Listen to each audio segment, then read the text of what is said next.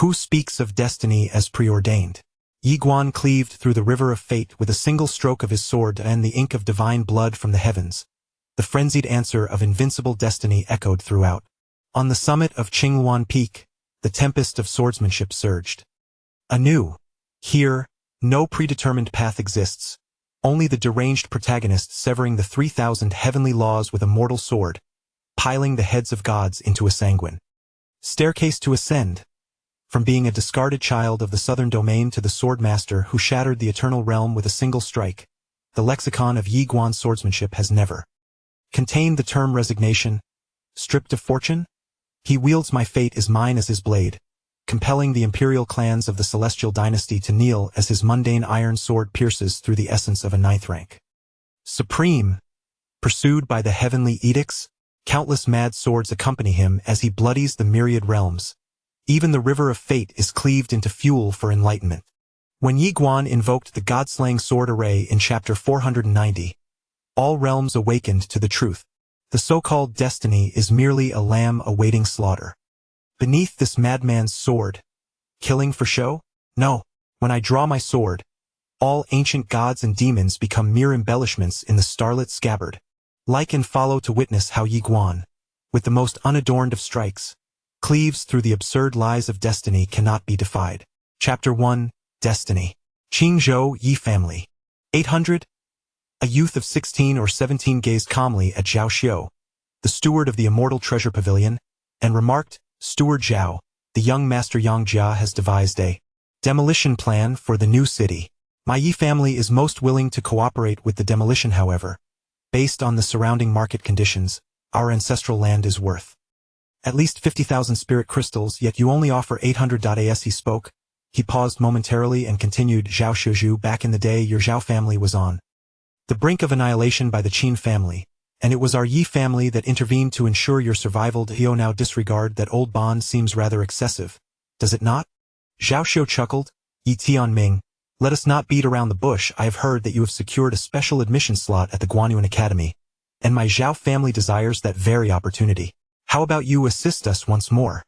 Behind Zhao Xiu, for guards from the Xianbao pavilion rested their hands on their sword hilts, watching Yi Tianming with a mocking gaze. Why Yi Tianming regarded Zhao Xiu. Zhao Shuzhu, your conduct is rather unbecoming. Leaning back in his chair, Zhao Xiu cast a sidelong glance at Yi Tianming. Then go ahead and act against me. I implore you to do so. This was clearly an attempt to provoke Yi Tianming. The Xianbao pavilion, one of the two paramount powers in the Guanyuan universe, is also a legitimate authority in Qingzhou. The populace is restless, and the officials are guilty. Noticing Yi Tianming's silence, Zhao Xiu suddenly rose, leaning over the table to look down at him. Afraid? With that, he erupted into laughter, lightly patting his uniform. Of course, you are afraid. I have not only become the head of the Xianbao pavilion, representing an official status, but our Zhao family's prodigy, Zhao Yu, has also joined the Guanyuan Academy in Qingzhou. Oh, by the way, did you know? Zhao Yu has already been accepted as a direct disciple by a powerful elder within the inner sanctum of the academy. Suddenly, as if ignited by an unseen force, Yi Tianming sprang to his feet. Zhao Xiu had yet to register what was occurring when a sword pierced his throat. Splat! Blood gushed forth like a fountain. Bang! Suddenly, the doors of the grand hall swung open, and dozens of formidable warriors from the Yi family surged in, making a beeline for the 4 guards of the immortal treasure. Pavilion. In mere moments, the 4 guards met their demise, brutally slain by a flurry of blades. Barely clinging to life, Zhao Xiu clutched his throat in disbelief as he gazed at Yi Tianming. You are indeed a practitioner of the true Luo realm. Is your Yi family rebelling against us? Yi Tianming unsheathed his sword and ruthlessly drove it into Zhao Xiu's abdomen, twisting it mercilessly. You wretch! Wasn't it you who begged me to do this? I swear I will not let you die easily. At that moment, a young man, around 17 years of age and striking in appearance, entered the scene. This was Yi Nan, the heir of the Yi family and Yi Tianming's elder brother. Without uttering a word, Yi Nan swung his blade, severing Zhao Xiu's head from his body, and deftly collected the spatial rings of the fallen. Turning to a bloodthirsty youth nearby, he commanded, Yi Zong, take these bodies away and grind them to dust with the millstone. Then, under the cover of night, scatter their remains into the Zhao family's well. Remember, Do not poison them. Our Yi family is one of righteousness and does not engage in such vile acts. The youth named Yizong grinned widely, clenching his fists. Elder brother, there's no need for a millstone. I prefer to use my fists. Let me pulverize them into meat paste. With that, he excitedly hoisted 5 corpses and dashed out. Meanwhile, the other members of the Yi family busily set about clearing the chaos, moving tables and mopping the floors with practiced efficiency. Wai Yinan turned to Yi Tianming, tossing the storage ring to him. The Zhao family will not let this matter rest. They will surely seek vengeance, especially that Zhao Yu. This retaliation from the Zhao family is prompted by his instigation, for he does not wish for you to attend the Guangguan Academy after your exceptional invitation. After the Zhao family retaliated against the Qin family, only our Yi family and the Zhao family remain in this territory. As the saying goes, 2 tigers cannot share 1 mountain. Yi Tianming nodded. I understand. Wai Yinan inquired, what is your plan? Yi Tianming narrowed his eyes slightly. I will go to Guangguan Academy. To kill Zhao Yu. Yinan fixed his gaze on Yi Tianming. Kill Zhao Yu. Yi Tianming affirmed with a nod.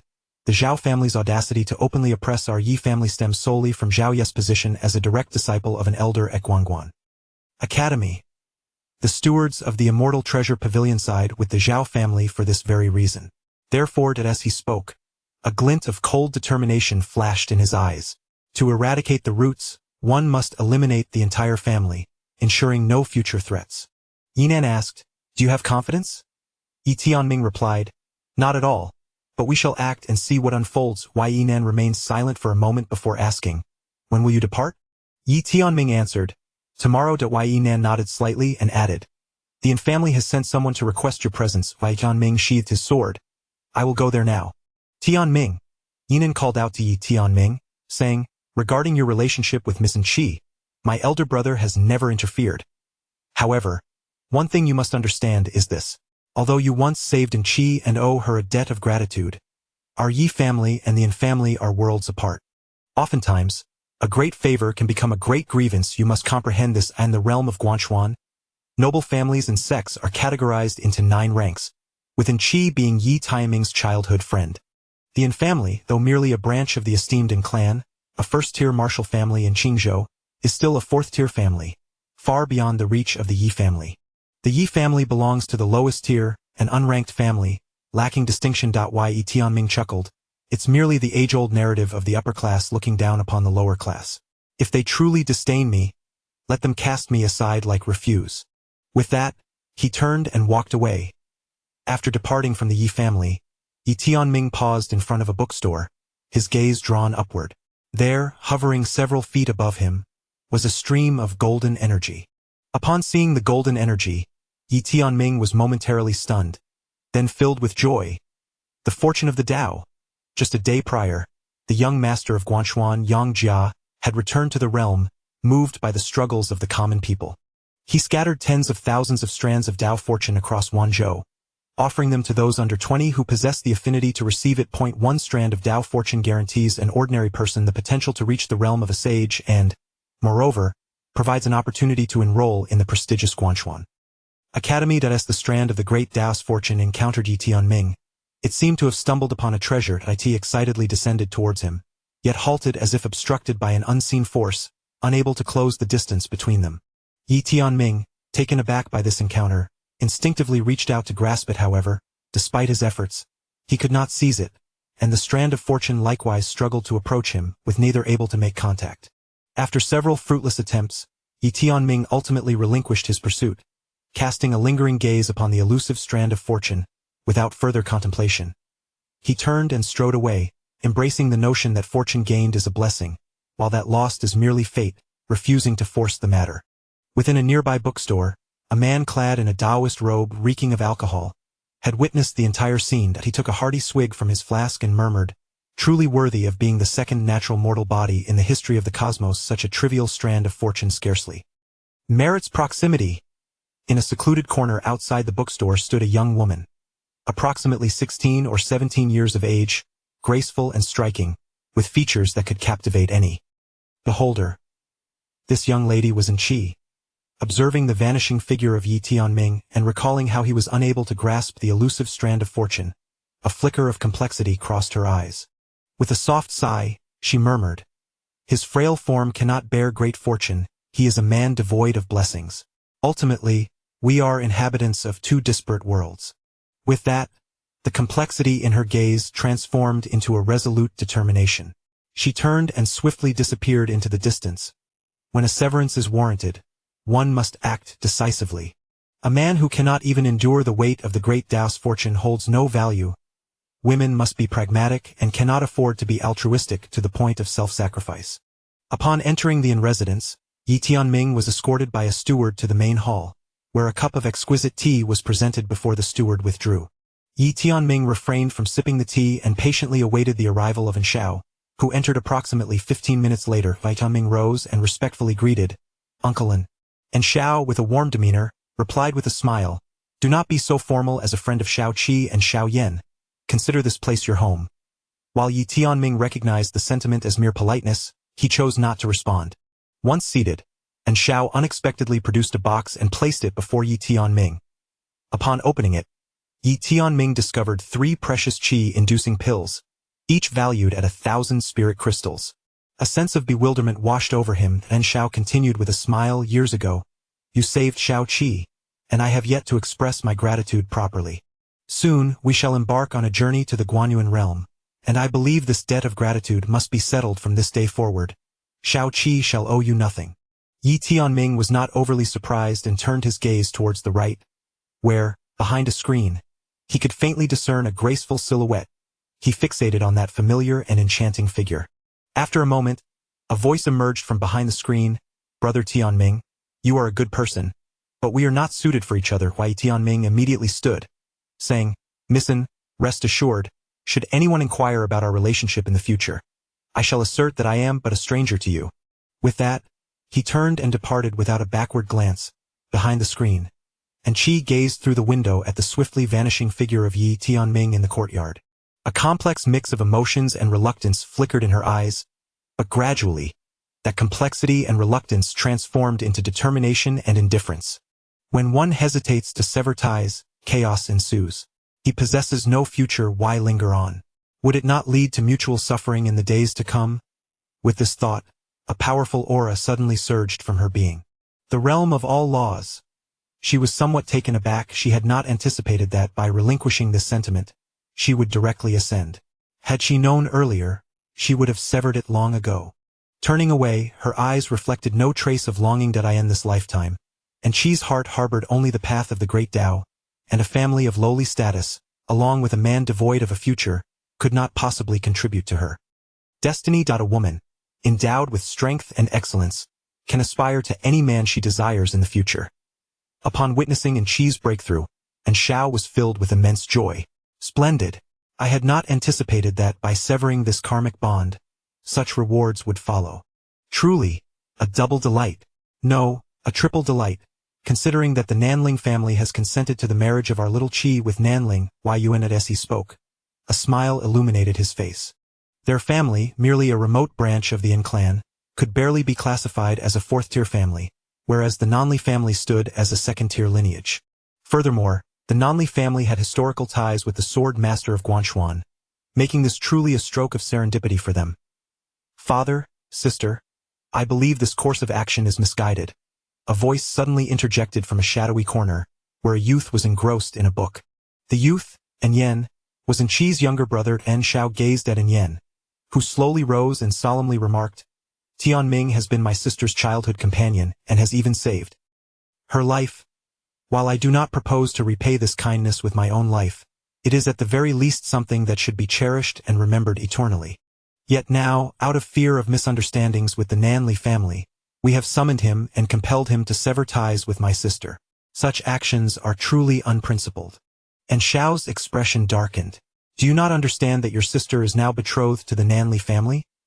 If they were to discover that she and he were once childhood sweethearts, or if Yi Tianming were to speak indiscreetly, it could tarnish your sister's reputation." And Yan gently shook his head, interrupting An Shao, "Father, this line of thinking is misguided. Why should our An family seek to appease the Nanli clan? Those prominent families will never extend their respect to us merely because we flatter them. On the contrary, the more we ingratiate ourselves, the more they will look down upon us. These social circles are distinct, and there is no necessity to force a union." Pausing for a moment, He continued, "Moreover, the bond between my sister and Tianming is pure and innocent. If Nanli Yun were to harbor resentment over their childhood connection, would my sister find happiness marrying such a narrow-minded man?" And Xiao's countenance reflected his discontent, and Yen closed the ancient tome and lifted his gaze toward the outside of the hall, his expression gradually deepening. "I have grown up alongside Tianming. I am well aware of his character and extraordinary talent. Rare in this world, proficient in both literature and martial arts, and decisive in his actions. Given the current situation with the Yin family, I fear that we may invite calamity upon ourselves in the future. Therefore, Father, if you choose to embrace the role of the villain, you must do so with conviction, eliminate him entirely rather than leaving behind a lingering threat." Chapter 2. Grant him dignity. Yi Tianming departed from the Yin residence, making his way directly to the Yi estate.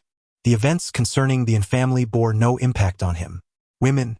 In the future, as he ascends to greatness, what kind of woman will elude him? First, he would establish his career, and only then pursue romantic endeavors. With a successful career, he could attract any woman he desired. Upon returning to the Yi family, he ventured alone to the back mountain, where he seated himself on the ground and produced hundreds of sheets of paper, each densely inscribed with intricate characters. At that moment, a small tower hanging at his waist began to tremble slightly, and soon, a voice emanated from within the tower, questioning, "Since the age of 9, you have been scribbling these nonsensical things. What exactly do you intend to achieve?" He was a foundling of the Yi family, and this small tower, along with the sword Naming Dao that hung by his side, had accompanied him since childhood. Yi Tianming replied, "Tower ancestor, I am in the process of creating a martial art." The small tower, astonished, exclaimed, What did you say?" Yi Tianming spoke solemnly, "For an ordinary person, defying fate is as arduous as ascending to the heavens. In essence, it boils down to two factors, wealth and martial arts. If I can devise a method to absorb the spiritual energy of the universe at will, it would serve a dual purpose. In the future, I would require no financial resources for cultivation, as the spiritual energy of heaven and earth would be mine to claim." The small tower remained silent. Yi Tianming began to organize and compile his thoughts, on the verge of completion. A millennium ago, following a cataclysmic battle, the master of the observing sword established a new hierarchy of realms, which are now categorized as physical realm, innate realm, true method realm, 10,000 methods realm, minor cataclysm realm, major cataclysm realm, ascendant peak realm, dharma form realm, immortal realm, supreme immortal realm, and time immortal realm. Presently, he resides within the innate realm, where upon reaching this stage, one can harness the celestial aura of the universe, refining the physical body, internal organs, and bones, thereby significantly enhancing one's internal organs and corporeal form, culminating in a metamorphosis known as the diamond body. With movements akin to thunder and strength comparable to 100 elephants, a single punch can shatter rivers. For ordinary individuals, the innate realm represents the pinnacle of their capabilities. Progressing beyond this point necessitates advanced cultivation techniques, which remain the stuff of legends for the Yi family and countless commoners. In addition to these advanced methods, an abundance of spirit crystals is required. His aspiration to advance further leads him to the Observing Sword Academy, where he might have the opportunity to acquire such techniques. However, financial constraints pose a significant obstacle.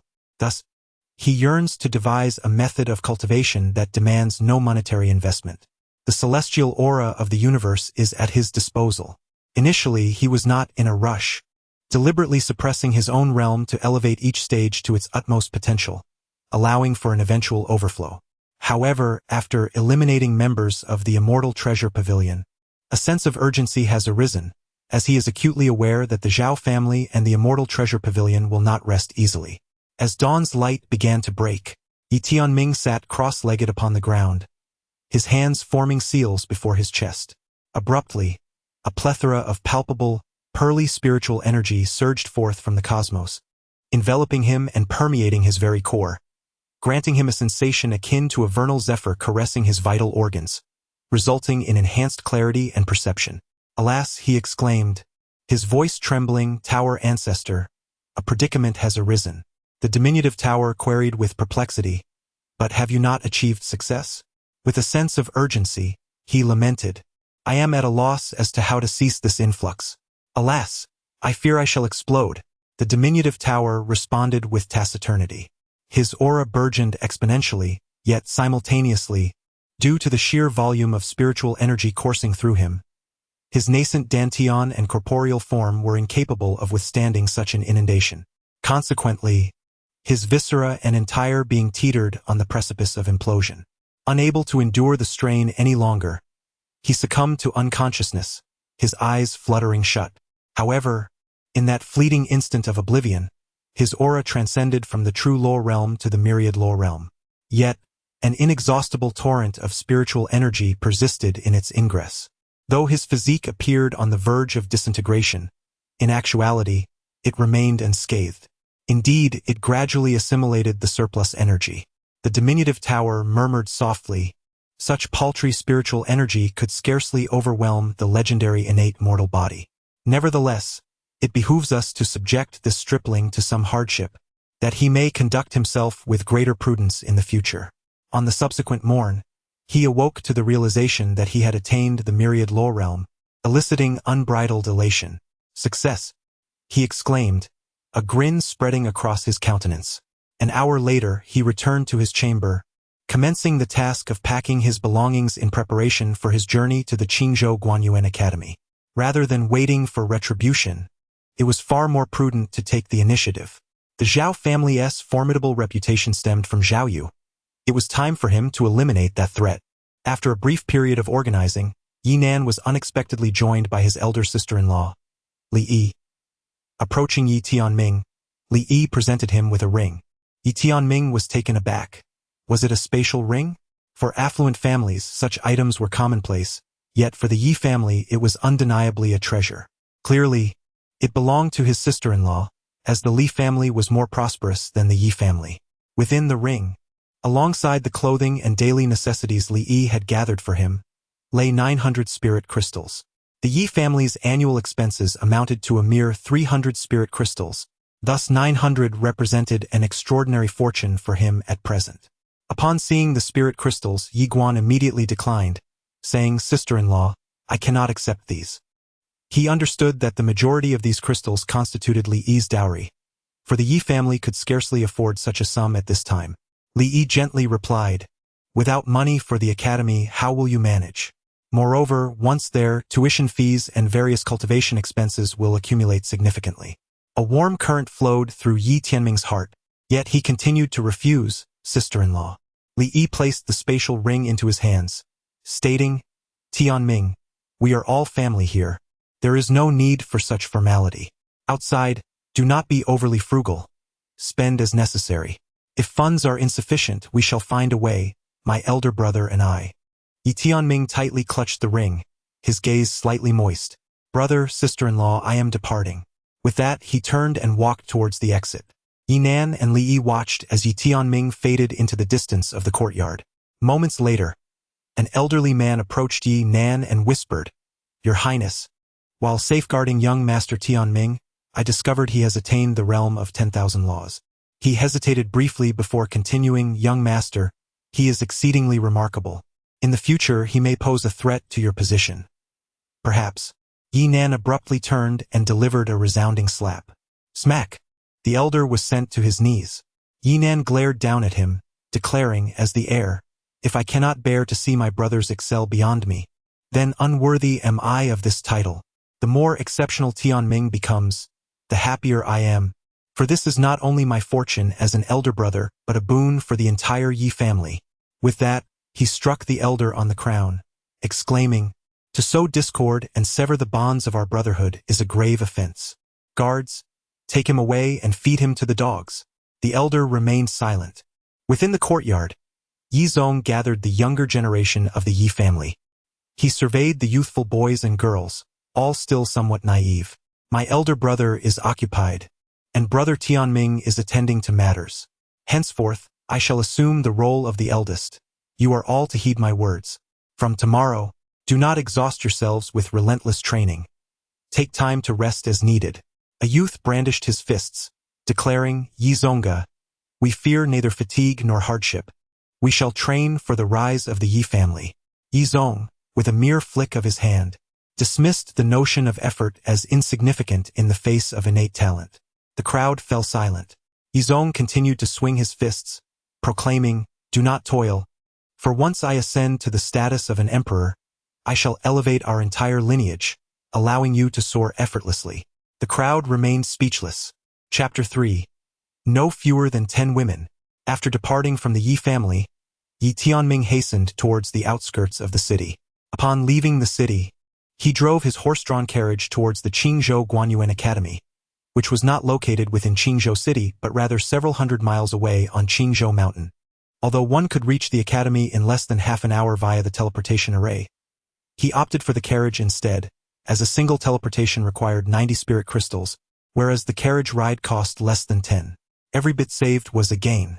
After approximately half an hour of travel, Yi Tianming arrived at a secluded area flanked by hills, where human presence was scarce. Moments later, he drew the sword from his waist, scrutinizing it closely. This sword had accompanied him since childhood and was remarkably sharp. He had wielded it once before while searching for herbs deep in the mountains, where he encountered a beast 3 realms above him. With this very sword, he had managed to slay the creature transcending 3 realms. Moreover, he sensed that this was not the sword's ultimate potential. The enigmatic sword, the mysterious tower ancestor. His lineage was undoubtedly shrouded in mystery. He had inquired about his identity from the tower ancestor, yet received no answers. Stowing the sword away, as he passed a stone bridge, he suddenly cast all the spatial rings he had obtained from Zhao Xiu and others into the rushing waters below. The little tower expressed confusion, asking, "What are you doing? I noticed you counted those. That amounts to over 2,000 spirit crystals." Yi Tianming remained silent. 3 hours later, it was deep into the night, with a bright moon hanging in the sky, its gentle light cascading down like snow upon the ground. Yi Tianming was driving his carriage along the main road when he suddenly came to a halt. Not far from the roadside, a bonfire flickered, beside which sat a woman clad in a flowing gown of moonlit white.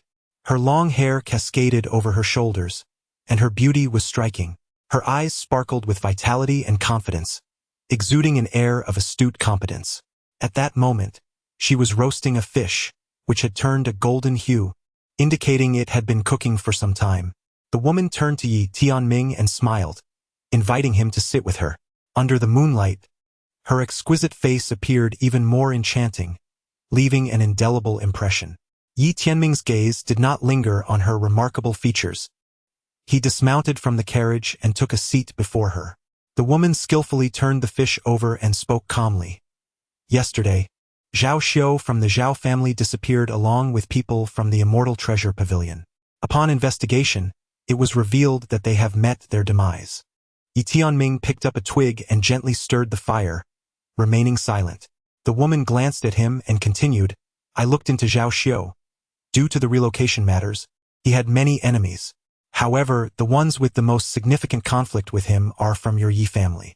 Yi Tianming still refrained from speaking. Suddenly, the woman looked up at him, asserting, "It was you." Yi Tianming met her gaze, asking, "Do you have evidence?"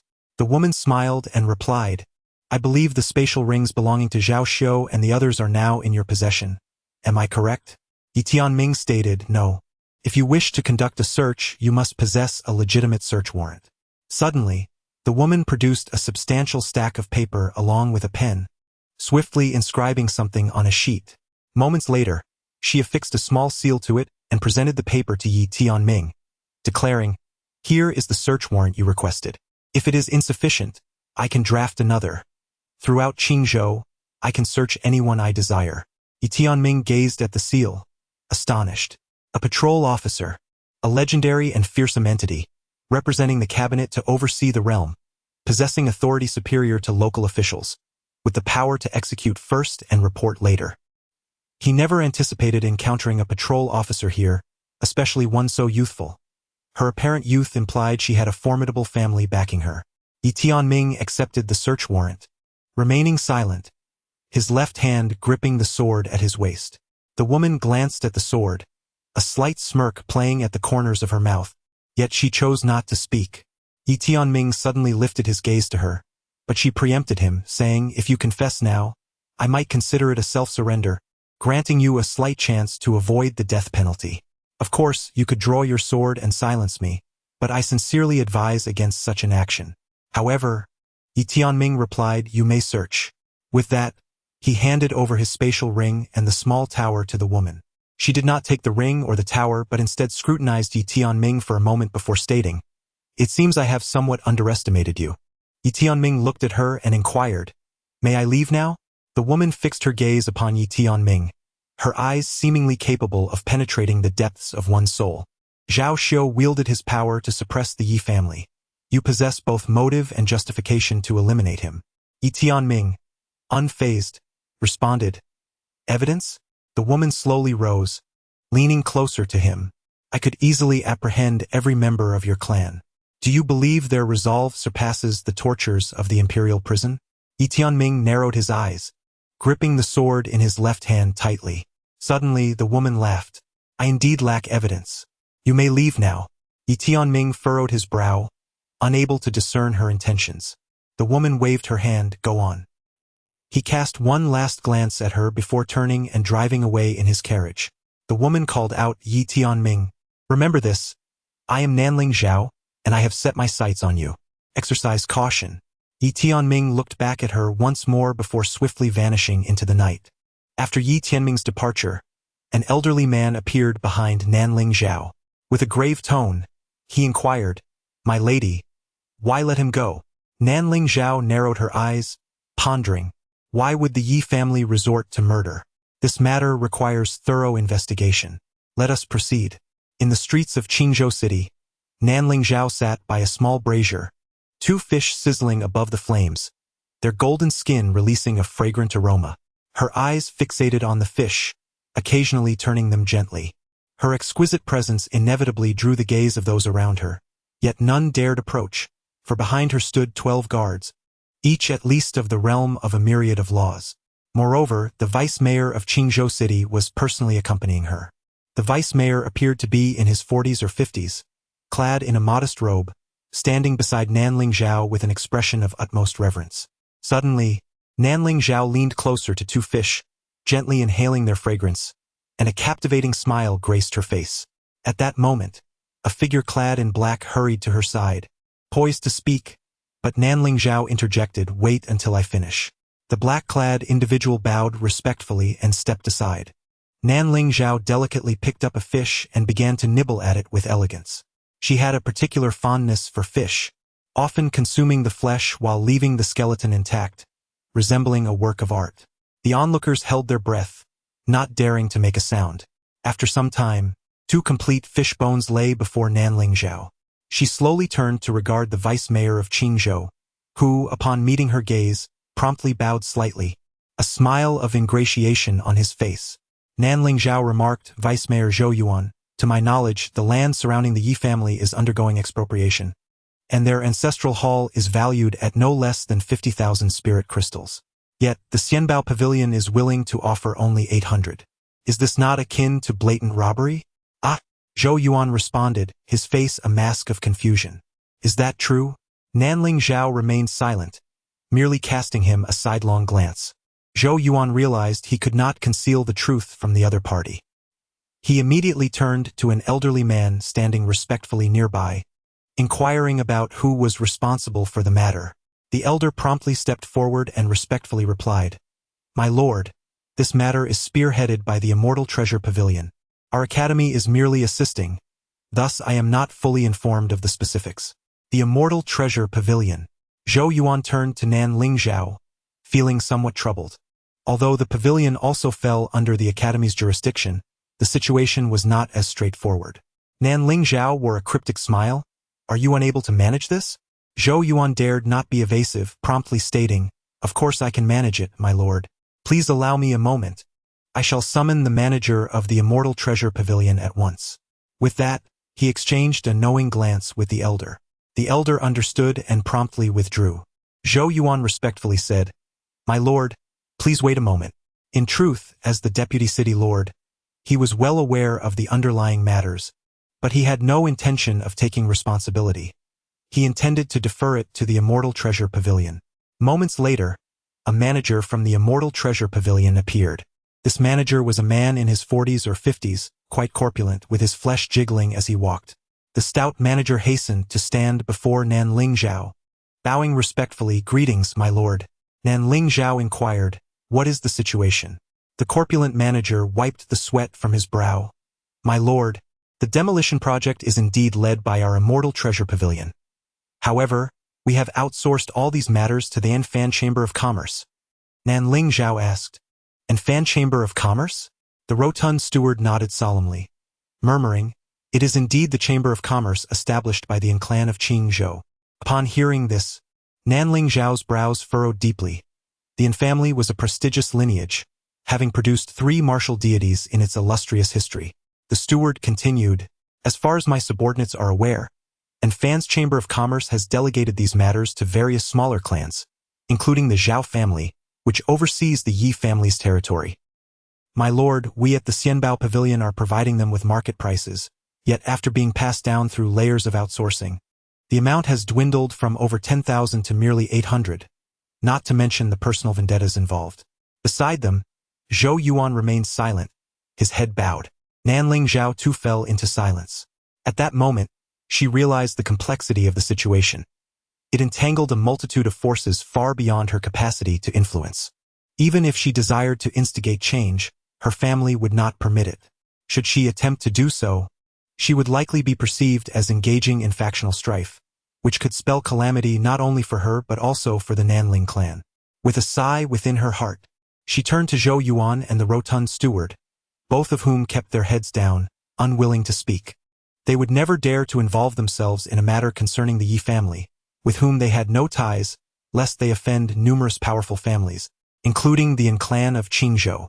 Only a fool would act so recklessly. Moreover, they would be incapable of effecting any change. Even this inspecting official could not. Yet, such sentiments remained unspoken. After a prolonged silence, Nanling Zhao remarked, "Punish the Zhao family and provide justice for the Yi family. Then we shall cease further actions. Is there any objection?" Just as the corpulent steward was about to respond, Zhou Yuan interjected, "No objections." Nanling Zhao nodded and turned to leave. Once Nanling Zhao departed, the corpulent steward suddenly turned to Zhou Yuan in anger, exclaiming, "There is no trivial matter here. You are not unaware that the Zhao family member has already entered the inner academy of Qingzhou and become a disciple of Mentor Su Qing. It is certain that they will represent Qingzhou in the Wanzhou Grand Competition, with a promising future ahead. If we take severe actions against the Zhao family, we might as well unknowingly invite our own demise." Zhou Yuan sighed softly.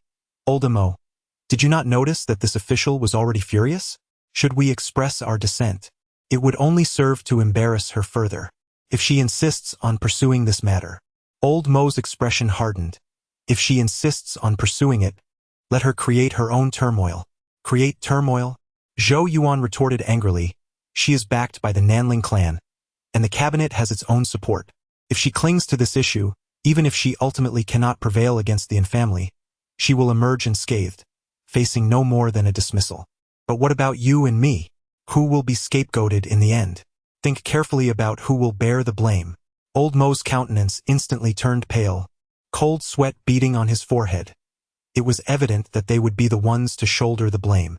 Zhou Yuan gazed into the distance and whispered, "This official is astute enough to realize that this matter should not be probed too deeply. Therefore, a measured approach is all that is necessary." Old Mo spoke in a low voice, "Is the Zhao family truly to be dealt with?" Zhou Yuan shook his head, "Naturally not. We cannot afford to offend this esteemed individual, yet we also cannot provoke the Zhao family. After all, they have risen significantly in status." Old Mo appeared somewhat perplexed. Zhou Yuan, after a brief silence, continued, "We shall adopt a cold approach, feigning ignorance. Furthermore, you should discreetly assist the Yi family, forging a bond of goodwill." Old Mo inquired with curiosity, "Why extend assistance to the Yi family?" Zhou Yuan replied softly, "In life all things are possible. The Yi family may currently be at a disadvantage, yet who can guarantee that they will not rise in the future? It is wise to leave a thread of hope, for it may one day save our lives." Meanwhile, outside the city, Nanling Zhao rode slowly on a small donkey. Beside her, an elderly man followed respectfully. The old man spoke gravely, "My lady, are we to let this matter rest?" Nanling Zhao countered, "If you were Yi Tianming and the Yi family, how would you respond to such a situation?" The man in black replied without hesitation, "Kill." He paused momentarily before adding, "Yet, breaking the law is still breaking the law." Nanling Zhao shook her head, stating, "Emotion, law, reason. There are principles, powers, degrees of severity and urgency. The vastness of the universe and the depth of the Tao cannot be measured by a single standard." With that, she suddenly rose and took a step forward, and in that instant Yi Tianming appeared before her. Upon the sudden appearance of Nanling Zhao, Yi Guan's expression shifted dramatically, his left hand tightening around the sword at his waist. At that moment, a genuine intent to kill surged within him. Nanling Zhao fixed her gaze upon Yi Tianming, asserting, "In this world, there exist individuals like Zhao Xiu as well as those like you, Yi Tianming, and there are also people like myself. We must ascertain which type of person prevails. If our kind is scarce and those like Zhao Xiu are abundant, then chaos shall undoubtedly ensue." Yi Tianming maintained his vigilance, unwavering in his scrutiny of her. Suddenly, Nanling Zhao produced a thick stack of wanted notices, extracting one that bore Yi Tianming's name. With a delicate pinch of her fingers, the paper ignited spontaneously. She then leaned closer, gently tapping the sword that Yi Tianming clutched tightly. "Yi Tianming, we are both travelers of the night. Let us see who can reach the dawn." With that, she spun around, tearing through the fabric of space, vanishing before his eyes. The forceful rending of space. It indicated at least the power of an immortal. Yi Tianming was struck with astonishment, and after a prolonged silence, he murmured, "Nanling Zhao." Soon, he urged his carriage onward into the distance, his demeanor grave. He realized a crucial truth. Had Nanling Zhao chosen to strike, he would have had no chance of survival. Uncertain of the reasons behind her decision to spare him, he found himself disliking the feeling of having his fate dictated by another. If a different inspector had been present, would he have had any hope of survival today? His destiny must rest firmly in his own hands. Moreover, before Zhao Yu entered the inner courtyard, he had already attained the realm of myriad laws. Now that he has joined the inner cabinet, he is under the guidance of esteemed masters and has access to the various resources of the academy. Consequently, his current strength is at least that of the minor tribulation realm, if not higher. Yi Tianming took a deep breath and retrieved his destiny technique manual, determined to continue refining it. He realized that once he activated this technique, it could not be reined in, which was unacceptable. It must possess the ability to both unleash and retract its power. Suddenly, a thought struck him and he exclaimed, "The book once stated that spiritual energy is but one form of energy in the universe. Besides spiritual energy, there exists a plethora of other energies within this world. If I can absorb spiritual energy, why not other forms of energy? For instance, thunder, fire, earth, and stars.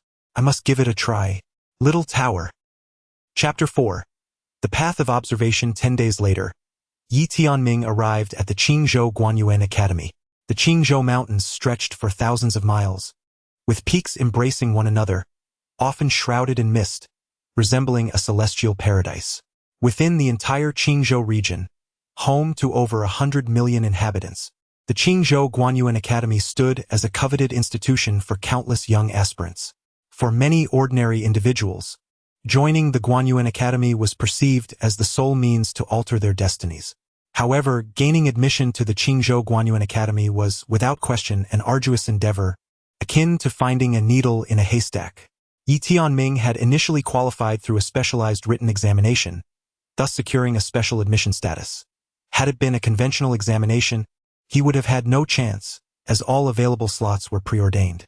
Moments later, Yi Tianming arrived at a grand hall at the foot of the mountain. The hall featured 3 doors. The leftmost door served as the channel for special admissions, and at that moment he was the sole occupant. The rightmost door was designated for general admissions, where a long queue had formed. The central passageway was known as the legendary Path of Observation. This path was personally left by the master of the Shenzhen Yi Guan in his earlier years. Should any student encounter unjust treatment within the academy, they may traverse this path. Upon successfully passing through the assessment, the entire Qingzhou Shenzhen Academy will promptly initiate a self-inspection procedure. All Shenzhen guards and boundary protectors of Qingzhou shall immediately enter the academy to safeguard the challenger. Should the challenger meet with untimely demise without cause, the headquarters of the Shenzhen Academy will swiftly commence a self-inspection procedure, and concurrently, the head of the State Academy and all elders of the Elder Council will be suspended pending investigation. All Shenzhen guards and boundary protectors within that state will be dismissed forthwith. Each state possesses a Shenzhen path, yet throughout millennia across myriad states, only one individual has successfully navigated the trials of the Shenzhen path, an event that occurred nearly a century ago. The individuals present at the ordinary recruitment passage cast curious and reverent glances towards Yi Tianming. A special recruitment. Such an honor is not to be taken lightly. As Yi Tianming entered the grand hall amidst envious gazes, he was met by a young man in his 20s, elegantly attired in a long robe. Rising to his feet, the young man regarded Yi Tianming with enthusiasm, exclaiming, "At last, someone has arrived. Greetings, I am Zhang Nan, responsible for welcoming specially recruited students." Yi Tianming retrieved a piece of paper from his pocket and handed it to the young man. Upon receiving it, the young man scrutinized the document thoroughly. After confirming its accuracy, he smiled and said, "The Shenzhen Academy welcomes you." Just as he reached for the seal to affix it, a youth clad in black swiftly approached his side and leaned in to whisper a few words in his ear. Upon hearing these words, the young man furrowed his brow immediately. After a moment of silence, he looked up at Yi Tianming. "Wait," he said, retracting his seal and hastily departing alongside the youth clad in black. Yi Tianming cast a glance at the departing duo, then tucked away the paper before him, his brow furrowed in perplexity. Could it be that the Zhao family holds sway here? It seemed implausible. A flicker of concern began to stir within him. Meanwhile, Zhang Nan sprinted up the mountain, arriving at a grand hall. Upon entering, he was met with the furious roar of an elder. "What the hell is this? Who dares to bring their privileges to my doorstep?" Beside the elder, a middle-aged man kept his head bowed, too intimidated to speak. As Zhang Nan stepped inside, confusion etched across his face. He inquired, "Master, what is happening?" The elder's visage darkened, having just received news that the Shao family sought a special admission quota, demanding the cancellation of one of the already designated candidates. Zhang Nan was taken aback. How can this be? The special admission slots have already been determined. They cannot simply be revoked. Is this some kind of jest? The elder's gaze was as frigid as ice. A decree has been issued from above. Zhang Nan's expression grew grave. Above? You mean the orders from the Council of Elders? After a brief pause, he asked, "Master, is that the Shao family from Nanzhou?" The elder nodded, his face still a deep shade of anger. Zhang Nan's countenance fell entirely. The Shao family of Nanzhou was a second-tier noble family, and notably, the ancestors of the Nanzhou Shao family had once been sworn brothers with the master of the Guanyuan sword. Zhang Nan, filled with confusion, inquired, "Teacher, why does the Shao family from Nanzhou seek to contest this special recruitment quota in our Qingzhou?" The elder's face bore a frosty demeanor, revealing that the Shao family's quota had been usurped. Zhang Nan was taken aback. How could someone displace the Shao family's entitlement? The elder shook his head, expressing his ignorance of the specifics, only conveying that those in authority insisted we must revoke a special recruit. Zhang Nan responded gravely, "This is profoundly unjust for the student affected. It is exceedingly unfair." A middle-aged man nearby sighed softly, acknowledging the unfairness yet lamenting the lack of recourse, as it was a direct mandate from the Elder Council. The elder remained silent, his visage somber. Zhang Nan pressed on, "Who are we required to disqualify from the special recruitment?" The middle-aged man replied, "We have only 2 special recruits this time. One is Yi Tianming from the lowly Yi family, and the other belongs to the Tuoba family." Upon hearing this, Zhang Nan instantly grasped the situation. The Tuoba family could never have their quota annulled. It would be preposterous, as they were a second-tier family with connections and had ties to the renowned Jianzhu, the father of the current Jianzhu. Clearly, the decision to revoke Yi Tianming's special qualification was imminent, as he hailed not from the prominent Qingzhou Yi clan but from a lesser family. This cannot stand. At that moment, the elder abruptly rose, slamming his hand on the table in indignation. How dare they brazenly perpetrate such vile and shameless acts? I shall confront the Elder Council. Should they refuse to rescind this decree, I will take this matter to the cabinet of the Guanguan realm. Having spoken, he rose and strode towards the exit. Observing this, the middle-aged man hastily blocked his path. Lord Feng Shao, this is simply unacceptable. The Council of Elders has issued an order, and you. Feng Shao forcefully pushed the man aside, declaring, if it comes to it, I shall resign from this trivial post. With that, he dashed out into the open. The middle-aged man sighed softly, reflecting on Feng Zhao's temperament. It was no wonder he had faced repeated demotions from the outer pavilion, ultimately being exiled from the Guanjin realm. Zhang Nan, with a stern expression, believed the situation should not unfold this way. One ought to fight for their cause. The middle-aged man shook his head, asserting that they could not contend with the Shao family, unless Yi Tianming possessed a background even more formidable than theirs. Otherwise, nothing could alter this predicament. Zhang Nan felt a surge of indignation, lamenting the sheer unfairness towards Yi Tianming. The middle-aged man maintained a calm demeanor, remarking that the world is rife with injustices. Without power or support, one must endure. Contemplating the terrifying strength of the Shao family, Zhang Nan too sighed deeply, his eyes filled with resignation. Feng Shao charged directly into the Council of Elders, where only one elder resided. Upon seeing Feng Shao enter, the elder's brow furrowed in displeasure. What do you want? In any setting, those who did not conform were seldom welcomed. Were it not for Feng Zhao's somewhat unique status, the Qingzhou Guanjin Academy would have expelled him long ago. Feng Shao was acutely aware of the disdain directed towards him by the other party. Thus, he refrained from superfluous dialogue and addressed the matter directly. The actions of the Shao family were grossly unjust towards the child known as Yi Tianming, and such favoritism was contrary to established protocols. The academy ought not to extend such preferential treatment on their behalf. The elder fixed his gaze upon Feng Shao, his expression darkening as he stated, "This is a directive from the Elder Council. You are to execute it without question." "I shall not comply," Feng Shao replied, meeting the elder's stare unwaveringly. "If you insist on proceeding down this path, I shall lodge a complaint, first to the Guanyuan realm, then to the outer cabinet. Should that fail, I will escalate it to the inner cabinet, and if that too proves ineffective, I shall bring it before the young master." The elder struggled to contain his fury. "Feng Shao, do not stir up trouble." Feng Shao retorted vehemently, "The Academy's admissions are intrinsically linked to the grand event of talent selection for the Guanyuan universe. If we fail to act with integrity and allow the aristocratic families to trample upon fairness, what hope remains for the countless ordinary individuals in this world?" Taking a deep breath, he softened his tone. "Elder Yu, Yi Tianming hails from a family of the lowest rank. He may very well be the sole hope for his entire lineage. To revoke his special admission would not only jeopardize his personal future, but could extinguish the aspirations of his entire family." Elder Yu scrutinized Feng Shao intently. "Feng Shao, your defense of Yi Tianming, does he hold a familial connection to you?" Suppressing his anger, Feng Shao replied, "I do not know him personally. I merely wish to emphasize that our academy must uphold fairness and justice, affording greater opportunities to the youth and ordinary people.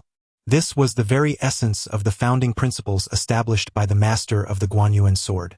Elder Yu was about to speak when he suddenly furrowed his brows. After a moment, he said, "You may leave." Feng Shao glanced at him before turning to depart. Once Feng Shao had exited, a flicker of disdain crossed Elder Yu's eyes. A stubborn individual. No wonder he had been marginalized in the Guanjin realm. At that moment, an elderly man stepped forward, smiling as he remarked, "I have long heard that the Feng family is difficult to engage with, and today, I see that it is indeed true." This elder was none other than Shao Yun, the current head of the Shao family. Elder Yu replied solemnly, "Brother Shao, this matter may prove troublesome. For an ordinary individual, the Elder Council possesses countless means to ensure their disappearance. However, Feng Zhao's status is far from ordinary. He is backed by the Feng family. Although the Feng family is merely a third-rate clan now, their ancestor, Feng Yu, once held a remarkable relationship with the master of Guanjin sword. Furthermore, Feng Yu not only oversaw the Inspection Institute but also served as the deputy minister of the cabinet. The family's decline came about due to the master of Guanjin sword's decree that no official term should exceed a century. However, the fall of the Feng family is not solely attributed to Feng Yu's departure. It is also because the members strictly adhered to their ancestors' teachings. to live without shame. In other words, the Fong family members were too upright, to the point where others could not tolerate them. Consequently, the Fong family began to be ostracized. Yet, due to the legacy of their ancestor, the superlative families of the Guanjin realm did not eradicate the Fong family entirely. They merely excluded them from the core circles of power. To this day, the highest-ranking member of the Fong family holds no more than a minor position in the Academy of Letters within the Guanjin realm. While their status is relatively elevated, they wield no real authority. Xiao Yuan understood the peculiar circumstances surrounding the Fong family and remarked with a smile, "Naturally, we cannot interfere with Fong Xiao." Elder Yu turned his gaze towards Xiao Yuan, inquiring about his intentions. Xiao Yuan responded with a subtle smile. What if the young man named Yi Tianming voluntarily relinquishes this special recruitment quota? Elder Yu paused, momentarily taken aback, before grasping the implication. But what if he is unwilling to forfeit? Xiao Yuan replied with a calm smile, "If he desires to maintain his dignity, then we shall assist him in doing so." Inside the grand hall, Yi Tianming did not wait long before a middle-aged man appeared before him. Approaching Yi Tianming, the man smiled and said, "You must be Yi Tianming." Yi Tianming nodded and replied, "Indeed. And you are?" The middle-aged man introduced himself. "Allow me to introduce myself. I hail from the Shao family of Southern State." Southern State. Yi Tianming was well aware of this place, renowned as the birthplace of the sword master Guanxian, and on par with Qingzhou. He also had some knowledge of the Shao family, recognized as one of the premier second-tier families in Southern State, with considerable influence. The middle-aged man continued, "Yi Tianming. The situation is as follows. Due to certain special circumstances, my Shao family is seeking a special recruitment quota from Qingzhou." Upon hearing this, Yi Tianming immediately understood that they were requesting his quota. The middle-aged man reassured him, "Rest assured, my Shao family does not seek this without recompense. Here is my proposition. If you willingly relinquish this special recruitment quota, my Shao family is prepared to offer you Tenchi induction pills. From what I understand, your Yi family is a lesser-ranked family, and Tenchi induction pills would be of significant assistance to you. What do you think?" Yi Tianming gazed at him in silence. Tenchi induction pills were indeed precious, yet when juxtaposed with a coveted admission slot, they were undeniably trivial. Gaining entry to the Guanyuan Academy would provide him with invaluable cultivation resources, enabling him to traverse further along the path of cultivation, an intrinsic worth that far surpassed that of mere Qi induction pills. Thus, while the other party claimed a fair exchange, it was more akin to treating him as a fool. Noticing Yi Tianming's silence, the middle-aged man smiled faintly, stating that 15 pills was the maximum he could offer.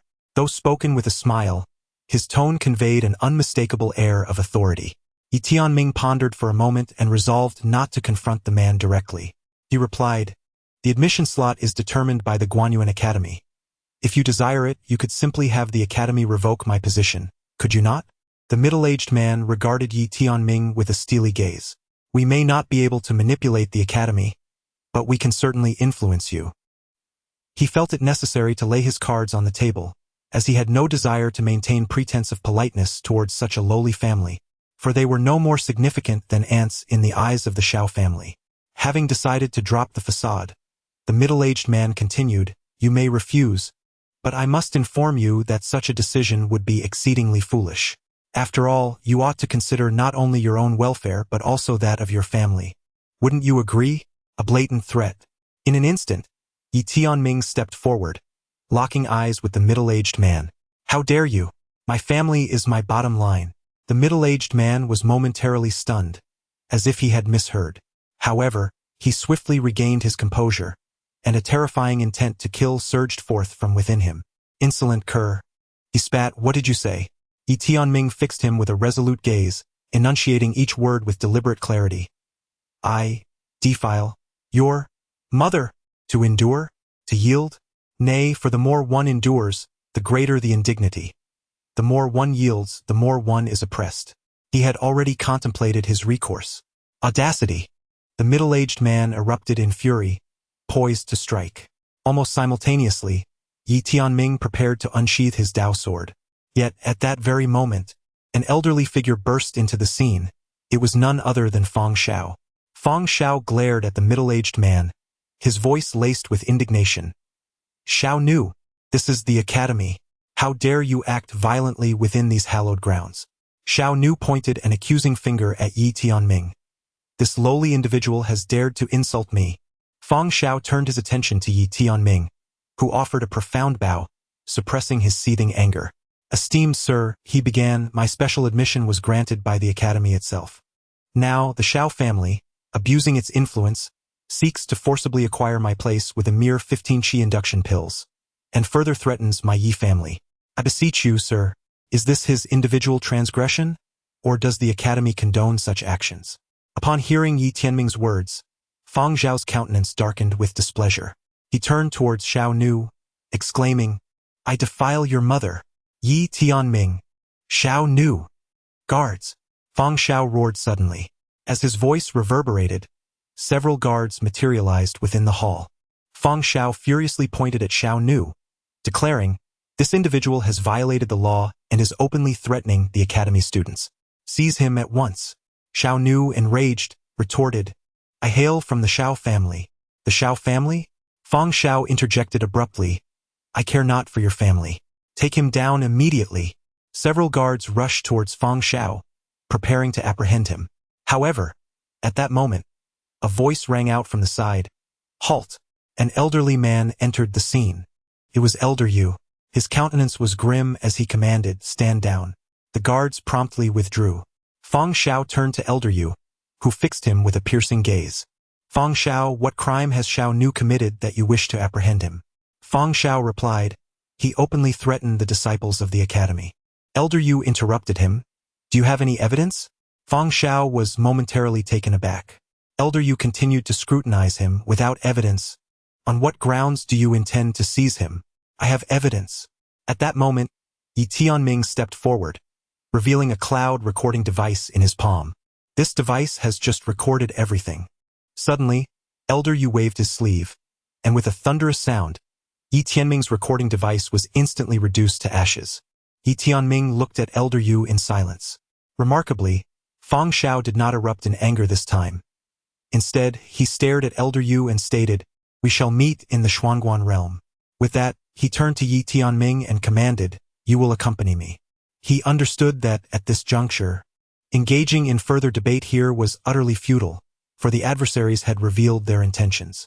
To resolve this matter, one could only venture to the observation of Mystery's realm, and if Yi Tianming remained here, he would undoubtedly be at risk of losing his life.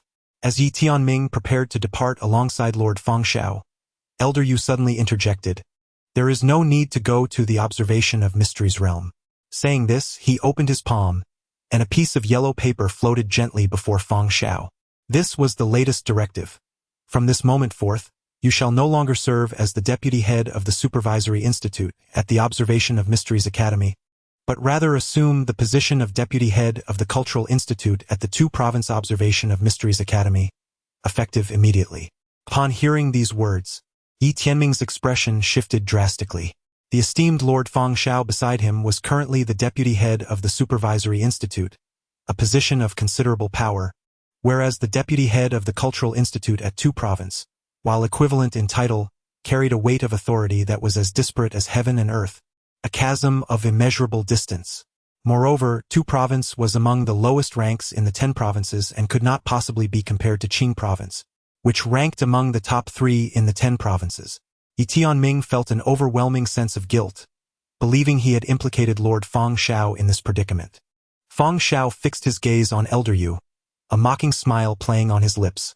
Elder Yu, your tactics are commendable, as are those of the Xiao family. However, it matters not. Even if you were to demote me or dismiss me entirely, I would still not relent. Young man, we shall proceed to the observation of Mystery's realm. I refuse to believe that these aristocratic families can fully shroud the heavens of the observation of Mystery's universe. With that, he seized Yi Tianming and strode purposefully toward the exit, unabashedly defiant. Elder Yu was suddenly filled with rage, a formidable aura enveloping Fang Xiao and Yi Tianming. Fang Xiao turned to Elder Yu with a cold smile, questioning, what? Do you intend to eliminate us to silence us? Elder Yu glared at Fang Xiao, his expression exceedingly grim. He certainly harbored the desire to eliminate this obstinate old man, yet he was acutely aware that such an action was neither feasible nor safe. Behind Fang Xiao stood the Fang family. Though diminished from its former glory, the repercussions of murdering Fang Xiao would be catastrophic. Certain individuals within the court would undoubtedly take issue with it, and the Fang family might even resort to kneeling before the young master, weeping in despair. After all, even the young master would refer to Fang Yu as uncle upon their meeting. Elder Yu forcibly suppressed the murderous intent surging within him, his gaze fixed on Fang Xiao as he watched Fang Xiao and Yi Tianming depart. However, they had scarcely taken a few steps when a young boy hurriedly approached them. Upon seeing the boy, Fang Xiao was momentarily taken aback. "Fang Lian, what brings you here?" The boy, named Fang Lian, swiftly reached Fang Zhao's side and whispered a few words. Upon hearing Fang Lian's words, Fang Zhao's expression shifted dramatically. He abruptly turned to face Elder Yu and Xiao Nu, a furious smile creeping onto his face. "Ah, very well. Elder Yu, Xiao family, your methods are truly remarkable, even extending into the internal affairs of my Fang family. Let me make myself clear. Even if my granddaughter cannot enter the main academy for training, I shall petition the observation realm. If you dare, go ahead and eliminate me to silence my voice. However, I must inform you that in the depths of darkness, one's conscience is ever vigilant, and divine scrutiny is as swift as lightning. Above us, 3 feet lie the celestial beings. You, wretched souls, shall inevitably face retribution." Xiao Nu's face turned a deep shade of liver as he exclaimed, "Fang Xiao, are you out of your mind? This Yi Tianming bears no relation to you. Why must you?" Fang Xiao pointed to the heavens, his voice thunderous, proclaiming the ancestral precept of the Fang family. When entering the court as an official, one must live with integrity both to heaven above and the earth below. One's conscience must remain untainted. With that, he seized Yi Tianming's arm and attempted to depart. Xiao Nu's eyes glinted with malice. The Xiao family could not allow Fang Xiao to stir trouble in the realm of Guanun. There were certain matters that could be orchestrated discreetly, but should they be brought to light, it would spell disaster for the Xiao family. Although Fang Xiao had the backing of the Fang family, the Xiao family was not intimidated. Did the ancestors of the Fang family have ties to the Guanyuan sword master? So too did my Xiao family. With this thought, his right hand slowly clenched into a fist. Elder Yu, standing nearby, also exhibited a murderous glint in his eyes. He had long held disdain for Fang Xiao. While he would not take the initiative to eliminate him, he would certainly turn a blind eye should another do the deed. He had secretly ordered the cessation of all recording devices in the vicinity. Just as Xiao Nu was about to act, Yi Tianming, who had just stepped outside the hall, suddenly halted. He turned to Fang Xiao, offering a slight bow. "Sir, you are a good official. I cannot implicate you." Without allowing Fang Xiao to respond, he swiftly pivoted and charged toward the Guanyuan path. Upon witnessing this scene, Elder Yu's expression changed dramatically. He could not allow him to breach the Guanyuan path. With that, he took matters into his own hands, unleashing a formidable punch aimed directly at Yi Tianming, a powerful force surging towards him. The realm of immortals. However, at that moment, Yi Tianming had already reached the Guanyuan path. He raised his head and shouted in fury, "I, Yi Tianming of the Yi family in Qingzhou, bear a grave injustice and seek an audience with the master of the Guanyuan sword." Boom! A golden light suddenly surged forth from within the Guanyuan path, enveloping him entirely, while Elder Yu's power vanished utterly upon contact with that radiant light. The Guanyuan path activated, and beams of golden light soared into the heavens, piercing the firmament. The entire Qingzhou was astonished. Indeed, the entirety of Wanzhou was in awe.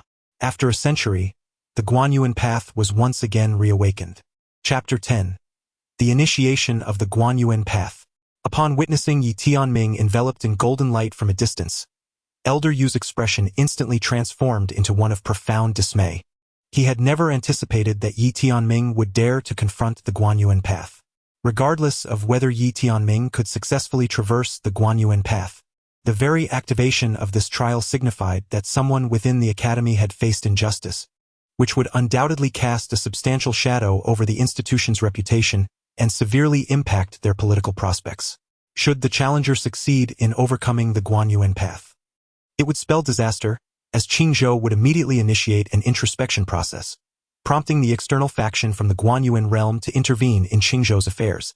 Realizing this, Elder Yu's countenance turned ashen, for he comprehended a harsh truth. Regardless of Yi Tianming's success or failure in the Guanyuan path, his own aspirations of entering the outer faction of the Guanyuan realm were likely dashed for life.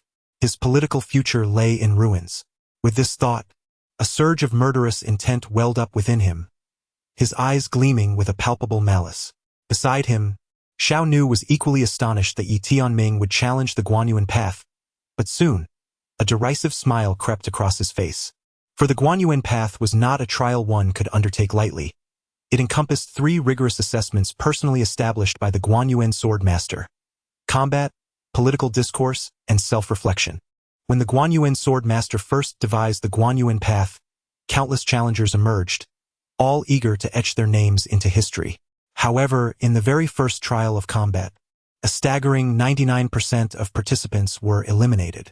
This initial challenge was brutally demanding, requiring challengers to vanquish 10 formidable adversaries of equal standing, each of whom possessed no lack of skill. Most importantly, failure equates to death, a genuine demise. As for the second trial of political discourse and the third trial of introspection, the details remain shrouded in mystery, known only to those who have truly navigated these challenges throughout the millennia. The news of the reactivation of the Guanyuan path rapidly spread across Wanzhou, especially given the advanced technology of the Guanyuan universe, courtesy of the Xianbao Pavilion. Consequently, all academies in Wanzhou commenced simultaneous live broadcasts. Within Qingzhou City, the entire Yi family suddenly surged forth from their estate, making their way towards the square of the Xianbao Pavilion. At that moment, the square was already teeming with tens of thousands of people, a number that was steadily increasing. Above the grand hall of the Xianbao Pavilion, a colossal luminous screen hung, displaying Yi Tianming standing upon the Guanyuan path. Brother Tianming. Among the crowd of the Yi family, Yi Zong exuberantly waved his fists and shouted, while the other members of the family echoed his enthusiasm, raising their hands in delight. However, only Yi Nan's gaze was clouded with gravity and concern, for he understood that Yi Tianming's journey through the Guanyuan path signified an encounter with injustice within the academy. At that moment, a steward from the Xianbao Pavilion stepped forward and announced, "Esteemed guests, to remain here for the viewing, each person must contribute 3 spirit crystals." Upon hearing this, an uproar ensued. Some immediately inquired, "It has always been free. Why must we pay today?" The steward turned to the questioner with a smile and asked, "What is your name, and where do you reside?" The crowd murmured in discontent as the steward of the Immortal Treasure Pavilion continued, "Rest assured, we do not collect fees without reason. We generously provide water for all. Please drink as much as you wish." The assembly felt a mix of indignation and helplessness. In a concealed corner, a woman clad in green began to jot down notes. Year of observing the profound, April 12th. Afternoon, the head of the Immortal Treasure Pavilion unlawfully collected spiritual crystals, inciting public outrage. At the same time, within the walls of the Qingzhou Academy of Observing the Profound, numerous students had gathered at the entrance of the assessment hall, creating a bustling scene. They gazed with curiosity at Yi Tianming, who was traversing the path of observing the profound. With unwavering determination, he approached the grand entrance, prepared to face any peril. It was not that he sought to challenge the path, but rather he recognized that there were no other avenues left for him. He discerned that the elder of the academy and the members of the Shao family harbored murderous intentions towards him. If he followed the esteemed Mr. Fong, he could inadvertently endanger his life. The two of them were unlikely to reach the realm of observing the profound. Thus he had no choice but to brave the path. Slowly, Yi Tianming advanced towards the entrance and softly inquired, "Tower Ancestor, do you know the master of the observing sword?" The small tower blurted out, "That rascal." Upon realizing its slip, it hastily ceased. Yi Tianming, perplexed, wondered, "Rascal?" Despite having perused many texts from the galactic realm, he remained unaware of the meaning behind those 2 words. Little Tower explained, "In my hometown, it means to praise someone." Fearing that Yi Tianming might dwell on this issue, Little Tower hurriedly added, "The master of the viewing sword is renowned throughout the world. How could I possibly be unaware of that? What intrigues me more is, if you truly encounter him, what would you say?" Yi Tianming replied softly, "I would like to ask him if he is aware of how dark this world has become." Little Tower fell silent. Yi Tianming stepped through the portal, and in an instant, he found himself in a realm of void and timelessness. Before him, 10 phantoms suddenly coalesced, each representing the essence of the 10,000 laws, devoid of any dilution. As Yi Tianming gazed at these 10 apparitions, he felt an overwhelming pressure. Little Tower inquired, "How do you plan to defeat them?" Even it could discern that Yi Tianming had little chance of victory aside from wielding the Dao sword, for the strength of those 10 phantoms was an exact replication of Yi Tianming's own realm and prowess. 10 against 1. There was no opportunity for success. Moreover, this fellow was still oblivious to the true power of the Dao sword. Yi Tianming regarded the distant phantoms in silence. Suddenly, the 10 phantoms extended their hands, and 20 bolts of divine thunder cascaded from the heavens, striking into their palms. Instantly, an aura of formidable thunder spread throughout the arena. Yi Tianming suddenly activated his unique technique, the Destiny Decision. In an instant, an endless stream of spiritual energy surged from the heavens and the earth into his body, causing his aura to surge dramatically. Simultaneously, dozens of bolts of lightning coalesced above his head. The little tower exclaimed in shock, "You intend to force a breakthrough? Have you lost your mind?" In Yi Tianming's eyes, there was only resoluteness. At this juncture, he had no choice but to burn his boats for a slim chance of survival. The minor cataclysm stage allows one to harness heavenly thunder to refine their physical form, rendering it as translucent as crystal, capable of withstanding various spells, divine abilities, and the might of nature. Under normal circumstances, reaching the minor cataclysm stage would be exceedingly difficult for him, as he lacked the means to summon sufficient heavenly tribulation to refine his body. However, now, these 10 formidable beings of the myriad laws realm were all proficient in wielding divine thunder. He aimed to utilize the divine thunder from these 10 myriad laws cultivators to refine his flesh. Should he succeed in breaking through his bottleneck and attaining the minor cataclysm stage, he would be able to dominate these myriad laws experts. Of course, if he failed, it would mean his demise. Additionally, he wished to test whether his destiny decision could absorb energies beyond mere spiritual essence. Suddenly, the 10 myriad laws cultivators struck, unleashing 20 bolts of lightning towards Yi Tianming. The terrifying power of the thunder combined, overwhelming him to the point where he could hardly breathe.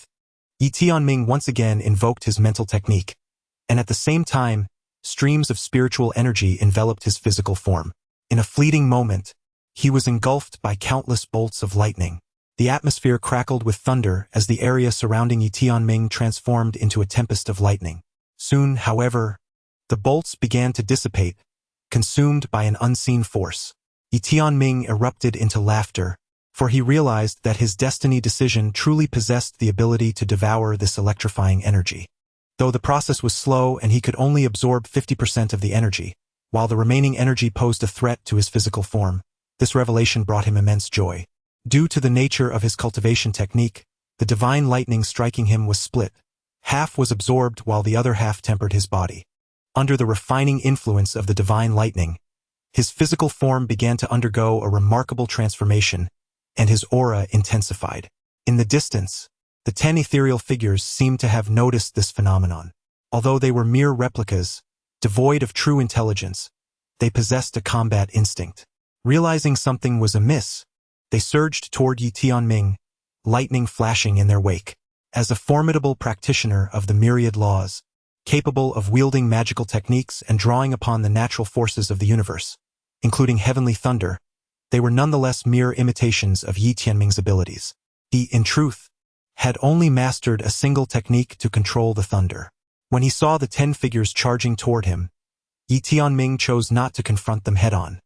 Instead, he opted to evade while simultaneously absorbing their energy. Bang, bang, bang. Although Yi Tianming found himself outmatched, his unique ability to absorb the energy of lightning rendered the devastating force of the 10 formidable beings in the myriad laws realm significantly diminished as it approached him. Thus, while they managed to suppress him, they could not bring about his demise. Moreover, as Yi Tianming consumed increasing amounts of lightning energy, his physical form began to undergo a profound transformation. His skin became adorned with myriad glimmering points of electricity, which had fused seamlessly with his flesh and blood. Time passed unnoticed until, with a resounding roar, a powerful aura erupted from Yi Tianming's being. His body gleamed like crystal, exuding unparalleled strength. He had ascended to the minor catastrophe realm. With a hearty laugh, Yi Tianming waved his sleeve. In an instant, 2 spectral figures were sent flying by the sheer force of his physical prowess, and concurrently, the lightning energies of the myriad laws realm could no longer inflict harm upon him. In this minor catastrophe realm, his crystalline form could withstand ordinary spells, divine arts, and the natural forces of the heavens and earth. Yet, at that moment, the aura of the 10 spectral figures nearby surged dramatically, rapidly approaching the minor catastrophe realm. Yi Tianming's expression froze in an instant. Chapter 7. The Mysterious Evaluator. Yi Tianming was utterly astonished to discover that these formidable beings of the 10,000 Laws realm would ascend in tandem with the challenger's own advancement. The presence of 10 minor catastrophe realm experts was utterly terrifying. As he witnessed the ethereal figures nearing the minor catastrophe realm, Yi Tianming dared not conceal any further. He surged forward, a long iron sword sheathed in his grasp, and in the blink of an eye, he confronted a 10,000 Laws realm expert, drawing his sword with a fierce slash. The sword technique of Heaven's Severance. This was the art imparted to him by the Tower Ancestor. With a resonant clang, a blade imbued with lightning swiftly repelled the 10,000 Laws realm expert several dozen yards away, and as the latter came to a halt, he simply dissipated into nothingness. After shattering that 10,000 Laws realm expert with a single strike, Yi Tianming swiftly sidestepped, sheathing his sword, and instantaneously appeared before another 10,000 Laws realm expert, fiercely drawing his sword once more. Bang! Another 10,000 Laws realm expert was instantly obliterated, and Yi Tianming vanished from sight, charging towards the next adversary. In mere moments, he unleashed a flurry of strikes, dispatching one 10,000 Laws expert with each blow. With his current prowess in the minor catastrophe realm, he effortlessly suppressed these beings of the 10,000 Laws. Soon, only 3 ethereal figures remained, having been reduced from 10, and those 3 had now attained the minor catastrophe realm, wielding swords of their own. The abilities of the challengers were mirrored by the powers of their adversaries. Yi Tianming stood still, gazing at the 3 formidable adversaries wielding long swords in the distance. His eyes sparkled not with trepidation but with exhilaration, for he discerned that this location, if harnessed appropriately, could serve as a veritable sanctuary for cultivation. The Yi family could never afford a dedicated training ground. Such luxuries were reserved for grand clans and prestigious sects, which required substantial financial resources. However, at this moment, he found himself in possession of a free training arena. While he was aware that he could not contend with 10 small Calamity Realm warriors, the prospect of facing 3 was entirely different. He could easily consider them as sparring partners. Suddenly, the 3 small Calamity Realm warriors vanished from sight. 3 strikes of the Celestial Sword technique. Witnessing the opponents employing a technique akin to his own, Yi Tianming was momentarily taken aback, yet instead of retreating, he surged forward with fervor, launching a fierce strike at the trio. Boom! For beams of sword light erupted from the battleground. Yi Tianming was forced to retreat repeatedly, but he quickly regained his footing and charged once more toward the 3 small Calamity Realm warriors. His actions were not those of a mindless brawl. He meticulously studied their combat methods and the execution of their Celestial Sword technique. The 3 adversaries mirrored his abilities, allowing him to discern their strengths and weaknesses, which in turn revealed his own. Through careful observation, he recognized that his speed was insufficient, the angles of his swordplay lacked finesse, his reactions were somewhat sluggish, and his movements were unnecessarily extravagant rather than streamlined. This, he realized, stemmed from a deficiency in practical combat experience. This is not something that can be rectified in a short span of time.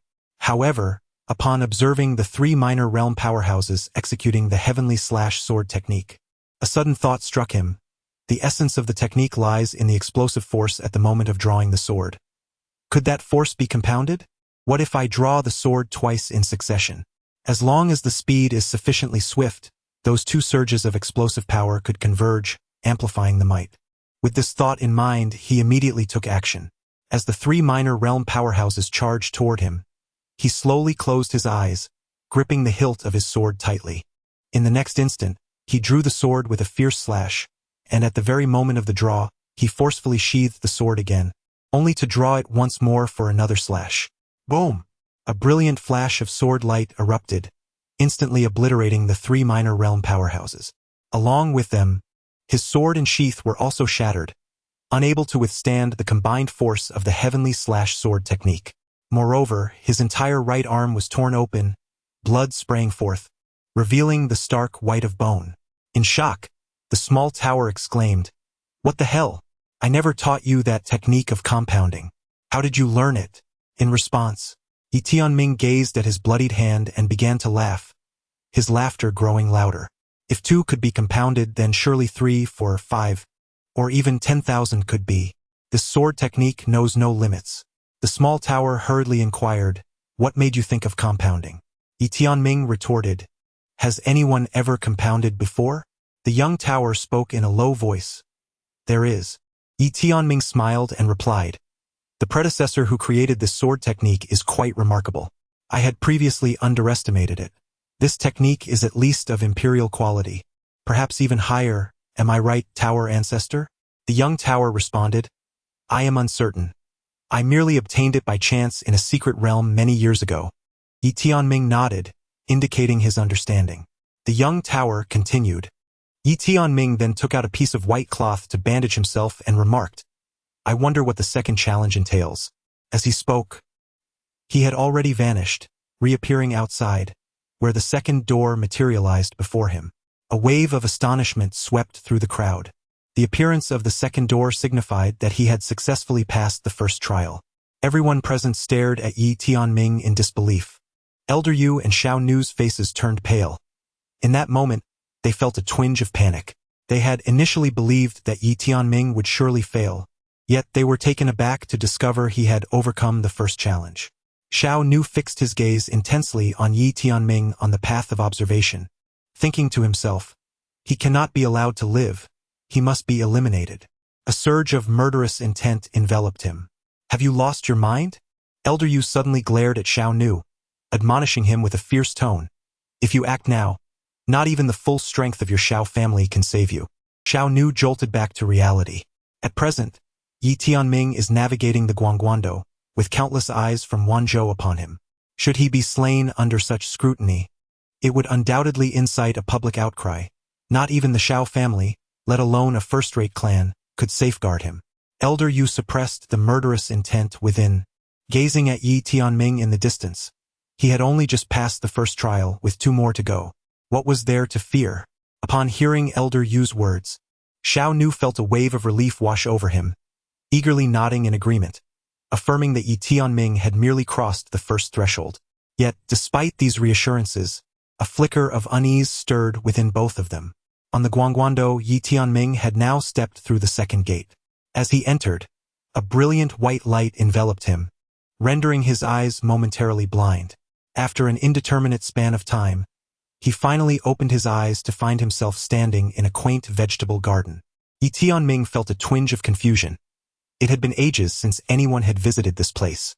Suddenly, a voice resonated from behind him. Turning around, he beheld a woman standing not far away. Clad in a delicate yellow gown, she was exceptionally beautiful, wielding a hoe in her right hand while her left rested on her hip, a radiant smile gracing her face as she regarded him. Yi Tianming, puzzled, inquired, "Senior, who might you be?" The woman wiped the beads of sweat from her brow, her smile enchanting as she replied, "I am your examiner." Yi Tianming hesitated briefly before asking, "Might it be possible to ease the conditions?" The woman chuckled, "How delightful that you think so." Yi Tianming offered a slight bow, saying, "Then I kindly request you to present the challenge." The woman replied with a grin, "There is no rush. Allow me to loosen the soil in this garden first." As she spoke, she picked up the hoe and began to till the soil. Yi Tianming could only wait, gazing around in perplexity and wondering, "Tower ancestor, is this world real?" The small tower replied, "Indeed, it is real." Yi Tianming's confusion deepened. "How did I come to be here?" The small tower responded, "By means that you currently cannot comprehend." Yi Tianming inquired, "Tower ancestor, you must have fared quite well in the past, haven't you?" The small tower laughed heartily, "Of course. In my prime, I was invincible beneath the 3 swords, 3 swords. At this point, it realized something, promptly ceasing its laughter. After a moment of silence, It continued, "You need not test me. I can honestly tell you that I did possess a certain prowess in my time. However, alas, I am now sealed. My ability to assist you is quite limited beyond offering guidance when you find yourself lost. Therefore, do not place your hopes upon me. You must rely on yourself. Do you understand?" Yi Tianming pondered for a moment before asking, "Tower Ancestor, why did you choose me?" The small tower replied, "I believe you are the person of destiny, with a promising future ahead." Yi Tianming responded, "Very well." Just then, a woman in the distance suddenly spoke. Yi Tianming withdrew his thoughts and turned to look at her as she approached, hoe in hand. Yi Tianming took a deep breath, feeling a sense of trepidation regarding the upcoming assessment. Throughout the millennia of the Guangshuan path, only one individual had ever succeeded, and he would not foolishly presume that he could easily navigate this trial. Were it not for the lack of alternative paths, he would not dare to venture into the Guangshuan path. A woman approached Yi Tianming, assessing him with a discerning gaze. Ultimately, her attention fell upon the small tower at his waist, and a faint smile graced her lips. The small tower remained silent. She then glanced at the sword at his side and said with a smile, "Follow me." She led Yi Tianming into a courtyard where a wooden table stood at its center, accompanied by 2 benches and a small stove beside it, which was brewing tea. The woman picked up the teapot and walked to the table, inviting him to sit. Yi Tianming complied, and she produced 2 wooden teacups, pouring a cup for him. From beneath the table, she retrieved a basket of fruits, which contained some tomatoes and cucumbers. Looking at Yi Tianming, she smiled, "They are all homegrown. Feel free to try." Yi Tianming replied candidly, "I lack the appetite." The woman chuckled, "Do not be anxious. This trial is not at all complicated. I shall pose but a single question to you." Yi Tianming responded, "I am at your service, esteemed one." The woman regarded him and inquired, "Should the Guangshuan sword master exist?" Yi Tianming fell silent, pondering the weight of her question. The small tower remained taciturn. Chapter 8. The Deity. Should the master of the observing sword exist? Yi Tianming found himself somewhat bewildered. He had not anticipated that the woman before him would pose such a question. Who was the master of the observing sword? That figure was none other than the creator of the observing universe, a beacon of faith for countless souls, a deity in the hearts of many. This inquiry was indeed audacious. Stealing a glance at the woman, Yi Tianming pondered whether she intended to entrap him in a legalistic snare. It seemed she could read his thoughts, as she smiled and said, "Are you afraid I might be fishing for a response?" Yi Tianming shook his head, declaring that his current strength rendered him unworthy of such tactics from a venerable elder. The woman chuckled softly. "I am merely curious as to why you pose this question," Yi Tianming remarked. She took a bite of a cucumber and replied, "It is a simple question. You may express your genuine thoughts." Yi Tianming then inquired if this question constituted the assessment for this phase. She nodded affirmatively. "Indeed." He pressed further, asking about the answer. She responded, "There is no definitive answer. If I find your response commendable, then you shall pass this stage." Yi Tianming nodded, indicating his understanding. As he lifted his teacup for a sip, he fell into deep contemplation. The woman watched him with a radiant smile. For nearly 15 minutes, Yi Tianming remained silent, during which the woman refrained from interrupting him. Upon finishing his tea, she refilled his cup. At this moment, the small tower awaited with anticipation, eager to see how Yi Tianming would address the question. Suddenly, Yi Tianming looked up at the woman and asked, "Why do beings place their faith in the master of the observing sword?" "Because the master of the Guangshuan sword once proclaimed, to instill hope in the youth, to ensure that the weak live with dignity, and to make this universe a better place. It can be said that rather than the masses venerating the master, they are, in fact, devoted to his ideals. However, the realization of such noble principles cannot rest solely upon the shoulders of the master." The woman gazed at him and smiled. "Why is it that one person cannot accomplish this?" Yi Tianming met her gaze and replied, "Such is the nature of humanity. A sage once expressed that humans arrive in this world burdened by original sin. Crime, greed, desire, and malice are universally inherent to our existence. The root of this lies in the inherent wickedness within human nature. Any cosmic civilization will inevitably harbor evil, crime, greed, desire, and malevolence. As he spoke, he slowly rose. Take our current world, for instance. Everyone detests privilege, yet when that privilege befalls them, they readily indulge in it. Thus, it is not privilege that people abhor, but rather the sight of others enjoying it. Alternatively, beneath oneself there exists a strict hierarchy, while above oneself all are deemed equal. This is human nature. Even if the master of the Guanchuan sword possesses immense power, he cannot alter this fundamental aspect of humanity. The woman fixed her gaze upon Yi Tianming, offering him a cucumber. He accepted it, saying, "Thank you." After taking a bite and pondering for a moment, he continued, "I believe the master of the Guanchuan sword should not exist." The woman chuckled. "The reasons you have articulated seem rather insufficient." Yi Tianming gazed at the woman, contemplating that this world does not require a living savior. Any such savior is merely a mortal, and human potential is inherently limited.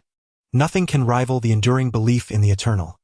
Thus, a savior must exist as an idea flourishing within the hearts of many, rather than as a tangible individual.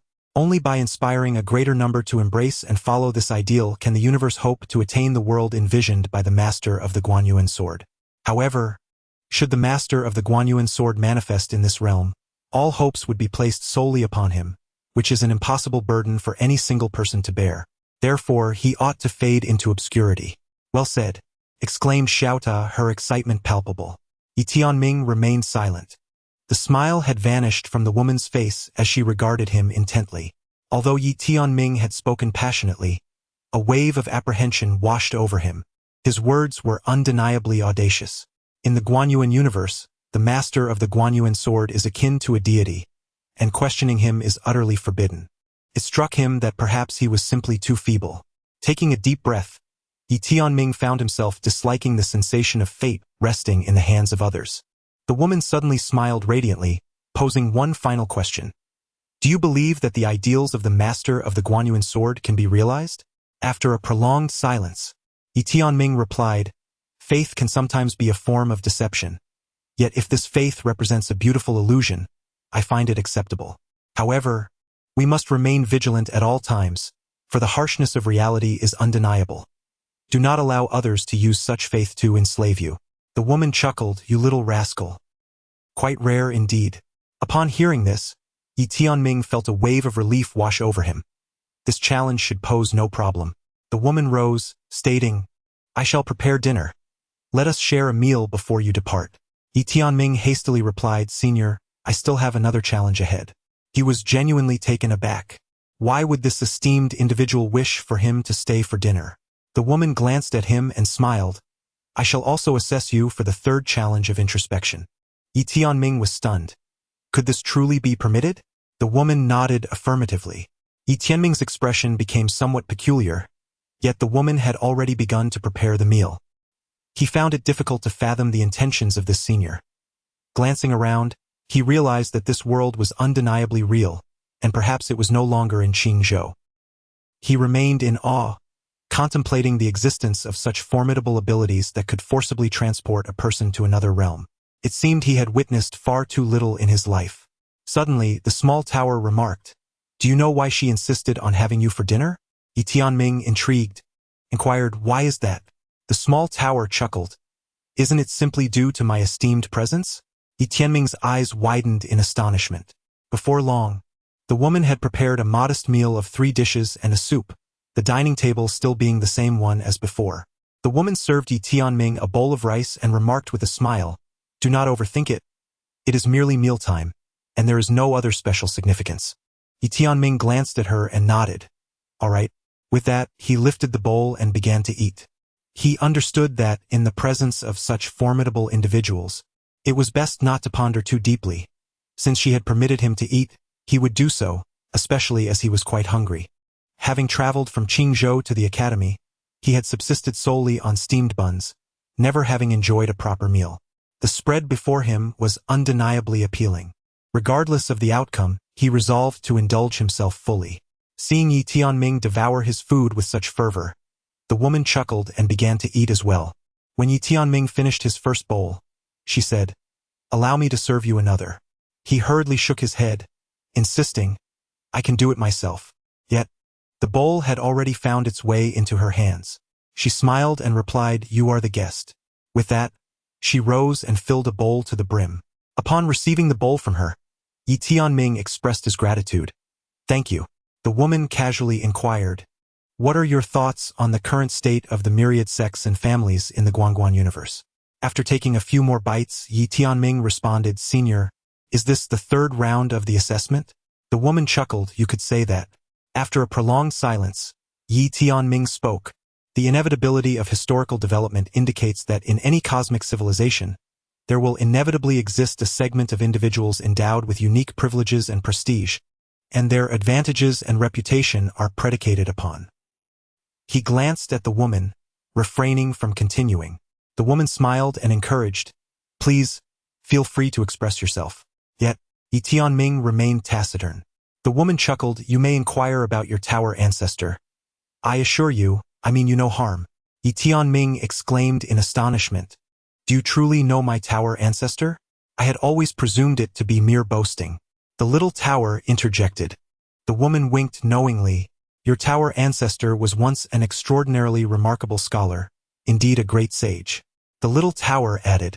Yi Tianming, uncertain whether he was being deceived, pondered for a moment before stating, "That segment of individuals possessing unique privileges and prestige, their advantages and acclaim are fundamentally rooted in the Yang family." The woman gazed at him, her smile unwavering, and continued to speak. Yi Tianming no longer held any reservations. After all, life was the least of his concerns. He continued, "When the Lord of the Guangguan Sword established order in the past, he had countless followers. Once this order was in place, these followers naturally evolved into the most privileged group in the universe. Their descendants would inevitably occupy the resources of this cosmic realm, while those beneath them would find it exceedingly difficult to rise. I have perused historical records and discovered that in our Guangguan universe over the past millennium, new first-tier families have been virtually non-existent, and second-tier families are also exceedingly scarce." As he spoke, he sighed softly, lamenting that the genuine path to ascension had become nearly non-existent. An ordinary individual, through relentless toil over a lifetime, might amass a mere 1,000,000 spirit crystals, while those in the privileged class could effortlessly acquire billions. If not more. The woman set down her utensils and gazed at Yi Tianming, asking, "What do you propose to resolve this issue?" Yi Tianming shook his head, replying, "Senior, I cannot answer that. Firstly, I am not in a position to deliberate on such matters. They are beyond the purview of someone of my status and capability. Secondly, I simply wish to devote myself to cultivation, striving for a better life for my family, the Yi family." The woman regarded him with an intensity that seemed to pierce through to his very soul. "Do you believe that reform could eradicate this disparity?" Yi Tianming felt a sudden jolt, as if his thoughts had been laid bare. He had indeed contemplated reform, yet had refrained from voicing it. Clearly, this woman had discerned his innermost musings. He felt a twinge of unease, but it quickly dissipated. If this woman intended to harm him, he would have no means of escape. Yi Tianming reined in his thoughts and remarked, "Reform is a path we must tread, yet we cannot rely solely on it. A successful reform may alter the characteristics of the existing inequitable systems within society, but to expect it to eradicate the inequalities and privileges that persist among different social strata is nothing short of naive." These issues had been subjects of countless discussions between him and An Yen at the Grand Avenue bookstore, where they often found themselves engulfed in a mix of anger and helplessness. The woman seemed poised to say more, but suddenly her gaze drifted to the distance, where a lady clad in a purple dress approached briskly. Rising, she turned to Yi Tianming and said with a smile, "Little one, our conversation must come to a close. It has been a pleasure chatting with you." Yi Tianming hastily stood up. "Senior, does this mean I have passed?" The woman replied with a smile, "Indeed." Instantly, Yi Tianming beamed, and as a thought crossed his mind, he inquired, "Senior, I have heard that someone once traversed the threshold of Guan Shindao."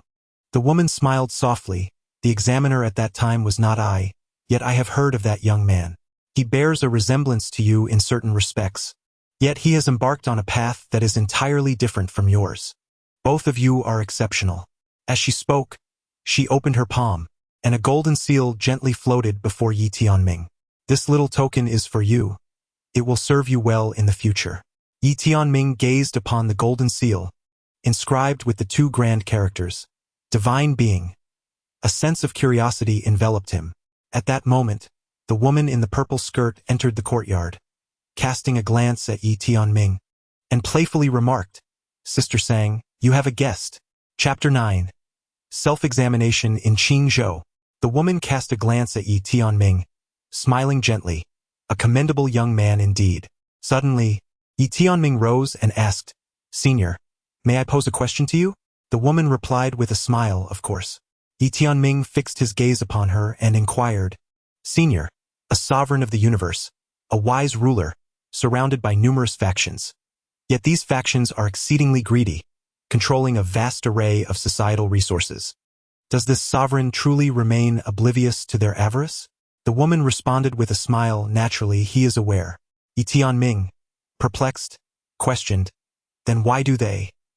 The woman approached him, smiling, and said, "Exchange." Yi Tianming furrowed his brow, somewhat confused. The woman continued, "The primary reason the wise ruler refrains from acting against them is indeed the concept of exchange. Even a sagacious ruler cannot oversee every matter. He requires many capable individuals to assist in governing this universe. However, he cannot expect everyone to possess the same selflessness as he does. Moreover, even if he were to replace them, the new ones might be just as flawed, if not worse. This is the human nature you spoke of earlier. Therefore, an exchange is necessary. I permit your greed, but you must exhibit loyalty and fulfill your duties. As for how this boundary is delineated, that varies from person to person." With a smile, she added, "In addition to exchange, balance is essential. A good person, if unrestrained by a bad person, may, at times, become even worse." Yi Tianming slightly lowered his head. "I understand now, so I truly have passed?" The woman smiled softly and said, "Of course, the reason you were able to succeed, aside from your eloquence, is due to one crucial factor. Do you know what it is?" Yi Tianming, puzzled, asked, "What?" The woman replied, "The courage to speak the truth." Yi Tianming was taken aback. The woman continued with profound significance, "Our world needs more individuals who dare to speak the truth." Yi Tianming fixed his gaze on her and remarked, "In fact, what our world truly requires is more people willing to listen to the truth." The woman paused briefly, then laughed, saying, "Ah, beautifully articulated." The woman in the purple dress nearby also cast a surprised glance at Yi Tianming. Yi Tianming then said, "Senior, I have another question." The woman smiled and encouraged him to proceed. Yi Tianming looked at her, pondering whether the master of the Guanyuan sword truly wished for countless ordinary individuals to lead better lives. The woman asked, "Why do you inquire?" Yi Tianming replied, "If the master of the Guanyuan sword genuinely harbored such intentions, why would he impose such formidable challenges within the Guanyuan path?" He shook his head slightly and added, "Senior, are you aware of how difficult it is for ordinary people to defend their rights in this world?" After a moment of silence, the woman responded, "Little one, if the Guanyuan path posed no challenges, do you believe you could have reached this point?" Yi Tianming was momentarily stunned, but soon comprehended her meaning. If the path of observing mysteries were devoid of challenges, it is likely that every segment would be guarded by a formidable emperor. The woman gently patted Yi Tianming's shoulder. Her eyes softened with warmth. Despite the encroaching darkness and the increasing subversion of one's worldview as one ascends, do not succumb to disillusionment with this world. Rather, anticipate our next encounter. As her voice faded, the world before Yi Tianming swiftly transformed into an ethereal illusion, and before long, he found himself upon the path of observing mysteries. Upon his arrival, a third gate materialized not far ahead. Witnessing this scene, silence enveloped the crowd, while Xiao Nu and Elder Yu's faces turned as pale as parchment. The second trial had been overcome. In Qingzhou, at the square of the Immortal Treasure Pavilion, a wave of exclamation erupted from the Yi family as they regained their composure, their voices ringing out in frenzied celebration, as though they had been invigorated with newfound energy. Seated in his wheelchair, Yinan grasped Li Yi's hand tightly, his face alight with excitement, proclaiming, "Well done, Tianming." In the shadows, Deputy City Lord Zhou Yuan and the steward of the Immortal Treasure Pavilion, Old Mo, observed intently. Upon witnessing Yi Tianming conquer the second trial, they exchanged a glance filled with profound astonishment. "By the heavens, is this fellow truly this extraordinary?" Zhou Yuan murmured gravely. We must act swiftly to release Yi Lin. Old Mo hesitated momentarily before replying, but he still faces one more trial. Would it not be premature to release him now? We must consider the implications of Zhao Yu. No, that cannot be right. Suddenly, a voice exclaimed, the door to the third stage has vanished. Goodness! Look, above Yi Tianming's head, there is a large character, check. Incredible, he has cleared the stage. Qing Zhou has entered a self-assessment procedure. When Zhou Yuan beheld that character, his expression shifted dramatically. He stamped his foot in frustration. Zhao Yu is nothing. Hurry and release Yi Lin. Old Mo trembled slightly and said, all right, I will have someone release him immediately. Damn it! Zhou Yuan raised his hand and slapped Old Mo across the face. Fuming, what do you mean? Have someone do it? We will go ourselves. We must go. With that, he pulled the still dazed Old Mo and ran. Meanwhile, the crowd stood in shock. Has he really cleared the stage? The members of the Yi family were frozen like statues, their eyes wide as saucers. However, they quickly regained their senses, and all the Yi family members began to shout in unison. They were overwhelmed with joy, tears glistening in their eyes. Yinan's eyes too became misty as he looked at the Tianming on the Guanjin road. Smiling, well done. Splendid. Around them, some observant individuals had begun to gradually move closer to the Yi family. At the Guanjin Academy, in front of the assessment hall, Elder Yu and Xiao Nu appeared as though they had seen a ghost, their faces filled with disbelief as they gazed at Yi Tianming in the distance. Xiao Nu suddenly shouted in anger. No, something is amiss. He has only cleared 2 stages. How could he have completed it? He must have cheated. How dare you? Fang Xiao suddenly emerged, furiously pointing at Xiao Nu. You must be blinded by ignorance. This is the Guanyuan Dao, left behind by none other than the Guanyuan Swordmaster.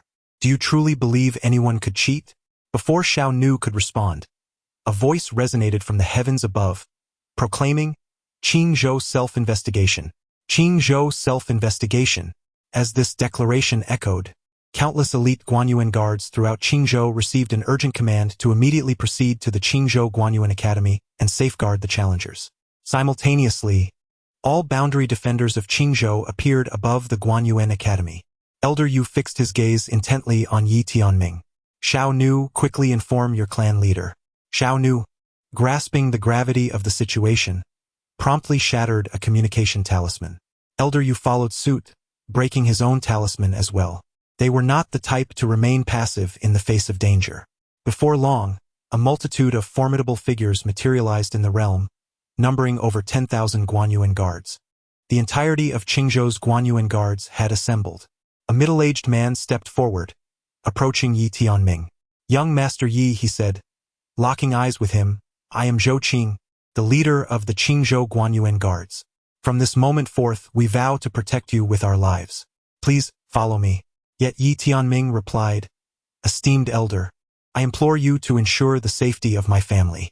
Zhou Qing turned to a nearby Guanyuan guard, who promptly led 100 guards away, disappearing into the horizon.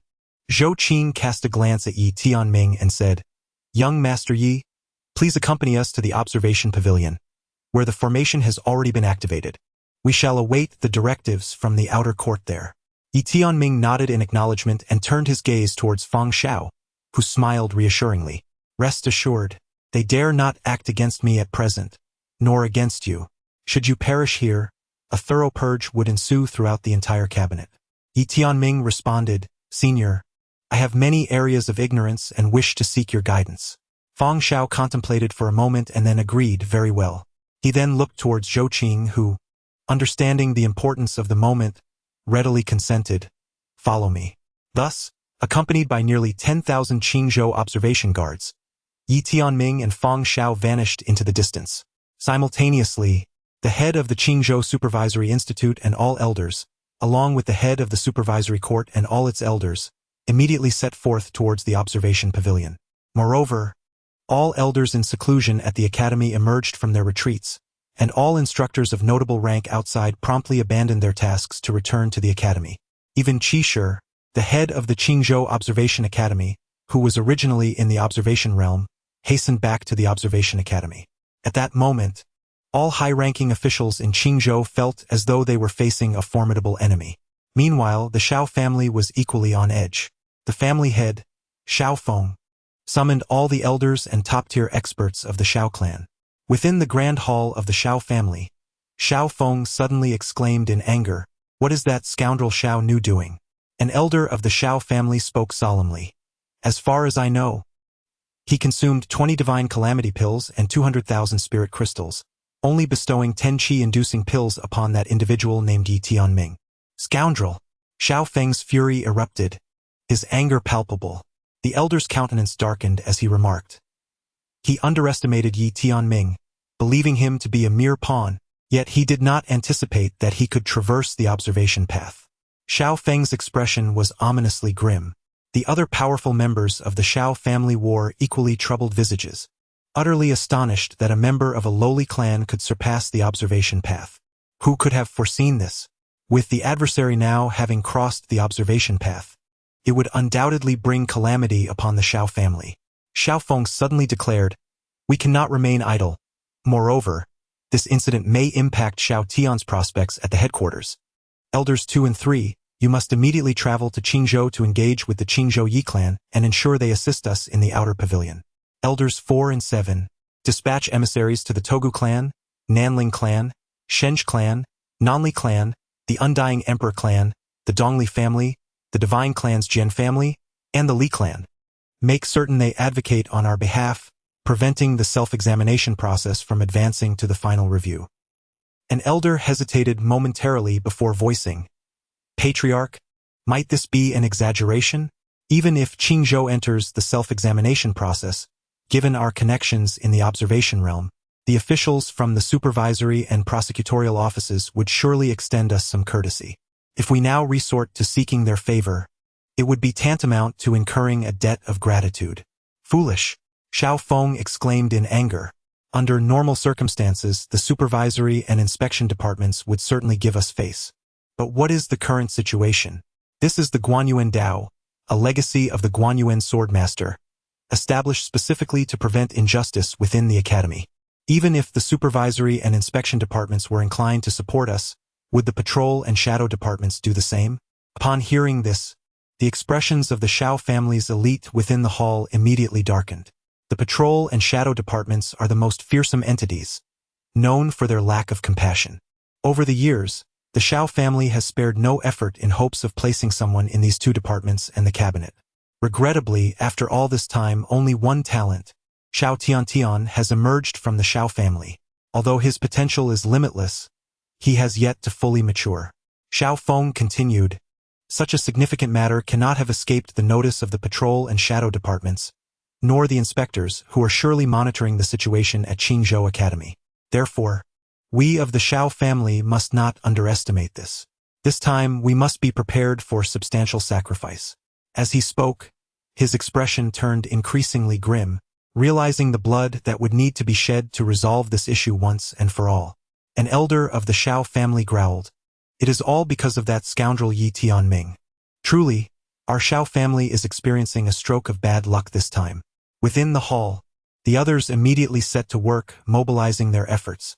Soon, only Xiao Feng and an elderly man remained, the latter being the Grand Elder Xiao Kun. Xiao Feng inquired, "Grand Elder, what are your thoughts on this matter?" The long-silent elder slowly closed his eyes. In the Feng family, Xiao Feng narrowed his gaze slightly. Xiao Kun analyzed.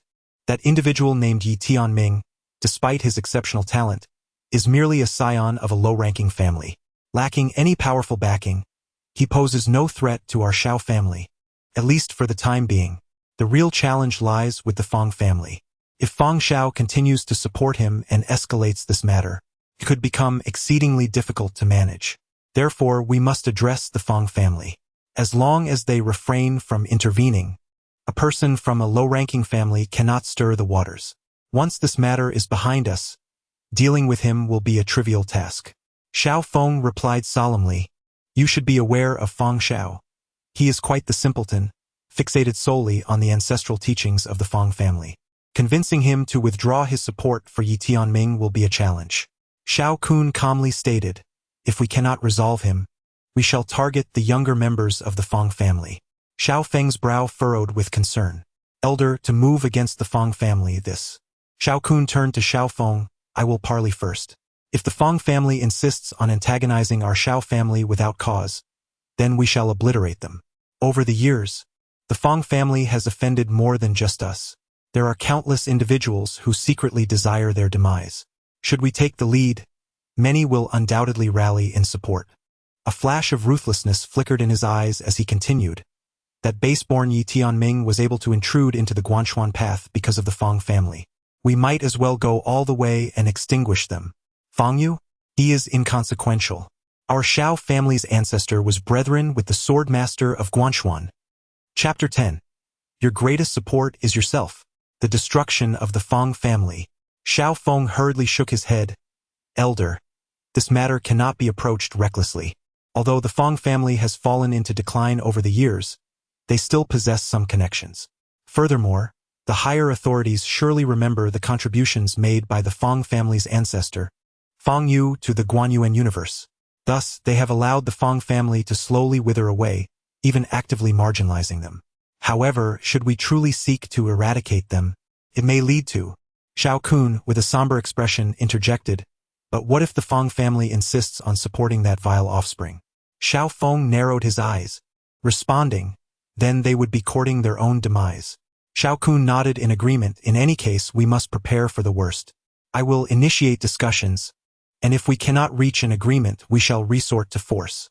With that, he rose and departed. At the Qingzhou Guanyuan Academy, the Guanyuan Hall was completely surrounded by the Guanyuan guards. Moreover, nearly 1,000 Qingzhou boundary guardians were stationed above the Academy's celestial dome.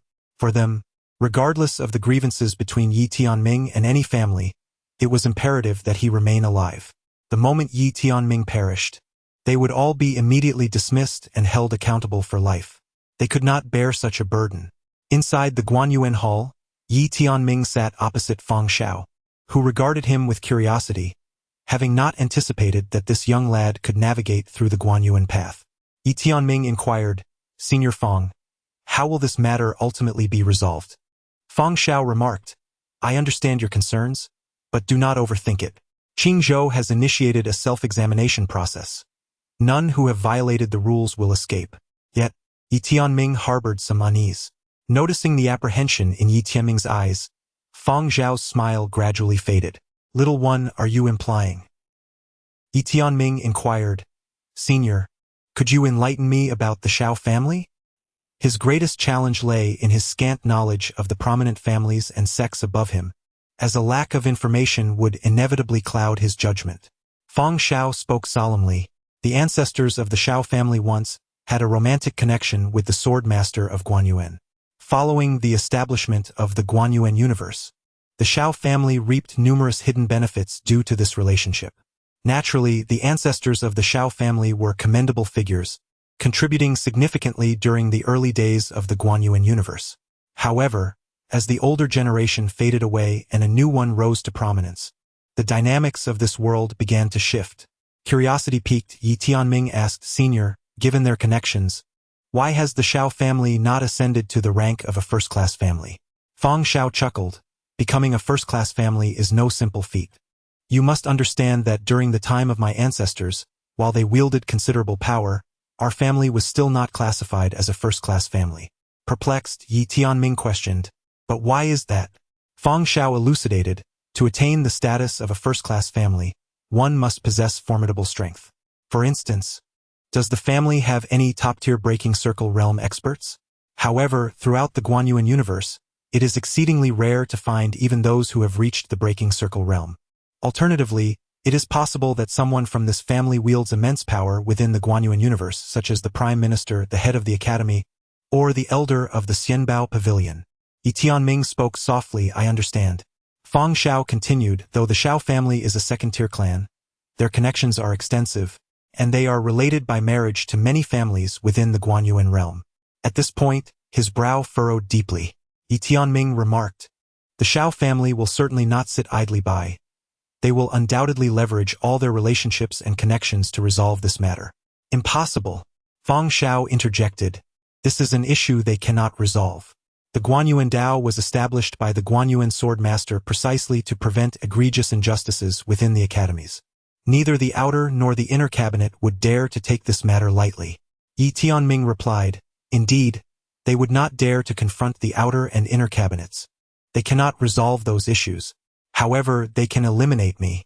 Feng Xiao was momentarily taken aback, then exclaimed in anger, "Do they truly dare to kill you?" Yi Tianming responded, "They may not dare to kill me at present, yet they possess numerous methods to threaten me. For instance, I have family, do I not? As long as I do not disclose that the Shao family seeks to usurp my position, can the Guanyuan realm take action against them?" Feng Zhao's expression darkened.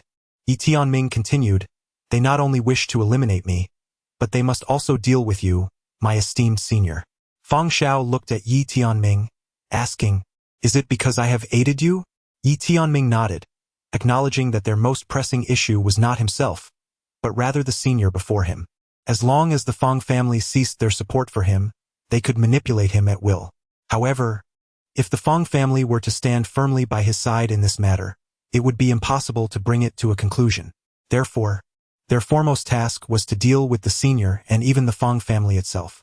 As he reached this point, he abruptly halted and looked towards Feng Xiao. Noticing Feng Zhao's remarkably calm demeanor, he was initially taken aback, then remarked, "Senior, you have indeed already contemplated this." At that moment, he realized that this senior, though seemingly rough around the edges, possessed remarkable insight. Feng Xiao regarded him with a profound gaze, stating, "It is hardly surprising that I could foresee this. What astonishes me is your remarkable depth of thought at such a tender age. You do not resemble a typical 16-year-old. Yi Tianming slightly shook his head, attributing it to merely having read a bit more, which enabled him to delve deeper into matters. Feng Xiao nodded, expressing his admiration. Reading is indeed a commendable pursuit. With that, he gradually rose to his feet and turned his gaze towards the palace entrance. The Shao family and elder you would not remain idle. It could be said that the elders aiding the Shao family in their quest for his special admission would also be proactive.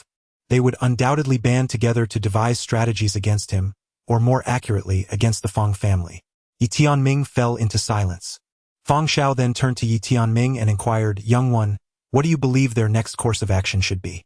Yi Tianming replied, "If I were in their position, I would first exert pressure on the Feng family to reassign you, senior, and then send someone to negotiate with me privately." "Discuss?" Feng Xiao sneered. "Is it a direct threat to you?" Yi Tianming remained silent. Just then, a youth named Feng Lian hastily entered the hall and approached Feng Xiao, whispering, "Second uncle, the clan leader commands you to return to the clan." Immediately, Feng Xiao chuckled, turning to Yi Tianming, "Young one, your guess was quite accurate." Yi Tianming slightly bowed to Feng Xiao, saying, "Senior, I shall handle this matter myself from here on." He felt a pang of guilt for burdening this kind-hearted elder further. If Feng Xiao continued to involve himself in his affairs, the consequences would surely be dire. Feng Xiao regarded Yi Tianming, inquiring, "How do you intend to manage it?" Yi Tianming remained silent. Feng Xiao continued, "You are well aware that should they threaten you, you have no other choices. As you mentioned, you still have family. Moreover, you understand that once this matter passes, the Shao family and elder you will not let you off easily. At that point, they will have you at their mercy. For you, any path forward appears to lead to demise." Yi Tianming forced a bitter smile. "There is nothing I can do. This world is shrouded in darkness, and I must resign myself to fate." Feng Xiao replied, "There is still a way." Yi Tianming looked at Feng Xiao, who fixed his gaze upon him. The Shao family possesses great strength and connections, yet they cannot dominate the entire Guanchuan realm. The only viable solution now is to involve the inspection bureau and have the inspector by your side. Only they can stand firm against the Shao family. Yi Tianming demurred, professing ignorance of the location of the court of inspection. Feng Xiao responded, "I am cognizant." Yi Tianming was taken aback. "Senior." Feng Lian interjected hastily, "Second uncle, the clan leader has urged your immediate return. Regarding this matter, our Feng family." Feng Xiao, however, forestalled Feng Lian with a gesture. He fixed his gaze upon Yi Tianming and stated, "I have already composed a confidential memorial concerning your affair. As I entered this place, I dispatched it to the court of inspection. Should anyone appeal to them for redress, they are duty-bound to intervene. This was personally decreed by the Sword Master Xuan. You may rest assured concerning the Court of Inspection. They shall not collude with the Shao family, never. Tianming inquired, what if they, too, become complicit? Feng Shao responded softly, then our Guanchuan universe would truly be devoid of hope. Tianming regarded Feng Shao, his voice trembling as he asked, Senior, you and I are unacquainted. Is it worth it for you to do this? Both he and Feng Shao were aware that Feng Zhao's actions were tantamount to incurring the profound displeasure of the Shao family and the Elder Council of the Qingzhou Guanchuan Academy. A propitious outcome for Feng Shao was unlikely. Feng Shao smiled and recounted, my Feng family's progenitor was originally but a scion of an ordinary family. Yet, by fortuitous happenstance, he encountered the Sword Master Guanchuan. Thenceforth, my Feng family ascended to prominence. We have enjoyed a surfeit of resources from this universe by virtue of the Sword Master Guanchuan. Indeed, we are already somewhat culpable. If we do not act with a clear conscience, how shall my Feng family face our ancestor, the Sword Master Guanchuan, and the people of this world? As he spoke, he turned to Yi Tianming and said, Young man, do not harbor any sense of guilt. My actions are not motivated by you. I would have acted similarly for anyone else. After saying this, he turned to leave, but paused suddenly at the doorway. Little one, in our Guanyuan universe, without a backing, the road ahead will be fraught with difficulties. You possess talent and a bright future, and you will encounter numerous opportunities. If such opportunities arise, do not let them slip away. It is essential to have someone to support you from above so that you may go further. Such is the nature of our world. With that, he hastily followed Feng Lian and vanished from the grand hall. Within the hall, only Yi Tianming remained. A backing? Yi Tianming gave a self-deprecating smile and mused, Master Tower, do I truly have a support? The little tower replied with profound significance, your support is yourself. Yi Tianming fell silent. He had hoped to lean on the Tower Master, but it seemed that was now a distant dream. Not long after Feng Shao departed, an elderly man entered the Guanyuan hall. The old man wore a warm smile and addressed Yi Tianming, Young master, we are aware of your situation. In truth, this is merely a misunderstanding. The little tower interjected silently. Misunderstanding? Yi Tianming regarded the elderly figure before him and inquired with a smile. May I ask who you are, esteemed elder? The old man replied with a smile. I am the vice president of the academy. Yi Tianming spoke. Oh. The old man sighed softly. Young Master Yi, we have thoroughly investigated the ins and outs of this matter. It is indeed a colossal misunderstanding. As far as we know, the Shao family originally intended to exchange 20 divine catastrophe pills and 200,000 spirit crystals for your special recruitment spot. However, Shao Nu mistakenly referred to them as qi-inducing pills. Alas, it is all a misunderstanding. Divine catastrophe pills. Those are top-tier elixirs capable of aiding one in overcoming tribulations to reach the great catastrophe realm, their value far surpassing that of qi-inducing pills. Yi Tianming gazed at the old man. Do you think I am foolish? The old man's smile vanished. Young Master Yi, your journey ahead is long, and accumulating too many enemies is not a wise course of action. I am saying this for your own good. Yi Tianming fixed his gaze upon the old man. If I do not pursue this matter, will the Shao family let me off in the future? The old man expressed surprise. Damn, this fellow is not easily deceived. Yi Tianming stared intently at the old man. I demand severe punishment for the Shao family and all involved parties. The old man's expression suddenly turned cold. Young Master Yi, the Shao family is now willing to soften their stance and offer you a toast. But if you fail to see reality and believe you can act with impunity, then you... Yi Tianming abruptly drew his sword, placing it against his neck, the blade penetrating half an inch, blood gushing forth. He fixed his gaze on the old man. If I cannot obtain justice, I shall die right here in the Guanyuan Hall. Young master, then, the commander of the Guardian Way, Zhou Qing, burst in, his complexion pale and filled with trepidation. Young Master Yi, please do not act impulsively. Rest assured, I stake my life on it. No one can pose a threat to you. Chapter 11. How many are clean? Zhou Qing was genuinely alarmed. If Yi Tianming truly perished within the Guanyuan Palace, it would send shockwaves throughout the universe. At that point, it would not merely be Qingzhou initiating a self-examination. the entirety of the Guanyuan realm and the outer pavilion would be compelled to undergo immediate scrutiny.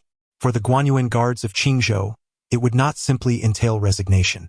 Should this incident provoke the Guanyuan swordmaster to reveal himself, it would spell utter disaster. The entire Guanyuan universe would likely face a sweeping purge. Yi Tianming's death here would not only be a blow to the pride of the Guanyuan guards, but also a grave affront to the Guanyuan swordmaster. At that moment, the vice dean's countenance was as grim as one attending a funeral. He had never anticipated that the young man before him would exhibit such fierce tenacity. This fellow was unafraid of death. The situation had become exceedingly complicated. The vice dean cast a deep glance at Yi Tianming before turning to leave. It was not only Zhou Qing who felt fear. He too was apprehensive. If Yi Tianming were to take drastic measures, he would be the first to bear the blame. Damn it! The money from the Shao family was hard-earned. After the vice dean departed, Zhou Qing gazed at Yi Tianming, swallowing hard. He cautiously spoke, "Young Master Yi, you can rest assured. Henceforth, no one shall enter without your express permission." Regret coursed through him, for in pursuit of a trivial benefit, he had allowed the vice dean to enter, nearly precipitating a major crisis. Should he wish to secure the vice dean's cooperation again, it would necessitate a higher payment.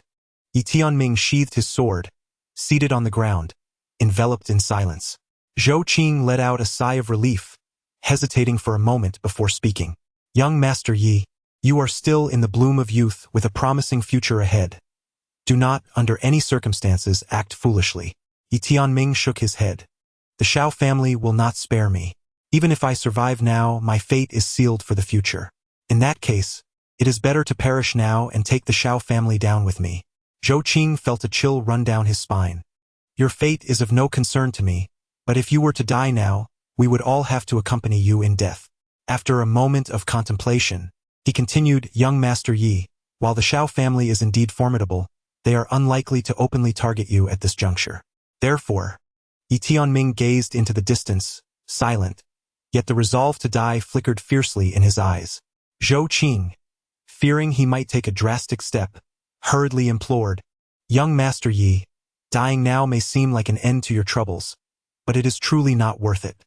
Moreover, even if you were to die, the Academy would not annihilate the entire Shao family for your sake. In no time, the Shao family will regain their strength. And then what will become of your Yi family?" Yi Tianming inquired, "What do you suggest I do, then?" Zhou Qing fell into silence. From his perspective, Yi Tianming was indeed in a dire predicament, for he stood no chance against the Shao family. Furthermore, the Shao family was already leveraging their connections to navigate this situation, which was highly likely to be resolved in their favor. Once this matter passed, it would be exceedingly simple for the Shao family to manipulate Yi Tianming, as he was merely a scion of a lesser family. Certainly, he could not disclose this fact to Yi Tianming, for if he did, that individual might indeed take drastic measures right here. It was imperative to first stabilize the situation. Zhou Qing spoke in a low voice, "Young Master Yi, you are an astute individual, and I shall refrain from indulging in insincere pleasantries. The enmity between the Shao family and yourself is undeniably profound. What I wish to convey is that once this matter passes, opportunities for your resurgence will not be absent. With your exceptional talent, as long as you find a mentor of formidable strength, the Shao family will surely think twice before making a move against you." Yi Tianming fell into silence. Zhou Qing continued, "Your talents are truly extraordinary. Given time, you will undoubtedly rise. However, should you perish here, it would indeed create considerable turmoil for the Shao family. Yet, the Academy will not annihilate the entire Shao clan for this, as it contravenes the law. At most, the Shao family will face severe punishment, distancing them from the core of power. As I mentioned earlier, it will not be long before they regain their strength, and at that time, they will certainly seek vengeance against the Yi family." Yi Tianming nodded, acknowledging the gravity of the situation. Zhou Qing cast a glance at him, chose not to speak further, and withdrew from the hall. Inside the hall, Yi Tianming sat upon the ground, the blood from his neck continuing to seep gradually. He gazed at the floor in silence, though his expression grew increasingly frigid. At this moment, within the Qingzhou Supervisory Institute, the upper echelons of the Academy had gathered, and presiding over them was none other than the current head of the Qingzhou Guanyuan Academy, Ji Shi. Flanking him were the heads of the Qingzhou Supervisory Institute and the Inspection Institute, along with their deputy heads and numerous esteemed elders. The expressions of the crowd were decidedly grim, for they had just learned of Yi Tianming's intention to take his own life. Good heavens! Is this individual truly so resolute? Suddenly the Qi Shi spoke up.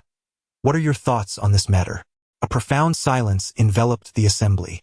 One elder, breaking the stillness, remarked, "Given that no one else wishes to speak, allow me to share my perspective. The situation has escalated to this point, leaving us with but two courses of action. The first option entails adhering to protocol and imposing severe punishment upon the Shao family and all involved parties. However, it is evident that the Shao family will not passively accept this fate. To my knowledge, they are currently leveraging all their connections to navigate this predicament. Thus, even if we opt for stringent measures against the Shao family, the implementation may prove challenging.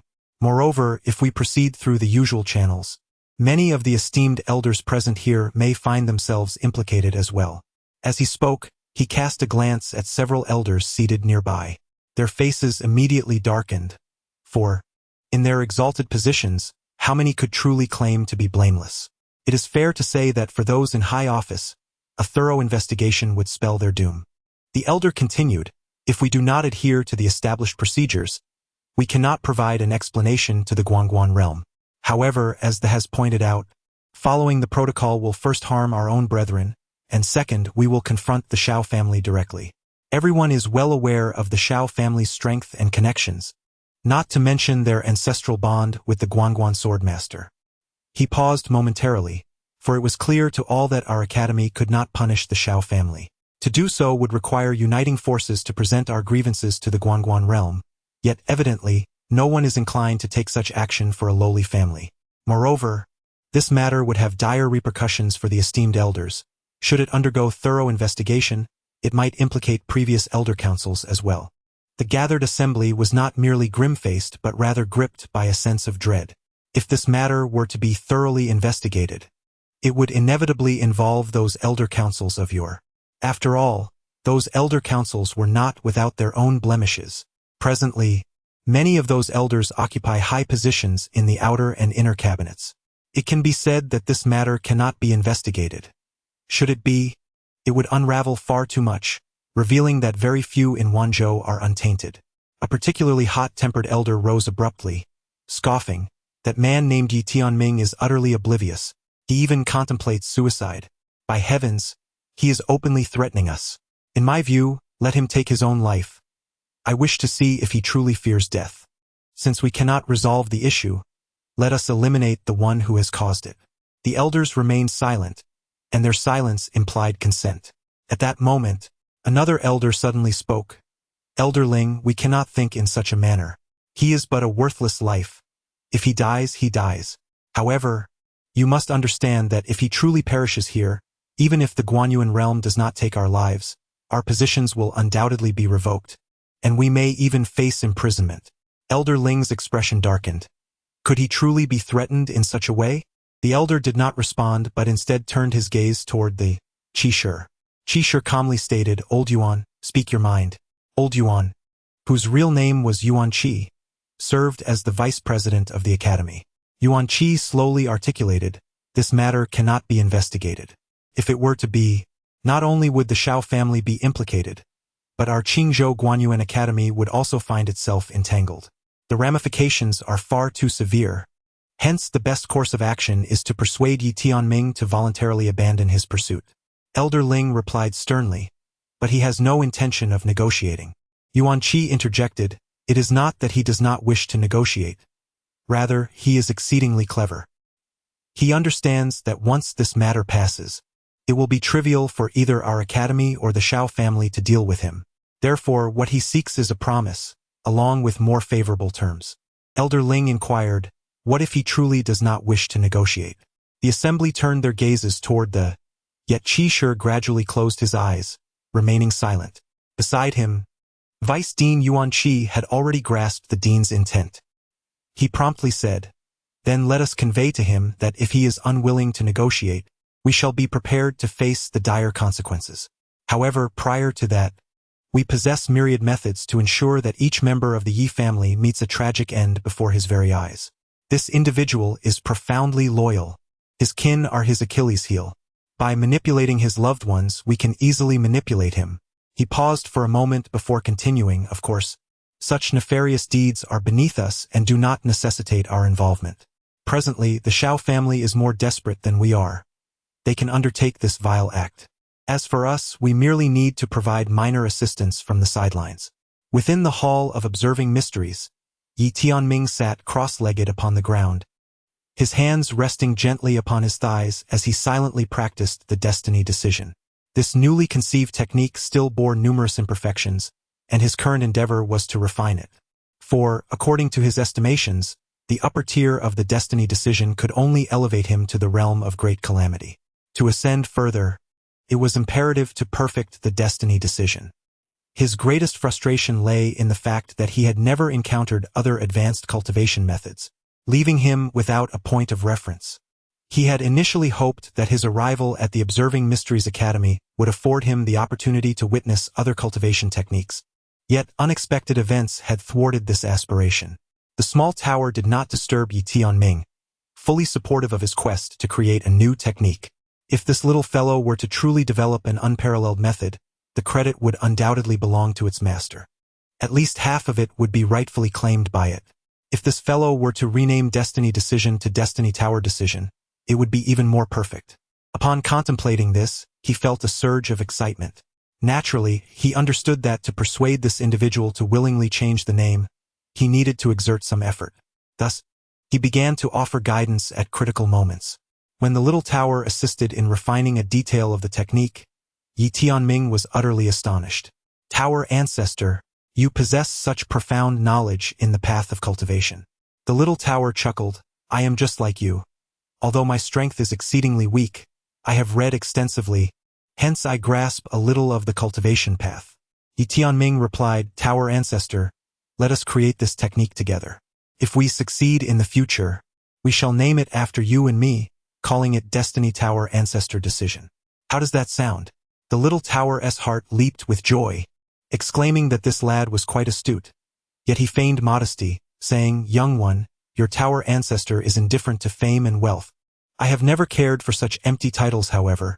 If you insist on naming it thus, I shall not obstruct you. Yi Tianming began to understand the tower ancestor's character. Evidently, this ancestor valued reputation, and it seemed he would need to flatter him more in the future.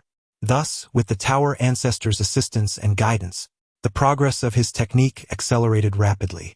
By evening, Zhou Qing suddenly entered, looking at Yi Tianming. Young Master Yi, the deputy head of the academy Yuan Qi, wishes to speak with you. What do you think? Yi Tianming responded, Am I obliged to converse with him? Zhou Qingdao stated that he came with sincerity. Yi Tianming cast a deep glance at Zhou Qing and replied, Then let him enter. Zhou Qing nodded in agreement. Shortly thereafter, Yuan Qi walked in. Zhou Qing remained, for after the previous incident, he was genuinely apprehensive. Should this young lad truly act recklessly, the situation would become irretrievable. The Grand Elder approached Yi Tianming with a smile, introducing himself, Young Master Yi, I am Yuan Qi, the Vice Principal of the Academy. You may call me Elder Yuan. Yi Tianming regarded him silently. Yuan Qi inquired, Young Master Yi, do you know why they sent me? Yi Tianming shook his head, indicating he did not know. Yuan Qi chuckled. It is because I was not involved in the allocation of this special recruitment quota. Even if Qingzhou conducts an investigation, as long as you remain unharmed here, I shall not be affected in any way. Yi Tianming responded, Elder Yuan, are you trying to convey that you have a clear conscience regarding me, or rather, that your stance is entirely impartial? Yuan Qi smiled. You are even more astute than I anticipated. To be frank, I am not representing the academy this time, but rather the Shao family. Yi Tianming remarked, It appears that the academy does not intend to impose severe penalties on the elders involved or the Shao family. Yuan Qi turned to Zhou Qing, who assured him, Elder Yuan, rest assured, there will be no eavesdroppers here. He had discreetly used his spiritual sense to check Yi Tianming's spatial ring and confirmed that there were no recording devices within. Yi Tianming cast another glance at Zhou Qing and it was evident that this leader of the Qingzhou Guanyuan Guard was indeed one of their own. Yuan nodded and said, "Young Master Yi, I shall be forthright. Given the numerous elders involved in this matter, the Academy cannot possibly conduct a self-investigation. Should they attempt such a course, chaos would ensue within the Qingzhou Academy, as many individuals would be implicated, which would adversely affect the prospects of the dean and the heads of various departments. Thus, even in the absence of the Shao family, the Academy will not align itself with your interests. This is simply the reality." Yi Tianming remained silent. Observing Yi Tianming's lack of a vehement reaction, Yuan continued, "Even if we were to entertain the notion that the Academy genuinely supported you, it would still be improbable for them to take action against the Shao family. Firstly, Qingzhou Academy lacks the authority to directly address the Shao family. To confront such a formidable entity, the Academy is utterly incapable. Secondly, the Shao family's connections and influence far exceed your imagination. As of now, there has been no movement from the Guanchuan realm, indicating that the Shao family has already made the necessary arrangements. Do you grasp my meaning?" Yi Tianming smiled, recognizing the clarity in Yuan's words. How could he not understand? Yuan then continued, "Now, let me disclose the conditions proposed by the Shao family. Firstly, they are willing to offer you 30 minor calamity pills and 20 major calamity pills, in addition to 300,000 spirit crystals. This is the offer from the Shao family. The Academy, too, has extended an offer. During your 3 years of study at the Academy, as long as you remain on campus, they can guarantee your safety and are prepared to provide you with certain resources to facilitate your cultivation." Yi Tianming looked at Yuan and asked, "Elder Yuan, do you genuinely believe this?" Yuan Qi demurred, expressing his disbelief, asserting that their current reluctance to harm him stemmed entirely from the influence of the Guan-Suen path. He warned that once the public relations advantage afforded by the Guan-Suen path dissipated, the Shao family would promptly eliminate him to prevent future troubles. Yi Tianming inquired whether Elder Yuan believed he would acquiesce to such terms. Yuan Qi responded that Yi Tianming faced two alternatives. The first was suicide, which would implicate the Shao family and the Azure Province Guan-Suen Academy, leading to severe repercussions for all involved. Even those who survived would see their political aspirations irrevocably extinguished. While the Shao family would suffer significant damage, they would not be entirely annihilated, with the worst-case scenario being banishment. Yi Tianming remained silent. Yuan Qi continued, stating that the second option was to accept their conditions, a path fraught with peril but not entirely devoid of hope. Yi Tianming fixed his gaze upon him, saying nothing. Yuan Qi explained that this hope lay in securing a powerful patron, a mentor of considerable influence within a year or even 6 months. Such a mentor's support might dissuade the Shao family from harming him. However, he acknowledged the difficulty of finding such a mentor in the current circumstances, yet maintained that anything was possible. Yi Tianming questioned what would happen if he refused to reconcile. Yuan Qi gazed intently at him, contemplating the notion of mutual destruction. "Of course, I understand that you may not fear death, but let me be frank. The powerful members of the Shao family have already made their way to Qingzhou City." Yi Tianming fixed his gaze on Yuan Qi, his left hand tightly gripping the Dao sword. Yuan Qi continued, "The Shao family has not stated it outright, but I comprehend their intent. Should you choose to pursue this path of mutual destruction, they will swiftly execute every member of the Yi family. After all, if it is to be a matter of ruin, they would not hesitate to add another crime to their list." Yi Tianming turned to Zhou Qing, who murmured, "Young Master Yi, while you are alive, we will ensure the safety of the Yi family." It was evident that once he breathed his last, there would be no one left to safeguard their well-being. Suddenly, Yi Tianming erupted in laughter. "Ah, how splendid is the Guanyuan Academy, how remarkable are the aristocratic families. I have truly witnessed your stratagems." Zhou Qing remained silent. He was aware that he must align himself with the Academy and the Shao family, for he understood that Yi Tianming could never contend with the might of Qingzhou Guanyuan Academy and the Shao family.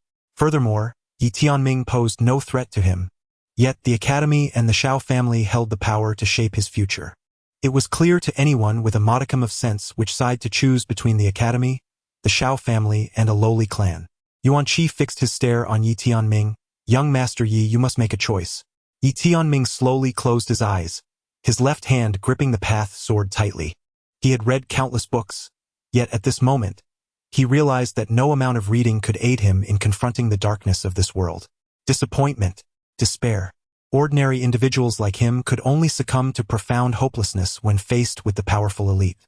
The malice of these individuals was truly unfathomable. Suddenly, Yi Tianming opened his eyes, gazing at Yuan Qi with an expression filled with madness. He understood that even if he surrendered, they would not spare him, nor would they show mercy to the Yi family. Thus, he resolved to fight to the bitter end. With that, he ignited both his flesh and soul, simultaneously drawing the path sword, ready to engage in a fatal struggle. Rather than languishing in defeat at their hands, he preferred to meet his end with great fervor. To hell with it. At that moment, a graceful figure rushed into the hall.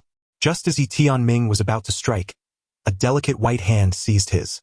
He turned to see the person before him, taken aback. It was none other than Nan Lingzhao. She looked at him, daring him to defy her. "Are you brave enough to ascend to the Xian realm with me and lodge a complaint against the emperor?" Yi Tianming met her gaze and found his courage. "I am."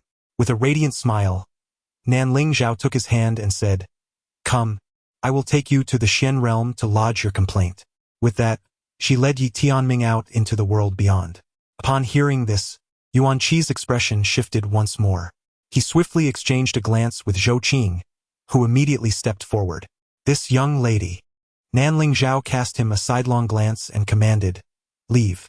With a thunderous roar, a formidable aura surged forth, instantly immobilizing Zhou Qing in his place, leaving him astounded. Suddenly, Nan Lingzhao lifted her gaze to the heavens and bellowed, "Who approaches?" Boom! Countless powerful presences pierced through the void, and soon, thousands of elite Guanyuan guards materialized in this realm. A middle-aged man clad in armor approached Yi Tianming and Nan Lingzhao, bowing deeply as he declared, "Commander Hu Pan of the Panzhou Guanyuan Guards pays his respects to you, Lord Zhao." Simultaneously, another armored figure shattered the space to stand before Yi Tianming and Nan Lingzhao, offering a deep bow as well. "Commander Lu Yen of the Yongzhou Guanyuan Guards pays his respects to you, Lord Zhao." Nan Lingzhao glanced towards the distant Zhou Qing and his companions, addressing the two commanders. "I have summoned you both across the provinces due to my distrust of everyone from Qingzhou. I ask you to safeguard us on our journey." The two men clasped their fists in salute, vowing, "We shall protect the Lord and young Master Yi at all costs." Turning to Yi Tianming, Nan Lingzhao declared, "Come. Sister will lead you to seek justice." With that, she grasped Yi Tianming's hand and strode forth, her eyes glinting with murderous intent, exclaiming, "Who dares to obstruct us?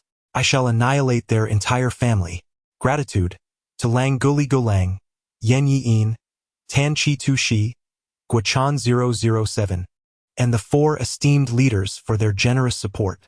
I extend my heartfelt gratitude to friends such as Chen Mo Qing Gu, Wu Ko Ko, and Yi Xian Story Club for their generous contributions. I also wish to express my appreciation to all readers who have supported me through donations and votes. Thank you. Dear readers, my new book has been launched, and I humbly request your continued support. If you haven't yet added it to your favorites, I kindly encourage you to do so. Should you have any votes to spare, that would be even more delightful. You are welcome to visit the Zongheng novel platform, where access is currently free, allowing you to enjoy several chapters each day. Thank you all for your unwavering support.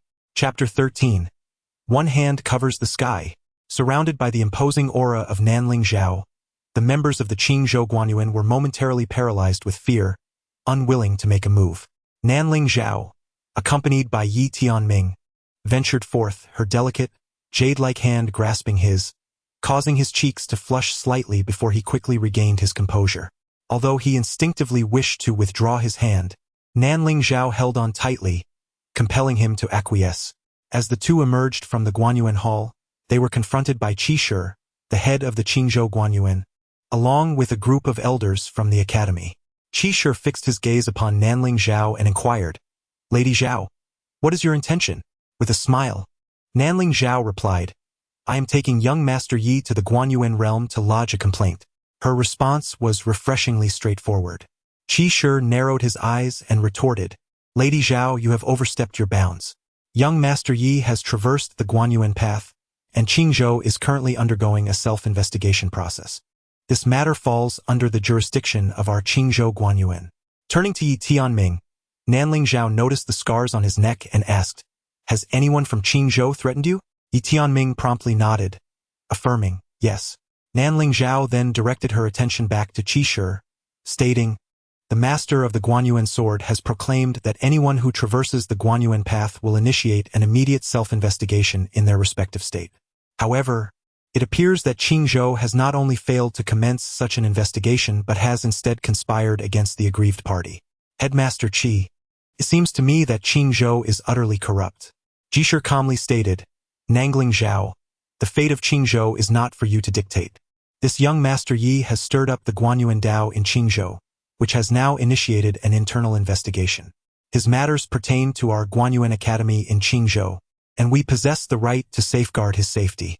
As his voice echoed, Zhou Qing immediately gestured, summoning the Guanyuan guards surrounding Qingzhou to converge. The boundary defenders, who had been stationed outside, hastily rushed into the academy. "I will see who dares." The commander of the Panzhou Guanyuan guards, Hu Pan, stepped forward. With a wave of his hand, thousands of Panzhou Guanyuan guards descended from the skies. Similarly, Lu Yen, the commander of the Yongzhou Guanyuan guards, signaled, and thousands of his elite guards followed suit, resulting in over 10,000 Guanyuan guards encircling Yi Tianming and Nangling Zhao. Jishir fixed his gaze intently on Hu Pan and Lu Yen. "Without an external command, you have no authority to enforce the law in Qingzhou. If you trespass, I shall not hesitate to take your lives, and the external authorities will be powerless to intervene." Hu Pan scoffed, "Director Jishir, we indeed lack the jurisdiction to enforce the law in Qingzhou. However, do not forget that Lady Zhao is an inspector. She has the authority to mobilize military forces from any region. It is only natural that we act under her command." Jishir shot a cold glance at Hu Pan before turning to Nangling Zhao. "Qingzhou has the duty to protect young Master Yi. Therefore, I cannot allow you to take him with you." With that, he gestured decisively. Suddenly, dozens of formidable presences surged forth, each one a top-tier expert meticulously cultivated by the academy, their prowess far exceeding that of the ordinary local Shuangguan guards. Nanling Zhao smiled and said, "Director Ji, are you prepared to resort to violence?" Ji Shi, expressionless, responded, "It is my duty. I must regrettably offend you, my lord." Nanling Zhao fixed her gaze upon Ji Shi, her right hand slowly clenching. The atmosphere in the arena became tense, as if a sword were drawn. Elder Yu stepped forward abruptly, his voice grave, "My lord Zhao, your actions are indeed contrary to protocol. Rest assured, this young Master Yi is completely safe within our academy." "Safe?" Nanling Zhao shot him a cold glance. "You have forced him to contemplate suicide, and yet you have the audacity to claim he is safe here?" Elder Yu's countenance darkened. "My lord Zhao, this matter involves the Shao family and many others. By acting as you do, what position do you leave the Nanling family in?" Clearly, this was a warning to Nanling Zhao. "You too have a family. Is it worth offending so many powerful factions for the sake of an ordinary individual?" Yet, Nanling Zhao merely shook her head slightly. "I, Nanling Zhao, have been in the Inspection Institute since I was 14, a span of 5 years. Throughout this time, I have witnessed the darkness of this world that many have not seen. On numerous occasions, I have made compromises, understanding that the law cannot truly eradicate all evil. Sometimes, such compromises serve the greater good. However," at this point, she shot a chilling glance at Ji Shi and the others. "If I yield today, this powerless, unconnected youth from Qingzhou will be driven to his death by your hands." The inspector, tasked with uncovering the injustices of the world, commanded, "Come, let us break free from Qingzhou." Upon uttering these words, she suddenly waved her sleeve, unleashing a formidable force that instantly sent several formidable members of the Guanchuan Guard flying from her path. Beside her, the leaders Hu Pan and Lu Yen were seized by shock at the declaration of Lady Nanling Zhao to break out of Qingzhou. The magnitude of a battle between the two regions' Guanchuan Guards was unfathomable. However, at that moment, they had no alternative but to follow Nanling Zhao into the fray. A direct confrontation ensued. With reckless abandon, the previously composed Ji Shi, witnessing Nanling Zhao's decisive action, was taken aback and filled with fury. He hastily declared, Protect young Master Yi. I shall bear any consequences. Upon hearing Ji Shi's words, the Guanchuan guards of Qingzhou and the boundary protectors cast aside their reservations and surged towards Nanling Zhao and her companions. Grasping Yi Tianming with one hand, Nanling Zhao resolutely broke through the encirclement, soaring towards the heavens. Leave! Just then, a thunderous roar echoed from below, followed by a colossal hand rising to the sky, aiming to seize Nanling Zhao and Yi Tianming. It was indeed Ji Shi. In a swift motion, Nanling Zhao yanked Yi Tianming behind her, clenched her fist, and struck downwards with tremendous force. Bang! The stone figure, Qi Shi, staggered back several paces, utterly astonished as he beheld Nanling Zhao, a deity of such youthful appearance. However, Nanling Zhao paid him no heed, seizing Yi Tianming and soaring toward the horizon. Witnessing this, a flicker of malice crossed Qi Shi's eyes. Abruptly, he waved his sleeve, unleashing a grand seal that soared forth, causing the very fabric of space to tremble violently. An array of formidable energies converged from the cosmos, forcibly returning Nanling Zhao and Yi Tianming to their original position. The seal of the Qingzhou Din. This esteemed seal, bestowed by the cabinet of the Guanyuan realm, is classified as a divine artifact, its potency amplifying significantly within the Qingzhou territory. While Nanling Zhao and Qi Shi initially stood on equal footing, the emergence of the Qingzhou Din's seal instantaneously subdued her. Qi Shi's gaze bore into Nanling Zhao, brimming with murderous intent. Nanling Zhao, according to the rules and the law, this Yi Tianming is under the jurisdiction of Qingzhou. Should you persist in your interference, I shall not hesitate to end your life. Neither the inspection court nor your Nanling family can contest my actions today. And my life? You? Nanling Zhao retorted with a cold laugh. With that, she abruptly waved her sleeve, and a grand seal erupted from her garment, charging directly towards the Qingzhou Din's seal. Upon their collision, a cataclysmic wave of power surged forth, causing the surrounding space to ripple violently. Qi Shi opened his palm, the Qingzhou Din's seal resting within, his gaze fiercely fixed upon Nanling Zhao. The inspection seal. Nanling Zhao opened her palm, revealing the inspector's seal, which emanated radiant golden light, accompanied by a powerful force that surged forth from within. Qi Shi's expression darkened considerably, for he understood that he was utterly powerless against Nanling Zhao. He cast a wary glance around, his gaze heavy with foreboding. The moment Nanling Zhao appeared, he had already alerted the Shao family, fully aware that behind her stood the inspectorate and the Nangling clan.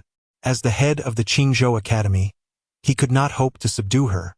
His only option was to stall her. However, the absence of the Shao family members only fueled his frustration. Suddenly, Nangling Zhao pointed decisively at the inspector's seal, unleashing a torrent of golden light. Within this brilliance, countless intricate golden runes surged forth like a tempest, striking relentlessly towards Qi Shi. The immense power contained within the runes forced him to stagger backward repeatedly. Yet, Nangling Zhao refrained from pursuing her assault. Instead, she grasped Yi Tianming's hand and leaped into the air, disappearing in an instant, now thousands of feet away. It was Yi Tianming's first experience of such altitude, and he appeared somewhat anxious, instinctively wrapping his arms around Nangling Zhao's waist, his face pale with apprehension. Nangling Zhao glanced back at him, teasingly remarking, "You're taking advantage of me." Yi Tianming hurriedly released his grip, stammering an explanation. "Miss Zhao, Nangling Zhao suddenly broke into a charming smile. "Never mind, I forgive you, just hold on tight." Yi Tianming let out a sigh of relief, still supporting Nanling Zhao's waist, though not gripping it as tightly as before. He merely clutched at the fabric of her dress. Suddenly, Nanling Zhao took the initiative to wrap her arms around his waist. Yi Tianming turned to look at her, noticing her beautiful face adorned with a grave expression as she gazed into the distance. At that moment, several hundred zhang away, the fabric of space and time abruptly tore apart, and a series of phantoms surged forth. Leading the charge was a figure wielding a black spear, which he thrust towards Nanling Zhao and Yi Tianming with great ferocity. The force of the strike was overwhelmingly terrifying, making Yi Tianming feel as though a mountain bore down upon his heart, rendering him breathless. A glimmer of cold light flashed in Nanling Zhao's eyes as she wielded the inspector's seal, smashing it forward. A surge of golden runes erupted, instantly forcing the black-clad warriors to stagger back. With a smile, Nanling Zhao addressed the group of black-clad figures, saying, "Xiao family, you truly are cornered dogs, daring even to obstruct an inspector." The leader of the black-clad figures rasped, "What Xiao family? We know nothing of it." Nanling Zhao, unwilling to engage in further dialogue, prepared to act, but at that moment, the surrounding space began to tremble, and dozens of black-clad figures materialized in the area. These figures were all at least of divine status, with several concealing their true aura and realm. The leader of the black-clad figures fixed his gaze on Nanling Zhao, stating, "Nanling Zhao, our target is the person behind you. You are free to leave at any time." Nanling Zhao remained silent. "Miss Zhao," Yi Tianming suddenly declared, "allow me to confront this alone." Nanling Zhao turned to gaze at Yi Tianming, who continued, "I feel a deep sense of guilt for having implicated Lord Fangshao earlier, and now for involving you as well." Nanling Zhao shook her head and replied, "Do not harbor such thoughts. You have not caused trouble for anyone. Whether it be Fangshao or myself, our duty extends beyond merely safeguarding you, Yi Tianming. We are also defending the justice of this world. In truth, it is I who should feel ashamed for allowing you to endure such injustice." As she spoke, she turned her attention to the group of men in black and smiled. "Today I, Nanling Zhao, wish to see if your Xiao family can truly dominate the skies." The leader of the men in black retorted, "Nanling Zhao, what purpose does this serve? As we understand it, this person has no ties to you. Why involve yourself in this turmoil? If not for yourself, then at least consider your Nanling clan. Should you choose to depart today, we shall owe your family a favor." However, Nanling Zhao laughed, asserting, "In this day and age, many troubles arise from various favors and obligations. Out of respect for your Xiao family's ancestors, let me offer a piece of advice. It is not too late for your family to turn back." The leader of the men in black fell silent for a moment before responding, "What Xiao family? We do not comprehend." Nanling Zhao narrowed her eyes, realizing, "It appears you intend to silence us." The man in black replied, "How could we dare to harm an inspector?" He then glanced at Yi Tianming beside Nanling Zhao, opening his palm to reveal a luminous screen that materialized from his hand, displaying an image of the Yi family. At this moment, atop the roof of the Yi residence, a dozen figures clad in black stood, casting their gaze down upon the entirety of the Yi clan. One of the cloaked individuals spoke, "Yi Tianming, should you choose to accompany Lord Nanling Zhao, your Yi family will be left with nothing." Chapter 14. I, Yi Tianming, take an oath. Yi Tianming was not angered. On the contrary, he remained unnaturally calm. He fixed his gaze upon the leader of the black-clad men. The Yi family was indeed his Achilles heel, yet he understood that even if he compromised today, they would ultimately not escape the clutches of the Xiao family. Therefore, go ahead and kill. The leader of the black-clad men rasped, "You fear not death, nor do you fear for the lives of the Yi family. However, you must comprehend that there exists a state worse than death. We can render your entire clan to endure a fate more agonizing than death itself." Yi Tianming stared fiercely at the leader of the black-clad men, declaring, "I, Yi Tianming, swear upon my blood, if I do not perish, one day I shall ensure that the entire Xiao family finds themselves in a predicament where they cannot live nor die." A derisive chuckle escaped the lips of the leader of the black-clad men, filled with mockery. "Yi Tianming, you are utterly oblivious to your own ignorance and the true implications of being a second-rate family. Should you ever ascend to a higher echelon, you will realize the folly of speaking such words in the presence of a second-rate family. It is akin to an ant standing before an elephant, exclaiming, 'I shall bite you to death.'" Beside him, the other formidable figures in black also erupted in laughter. Yi Tianming continued to glare at these black-clad men. He had contemplated suicide, hoping to initiate a self-examination of the observation realm, but such thoughts had abandoned him. He was acutely aware that even if he took his own life, the observation realm would likely not execute these individuals. The Xiao family would persist, and it would not be long before they returned to their former state. For no one would dare offend the Xiao family for the sake of a deceased individual. The way of observing the mystical. At this moment, he has truly realized that the law holds no significance for these privileged families. It merely serves them. The leader of the black-clad figures fixed his gaze upon Yi Tianming, declaring, "I will count to 3. If you do not come with us, for every breath that passes, we shall take the life of a member of the Yi family." Just then, an unforeseen turn of events unfolded. Above the Yi residence, 3 formidable young individuals suddenly descended. 2 men and a woman, all in their 20s. They charged towards the group of black-clad figures, and within mere moments, they had vanquished them. The unexpected turn left the leader of the black-clad figures and his companions in shock.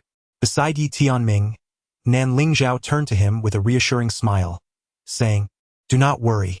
When I came to find you, I had a friend at the academy go to the Yi family to protect your loved ones." Yi Tianming's anxious heart finally found solace as he looked at the woman before him, expressing his gratitude. "Thank you." Nan Lingzhao smiled gently, remaining silent as she turned her attention back to the leader of the black-clad figures, asserting, "I am taking him to the realm of observing the mystical now. If your Shao family intends to silence us, you must act swiftly." Nan Lingzhao, the leader of the black-clad figures, once calm, now revealed a sinister glare. "What benefit does this serve you or your Nanling family?" Nan Lingzhao met his gaze resolutely, stating, "In public, as a patrol envoy, I am duty-bound to address injustices. In private, I cannot tolerate your actions." Yi Tianming, "Very well," the leader of the black-clad men, filled with fury yet smiling ominously, commanded, "Kill. Eliminate this wretched person." As his voice echoed, several enigmatic powerhouses beside him surged forward, tearing through the fabric of space with a terrifying aura as they charged towards Nan Lingzhao. Her eyes narrowed slightly. She sensed the presence of half-step Emperor Realm warriors. With a resolute step forward, she opened her palm, causing the inspector's seal in her hand to tremble violently, erupting into a cascade of golden light. Yet, her complexion paled instantly, for she had summoned the full might of the inspector's seal, a feat that exacted a heavy toll on her. Boom! The 1,000 beams of golden light instantly forced the 3 half-step Emperor Realm warriors to retreat hundreds of feet. Seizing the moment, Nan Lingzhao grasped Yi Tianming's hand, leaped into the air, and vanished into the horizon.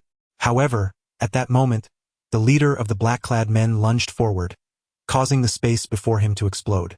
In his grasp appeared a long spear, its menacing trajectory locking onto the distant figures of Nan Lingzhao and Yi Tianming. At the edge of the sky, Nan Lingzhao's pupils constricted sharply. She spun around, her finger pressing against the inspector's seal, which emanated a golden light that enveloped her and Yi Tianming. Yet, as the spear thrust forth, the golden aura quivered violently, fissures appearing all over its surface. Before Nan Lingzhao could react, the leader of the black-clad men thrust his spear once more. Bang! The golden protective barrier shattered instantaneously, and the overwhelming force of the spear sent Nan Lingzhao and Yi Tianming staggering back. Saint Realm. Nan Lingzhao's expression was grave, and just as she halted, 3 formidable forces surged forth, belonging to the 3 powerful beings of the Saint Realm. Suddenly, she formed a hand seal before her, invoking the 10,000 Laws seal. The inspector's seal that floated before her trembled violently, and an array of golden runes erupted forth, suspended between heaven and earth, shielding her and Yi Tianming. The trio of semi-emperor realm cultivators found themselves utterly powerless against these golden runes. However, as the leader among them, clad in black, thrust forward with his spear, all the golden runes shattered in an instant, the spear piercing straight into Nan Lingzhao's abdomen. Just as the black-clad leader prepared to deliver a fatal blow, a sudden humming sound echoed from the distant horizon. In the next moment, a beam of sword light sliced through the sky, racing towards them with astonishing speed. In the blink of an eye, it reached the rear of the black-clad leader, the overwhelming sword aura causing his expression to change dramatically. He was compelled to defend himself, swiftly turning around and pointing his fingers like a spear, fiercely thrusting forward, a spear light emerging from his fingertips. Boom! Countless spear lights shattered, and the leader was forced to retreat several hundred zhang. He stared in horror at the distance, where stood a woman in a black dress, a sword sheath on her back and a long sword in hand, as cold as snow. The leader's gaze was fixed on the woman, filled with deep trepidation. "You are from the sword sect." Upon uttering these words, the expressions of the black-clad cultivators in the vicinity changed dramatically. In the realm of Chu Xuan, There exists but one sword sect, which holds a position of extraordinary significance, so much so that even the cabinet cannot issue direct commands to them. They heed only the directives of the president of Guanchuan, embodying a truly transcendent force. How could members of the sword sect possibly arrive? The leading figure in black felt an overwhelming sense of dread as he suddenly turned his gaze towards Nan Lingzhao, realizing that it was undoubtedly this woman who had summoned them. Her identity was equally exceptional, with numerous acquaintances in the Guanchuan realm, including friendships with members of the sword sect, which was hardly surprising. Nan Lingzhao addressed the sword-wielding woman, Pei Buling, with a smile. If you do not arrive soon, we shall have to wait until our next life to meet. In the distance, the woman clad in black turned to glance at her, and upon noticing the injury on her abdomen, her delicate brows furrowed in concern. She then directed her gaze towards the group of black-clad individuals, her expression one of defiance.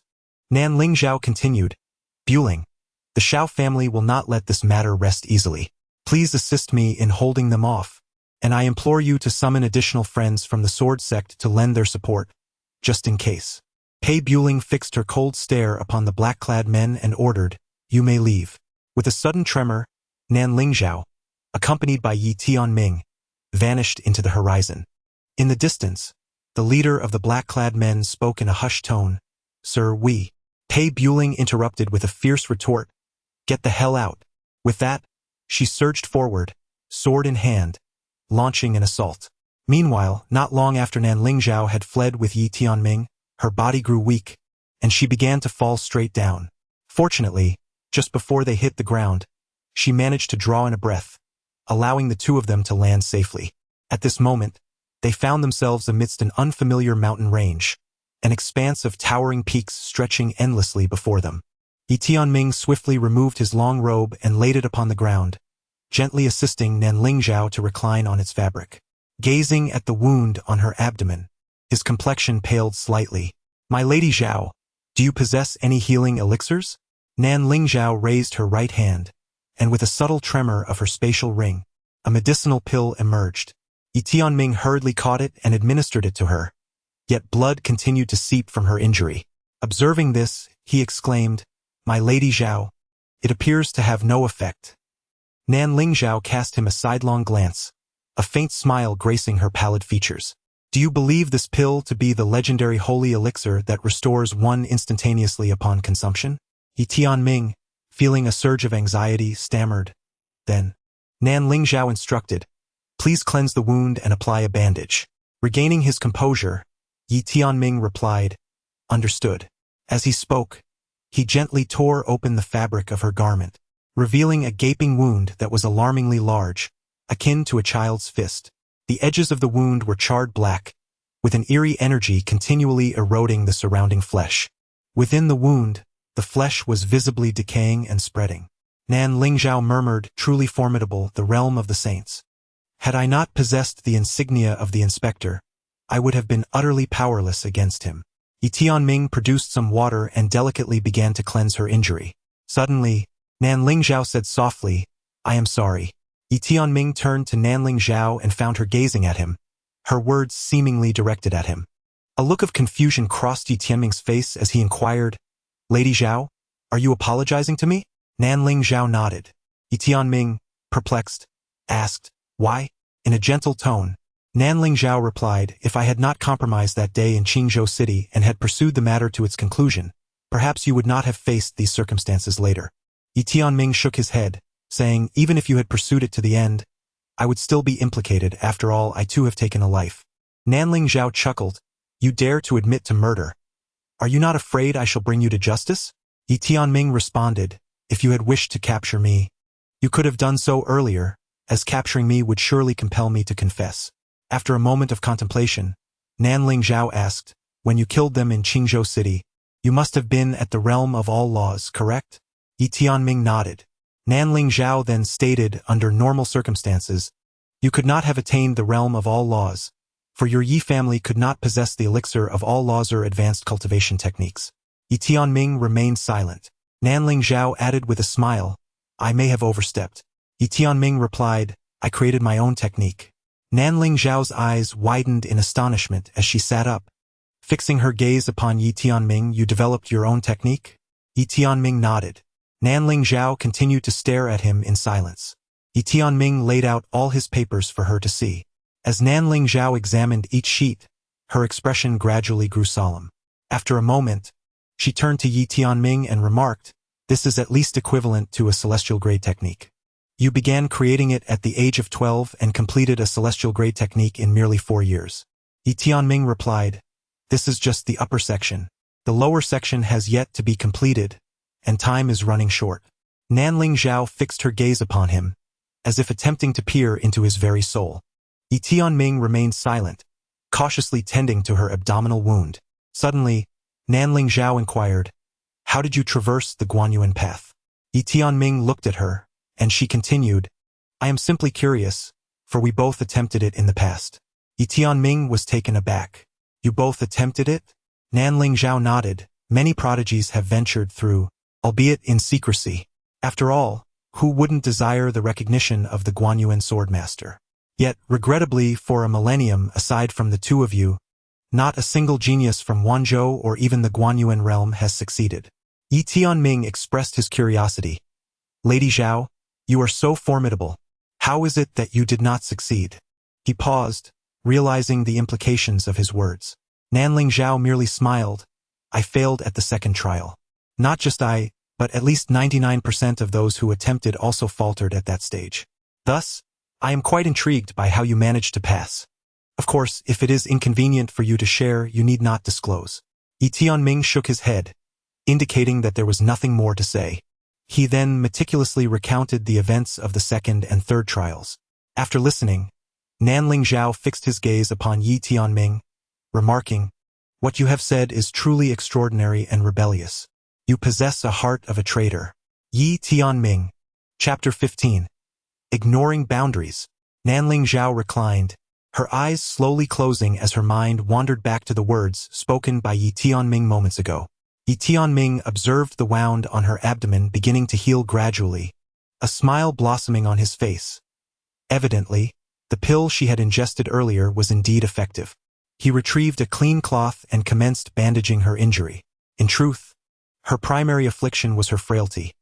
She had forcibly activated the inspector's seal, expending an immense amount of energy, leaving her utterly spent. At this juncture, Nanling Zhao abruptly opened her eyes, her conviction solidifying. This world does not require a living savior. Any such figure is merely human, and humanity's strength is finite. Nothing can rival the enduring essence of unwavering faith. Upon uttering this, she gazed at Yi Tianming, remarking, "Your words resonate profoundly." Yi Tianming replied, "I merely spoke casually." Nanling Zhao shook her head, asserting, "Your words are not only eloquent. What is most remarkable is your audacity. Were it another, they would never dare to utter such sentiments, especially the notion that the swordmaster of observation should not exist. Your courage is extraordinary." Yi Tianming countered, "Did not the doctrine of the observation sect proclaim freedom of speech?" Nanling Zhao chuckled softly, shaking her head in silence. Such a statement was hardly credible. Yi Tianming inquired, "Shall we still proceed to the observation realm?" Nanling Zhao responded earnestly, "Of course." Yi Tianming suggested, "Shall we fly there once your wounds are healed? What are you thinking?" Nanling Zhao smiled, remarking that the journey to the observation of the profound realm was indeed a distant one. She noted that even for those at the saint level, it would require at least a year's flight to reach their destination. Therefore, they must utilize the teleportation array, which would allow them to arrive in just 1 hour. Yi Tianming inquired if they needed to go to the immortal treasure pavilion. Nanling Zhao replied that it was unnecessary, as their inspection division had its own teleportation array located several hundred miles away. She indicated that once she regained some of her vital energy, they could set off immediately. Yi Tianming nodded in agreement. As he spoke, he tore a sizable piece from his robe and carefully wrapped it around Nanling Zhao's exposed abdomen. Suddenly, she produced a medicinal pill to restore her energy and swallowed it. She attempted to rise but felt weak. Just as she stood, she nearly collapsed, prompting Yi Tianming to swiftly support her. After surveying their surroundings, Nanling Zhao suggested that they seek a secluded location. She then turned to Yi Tianming and asked if he could fly with a sword. He shook his head, explaining that his instructor had only taught him the sword technique of heaven severance and had yet to impart the art of sword flight. Moreover, he had little desire to learn it. After another glance around, Nanling Zhao directed her gaze to the right and instructed him to help her in that direction. Yi Tianming nodded and assisted her as they made their way to the right. However, the mountainous path was treacherous, and with Nanling Zhao attired in a skirt, they encountered considerable difficulty as branches obstructed their progress. Yi Tianming suggested, "Lady Zhao, allow me to carry you." As he spoke, he retrieved a long robe from his spatial ring and laid it upon his back, then approached Nanling Zhao and knelt before her. Nanling Zhao glanced at the robe draped across Yi Tianming's back and did not refuse. She leaned down and rested upon him. The robe served as a barrier, allowing them to avoid any intimate contact, thereby alleviating much of the awkwardness. Yi Tianming carried her as he walked towards the distance. Despite bearing an extraordinary beauty upon his back, his mind was devoid of any fanciful thoughts. Instead, he was consumed with the desire to enhance his strength, for he had come to realize that the so-called observing the profound divine method was utterly ineffective in this world. There were far too many individuals and factions that transcended the law. The law was only beneficial to the common folk. Power was the true path. Suddenly, the small tower spoke.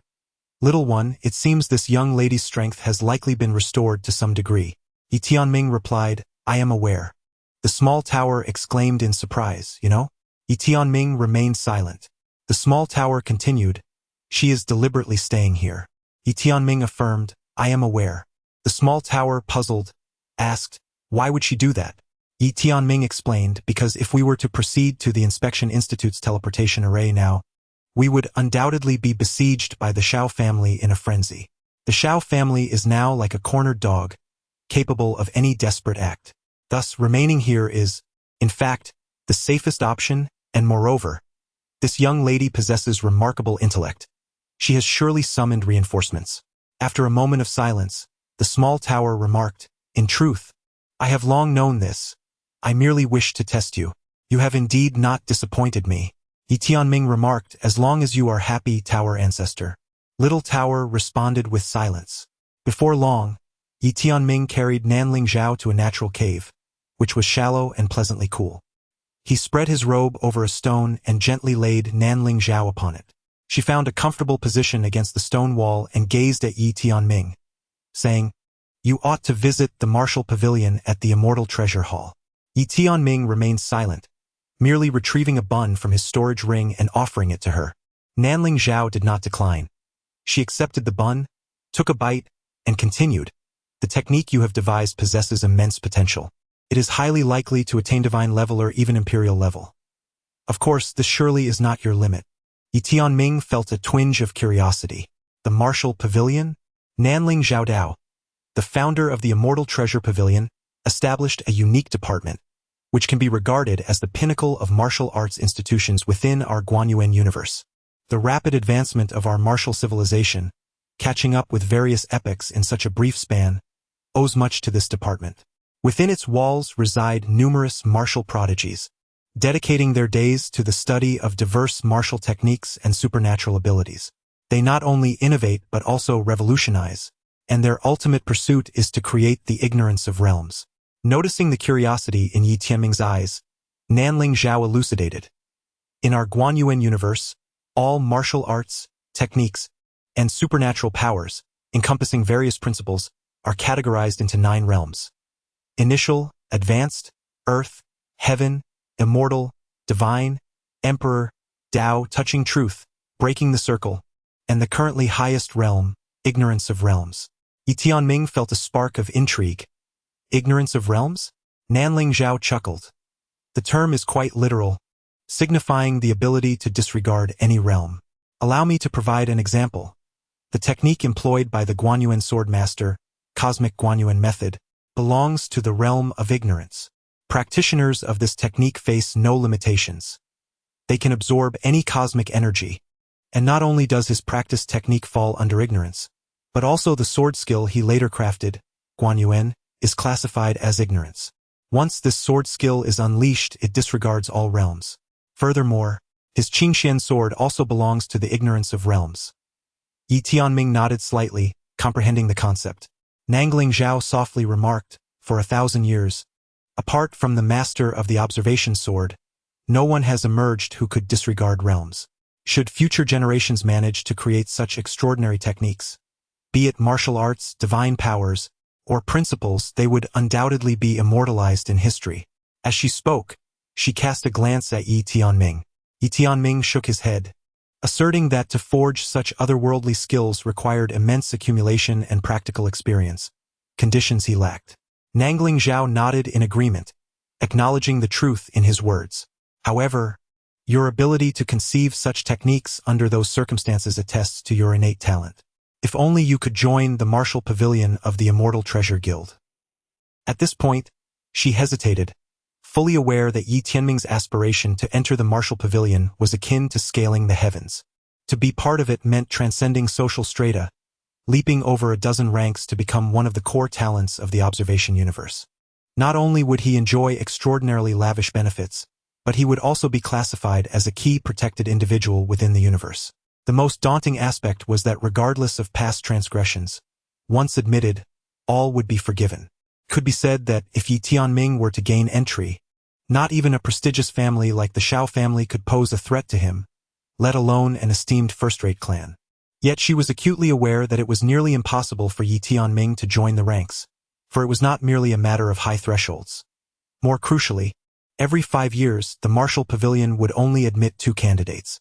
These coveted slots were beyond the reach of second-tier aristocratic families, and even first-tier families would engage in fierce competition, often resorting to physical confrontations. Gaining admission to the martial pavilion signified the unparalleled opportunity to freely study all the martial arts, techniques, and principles contained within. If first-tier families were willing to fight tooth and nail for such an opportunity, one could only imagine the plight of ordinary individuals. Faced with these elite families, commoners possessed no advantages whatsoever. Even if one were a prodigy, capable of rivaling the core heirs of the first-tier families, they would still fall short, for the connections these families wielded were beyond comprehension. Moreover, hypothetically speaking, should one actually secure such a coveted position, lacking the backing of a formidable figure would render them vulnerable. Those powerful families could easily usurp that opportunity. What kind of influential figure could possibly command respect from these formidable sects and families? Undoubtedly, it would have to be a core member of the Yang family, for the Immortal Treasure Pavilion only heeded the Yang family's command. Even the Grand Minister would find their authority diminished if they were not of the Yang lineage. They could choose to show favor or withhold it, leaving you utterly powerless. However, conversely speaking, if you were acquainted with a core member of the Yang family, would the martial pavilion slot still matter to you? Eventually, the 2 positions allocated by the martial pavilion every 5 years were predetermined by the prominent first-rate families. To maintain harmony, these illustrious families tacitly adhered to an unwritten rule. They would take turns, this time it would be your 2 families, and next time it would be ours. Yi Tianming suddenly interjected, Lord Zhao, my Yi family. Nangling Zhao withdrew her thoughts and smiled. Do not worry about the Yi family. My friends possess formidable strength, and they will safeguard your family. Furthermore, I have also informed my kin from the Nanling family, and we have dispatched several strong warriors to Qingzhou City. Yi Tianming gazed at her. Lord Zhao, you have assisted me so much. I truly do not know how to express my gratitude. Nangling Zhao chuckled. As an inspector, it is my duty to do so. There is no need for thanks. Yi Tianming cast her a glance but remained silent. Nangling Zhao continued to observe him, causing Yi Tianming to feel somewhat uncomfortable under her scrutiny, and his face inevitably flushed. Nangling Zhao remarked with a smile, what makes you blush? Yi Tianming hastily replied, I'm just a bit warm. Nangling Zhao reassured him, do not fret. The Shao family cannot obscure the heavens of the Guanguan universe. Yi Tianming nodded and then expressed, Lord Zhao, there is one matter I do not quite comprehend. Why does the Shao family dare to act so recklessly? They not only openly disregard the laws of the Guanguan but even dare to threaten you. Nangling Zhao responded, there are several reasons, but the primary one is sheer arrogance. Yi Tianming furrowed his brows. Expansion? Nangling Zhao nodded. Although the Shao family was classified as a second-tier family, they were distinct from other families of the same rank. Their ancestors had once shared a romantic connection with the master of the Guanyuan sword. This historical tie rendered the Shao family's status exceedingly unique. Throughout the entire Guanyuan universe, even first-tier families would grant them a measure of respect, leading to the Shao family's inevitable inflation over time. Yi Tianming remarked, "There is another reason. I am merely a member of a lowly family, am I not?" Nanling Zhao affirmed, noting that, from a standpoint of power, a lowly family would indeed be regarded as insignificant by the Shao family. Consequently, they held a genuine disdain for him, even though he had traversed the Guanyuan path. To them, he remained inconsequential, as the Shao family boasted a legacy spanning millennia, a depth of heritage that no mere prodigy could possibly disrupt. At this point, she suddenly fixed her gaze upon Yi Tianming. "It matters not whether others value you. What is paramount is that you hold yourself in esteem." Yi Tianming nodded in understanding. "I comprehend." Nanling Zhao chuckled, "Of course you do. You, my friend, are quite the rebel." Yi Tianming. Nanling Zhao continued, "Inflation leads to a loss of reason. The current Shao family has, in fact, succumbed to irrationality. Under normal circumstances, the Qingzhou Guanyuan Academy would never align itself with their madness. However, the internal issues within the academy are numerous and insurmountable. Thus, they are compelled to follow the Shao family and conspire with them to coerce you into abandoning your investigation." Yi Tianming inquired, "Is it solely the Qingzhou Guanyuan Academy? Or do the Wan Prefecture's Guanyuan Academy share the same plight?" Nanling Zhao leaned against the stone wall, appearing somewhat weary. "I do not know." Yi Tianming gazed at Nanling Zhao, who, with a faint smile, remarked, "As an inspector for 5 years, I have witnessed an abundance of darkness during this time." As she spoke, she produced a thick stack of papers, casually drawing one from the pile. "Take this incident, for instance, which occurred in Banzhou's Qingshan town. A woman was publicly violated, yet the perpetrator faced no repercussions. When the woman and her family sought to appeal, do you know what happened? The very next day, the woman and her family were exterminated. The entire Qingshan town concealed this tragedy, simply because the assailant was the son of the town's law enforcement commander." Yi Tianming furrowed his brow. Nanling Zhao continued, "The small captain of law enforcement in a little town may seem like a trivial official to people like us, but in their local domain, they wield immense power, easily manipulating ordinary citizens. Moreover, the smaller the place, the more chaotic and lawless it becomes, resembling a local emperor." Yi Tianming remained silent, merely taking out a steamed bun and nibbling on it. After a few bites, he offered another bun to Nanling Zhao. Nanling Zhao accepted the bun and took a bite, chuckling, "Do you enjoy eating steamed buns?" Yi Tianming nodded, expressing that he had liked them since childhood.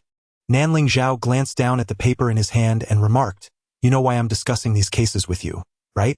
Yi Tianming replied, "Lord Zhao, these matters are beyond my control. I'm merely listening." Nanling Zhao laughed, "You know what I mean, yet you choose to deflect. Of course, I can understand your position." Yi Tianming pondered for a moment before saying, "Lord Zhao, you are an exceptionally upright person. However, I must candidly state that even with 100,000 individuals like you, it would be impossible to change the current chaotic situation." Nanling Zhao prompted, "Share your thoughts." Yi Tianming shook his head, "I shall not." Nanling Zhao was momentarily taken aback but then smiled, "I genuinely wish to hear your thoughts. Rest assured, it will remain a secret between us." After a moment of silence, Yi Tianming remarked, "If we approach these chaotic phenomena through a foundational lens, we will uncover a more profound issue lurking beneath, namely the absence of regulation, with the Yang family monopolizing power and authority unrestrained." "Stop!" Nanling Zhao interjected abruptly, cutting Yi Tianming off. Yi Tianming responded with a simple "oh," and resumed nibbling on his steamed bun. Nanling Zhao fixed a piercing gaze upon Yi Tianming, remaining silent, his intense stare rendering Yi Tianming somewhat uneasy. Suddenly, Nanling Zhao spoke gravely, "Do not utter such words to anyone henceforth. Understood?" Yi Tianming nodded, affirming, With utmost seriousness, Nanling Zhao continued, "Tianming, you must comprehend that certain issues are not only clear to you but are also evident to others. There are many perceptive individuals in this world. However, understanding and articulating are two distinct matters. You must learn to safeguard yourself, do you understand?" Yi Tianming replied, "I am neither an angry youth nor am I mocking anyone. These chaotic phenomena are commonplace in any civilization. It is a natural occurrence. Just as you once told me, within the vast cosmos of observation, there are individuals like the Shao family, but there are also individuals like you. Every civilization harbors both virtuous and malevolent characters. Yet, if individuals akin to the Shao family proliferate while those like you dwindle, then this world is doomed. As she spoke, she turned her gaze towards Nanling Zhao. The crux of the issue lay in whether the highest echelons of the Guanchuan universe would take this matter seriously. If they were to impose severe penalties on the Shao family, it would indicate that the higher authorities of the Academy valued this affair, genuinely considering the plight of ordinary individuals like myself. Conversely, should the Academy refrain from punishing the Shao family, it would suggest that connections and relationships held greater weight than the principles of the Guanchuan divine method. In such a scenario, the likes of the Shao family would proliferate at the expense of individuals like me. Nanling Zhao stated, upon arriving in the Guanchuan realm, I shall accompany you to lodge a formal complaint. Rest assured, both the outer and inner sects will ensure you receive justice. The reason the Shao family is currently so deranged is that they are acutely aware that once you reach the Guanchuan realm, their downfall is inevitable. Yi Tianming nodded in agreement, choosing not to speak further. Suddenly, the sound of a sword's resonance echoed outside. Nanling Zhao smiled, exclaiming, "They've arrived. Let us proceed." With that, she rose and made her way outside, with Yi Tianming closely following her. Upon exiting, the two encountered Pei Buling, a female sword cultivator from the sword sect. Pei Buling fixed her gaze upon Nanling Zhao, her expression tinged with a hint of schadenfreude. Without hesitation, Nanling Zhao raised her middle finger in defiance. Yi Tianming remained silent. Pei Buling's brows furrowed in irritation, and her fellow sword cultivators behind her trembled slightly. Nanling Zhao remarked, "We shall continue our sparring another time. For now, let us head to the teleportation array." Pei Buling turned and ascended her sword, while Nanling Zhao seized Yi Tianming and soared into the sky, vanishing into the distance. In the horizon, Yi Tianming instinctively supported Nanling Zhao's waist. Nanling Zhao turned to him and, noticing his pallid complexion, chuckled, "Are you afraid of heights?" Yi Tianming hurriedly nodded. Nanling Zhao laughed heartily. "You are a sword cultivator, yet you fear heights? How will you manage flying on your sword in the future?" Yi Tianming could only remain silent. Before long, the trio arrived at the entrance of a valley, and Yi Tianming quickly released his hold on Nanling Zhao, feeling as though his very soul had taken flight, leaving him somewhat unsteady on his feet. Nanling Zhao steadied him and produced a pill, offering it to him. "Take this." Yi Tianming accepted the pill and swallowed it, immediately feeling a comforting warmth enveloping his body, significantly easing his discomfort. "Let us proceed," Nanling Zhao said with a smile. Yi Tianming nodded in gratitude. As they ventured forth, Yi Tianming cast a glance around, spotting a few sword cultivators on the surrounding mountains, perhaps 6 or 7 in number. Nanling Zhao reassured him, "Do not worry. With these disciples of the sword sect present, the Shao family cannot and will not dare to commit murder to silence us. Though they have become somewhat arrogant, they have yet to reach the point of recklessly confronting the sword sect." At that moment, she abruptly halted and turned her gaze towards Pei Bulei. "Bulei, why not spar with this young brother?" Yi Tianming was momentarily taken aback, but soon grasped Nanling Zhao's intentions, feeling a surge of gratitude within. Pei Bulei paused, glancing at Yi Tianming before looking back at Nanling Zhao, who regarded her with earnestness. After a moment of silence, Pei Bulei spoke. "The sword sect is exceedingly selective in accepting members. If one's own strength is inadequate, entering would only bring anguish." Nanling Zhao chuckled, "I understand. I merely wish for you to spar with him. If he proves unworthy, there shall be no compulsion." Following another brief silence, Pei Bulei nodded, "For your sake, I shall oblige." With that, she turned her gaze towards Yi Tianming and drew her sword. Nanling Zhao then looked at Yi Tianming earnestly. "You previously mentioned that you have comprehended a sword technique within the observation of the mystic path. Use that technique against her, you have but one opportunity." Yi Tianming fell silent. Nanling Zhao added, "Do not feel indebted to me. My reasoning is simply that you are indeed a talent deserving of the sword sect. Should you lack the capability, I would not extend this opportunity." Yi Tianming regarded her with gratitude, fully aware that without this woman before him, even his exceptional abilities might not have afforded him such an opportunity. Nanling Zhao continued, "Should you succeed in joining the sword sect, you will have genuine support in the future. Do your best." Yi Tianming nodded and turned his attention to Pei Gujin. Instead of utilizing the path of the sword, he unsheathed a plain long sword. Taking a deep breath, he suddenly lunged forward, drawing his sword with great force. The overlapping heaven-splitting sword technique. Though it was merely a combination of 2 strokes, the strike unleashed a tremendous force capable of rending the heavens and splitting the earth. Yi Tianming recognized this as his singular chance and refrained from holding back. Pei Bulei positioned her sword defensively. With a resounding crash, a beam of sword light erupted, causing Yi Tianming to retreat several dozen paces, his ordinary sword shattering in the process. Not only that, but his right arm was also grievously injured, blood splattering forth. Meanwhile, Pei Bulei took a step back, slowly raising her gaze to Yi Tianming. "From where did you acquire such swordsmanship, little Jie realm?" Nanling Zhao interjected, "It is self-created." Pei Bulei furrowed her brows, looking intently at Yi Tianming. "Do not claim that I taught you. Just assert that it is your own creation. After all, the art of stacking is indeed something you comprehended independently." Yi Tianming was not a person unversed in adaptability.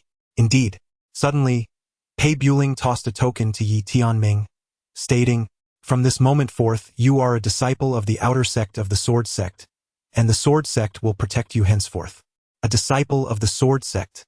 Yi Tianming was momentarily bewildered, while Nanling Zhao laughed. "Congratulations! Have you not yet paid your respects to your mentor?" "Mentor?" Yi Tianming inquired, puzzled. Nanling Zhao chuckled. "The person standing before you is a true disciple of the sword sect, qualified to accept disciples and impart teachings. She has only 2 slots available, and now she has bestowed one upon you, which means she will guide you in your future cultivation. Should you not bow in respect?" Yi Tianming immediately understood. He accepted the token, then bowed deeply. "I pay my respects to my mentor." Pei Bulei cast a glance at him before proceeding to the observation realm. Nanling Zhao chuckled. "I have just received word that the head of the Inspection Institute from the Guangguan realm is already aware of your situation.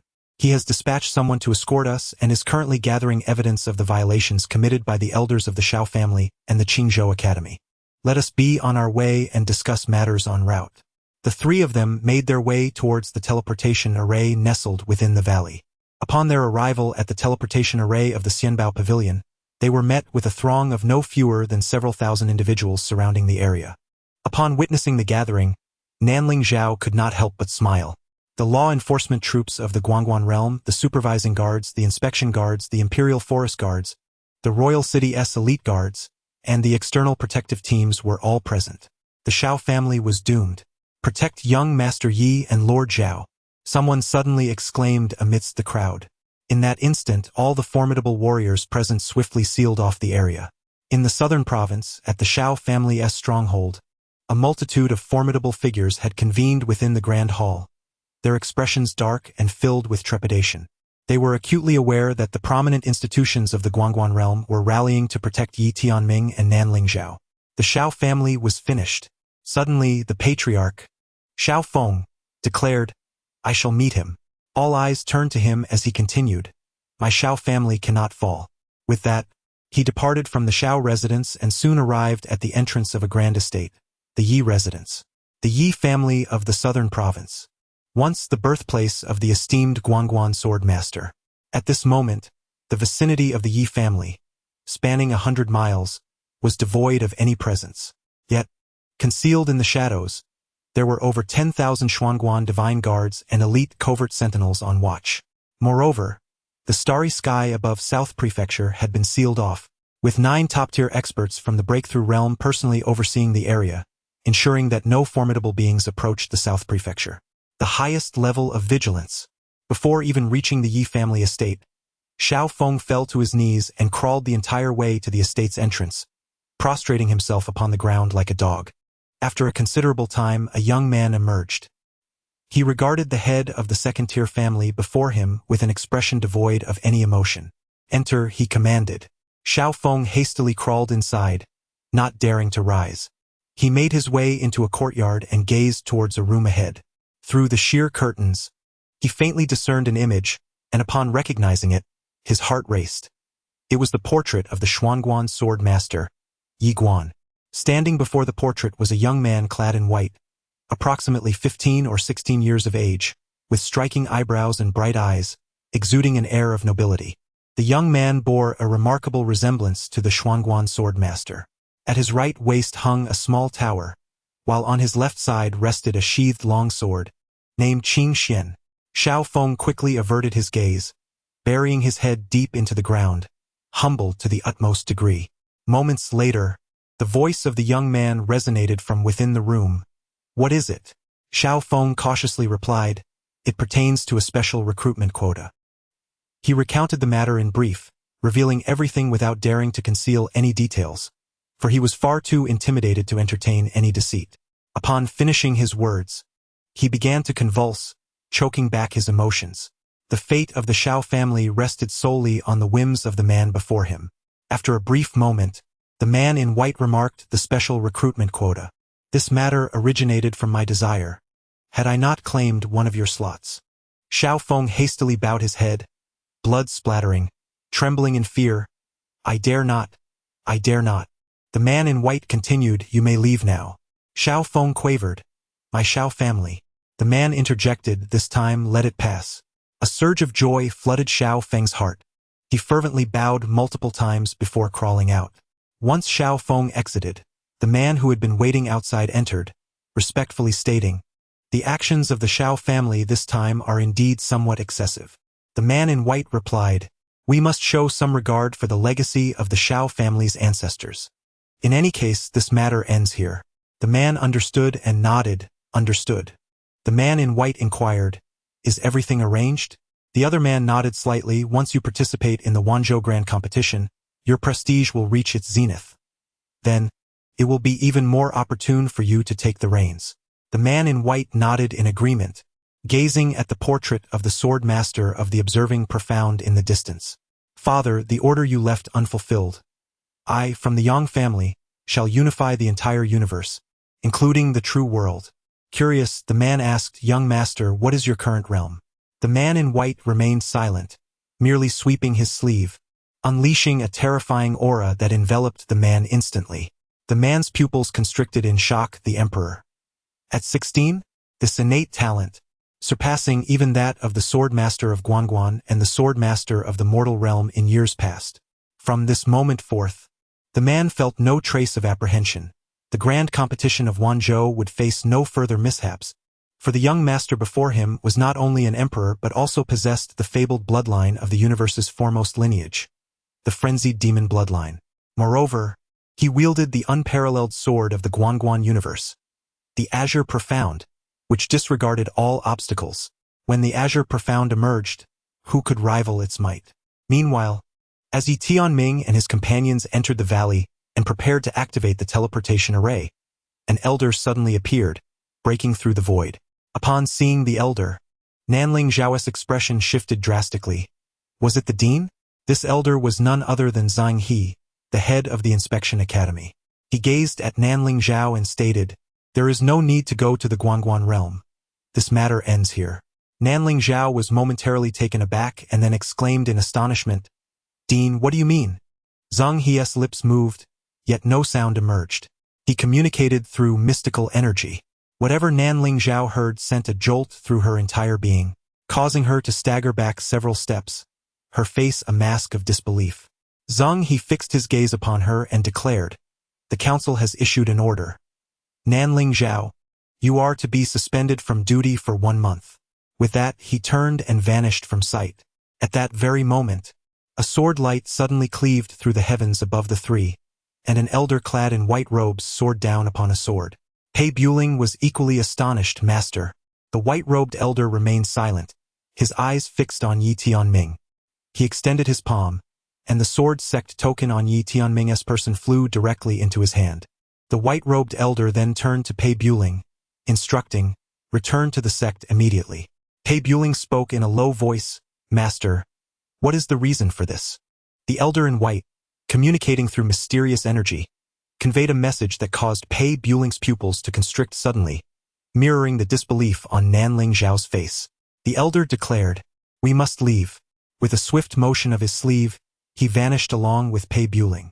Simultaneously, a series of authoritative voices echoed throughout the realm. "All law enforcement of the observation realm, return immediately. There must be no mistakes. All inspectors, return to the observation realm. There must be no mistakes. All patrols, return to the observation realm. There must be no mistakes. All Imperial Guards, return to the observation realm. There must be no mistakes. All observers, return to the observation realm. There must be no mistakes. All disciples of the Sword Sect, return to the sect at once." In mere moments, every formidable being from the observation realm had retreated completely. Yi Tianming clenched his fists tightly, his body trembling. Nanling Zhao slowly turned to him, her face pale, and with a quivering voice, she said, "I'm sorry, I cannot procure this justice for you." Yi Tianming gazed at her, understanding that an extraordinarily powerful figure stood with the Shao family, compelling both the Sword Sect and the Inspection Institute to decisively abandon their inquiries. This figure must be immensely formidable. After a long silence, he asked, "How can I meet the master of the observation sword?" Nanling Zhao returned his gaze. "If you seize the first place in Wanzhou, you shall have the opportunity to meet him." Yi Tianming nodded, comprehending her words. Having said that, he turned and departed. "I am determined to claim the title of the foremost in Wanzhou. I must meet the master of the Gu En Su En sword and inquire whether this order truly needs to exist. During the initial release of this new book, I sincerely hope for your generous support, and I express my gratitude to everyone. Should you have any suggestions or thoughts, feel free to leave a message in the review section, including any minor roles you wish to suggest. Lastly, I am curious to know how many of my long-standing readers have returned. Please do make your presence known. Chapter 17. A page from the genealogy. No one could have anticipated that the affairs of the Qingzhou Guanchuan Academy would conclude in this manner. Indeed, it was a definitive conclusion. Not only in Qingzhou, but throughout the entire Guanchuan realm, no one dared to investigate or even inquire into the matter. All was tranquil. This exemplifies absolute power. Undoubtedly, the Shao family emerged victorious. And as a result of this incident, their prestige within the Guanchuan universe has considerably escalated. For no one expected the Shao family to resolve the situation with such ease. Within the grand hall of the Shao family, the assembled members exuded an air of triumph, each face radiating satisfaction. Suddenly, an elder proclaimed that wretched offspring must be eliminated. Indeed, another elder concurred, emphasizing the necessity of eradicating the threat to prevent future complications. The assembly nodded in agreement. A genius who had traversed the Guanchuan path, now a mortal enemy of the Shao family, could not be permitted to thrive. "Fools!" The patriarch, Shao Feng, bellowed, startling the gathered strongmen. They looked at him in confusion. With a grim expression, Shao Feng continued, "We can leverage our ancestors' favor once, but we may not have the opportunity to do so again. Do you comprehend?" The elders fell silent. Shao Feng spoke with gravity. "If we were to eliminate that wretched child now, it would be glaringly conspicuous. It is clear that our family's current safety rests upon the goodwill of our ancestor. Thus, we must proceed with utmost caution in our future actions." An elder, dissatisfied, retorted, "Are we to simply let that wretched child go?" Shao Feng wore a stoic expression. "There exist myriad methods to commit murder, and one need not always execute the act personally. For instance, one might employ another's hand to carry out the deed. Employing another's hand." Upon hearing this, the elders exchanged glances, their faces illuminating with laughter. Yi Tianming had returned to Qingzhou, as he was now essentially a student of the Qingzhou Academy, while Nanling Zhao had not departed, accompanying him closely.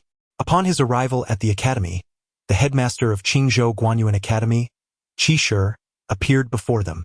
Qi Shi regarded Yi Tianming with a measured look, stating, "Your special enrollment status has been revoked. You are no longer a student of Qingzhou Academy." Yi Tianming was not taken aback. He inquired of Qi Shi, "Will Lord Fang Shao return here?" His return was not motivated by a desire to rejoin the academy, but rather to see Fang Shao one last time. Qi Shi replied calmly, "Fang Shao has resigned.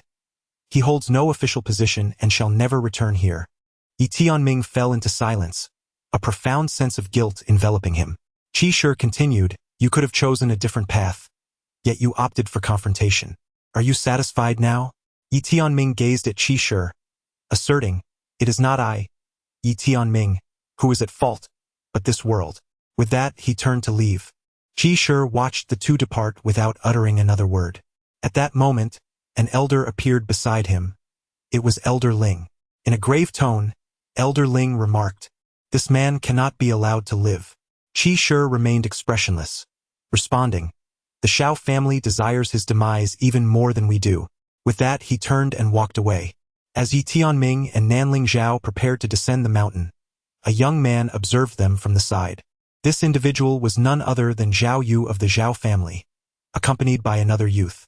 The boy fixated on the distant Yi Tianming, snarling, second brother, this person must not live. Zhao Yu swiftly responded with a resounding slap. With a sharp crack, the sound of the blow echoed, and the boy's right cheek swelled instantly. Staring in bewilderment at Zhao Yu, he uttered, second brother. Zhao Yu turned his gaze towards the distant Yi Tianming, contemplating whether a person who could traverse the Guanyuan path was someone the Zhao family could provoke. With that thought, he slowly closed his eyes and declared, go back and inform the family head to return all the lands seized from the Yi family, and let our Zhao family depart from Qingzhou at once. The farther we go, the better. We shall never return to Qingzhou. The young man was taken aback, second brother, but Zhao Yu's voice grew menacing. Hurry! The boy trembled as he replied, what if the clan leader disagrees? Zhao Yu's expression remained impassive. Then I, Zhao Yu, shall withdraw from the Zhao family, and a new page shall be opened in the family genealogy. With that, he turned and walked away. The boy stood in silence. Meanwhile, Yi Tianming descended the mountain, when suddenly, the heavens unleashed a torrential downpour. Clutching his traveling sword tightly in his left hand, he continued down the path, watching the rainwater cascade to the ground, feeling a sudden sense of bewilderment. In a world so vast, there was no longer a place for Yi Tianming to call home. At that moment, an umbrella was unexpectedly held above him. Yi Tianming turned his gaze, and there stood Nanling Zhao. She looked at him and said, we shall head to Yongzhou. Yi Tianming appeared perplexed. Nanling Zhao continued, if you wish to participate in the Wanzhou Grand Competition, you must align yourself with the state. Otherwise, you shall lack the qualifications to compete. Yi Tianming shook his head. Lady Zhao, I have already implicated Lord Feng Shao. I cannot burden you further. Nanling Zhao fixed her gaze upon Yi Tianming, asserting, as an inspector, it is my duty to. Yi Tianming interrupted her, you have already done enough, truly. Lady Zhao, let me tread this path alone from here on. With that, he turned and walked away into the distance. Nanling Zhao held up her umbrella, watching him slowly venture into the rain. Amidst the torrential downpour, Yi Tianming gradually vanished at the foot of Qingzhou Academy. He refrained from returning to the Yi family. What face would he have to meet his kin? Just as he reached the foot of the mountain, a voice suddenly called out from the side, hey! Yi Tianming turned to see Nanling Zhao not far away, holding her umbrella. She smiled and said, I am not intentionally following you. It is merely along my way. Just as Yi Tianming was about to respond, Nanling Zhao approached him, extending the umbrella between them, thus shielding both from the rain. Nanling Zhao gazed intently at Yi Tianming. I wish to assist you, yet I am acutely aware that you feel indebted to me, burdened by a sense of obligation that makes it difficult for you to accept my aid. I also recognize that you are profoundly disillusioned with the Guanyuan Academy, harboring not only indifference but even animosity towards it. Furthermore, I understand that your heart is now rife with resentment and fury at the darkness that pervades the world. I know. She shook her head slightly and continued, what I wish to convey is that I fully comprehend your emotions. Every one of them. I will not preach the virtue of acceptance in the face of injustice. Rather, I sincerely believe you have every right to feel disappointment, anger, and even hatred. Yi Tianming met her gaze, rendered speechless, his eyes glistening, unsure whether it was tears or rain. Often, one can grasp certain truths, yet when those truths ensnare oneself, understanding does not equate to acceptance. Only a sage can truly embrace those who have inflicted deep wounds upon them. Nangling Zhao remarked. You must participate in the Wanzhou Grand Tournament. You ought to meet with the Guanyuan Swordmaster and inquire about the state of the world. Your thoughts are valid, and you should indeed proceed in that manner. However, before you do, it is imperative that you align yourself with the state. Yi Tianming looked at Nangling Zhao and implored, Lady Zhao, I humbly ask for your assistance once more. Nangling Zhao chuckled softly, remarking that her assistance should not be in vain. Of course, I am aware of your financial constraints, so consider it a favor owed to me. In the future, when I request something from you, you must not refuse, regardless of the nature of the task. Yi Tianming, fully cognizant of the underlying intent, felt a surge of complexity within him and nodded affirmatively. With a radiant smile, Nangling Zhao suggested, let us proceed to Yongzhou. The two shared an umbrella as they ventured into the distance. After a span of 1 hour, they arrived at the Xianbao Pavilion. To travel to another state, it was essential to utilize the teleportation array. Upon entering the pavilion, Nangling Zhao offered a spirit crystal for the service. However, it was not long before a steward hastily emerged. He glanced at Yi Tianming and respectfully stated, Esteemed Zhao, I am Huyen. You may use the teleportation array, but this young Master Yi is not permitted. Nangling Zhao furrowed her delicate brows, inquiring, Why is that?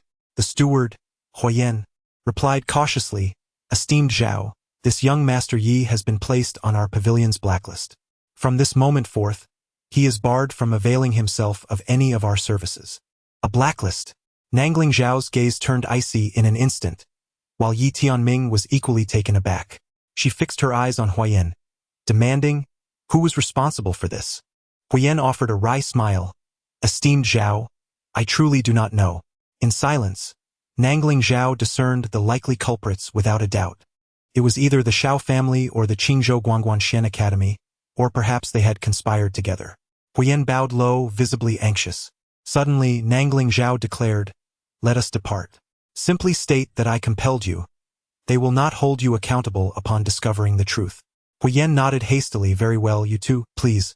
Nangling Zhao and Yi Tianming made their way toward the distant teleportation array, quickly vanishing within its confines.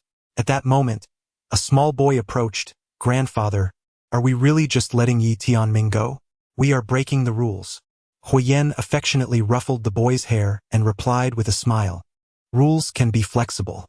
He then gazed toward the teleportation array and murmured, If we allow them to leave, should there be inquiries from above, we will simply say it was at the behest of this esteemed Lord Zhao. They are aware of her status and are unlikely to hold us accountable. However, should we refuse to let them go, it would be tantamount to gravely offending Lord Zhao. She is an inspector, and if she were to conduct a casual investigation into our affairs, we would be finished. The boy, puzzled, asked, Why would that be the case? Huyen sighed softly. The Immortal Treasure Pavilion encompasses numerous departments. Which one does not harbor its share of dubious dealings? Take our own department, for instance. There are over 40 individuals drawing salaries without work, not to mention various other chaotic matters. If these issues were to come to light, your grandfather would be compelled to end his own life. The boy remained confused. But why would you do that, grandfather?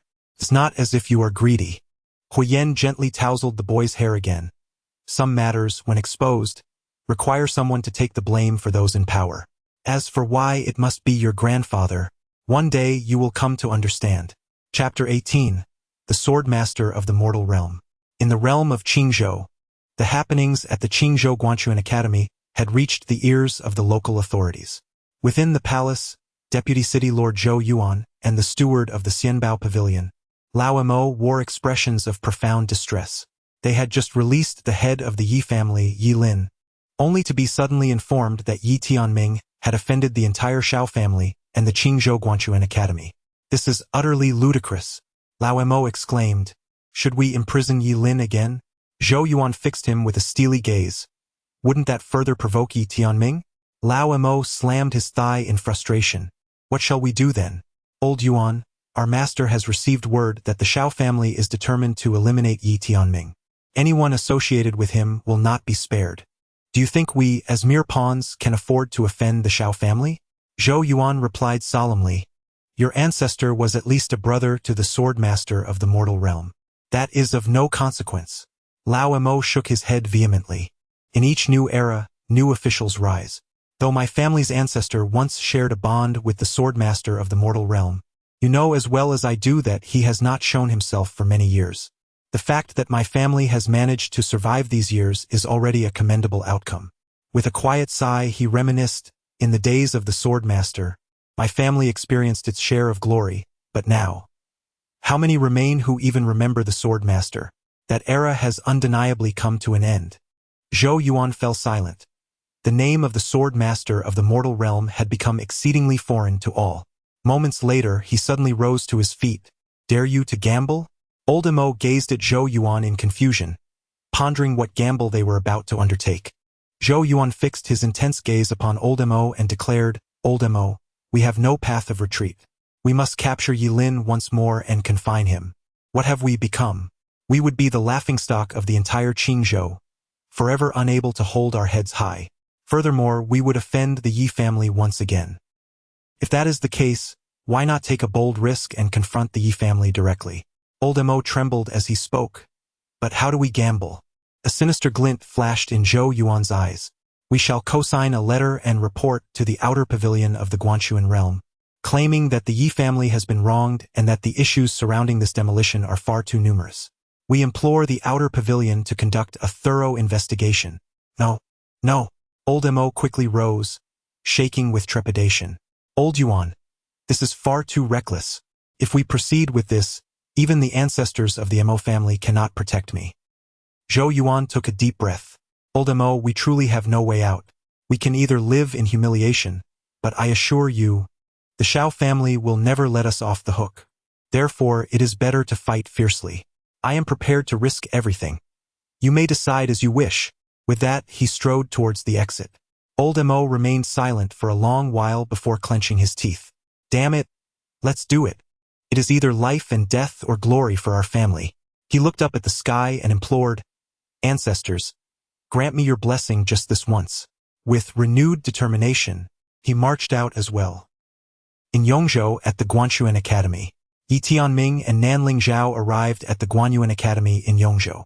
As they ascended the mountain path, Nanling Zhao gazed upward at the academy atop the peak and remarked, although the Guanyuan Academy in Yongzhou pales in comparison to that of Qingzhou, it currently ranks 10th among the academies in Wanzhou, boasting commendable educational resources.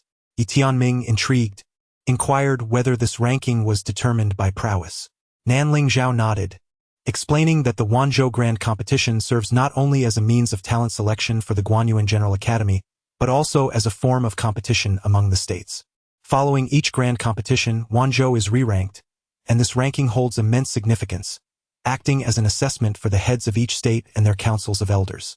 The top 5 states see their academy heads and councils potentially elevated to the Guanyuan realm, while the head of the leading state is guaranteed a position in the outer court.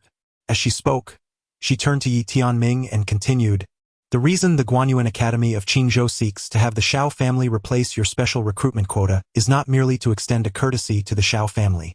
It is also because their prodigy is likely to assist Qingzhou in achieving a higher rank.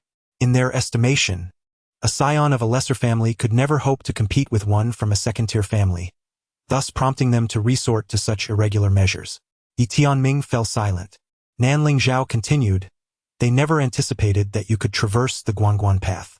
Yet, such is often the nature of humanity.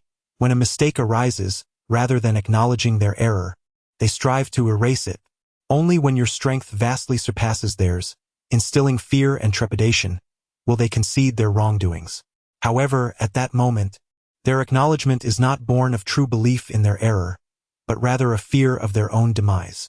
Yi Tianming remarked, Miss Zhao, logically, shouldn't those of higher power and status be more astute?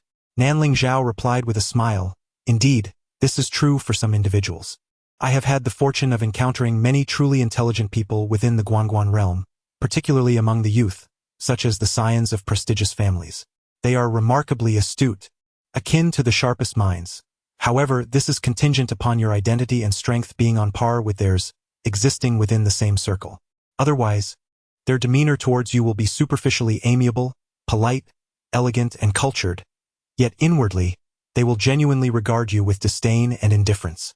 Yi Tianming fell silent. Nanling Zhao continued, Moreover, there are those whose power and status inflate their egos. Truth be told, I too can become inflated. Yi Tianming turned to Nanling Zhao, somewhat astonished. Nanling Zhao chuckled. You find it hard to believe? Yi Tianming replied earnestly. In my eyes, you are an exceptionally admirable person. Nanling Zhao chuckled softly, expressing her gratitude for the recognition. However, she confided, I must admit, I have experienced a sense of arrogance, particularly when I first assumed the role of inspector. Do you comprehend the magnitude of authority held by an inspector at the local level? To illustrate simply, those officials I encountered would practically prostrate themselves before me, their humility reaching unimaginable depths. Yi Tianming gazed intently at Nanling Zhao, inquiring, Do you relish such an experience? Nanling Zhao shook her head. I do not savor that sensation. Nevertheless, it can indeed engender a sense of superiority. To put it plainly, power has the propensity to inflate one's ego. For me, my mere word could determine their fates. And sometimes even a mere glance suffices. This is the nature of power. As she spoke, she lifted her gaze toward the mountain peak, whispering, When an individual acquires power, the foremost task should be to restrain their desire for it. Yi Tianming remarked that must be exceedingly challenging. Nanling Zhao replied with a smile, Indeed, it is quite difficult, for it entails a struggle against one's own inherent desires. You previously asked whether I enjoy that sensation. I must clarify that I personally do not. Yet, do you realize that your superior's preferences are inconsequential? What truly matters is your need to be subservient. They may not appreciate it, but you have no choice but to comply. Failure to do so could lead to your downfall. Such is human nature. Yi Tianming softly mused. Is this the essence of the political arena? Nanling Zhao continued. One must possess conviction. Devoid of belief, it becomes all too easy to lose oneself amidst the tumult of power and desire. Yi Tianming turned to Nanling Zhao, a hint of curiosity in his eyes. Master Zhao, what is your belief? Nanling Zhao smiled and replied, Please refrain from calling me Master Zhao. You may address me as Nanling Zhao, just like my friends do. As for my belief, it is to make this world a better place, and to become a figure akin to the esteemed Feng Yu of yore. Yi Tianming nodded slightly, choosing to remain silent. Suddenly, Nanling Zhao announced, We have arrived. Yi Tianming looked up to see an imposing mountain gate in the distance, with the words Yongzhouguan Xian Academy boldly inscribed at its center. At that moment, an elderly man appeared on the scene. He bowed slightly to Nanling Zhao and said, Master Zhao, the academy head requests your presence, omitting any mention of Yi Tianming. As Nanling Zhao opened her mouth to respond, Yi Tianming interjected, I will wait for you here. Nanling Zhao glanced at him and replied, Very well. With that, she followed the elder as they walked further away. Soon, Nanling Zhao was led to a small courtyard where an elderly man was tending to flowers. This elder was none other than Yang Jie, the current head of Yongzhouguan Xian Academy. Nanling Zhao greeted him with a smile, Uncle Yang. Yang Jie turned to look at her and chuckled. Have you come to discuss the matter concerning Yi Tianming? Nanling Zhao nodded. Indeed. Yang Jie stated bluntly, There is no hope. Nanling Zhao's voice turned serious, Uncle Yang. Child, he interrupted gently. Yang Jie set down the kettle in his hand and sighed softly. I supported you when you came to seek the guidance of the Shenwei because your actions were not misguided. However, now. Nanling Zhao inquired, Am I in the wrong now? Yang Jie replied, You are not wrong at this moment either. But the situation has transformed into a political affair. Nanling Zhao furrowed her brows. Yang Jie elaborated, Consider this. If I were to accept Yi Tianming now, would it not be tantamount to provoking the Shao family directly? Such an act would incite a relentless vendetta against me. Furthermore, it would not only antagonize the Shao family but also the Qingzhou Shenwan Academy. Over the years, despite our competitive relationship, we have maintained a semblance of civility. However, if I were to proceed in this manner in Yongzhou, it is certain that the Qingzhou Shenwan Academy would leverage all their connections to isolate my academy, especially with the Shao family's assistance. My dear, do you believe your Uncle Yang can withstand such pressure? Nanling Zhao spoke solemnly, Uncle Yang, I comprehend your concerns. I did not come here to ensnare you. I genuinely believe this presents a tremendous opportunity for you and for all of Yongzhou. The fact that Yi Tianming has reached this point without any resources is nothing short of miraculous. If Yongzhou were willing to expend all its resources to assist him, his achievements would be beyond imagination. As long as he secures a place among the top 5, or even the top 3 in the Wanzhou Grand Competition, Uncle Yang, you would gain entry to the outer cabinet. Yang Jie said, "My dear girl, I know you are not here to deceive me, for I am well aware that Yi Tianming is extraordinarily talented. If he were not, he could not have navigated through the Guanyuan path. However, as I mentioned earlier, this is a political matter. If I were to take him under my wing, I might not live to see him participate in the Wanzhou Grand Competition, as I would be eliminated beforehand. Truly, I cannot withstand this pressure." Nanling Zhao fell silent. She understood that if the other party were to stand firm, he could indeed withstand it, being the head of a state academy. Nonetheless, such a course of action was fraught with peril, exceedingly risky. Thus she comprehended his concerns. Nanling Zhao nodded. "Uncle Yang, I apologize for the disturbance." Yang Jie replied, "Dear girl, you must not harbor any resentment." Nanling Zhao chuckled. "How could I? I am not one to lack understanding. I fully grasp your worries and difficulties."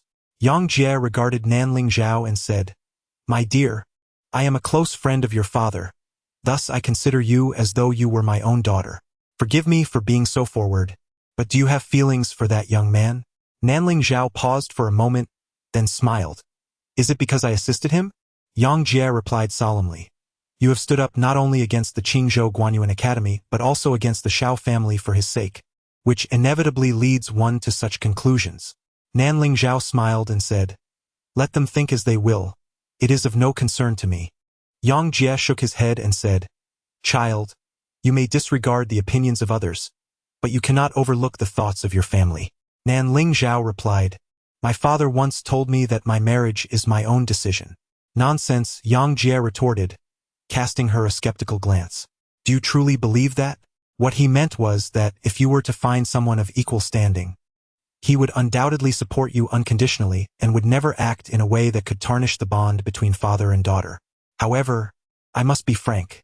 Should you choose a scion from a lesser family, do you think he would not promptly deny ever having uttered such words? Nanling Zhao pondered for a moment before responding, "Uncle Yang, you make a valid point.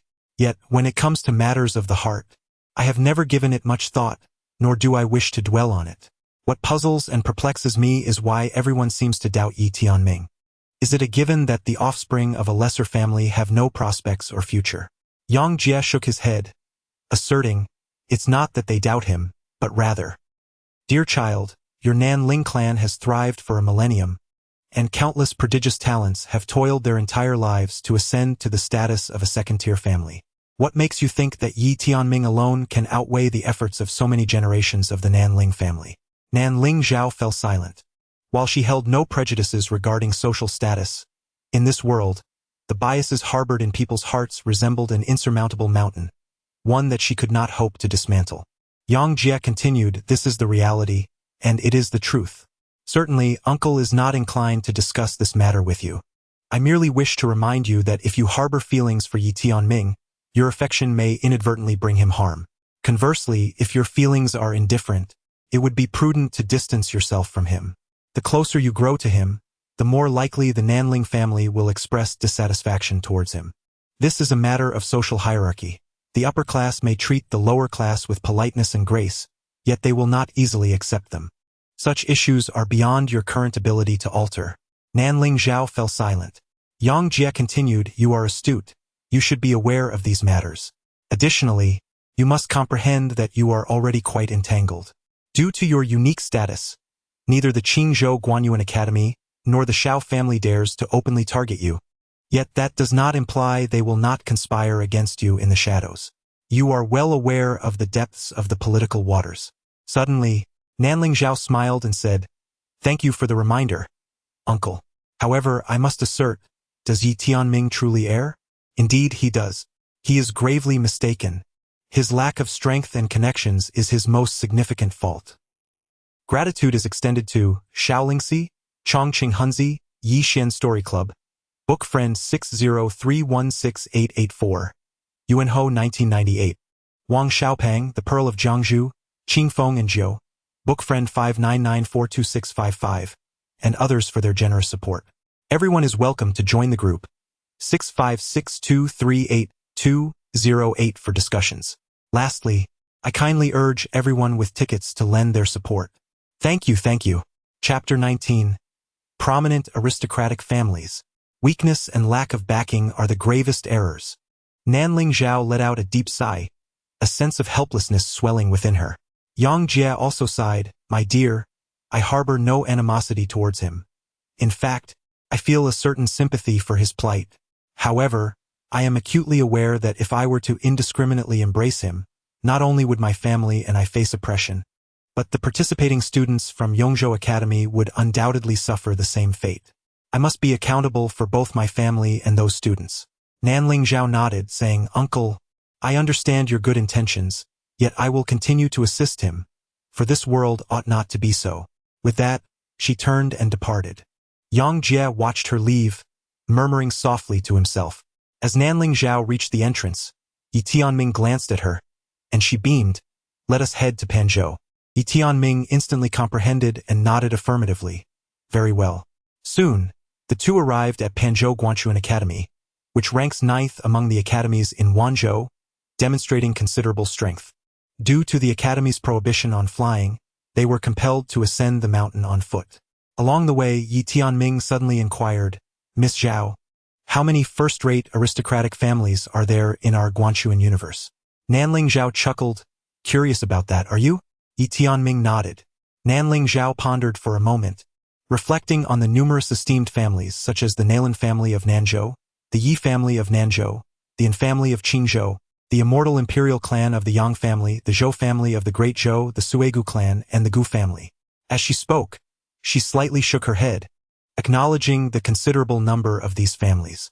However, she noted that some of the first-rate noble houses were not within the Guangguan universe but resided beyond its confines. Yi Tianming, intrigued, inquired about those beyond. Nanling Zhao nodded, explaining that the Guangguan universe is divided into various star systems, each operating autonomously.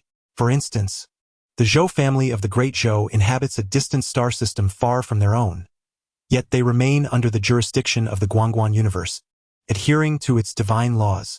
Nevertheless, they are self-governing. Previously, they adhered solely to the commands of the Dean, but now they follow the directives of the young master. Yi Tianming queried whether the cabinet could exert control over them. Nanling Zhao clarified that while it is indeed possible, the cabinet typically refrains from intervening in their internal affairs. Furthermore, any individual ascending to the throne of the Great Zhou Empire is automatically inducted into the cabinet. In the Guangguan universe, there exist numerous other first-rate noble families and transcendent forces, such as the Divine Official's Residence and the Tianqing Civilization, all situated far from their current location. Yi Tianming remarked softly that the Guangguan universe was far more expansive than he had anticipated. Nanling Zhao chuckled, adding that beyond the Guangguan universe lies a plethora of civilizations across various epochs, and it is said that there exists a realm known as the True World. She expressed a sincere desire to venture out and explore it. Just as Yi Tianming was about to respond, Nanling Zhao suddenly declared, we have arrived. Yi Tianming gazed upward, and much like Yongzhou, a magnificent mountain gate stood at the entrance of the academy, the Guanyuan Academy of Panzhou. At this moment, numerous students were entering and exiting the grand doors. Suddenly, an elderly man descended before the two. He bowed slightly to Nanling Zhao and said, Lord Zhao, the headmaster requests your presence. Nanling Zhao turned to Yi Tianming, who replied, I shall wait for you here. Nanling Zhao nodded, very well. Soon, she was led into a grand hall, where an elderly man stood, none other than Huagu, the headmaster of the Guanyuan Academy. Huagu smiled and said, Miss Zhao, please take a seat. Just as Nanling Zhao settled into her chair, Huagu inquired, have you come here regarding Yi Tianming? Nanling Zhao nodded in affirmation. Huagu sighed softly, Miss Zhao, I am aware of the circumstances surrounding Yi Tianming. The actions of the Qingzhou Academy and the Shao family are indeed excessive. However, I must be candid. I am powerless in this matter. I do not wish to become adversaries with either the Qingzhou Academy or the Shao family. This is no trivial matter. Should I take him under my wing, I must be prepared for a complete and irrevocable conflict with them. Yet, he turned his gaze towards Nanling Zhao. To be frank, while that young man is indeed extraordinary, He has not yet reached the level of prowess that would compel me to wager the future of Panzhou on him. In simpler terms, he lacks sufficient value. Nanling Zhao queried, "Is a person who has traversed the Guanyuan path not adequate?" Huagu replied solemnly, "You should be aware of the fate of the last individual who successfully navigated the Guanyuan path." Nanling Zhao fell into silence. The last individual to traverse the Guanyuan path is now in a dismal state, having not only been forsaken by his beloved but also expelled from his family lineage, forever barred from returning. Huagu continued, "Miss Zhao, I comprehend your position and hold you in high esteem. There are few as upright as you in this world. The deeds you have undertaken remind me of the ancestors of the Feng family from years past. However, I must regretfully inform you that I, Panzhou, cannot afford to offend the Qingzhou Academy and the Shao family for the sake of one Yi Tianming, for such a conflict would escalate into a political struggle, claiming many lives." Zhao Nanling nodded in understanding. Rising to depart, she was suddenly halted by Huagu's words. "Miss Zhao, I am aware that you may wish to escort him to the next province, but I must candidly state that unless he possesses the backing of a first-rate noble clan, no province in Wanzhou will dare to take him in." A first-rate noble clan. Zhao Nanling fell silent. Within the realms of Guanyuan and Wanzhou, several first-rate noble clans exist, and she is acquainted with some of their scions. Yet, she is acutely aware that these noble families would never extend their support, interests, value. Such clans only regard these two aspects. If one lacks value and cannot generate profit for them, their support is unattainable. Regaining her composure, Zhao Nanling remarked, "Principal Hua, I apologize for the intrusion." With that, she turned and departed. Huagu watched as Nanling Zhao departed, shaking his head with a sigh. The actions of the Shao family and the Qingzhou Academy had drawn the ire of many, himself included. However, who could deny their formidable strength? Discontent must be swallowed in silence. As Nanling Zhao arrived at the mountain gate, she found Yi Tianming seated there, immersed in the absorption of the surrounding spiritual energy for his cultivation. Upon arriving, he discovered that the spiritual essence here was remarkably abundant, far surpassing that of the Yi family. A single day of cultivation in this place was equivalent to a year at the Yi family estate. Due to the unique nature of his cultivation technique, he seemed to transform into a vortex, voraciously consuming the spiritual energy around him. Witnessing the terrifying speed at which Yi Tianming absorbed the energy, Nanling Zhao's expression grew serious. At that moment, she realized she had perhaps underestimated the technique the young man had developed. Regaining her composure, she approached Yi Tianming, who promptly ceased his cultivation and stood up. Nanling Zhao smiled and said, "Let us proceed to the next state." Yi Tianming, unfazed, merely nodded in agreement. Before long, they arrived at the third state known as Wuzhou. This state ranked among the top 10 and was renowned for its martial prowess and strong spirit. As they traveled, Yi Tianming inquired, "Miss Zhao, which state currently holds the top position in Wanzhou?" Nanling Zhao replied, "The land of Longxing, Nanzhou." Yi Tianming continued to question, "And besides Nanzhou, is it Qingzhou?" Nanling Zhao nodded, acknowledging that the perennial competition for supremacy has always been between Nanzhou and Qingzhou. Both regions are renowned for their rich resources and are considered lands of prosperity. However, throughout the millennia, there have been instances where other states have risen unexpectedly, showcasing one or two extraordinary prodigies. For instance, in the last competition, Yuzhou produced a remarkable talent who managed to defeat the infamily of Qingzhou, securing second place. Additionally, in the previous competition, Guzhou showcased a genius in swordsmanship who triumphed over the superlative talents of the Yi family from Nanzhou. At this juncture, she paused before continuing, "Nevertheless, such occurrences are anomalies. Over the centuries, the most consistent contenders have been Nanzhou and Qingzhou. These two states are blessed with great fortune, consistently producing exceptional talents each year. And there is also a unique place known as the Galaxy Sect which hails from the Milky Way. Its strength should not be underestimated, and the individuals from there possess a rather amusing disposition, adding a touch of levity to the atmosphere." Yi Tianming nodded, refraining from further inquiries. Nanling Zhao added, "This upcoming competition in Wanzhou promises to be more intense than ever before." Yi Tianming expressed his curiosity, asking why. Nanling Zhao replied, I have heard some rumors suggesting that the victor of this Wanzhou competition will inherit the fate and fortune that once belonged to the master of the observing sword. Yi Tianming was taken aback, inquiring, fate and fortune? Nanling Zhao nodded, saying, you may not be aware, but the Yang family has been blessed for 3 generations, initially considered to be individuals of destiny. To possess such heavenly fortune implies the potential to reach the pinnacle of martial arts. Consequently, many prestigious families are orchestrating the placement of their representatives in various states to participate in the upcoming conflict. By the way, the reason the Xiao family from Nanzhou is vying for your position is that one of their special recruitment slots was taken by another. Yi Tianming was taken aback. Even the Xiao family could lose a slot. Nanling Zhao responded, isn't it terrifying? Yi Tianming nodded, indeed, it is terrifying. Nanling Zhao continued, beyond the heavenly fortune. The rewards this time are exceedingly tempting. It is said that there are 3 ancestral artifacts at stake. Moreover, the champion of Wanzhou this time will join the top 3 from the previous 3 Wanzhou competitions to form a delegation, representing the Guanyuan universe to venture into the ancestral universe and compete with the most extraordinary prodigies from various epochs, vying for the title of the foremost among the younger generation across the cosmos.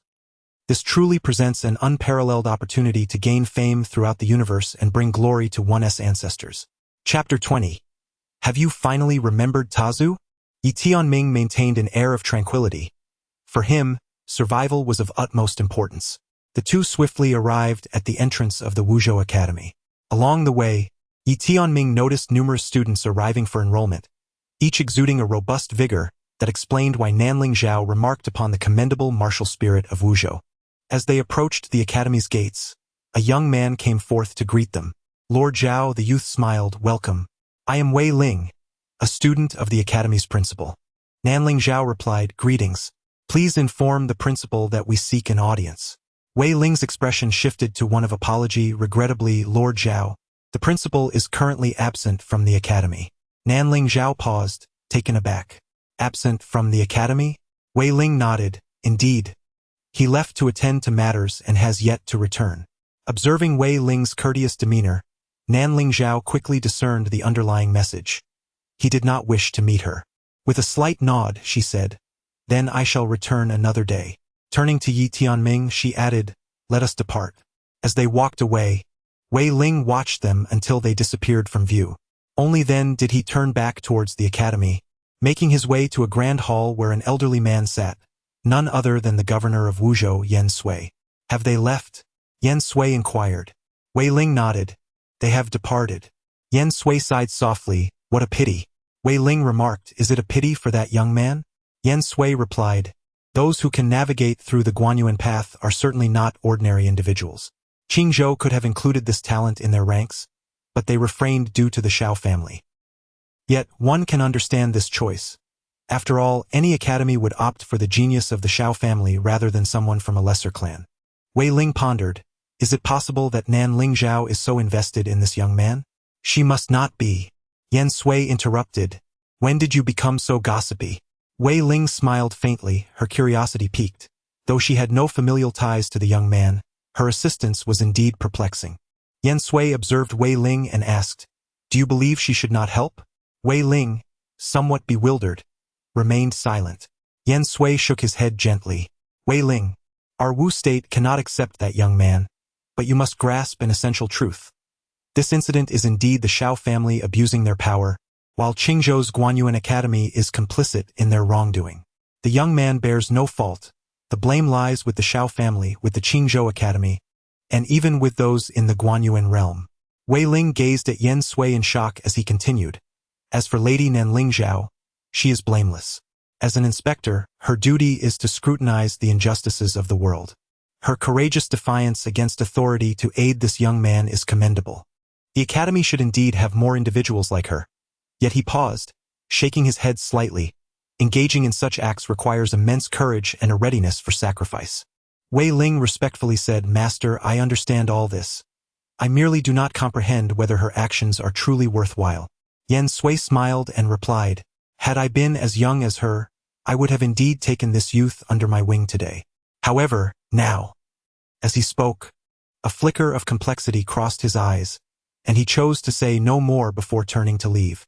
Those capable of becoming the head of an academy are undoubtedly not simple individuals. They too once harbored ideals. Yet, the longer they navigate the corridors of power, the more they realize that often an individual cannot effectuate change. At this juncture, their priority is stability. To avoid fault is considered an achievement. Nongling Zhao stepped outside, where she encountered Yi Tianming once more, who was engrossed in his cultivation. Observing him, a complex expression flickered in her eyes. Yi Tianming's talent was undeniably formidable, yet she understood that without joining a reputable academy, his gifts would remain unfulfilled. Access to cultivation resources is indeed paramount. Upon noticing Nongling Zhao, Yi Tianming hastily concluded his practice, rose to his feet, and approached her with a hint of excitement, stating, "The spiritual energy here is quite rich. I can vaguely sense a breakthrough approaching. Alas, my lack of practical experience renders my current state unstable. Thus I must continue to gather strength and refrain from attempting a breakthrough." Nongling Zhao smiled and replied, "Your approach is indeed correct. Haste makes waste, particularly in cultivation. A rapid breakthrough is often not beneficial." Yi Tianming nodded in agreement and then said, "We." Nongling Zhao interjected, "Shall we head to Yuzhou?" Yi Tianming cast a glance at her and nodded in acknowledgement. The two set off directly for Yuzhou. A quarter of an hour later, they arrived at Yuzhou, where the Guanyuan Academy was situated atop a mountain known as Yu Mountain, which stretched for thousands of miles and was perpetually shrouded in mist. Upon reaching the grand entrance of the Guanyuan Academy, Yi Tianming was taken aback, for he discovered that the spiritual energy here was extraordinarily rich and pure, far surpassing that of Wuzhou and other regions. Noticing his astonishment, Nanling Zhao chuckled, explaining that Yuzhou had once claimed the top position, which led to the bestowal of 2 supreme celestial veins by the Guanyuan realm, one awarded to the genius who achieved first place and the other to the Yuzhou Academy. Hence, the spiritual energy here was immensely abundant. Yi Tianming murmured, "To cultivate in such an environment is beyond imagination." Nanling Zhao replied with a smile, "This is merely the beginning. If you were to reach the main campus of the Guanyuan Academy, that would be truly astonishing. There, even the supreme celestial veins pale in comparison. It is often said that in the main campus, even a mere pig could ascend to the status of an emperor." Yi Tianming remained silent. Nanling Zhao continued, "This is precisely why so many aspire to join the main campus of the Guanyuan Academy. Gaining entry there could truly alter one's destiny, not just one's own fate, but also that of their entire family." Yi Tianming remarked, "But gaining admission to the main campus must be quite challenging, I presume?" Nanling Zhao nodded. For the local students of the Guanyuan realm, the path was relatively straightforward. However, for those from other states wishing to enter the main academy, the challenges were formidable. Apart from the exceptionally gifted individuals with rare constitutions, students from outside states could only gain admission through the Wanzhou Grand Competition, where the top 10 would assuredly secure a place in the Guanyuan Academy. Furthermore, if someone performed exceptionally well in the competition and caught the eye of a mentor from the Guanyuan realm, there might also be a chance for admission to the Academy's main institution. Yi Tianming nodded, comprehending the situation. As they conversed, the pair arrived at the entrance of the Academy. At that moment, an elderly man abruptly appeared before them. He regarded Nanling Zhao with a demeanor of neither servility nor arrogance. "Lady Zhao," he said, "the dean has sent me to convey a message. He wishes to avoid a confrontation with the Qingzhou Academy and the Shao family." With that, he turned and departed. Nanling Zhao maintained a stoic expression, remaining silent. Yi Tianming, too, chose not to speak. After a brief pause, Nanling Zhao stated, "Let us proceed to the next state." "Lady Zhao," Yi Tianming suddenly interjected. Nanling Zhao turned to face him and he continued, "How does Wanzhou compare to the sword sect?" Nanling Zhao replied, "Naturally, it pales in comparison to the sword sect. The sword sect is..." She abruptly halted, understanding Yi Tianming's implication. If even the sword sect was unwilling to accept him, how could Wanzhou dare to do so? Yi Tianming smiled and said, "I appreciate all the assistance you have provided, but from this point onward, I shall forge my own path." Nanling Zhao intended to say more, but suddenly, an elderly man appeared from nowhere, hastening to stand before her with utmost respect. "Miss, the head of the family requests your immediate return to the clan." Nangling Zhao replied, I will return in due time. Thud. The old man suddenly knelt, pleading, Miss, the head of the family has stated that if you do not return, then I shall not return either. Nangling Zhao's gaze turned icy in an instant. After a moment of silence, she turned to Yi Tianming and said, Wait for my return. Yi Tianming smiled and replied, Miss Zhao, do take care. Nangling Zhao responded earnestly, I will come back for you. With that, she stepped forward, producing a seal and placing it in Yi Tianming's hand. This is my inspector's seal. Use it for the time being. Without waiting for Yi Tianming to respond, she turned and soared into the sky, vanishing at the horizon. She understood that without the backing of her entire family, no state would dare to accept Yi Tianming. She needed to return and discuss matters with her father. After watching Nangling Zhao disappear into the distance, Yi Tianming held his gaze for a long while before withdrawing his attention. He gently caressed the inspector's seal in his hand.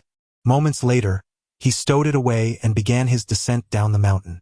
Along the way, new students occasionally ascended, their faces alight with hope for the future. As Yi Tianming continued on his path, he felt an unexpected emptiness within him following Nangling Zhao's departure. A sense of confusion enveloped him. In this vast world, it seemed that there was no longer a place for Yi Tianming. Confronted with the injustices of this world, he longed to exclaim, 30 years east of the river, 30 years west of the river, do not despise the youth in poverty. Yet, the harsh realities of life made it painfully clear that he had neither 30 years nor perhaps even 3 days to spare. Helplessness, despair.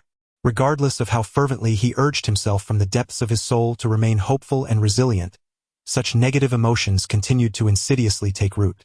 In the face of this cruel reality, all efforts seemed utterly futile. To return, if he were to go back now, he would undoubtedly bring trouble to the Yi family. Perhaps he had already done so.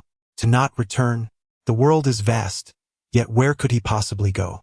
Yi Tianming sat upon the stone steps, gazing vacantly at the horizon. He understood that leaving this place might lead to his imminent demise, for the Shao family would surely not spare him. His death mattered little, but what of the Yi family? His elder brother, Yi Zong, and those brothers of the Yi family?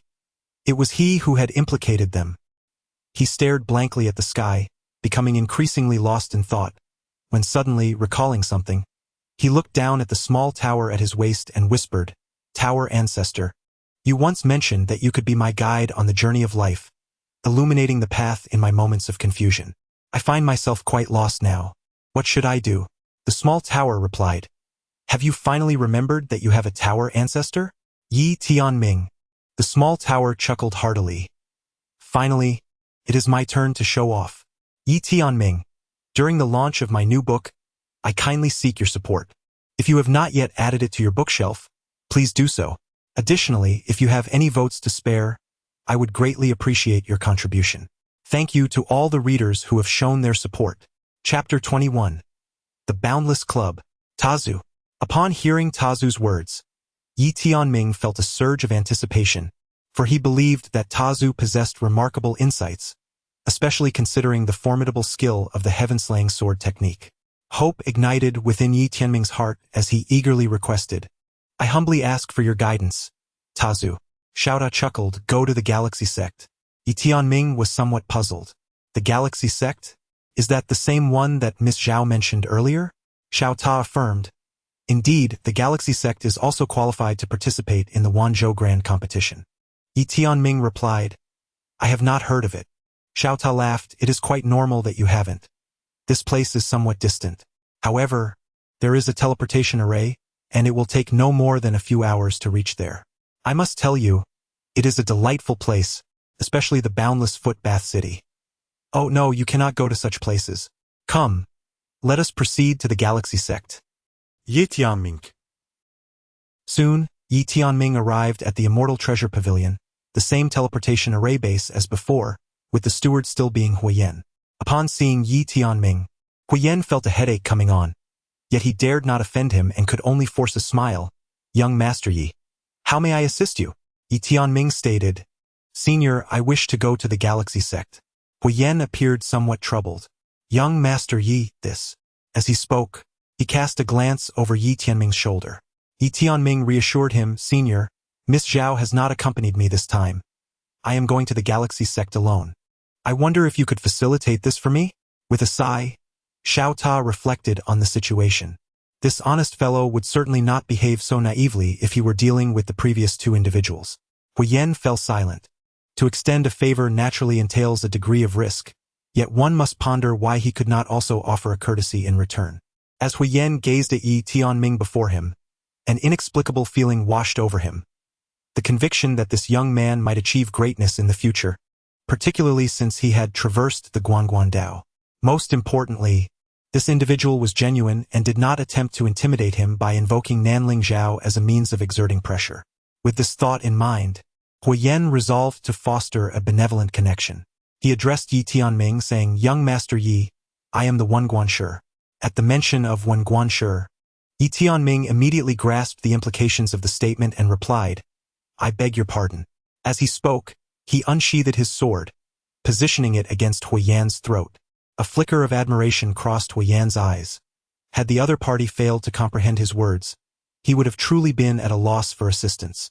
Thus, Yi Tianming compelled Hui Yan to the teleportation array, whereupon stepping onto the platform, the array activated, and he vanished without a trace.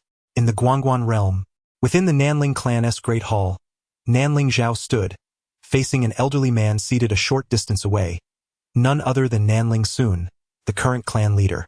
Nanling Sun regarded Nanling Zhao and remarked, "At the moment of your return, the former head of the Xiao family, along with the previous head of the Qingzhou Academy and several elders from the outer court, had just departed. Do you know the purpose of their visit?" Nanling Zhao lowered her head slightly and said, "Father, I have troubled you." Nanling Sun shook his head gently, "Child, I am your father. What troubles could there be? Speak the truth to me. Did you assist that young man out of altruism or personal interest?" Nanling Zhao turned her gaze towards Nanling Sun, wondering if her father believed she had developed feelings for him. Nanling Sun replied, "It is not just your father who thinks so. Everyone shares this sentiment. Do you realize the elders of the family are in an uproar? Your hot-tempered Uncle Zhou has even declared his intention to eliminate that boy." Nanling Zhao's brows furrowed in concern. Nanling Sun sighed softly, "Do not blame them, my dear. For so many years, you are the only remarkable individual to emerge from the Nanling family, and everyone holds high hopes for you. I once told you that once you enter the Inspection Institute, your marriage will be your own decision. However, if you truly choose a person from a lowly family, the entire clan will oppose it." Nanling Zhao looked at her father and asked, "Father, would you also oppose me?" Nanling Sun's face twitched slightly as he fixed his gaze on Nanling Zhao. "Do you truly have feelings for that boy?" Nanling Zhao replied calmly, "If I were to genuinely fall for someone from a low-ranking family, you would certainly oppose it, wouldn't you?" Nanling Sun countered, "Then do you believe I should oppose it?" Nanling Zhao shook her head gently. "Father, when our ancestors first encountered the master of the Guanyuan sword, he was merely a scion of a low-ranking family. Had the Nanling family opposed them, would we have the esteemed lineage we have today?"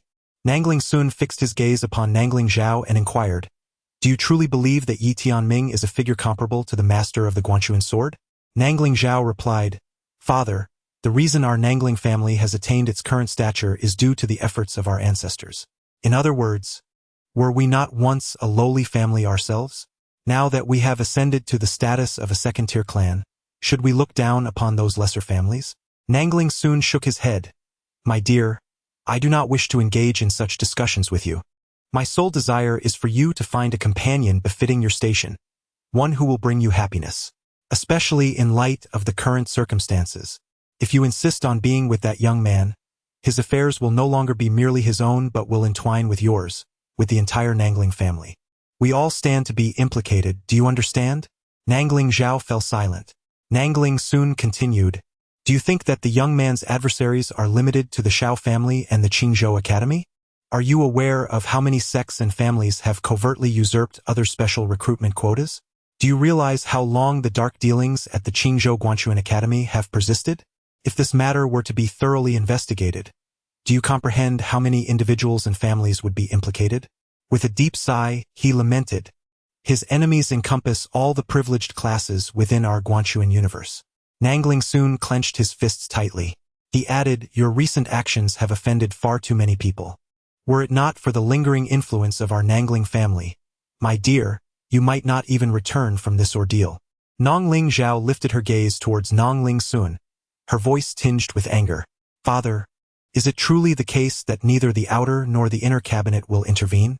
Nongling Sun shook his head. "My dear, this matter cannot be managed. If we attempt to intervene, it will entangle far too many individuals, and those individuals will undoubtedly band together. The inaction of both the outer and inner cabinets is a measure taken to stabilize the overall situation, especially since the young master has just returned and is on the verge of assuming the role of dean. Furthermore, no one wishes to undertake such a thankless task, as it is bound to offend many." Nongling Zhao spoke softly. Had Master Feng Yu been here, he would certainly not have turned a blind eye. Nongling soon sighed quietly. If Elder Feng were present, he would indeed take action. However, you must understand this. When Elder Feng offended so many, he was able to thrive because the sword master of Guanyuan supported him from behind. Look now. Since the departure of the sword master and Elder Feng, has the Feng family fared well? If not for the lingering fear of Elder Feng, do you truly believe the Feng family would have escaped annihilation?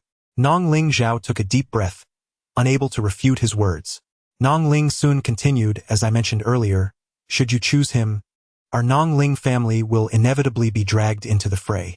My dear, do you believe our family can stand against them? This is no trivial matter. One misstep could plunge the Nongling family into irreparable ruin. As the patriarch, I cannot consider the happiness of just one person but must also take into account the welfare of our entire clan." Nongling Zhao replied, "Father, I understand your position, yet this is profoundly unfair to him, far too unfair. In the pursuit of truth, one cannot help but acknowledge the myriad injustices that pervade this world. Some inequities are within our grasp to amend, while others remain beyond our control. Your current standing is commendable, and you have honored both your identity and that young lad.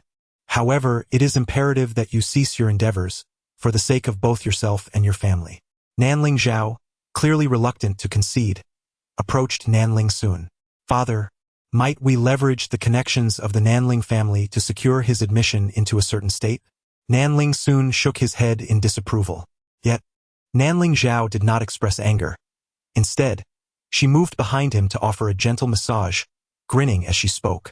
"Father, I understand your concerns for me. Your intentions are noble. My daughter has never held any resentment towards you. I am fully aware that my ability to maintain impartiality in the world outside is solely due to your unwavering support. Otherwise, having offended so many, I would have perished long ago. This is well understood in my heart." The previously stern expression of Nanling soon gradually softened, a faint smile creeping upon his lips. Noticing that Nanling Zhao seemed eager to continue, he interjected, "Enough of these sentimental words.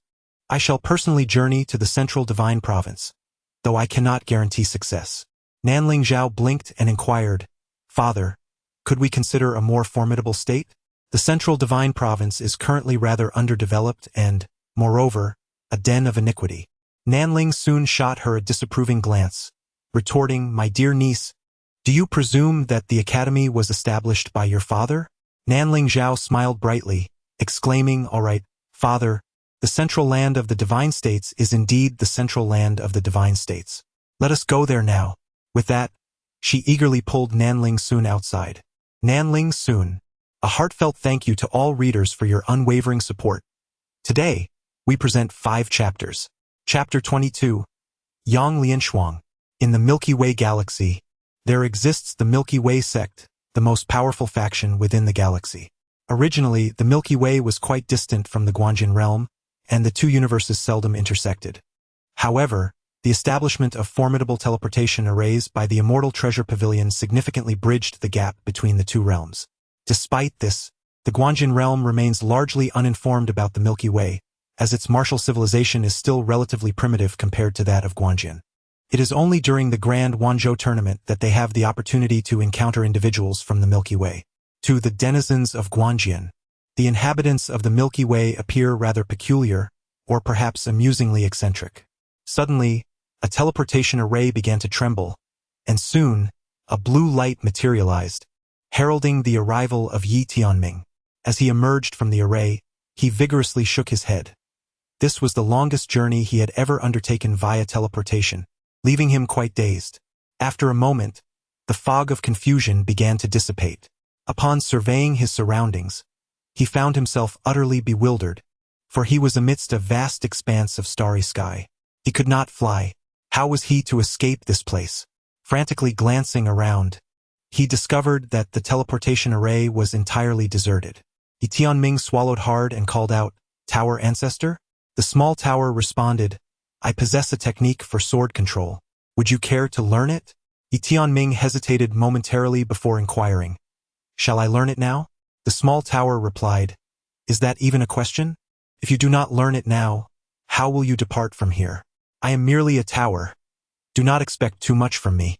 Tianming felt a twinge of concern. Having just begun to learn the art of sword control amidst the vast expanse of the starry sky, he pondered what would happen if he were to fall. "You would catch me, wouldn't you?" he inquired. "You are overthinking it," replied the small tower. Tianming remained silent. "Will you learn it or not? If you choose not to, you will have to wait for someone to come here." Without hesitation, Tianming responded, "I shall learn." The small tower continued, "I will now impart to you the methods of sword control." As it spoke, Tianming felt a sudden influx of information within his mind, embracing unity, focusing on breath, a cycle of ebb and flow, a perpetual existence.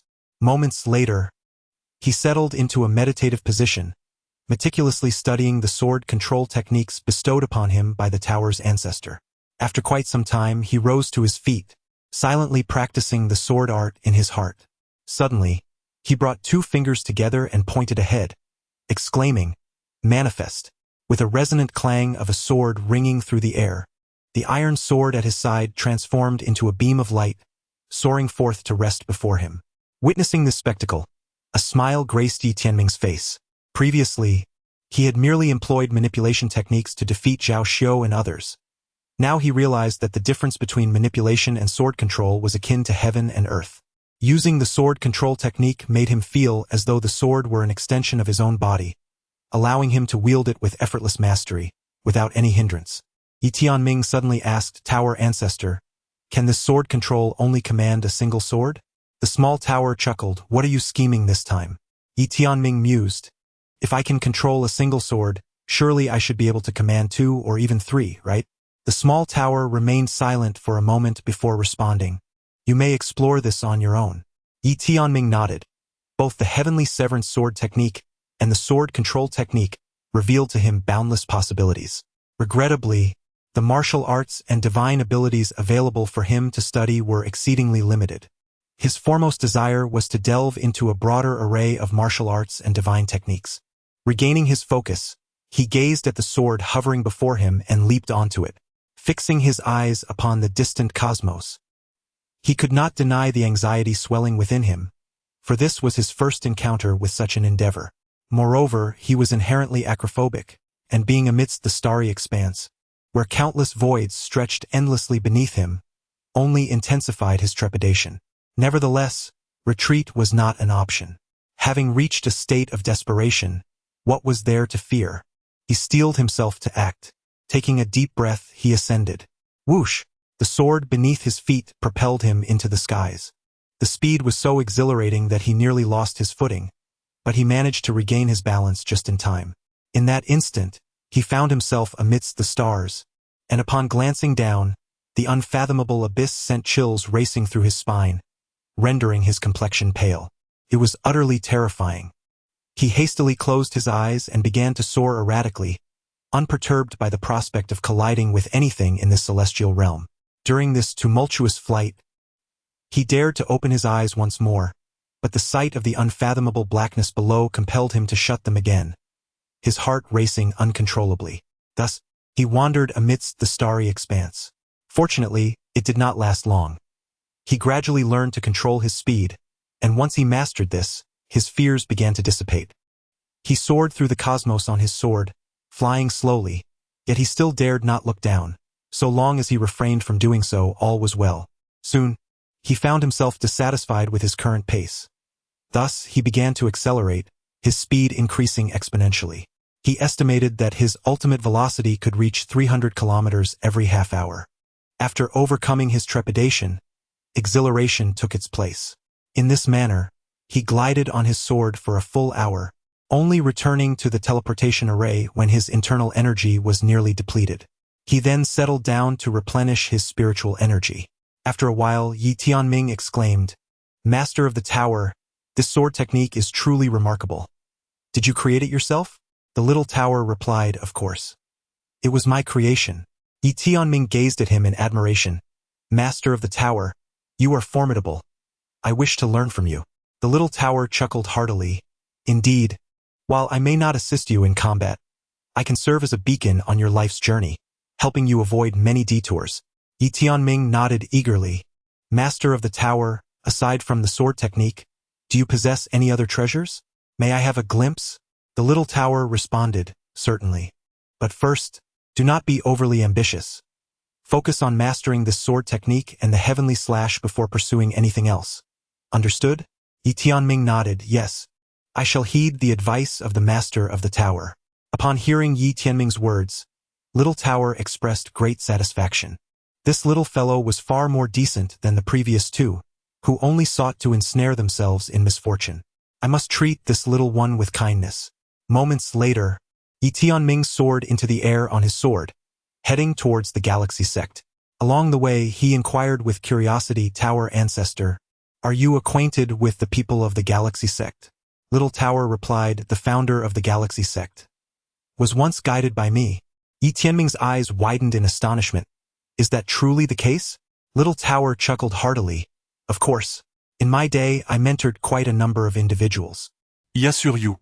"If I were to reveal their identities, you would be utterly shocked." Haha. Intrigued, Yi Tianming pressed, "Who were they? Do share." However, Little Tower responded, "Not now.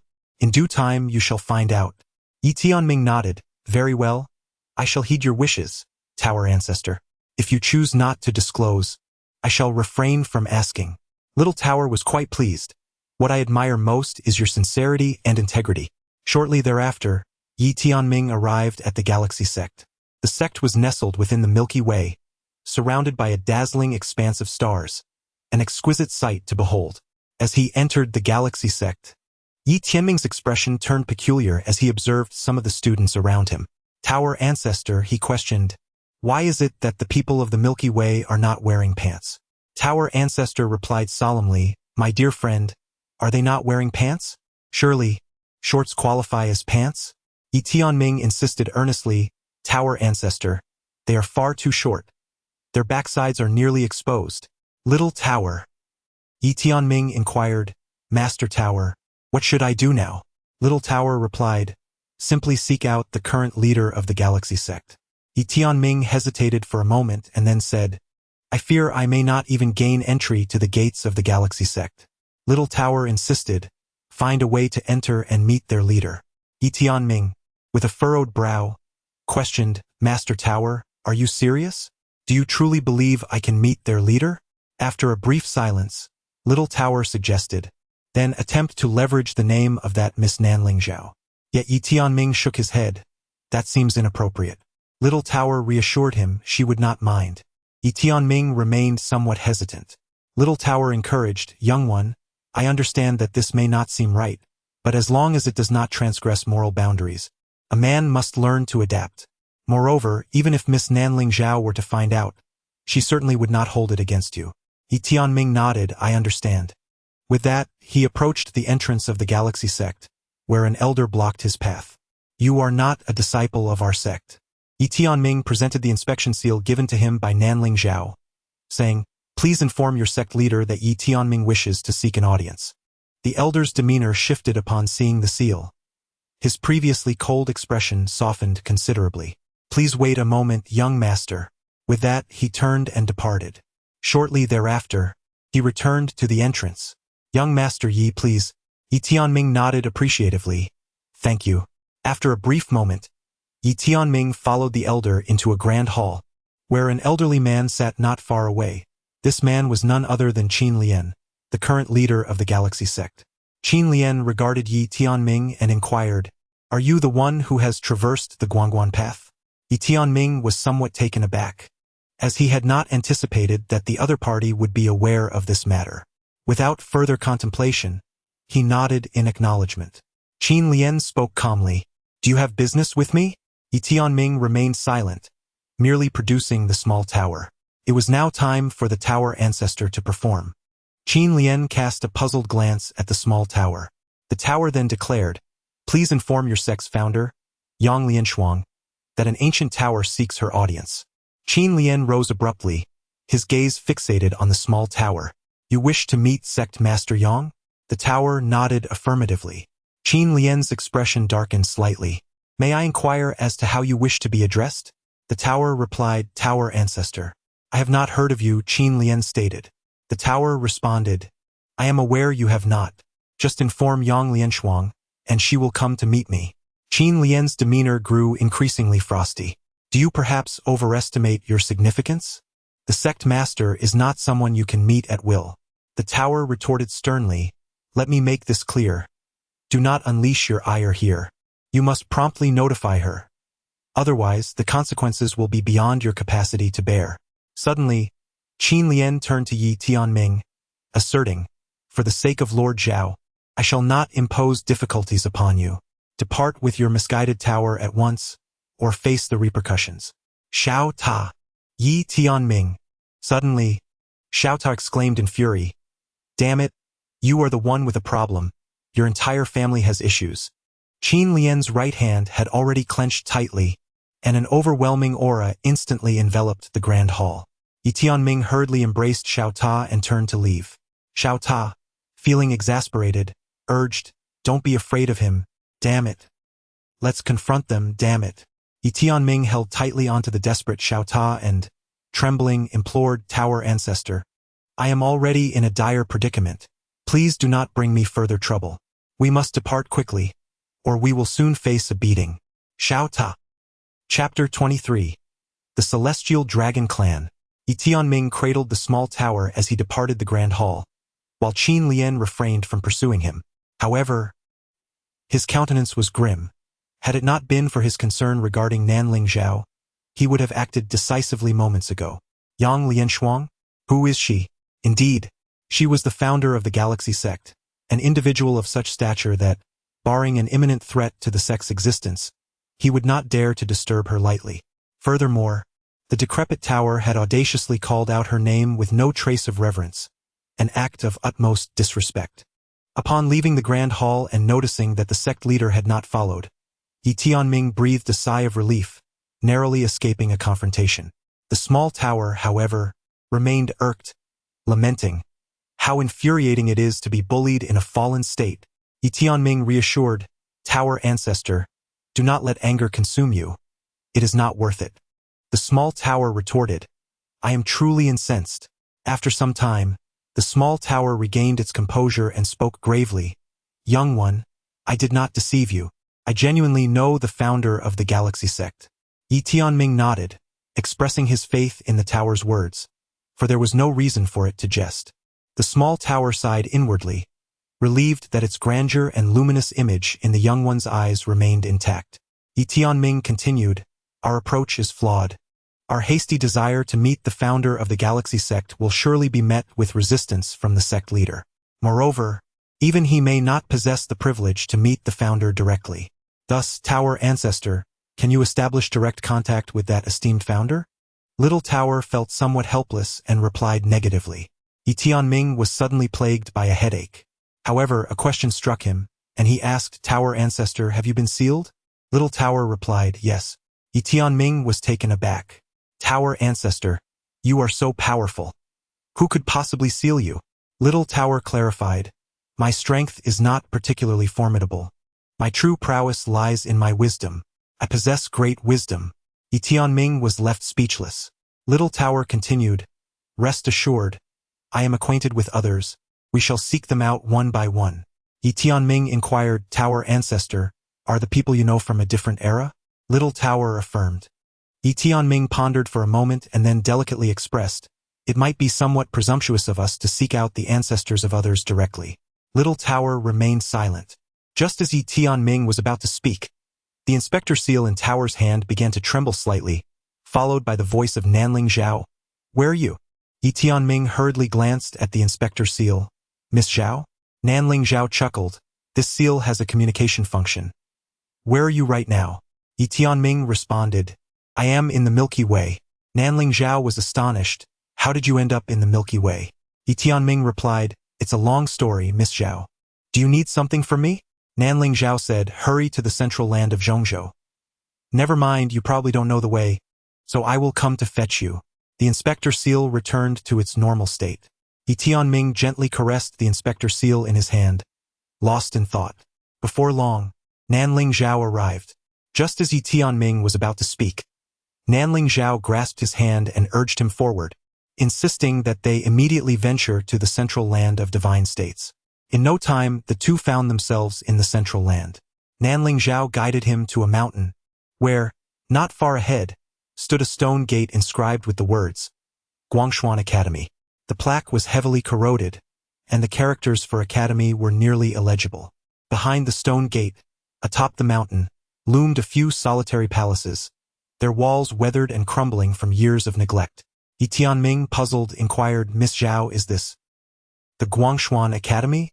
Nanling Zhao nodded, confirming that this was indeed the Guangshuan Academy of the Central Land, which was also referred to as the Sin State.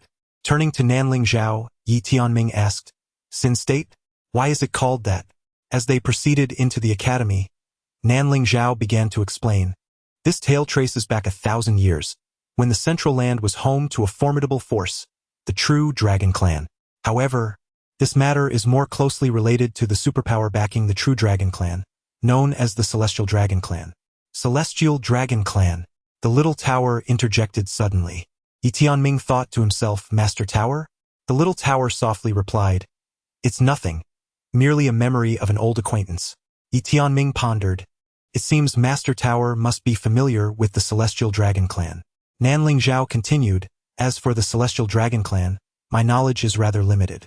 However, I am aware that this clan once held a position of unparalleled power in the Guanyuan realm, surpassing even the Nalan clan, commanding authority over all. It is said that the Celestial Dragon Clan committed a grave offense, leading to the annihilation of their top-tier warriors at the hands of the Guanyuan Swordmaster, with the remaining members exiled, never to return to the Guanyuan universe. At this point, she glanced around, noting that the ancestral land of the Celestial Dragon Clan is situated in the central land of Shenzhou. Due to the shame brought upon by the Celestial Dragon Clan, this area began to be forsaken by the academies, gradually earning the title of Sin Province. The powerful sects and families that resided here, wishing to avoid association with the disgrace, hastily relocated. Consequently, as these esteemed families departed, the region began to languish. Yi Tianming inquired, Miss Zhao, have you brought me here because the academy is willing to accept me? Nanling Zhao replied, My father is currently negotiating with their headmaster. Rest assured, since my father has personally taken charge, it signifies his confidence in the matter. Yi Tianming murmured, Thank you. Nanling Zhao cast him a glance and smiled. We are friends now, so there is no need for excessive formality. Yi Tianming nodded, remaining silent, yet many thoughts were etched in his mind. Suddenly, Nanling Zhao seized his hand, urging, Come, let us secretly eavesdrop on their conversation. In a rather humble grand hall, Nanling soon sat facing an unadorned elder, who was none other than the current head of the Zhongtu Shenzhou Guanyuan Academy, Song Shi. With a soft sigh, Song Shi lamented, Brother Sun, are you not placing me in a difficult position? Look at how our Zhongtu Shenzhou has deteriorated.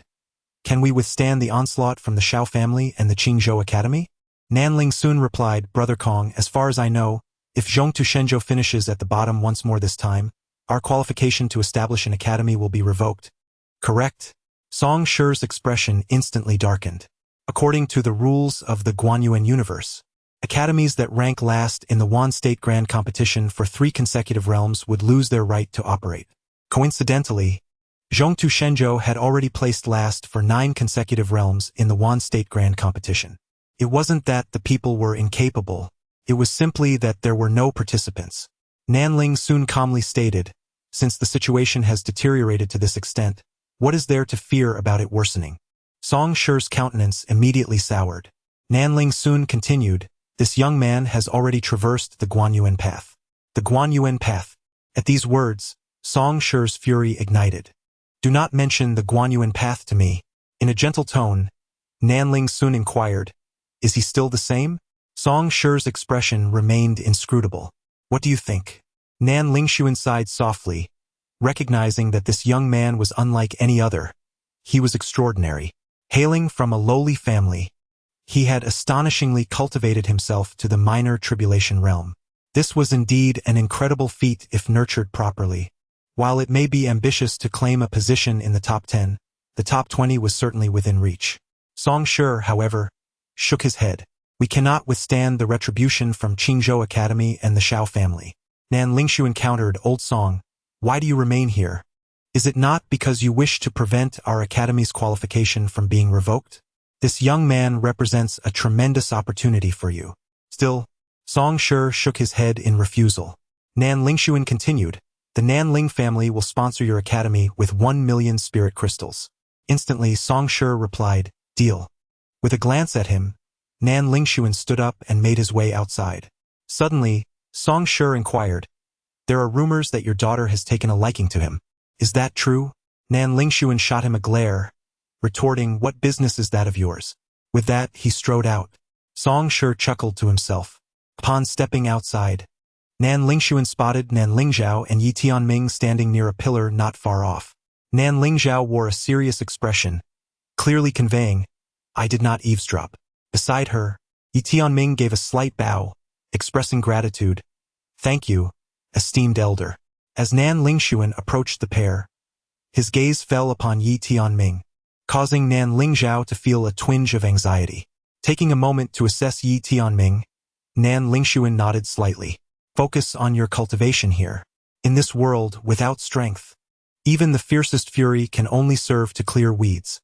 Yi Tianming nodded, acknowledging his junior. Nanling soon then turned to Nanling Zhao beside Yi Tianming and suggested, "Let us return home."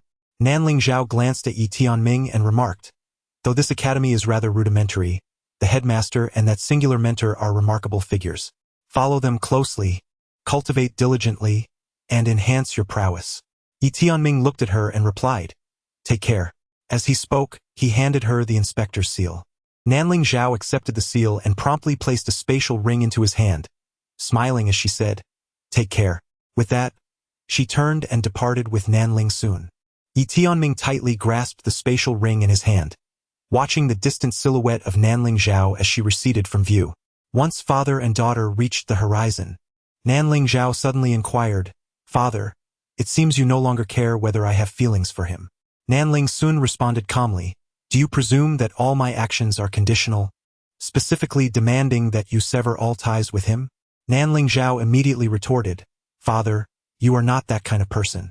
Nanling soon gazed at her and continued, "What I previously conveyed was not a reflection of disdain for that youth, nor an attempt to force a choice upon you.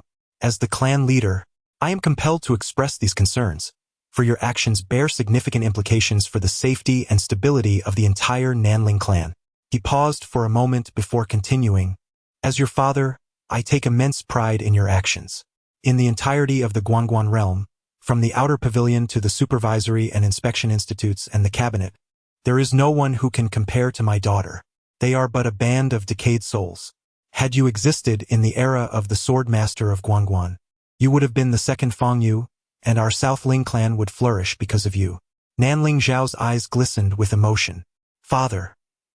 Nanling Sun replied earnestly, "Yet, I am not merely your father. I am also the patriarch of the South Ling clan.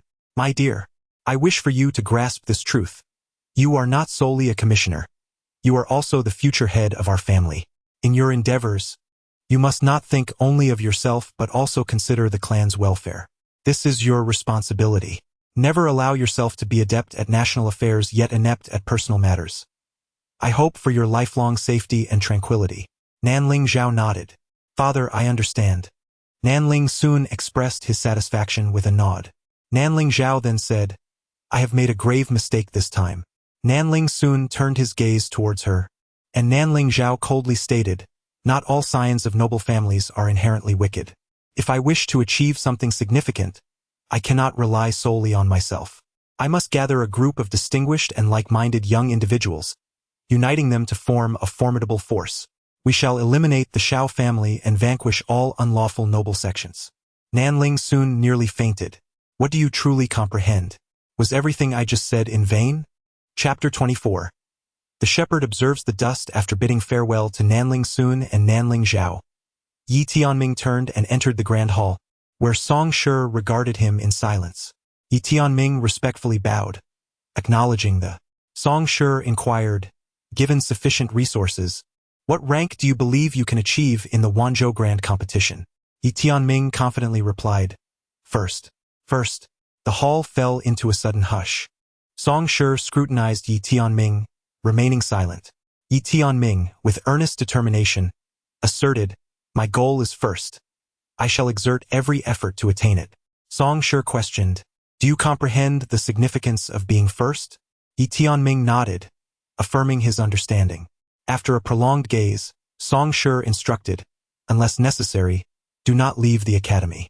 If you must, ensure that I or your mentor accompanies you. Speaking of which, go meet your mentor.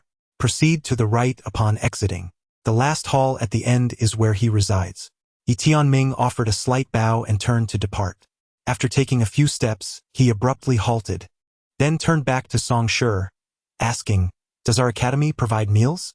Song Shi fixed him with a stare, replying, what do you think? Yi Tianming felt a twinge of frustration but chose not to respond further and walked away. Watching Yi Tianming leave, Song Shi shook his head, pondering, two individuals who have traversed the Guanyuan path are now in my midst. What a peculiar situation this is. Upon stepping outside, Yi Tianming turned to his right and soon arrived at the grand hall. Just as he was about to knock on the door, it swung open, revealing a middle-aged man who appeared to be in his 30s. Dressed in a light blue robe and adorned with a purple pendant at his waist. He held an ancient tome in his hands, exuding an air of scholarly elegance. However, his complexion was somewhat pale, suggesting he might be unwell.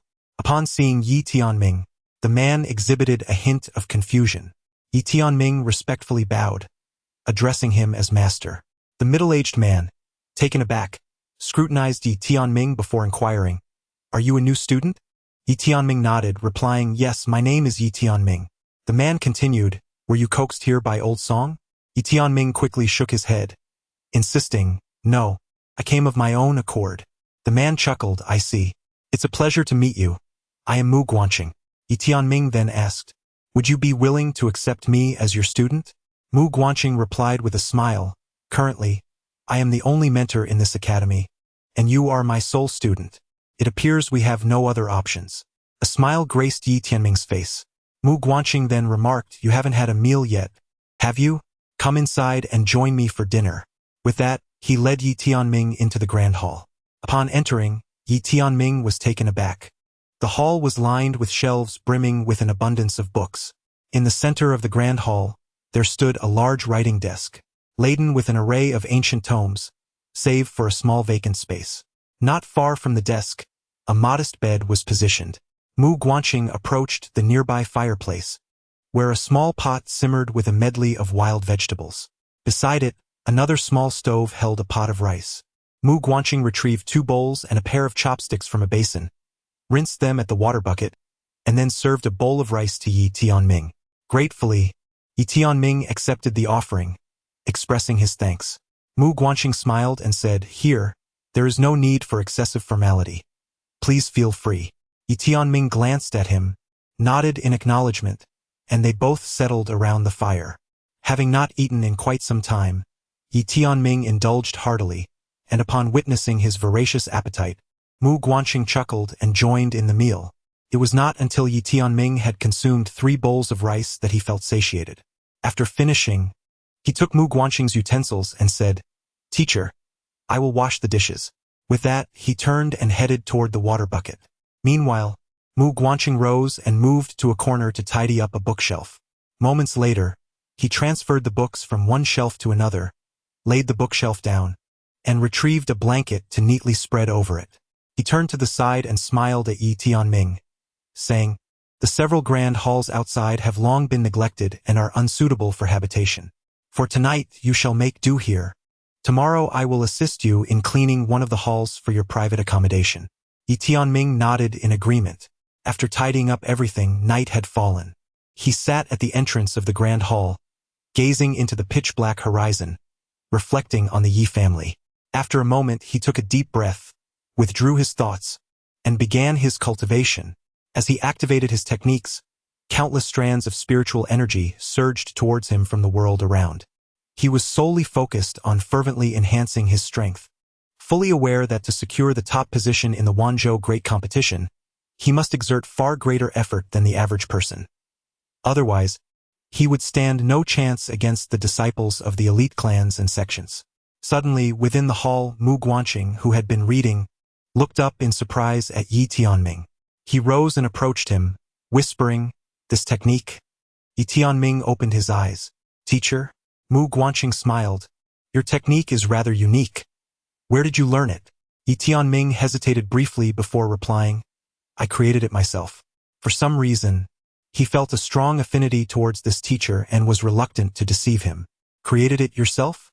Mu Guanqing expressed his astonishment, then laughed. "That is truly remarkable." Yi Tianming smiled in response. "It's nothing special."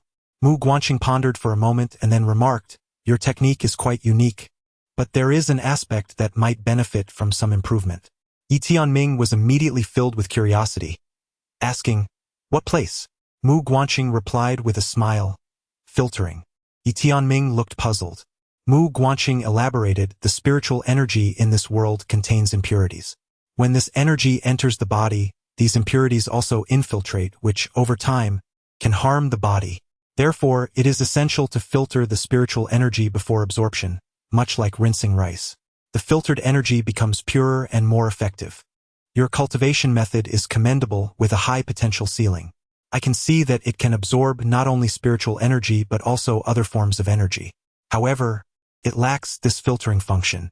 The damage it currently inflicts on you may not be felt yet, but in 2 more levels of advancement, you will realize that your body is facing significant issues." Yi Tianming softly remarked, "I see there are such considerations." Mu Guanqing smiled and said, "The path of cultivation is vast and profound. One must proceed with caution, especially with self-created techniques, as they have not undergone the scrutiny of predecessors. Thus, utmost care is required." Yi Tianming nodded, acknowledging, "I understand. Master, how can we achieve this filtering?" After a brief contemplation, Mu Guanqing responded with a smile, "We can create a filtering net. When the spiritual energy enters the body, it must first pass through this net. As for how to construct such a filtering net, that is for you to ponder." Yi Tianming smiled and replied, "Master, I understand." Mu Guanqing nodded slightly. "You are currently at the minor tribulation realm, which is commendable for someone of your age. However, there remain numerous issues pertaining to your current state. Do not rush. First, focus on resolving the matters concerning your cultivation technique, and later we shall delve into the intricacies of your realm together." Yi Tianming promptly rose and bowed respectfully, expressing his gratitude to his mentor. Mu Guanqing smiled and replied, "No need for such formality. Let us interact more casually, akin to friends, for such camaraderie is far more enjoyable." Yi Tianming nodded in agreement. "Very well." Mu Guanqing instructed, "You should commence your training now." With that, he turned and walked outside. Yi Tianming watched as Mu Guanqing departed, feeling a warmth in his heart. His mentor was quite amiable and genuinely kind. After a brief moment, he seated himself and began to study his cultivation technique. Meanwhile, Mu Guanqing arrived at the main hall, where he sought out Song Shi. "Old Song, who is that young man?" Song Shi glanced at him, inquiring, "What of it?" Mu Guanqing responded, "He is no ordinary individual. Despite his tender age, he has managed to create his own cultivation technique which is remarkably unique. This is quite impressive." Song Shi remarked, "He has successfully traversed the Guanquando." Mu Guanqing was momentarily taken aback. Song Shi succinctly recounted the details regarding Yi Tianming. Upon hearing this, Mu Guanqing furrowed his brow, perplexed at how the academy could handle matters in such a manner. Song Shi scoffed, "The Shao family and the Qingzhou Academy are not to be underestimated." Mu Guanqing clarified, "What I mean is the cabinet, The reach of the Shao family and the Qingzhou Academy cannot extend into the cabinet. During the Song dynasty, he shook his head, expressing his uncertainty about the details, but it was said that the matter was simply dismissed by the words of a prominent figure. Mu Guanxing furrowed his brows even deeper. Song Shi remarked, "This child is indeed unfortunate. Had it not been for that girl from the Nanling family staunchly protecting him, he would not have survived to this day. Now that he has chosen to follow you, I implore you to teach him well. If he can indeed secure a place among the top 5 in the Wanzhou competition, he might attract the attention of a prestigious family or a notable figure from the Guanxuan realm, thus providing him with a way out." However, Mu Guanxing shook his head. "In our academy, even basic sustenance is a challenge, let alone cultivation. As you know, cultivation demands considerable resources." He paused momentarily before speaking somberly. "Guanxing, I must be candid with you. The Shao family and the Qingzhou Guanxuan Academy are both intent on eliminating him. If you do not wish to take him as your disciple, I will not insist. I will take him under my wing myself." Mu Guanxing replied, "He has no other refuge left. Let him follow me." Song Shi nodded in agreement and then remarked, "I must admit, the recent actions of the Nanling family have taken me by surprise, particularly that young lady, Nanling Zhao. She truly embodies the spirit of the former academy head." Mu Guanxing noted, "I have also heard of this young lady. People now refer to her as the second academy head." Song Shi sighed softly. "I admire her approach, but unlike the former academy head, who had the support of the master of the Guanxuan sword, she does not have such backing. If she continues to act in this manner, she may find herself at odds with many influential figures above her."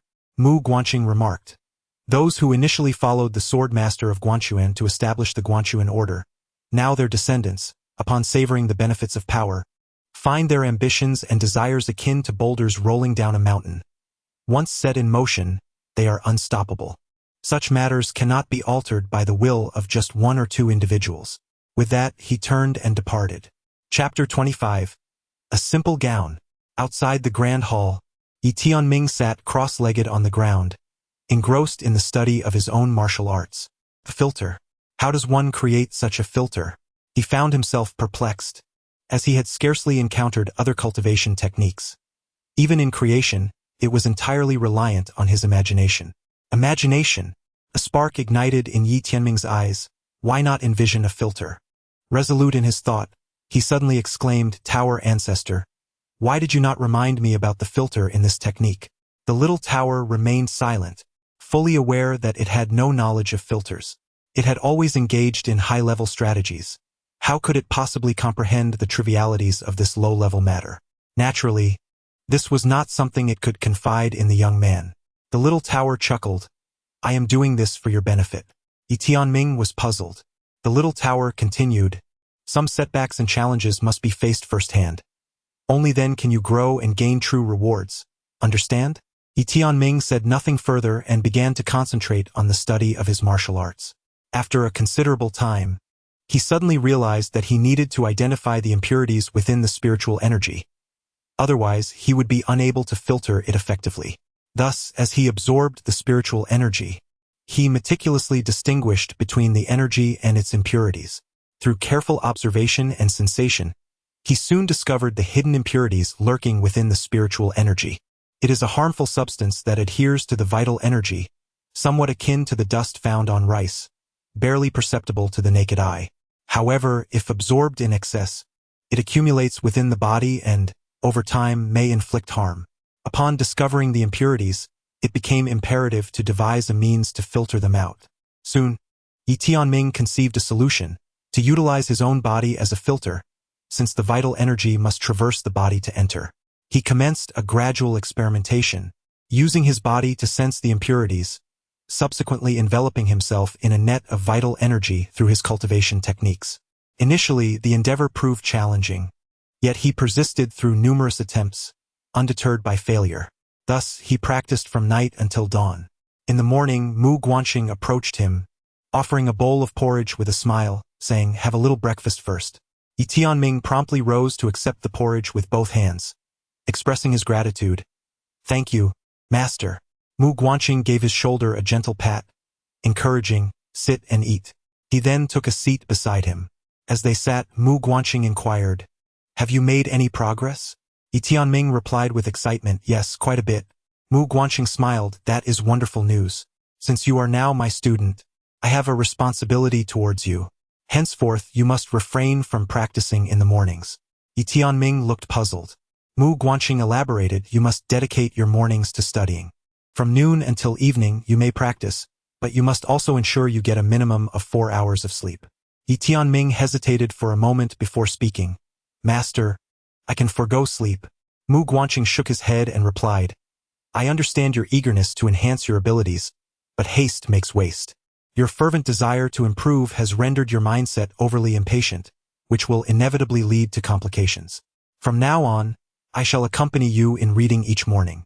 Engaging in literature fosters tranquility, and a serene mind will naturally sharpen your spirit, greatly benefiting your cultivation." Yi Tianming pondered this and nodded. "All right, Master, may I peruse the books within your hall?" Mu Guanxing smiled, "Of course." Yi Tianming responded, "Excellent." In the days that followed, Yi Tianming diligently followed Mu Guanxing's guidance, reading each morning and practicing from noon until night. After 3 days of dedicated effort, he found that his technique had begun to filter out certain impurities from the spiritual energy. He also noticed that the filtered energy, upon entering his body, became significantly purer. Remarkably, in less than 5 days, he ascended from the minor tribulation realm to the major tribulation realm, which filled him with immense joy. However, as he continued to filter the spiritual energy, he encountered a limitation. He was unable to eliminate all impurities. When he sought Mu Guanxing's counsel, the master smiled and said, "Indeed, there exist techniques capable of completely filtering out all impurities, but such methods are among the most elite. Your current technique has only recently been developed, and achieving a 60% filtration rate is already quite commendable." Upon hearing this, Yi Tianming finally understood. Mu Guanxing continued, "In the path of cultivation, one must not rush. Haste leads to a tumultuous mind. I comprehend the predicament you currently face, yet you must learn to quell the restlessness and anxiety within, for such negative emotions serve you no purpose." Yi Tianming nodded slightly. "Teacher, I understand this principle, but with less than half a year until the Wanzhou Grand Competition, time is of the essence." Mu Guanxing inquired, "Do you aspire to claim the first position?" Yi Tianming affirmed, "Yes, I wish to meet the swordmaster of Guangguan." "Teacher, how unjust this world is." Mu Guanxing agreed, "You are indeed justified in expressing such sentiments. It is not your fault. However, do you grasp the core reason and essence of this injustice?" Yi Tianming replied, "I lack strength." Mu Guanxing suggested, "Let us take a walk together." With that, he strode into the distance, and Yi Tianming followed suit. Along the way, Mu Guanxing remarked, "Your lack of strength is merely one aspect of the issue, yet it does not represent the fundamental essence." Yi Tianming interjected, "The Yang family." Mu Guanxing turned to him with a smile. "The Yang family is indeed the source of power within the Guangguan universe. Your assertion holds merit, yet it still does not reach the fundamental essence." Yi Tianming furrowed his brow. "Is it the system?" Mu Guanxing responded, "Not quite." Yi Tianming implored, "Please enlighten me, teacher." Mu Guanxing smiled, "The Dao." Yi Tianming looked on in perplexity. Mu Guanxing continued, "In simple terms, any cosmic civilization inevitably harbors inequalities. Would it be any different if the Yang family or anyone else were to govern the Guangguan universe? Would inequality cease to exist?" Yi Tianming furrowed his brow. Mu Guanxing slowly elaborated, "You must grasp a fundamental essence. Inequality is an inescapable reality, destined to persist even in millions of years to come. From the very inception of this world, it has been imbued with inequity. For instance, consider the circumstances of your birth. Some are born into noble families, while others emerge as beggars. Some are endowed with exceptional talents from the outset, while others are devoid of any gifts, or even face intellectual impairments. Some are born into advanced civilizations, while others enter a world ravaged by conflict." As he spoke, he turned to face Yi Tianming. "Can anyone truly eradicate these disparities?" Yi Tianming remained silent. Mu Guanxing continued, "Such inequalities cannot be eliminated, regardless of who takes charge. Do you understand why your situation has not received due attention from those in power?" Yi Tianming remarked, I possess no value. The Xiao family and the Qingzhou Academy wield immense power. He paused momentarily before continuing. There should be another reason. My affairs are trivial matters to certain esteemed individuals above, for they harbor the mindset previously mentioned by the teacher.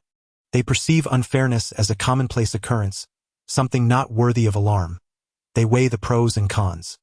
A glimmer of appreciation flickered in Mu Guanqing's eyes.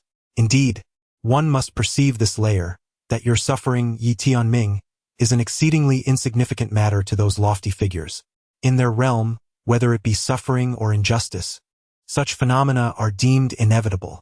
It is merely your misfortune to encounter them, akin to the casual step upon an ant while walking.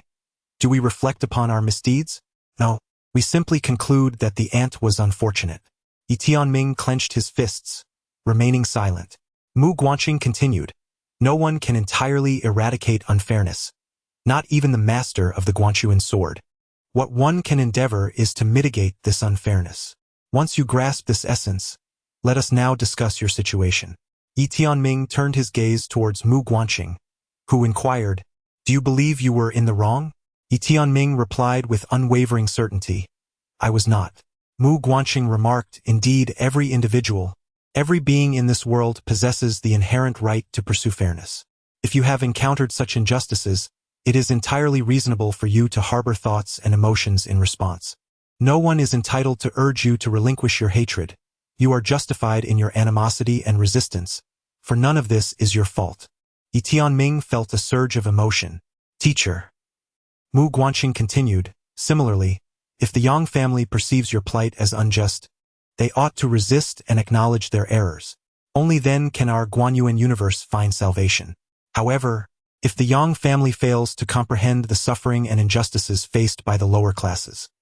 He paused, speaking earnestly, Then we must dare to call for a new dawn to replace the sun and moon. Xiao Ta. Yi Tianming was momentarily taken aback. Teacher. Mu Guanqing smiled, saying, If the world were clear and peaceful, we could naturally remain idle. Yet, if the world is rife with injustice and hope is dim, then it is imperative to. He suddenly halted mid-sentence.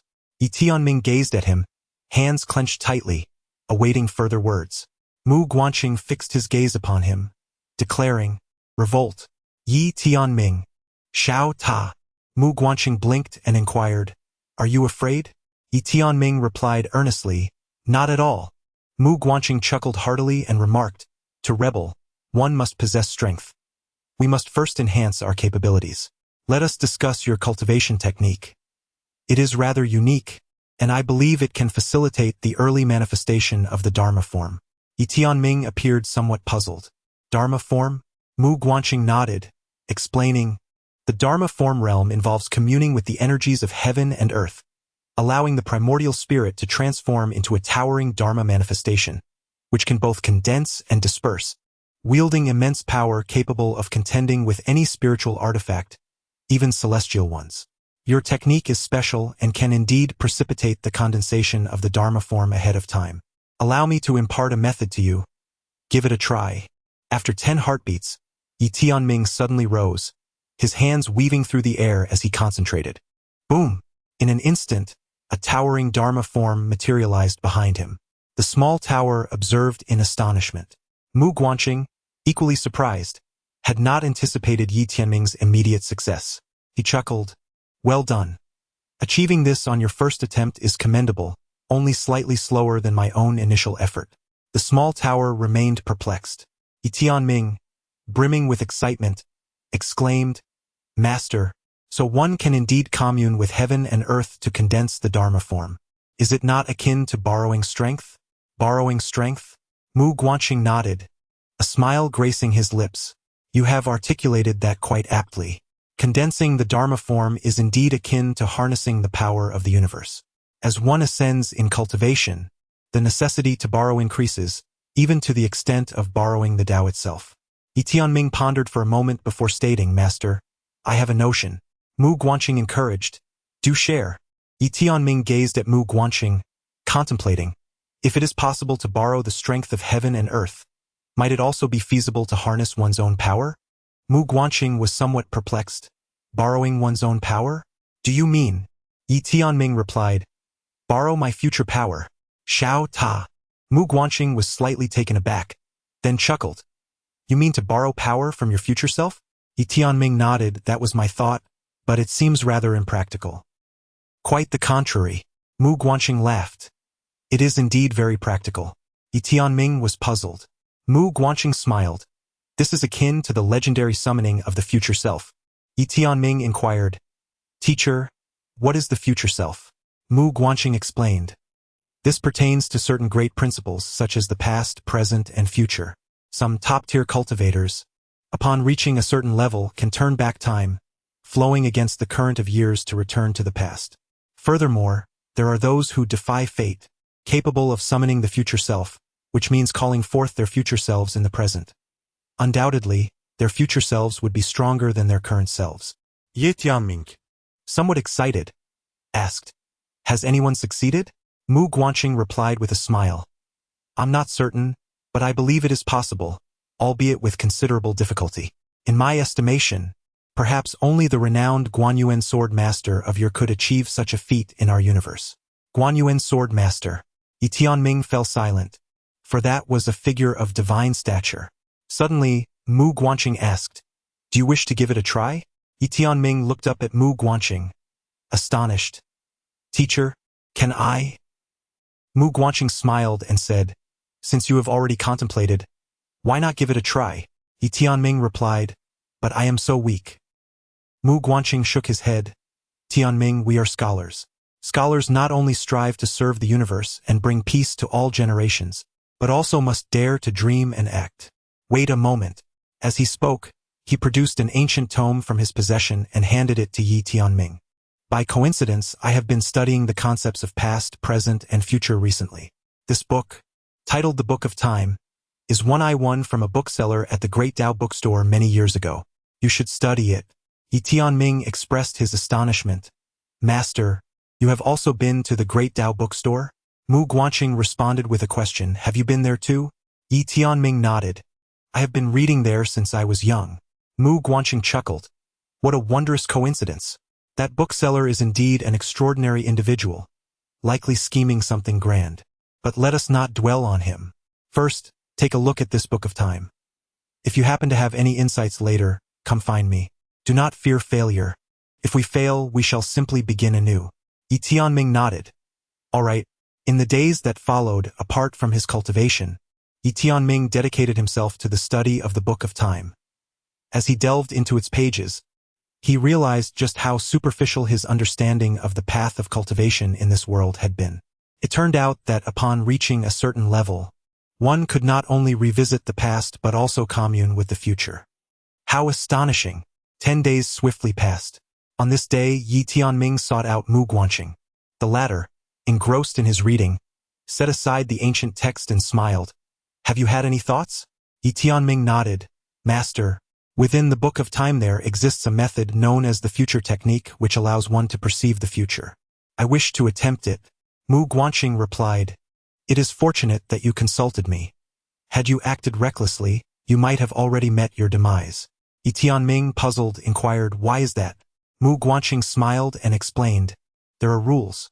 The Lord of the Observing Mysterious Sword established various regulations, one of which dictates that no individual may arbitrarily disrupt the temporal lines of the past and future. The words of the Lord of the Observing Mysterious Sword are law, and thus the future lines of all beings in the observing mysterious universe are guarded by these laws. Should you attempt this carelessly, you would be instantly subdued by that law. Yi Tianming asked, What should I do then? Suddenly, Mu Guanxing turned his gaze to the sword at Yi Tianming's waist, saying, Your sword is rather unique. It may be able to evade the detection of that law. Yi Tianming looked down at his sword. Mu Guanxing continued with a smile, Of course, I cannot guarantee this entirely, but shall we give it a try? After contemplating for a moment, Yi Tianming nodded. Then let us proceed. Mu Guanxing advised, When the time comes, recite the future technique to enter your own future timeline. Remember, do not intrude upon the timelines of others. Doing so would interfere with their karma, which is exceedingly perilous and easily detectable by the Heavenly Dao of the observing mysterious universe.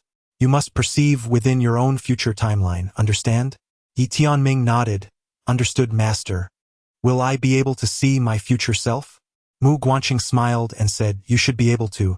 If you can meet your future self, then you will be able to summon your future true self. Of course, this is contingent upon the future you being a formidable individual. If they are merely a fool, summoning them would be akin to delivering oneself into peril. Moreover, you cannot summon them unless your future self possesses sufficient strength to defy the currents of time and return to the present.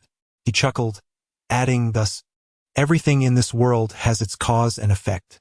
If you exert yourself now, your future will be formidable. However, if you choose to be complacent in the present, it is highly likely that your future self will be ineffectual, offering you no assistance whatsoever. Yi Tianming responded with a smile. I am indeed striving diligently, so it is highly improbable that I will become ineffectual in the future. Master, to what extent must one be strong to return to the present? Mu Guanqing replied, at the very least to the level of the sword master of observation. Yi Tianming sighed in resignation. In that case, I may not be that strong in the future. However, I still wish to give it a try. Mu Guanqing laughed. Go ahead and attempt it. I shall tend to some vegetables for our meal. Remember, success may not come on the first try. Should you fail, do not be disheartened. Simply keep trying. There is no rush. Consider it a form of play. Furthermore, in your own timeline, you can only encounter yourself. Upon meeting, strive to limit your interactions to prevent unforeseen consequences. With that, he set down the ancient tome and walked outside. After Mu Guanqing departed, Yi Tianming sat cross-legged on the ground, unsheathing his sword before taking a deep breath.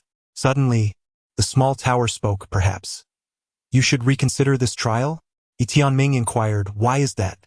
The small tower replied, did you not mention the inherent dangers? Yi Tianming chuckled softly, it's all right. I merely wish to experiment.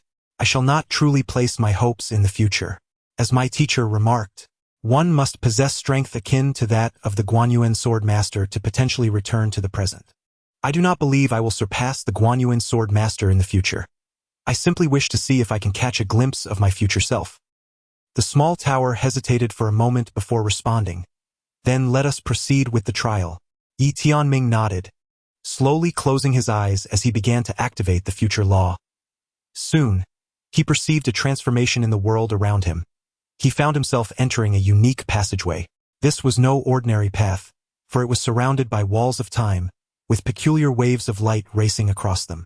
Holding the wandering sword, Yi Tianming anxiously surveyed his surroundings. Tower ancestor? There was no reply.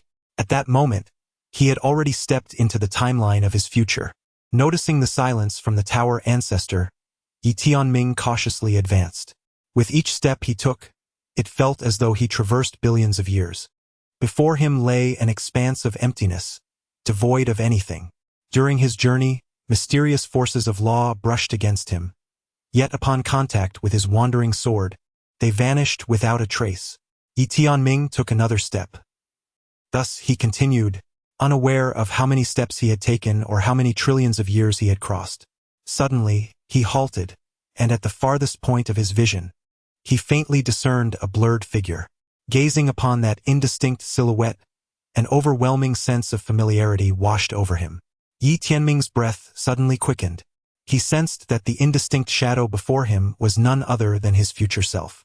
This feeling was overwhelmingly intense, prompting him to take several steps forward, causing the shadow to grow increasingly clearer. Suddenly, Yi Tianming froze in place as he witnessed the shadow halt its advance and turn around. In that fleeting moment, the shadow transformed into a remarkably distinct figure, a woman clad in a simple gown, radiating extraordinary grace. This woman in the plain dress was now gazing directly at him. Ah! In reality, Yi Tianming jolted awake, terror-stricken, exclaiming, Tazu, Tazu, why is my future a woman? How can my future be a woman? Damn it! Xiao Ta, equally alarmed, exclaimed, damn, you actually succeeded. Damn, I know nothing, don't ask me.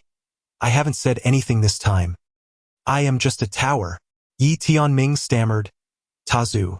Xiao Ta responded, trembling, big brother, just call me Xiao Ta from now on. Above Yi Tianming's head, a phantom of a woman appeared, the very same figure in the simple gown. the true form of the future revealed. The fate exchanged. At that moment, an overwhelming pressure descended from the heavens, bearing down upon Yi Tianming. Simultaneously, a voice imbued with boundless authority resonated as if echoing from eons past, declaring, "To dare disrupt the cosmic timeline of the universe, you shall perish." In the realm of the observing Xian universe, the manifestation of the Heavenly Dao occurs. Yi Tianming instinctively turns his gaze, and suddenly, a resounding crash echoes. Boom! In the distant depths of the universe, the Heavenly Dao of the observing Xian universe shatters violently, collapsing into nothingness. The Dao of Heaven crumbles. Chapter 26. The Frenzied Bloodline. The Collapse of the Heavenly Path. The entire higher echelons of the Guanchuan universe trembled. In a realm of utter void, an elder clad in a black robe gazed into the distance at the terminus of a celestial road, observing the countless fragments of the great path scattered around him. His eyes filled with gravity and astonishment. Behind him stood a cadre of elite powerhouses from the Guanchuan universe.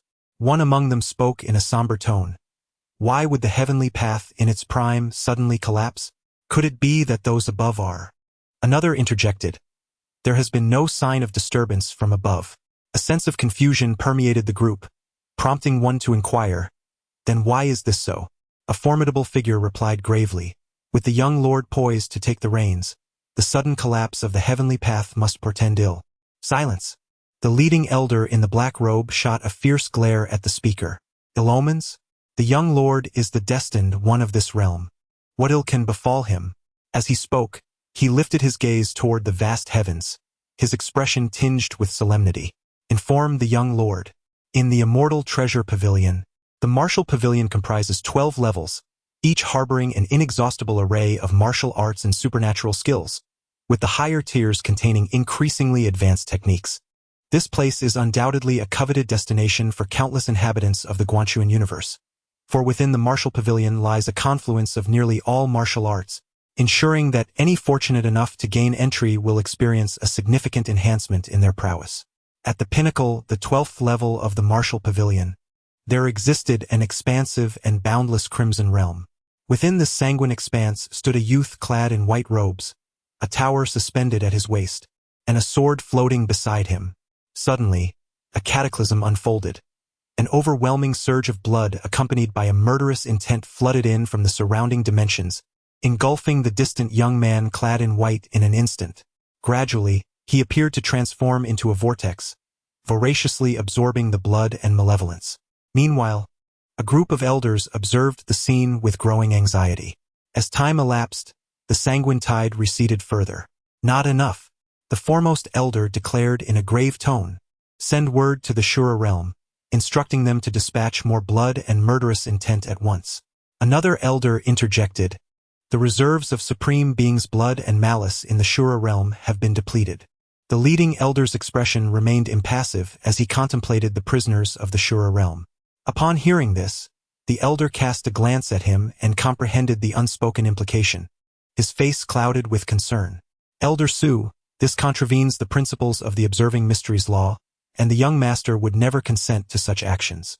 Elder Su slowly closed his eyes, asserting, in this time of peace, if we do not proceed, the young master will never transcend. His ascension is vital for the future of our Observing Mysteries universe. We must assist him in becoming a deity. The elder hesitated, yet Elder Su continued, "If anything were to transpire, I shall bear the responsibility alone." Another elder interjected, "Elder Su, do not take such burdens upon yourself. We all act for the young master's sake. If there are consequences, we shall share them together." The others nodded in agreement. In an instant, the realm was engulfed in a surge of blood and murderous intent, this time far surpassing any that had come before. An endless torrent of blood and malevolence was consumed by the youth clad in white. Time seemed to stretch indefinitely until, suddenly, he opened his eyes. Boom! Within his gaze lay a sea of crimson, columns of blood shooting skyward, piercing the depths of the firmament. The terrifying pressure of the bloodlines surged forth like a tidal wave, spreading throughout the cosmos. The frenzied demon bloodline, the foremost bloodline of the Guanguan universe. Simultaneously, Yang Jia's aura swelled uncontrollably, breaking through multiple realms. He abruptly grasped the Qingxian sword, and in an instant, it transformed into a deep scarlet hue. Concurrently, a formidable domain materialized around him. The invincible sword domain. The Qingxian sword trembled slightly, aiding him in suppressing the frenzy of malevolence. After what felt like an eternity, the crimson hue in Yang Jia's eyes gradually faded. At that moment, an elder appeared before him, offering a respectful bow. "Young master, the heavenly path has suddenly collapsed." Yang Jia furrowed his brow. "Why?" The elder replied, "We are still investigating."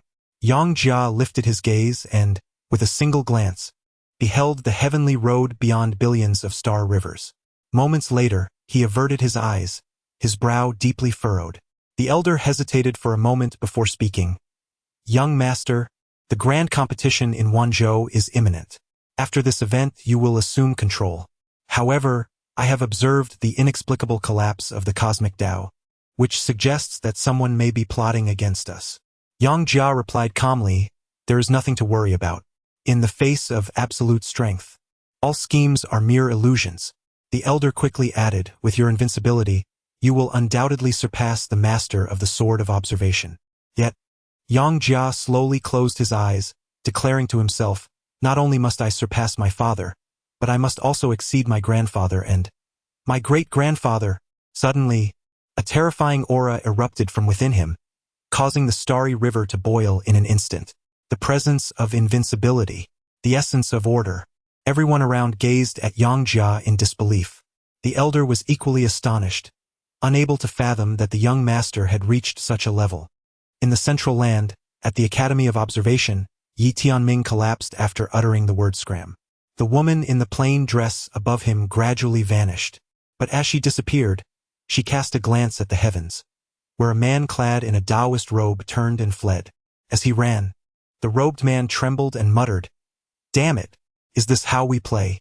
So, when my alternate account cannot compete, I resort to my main account?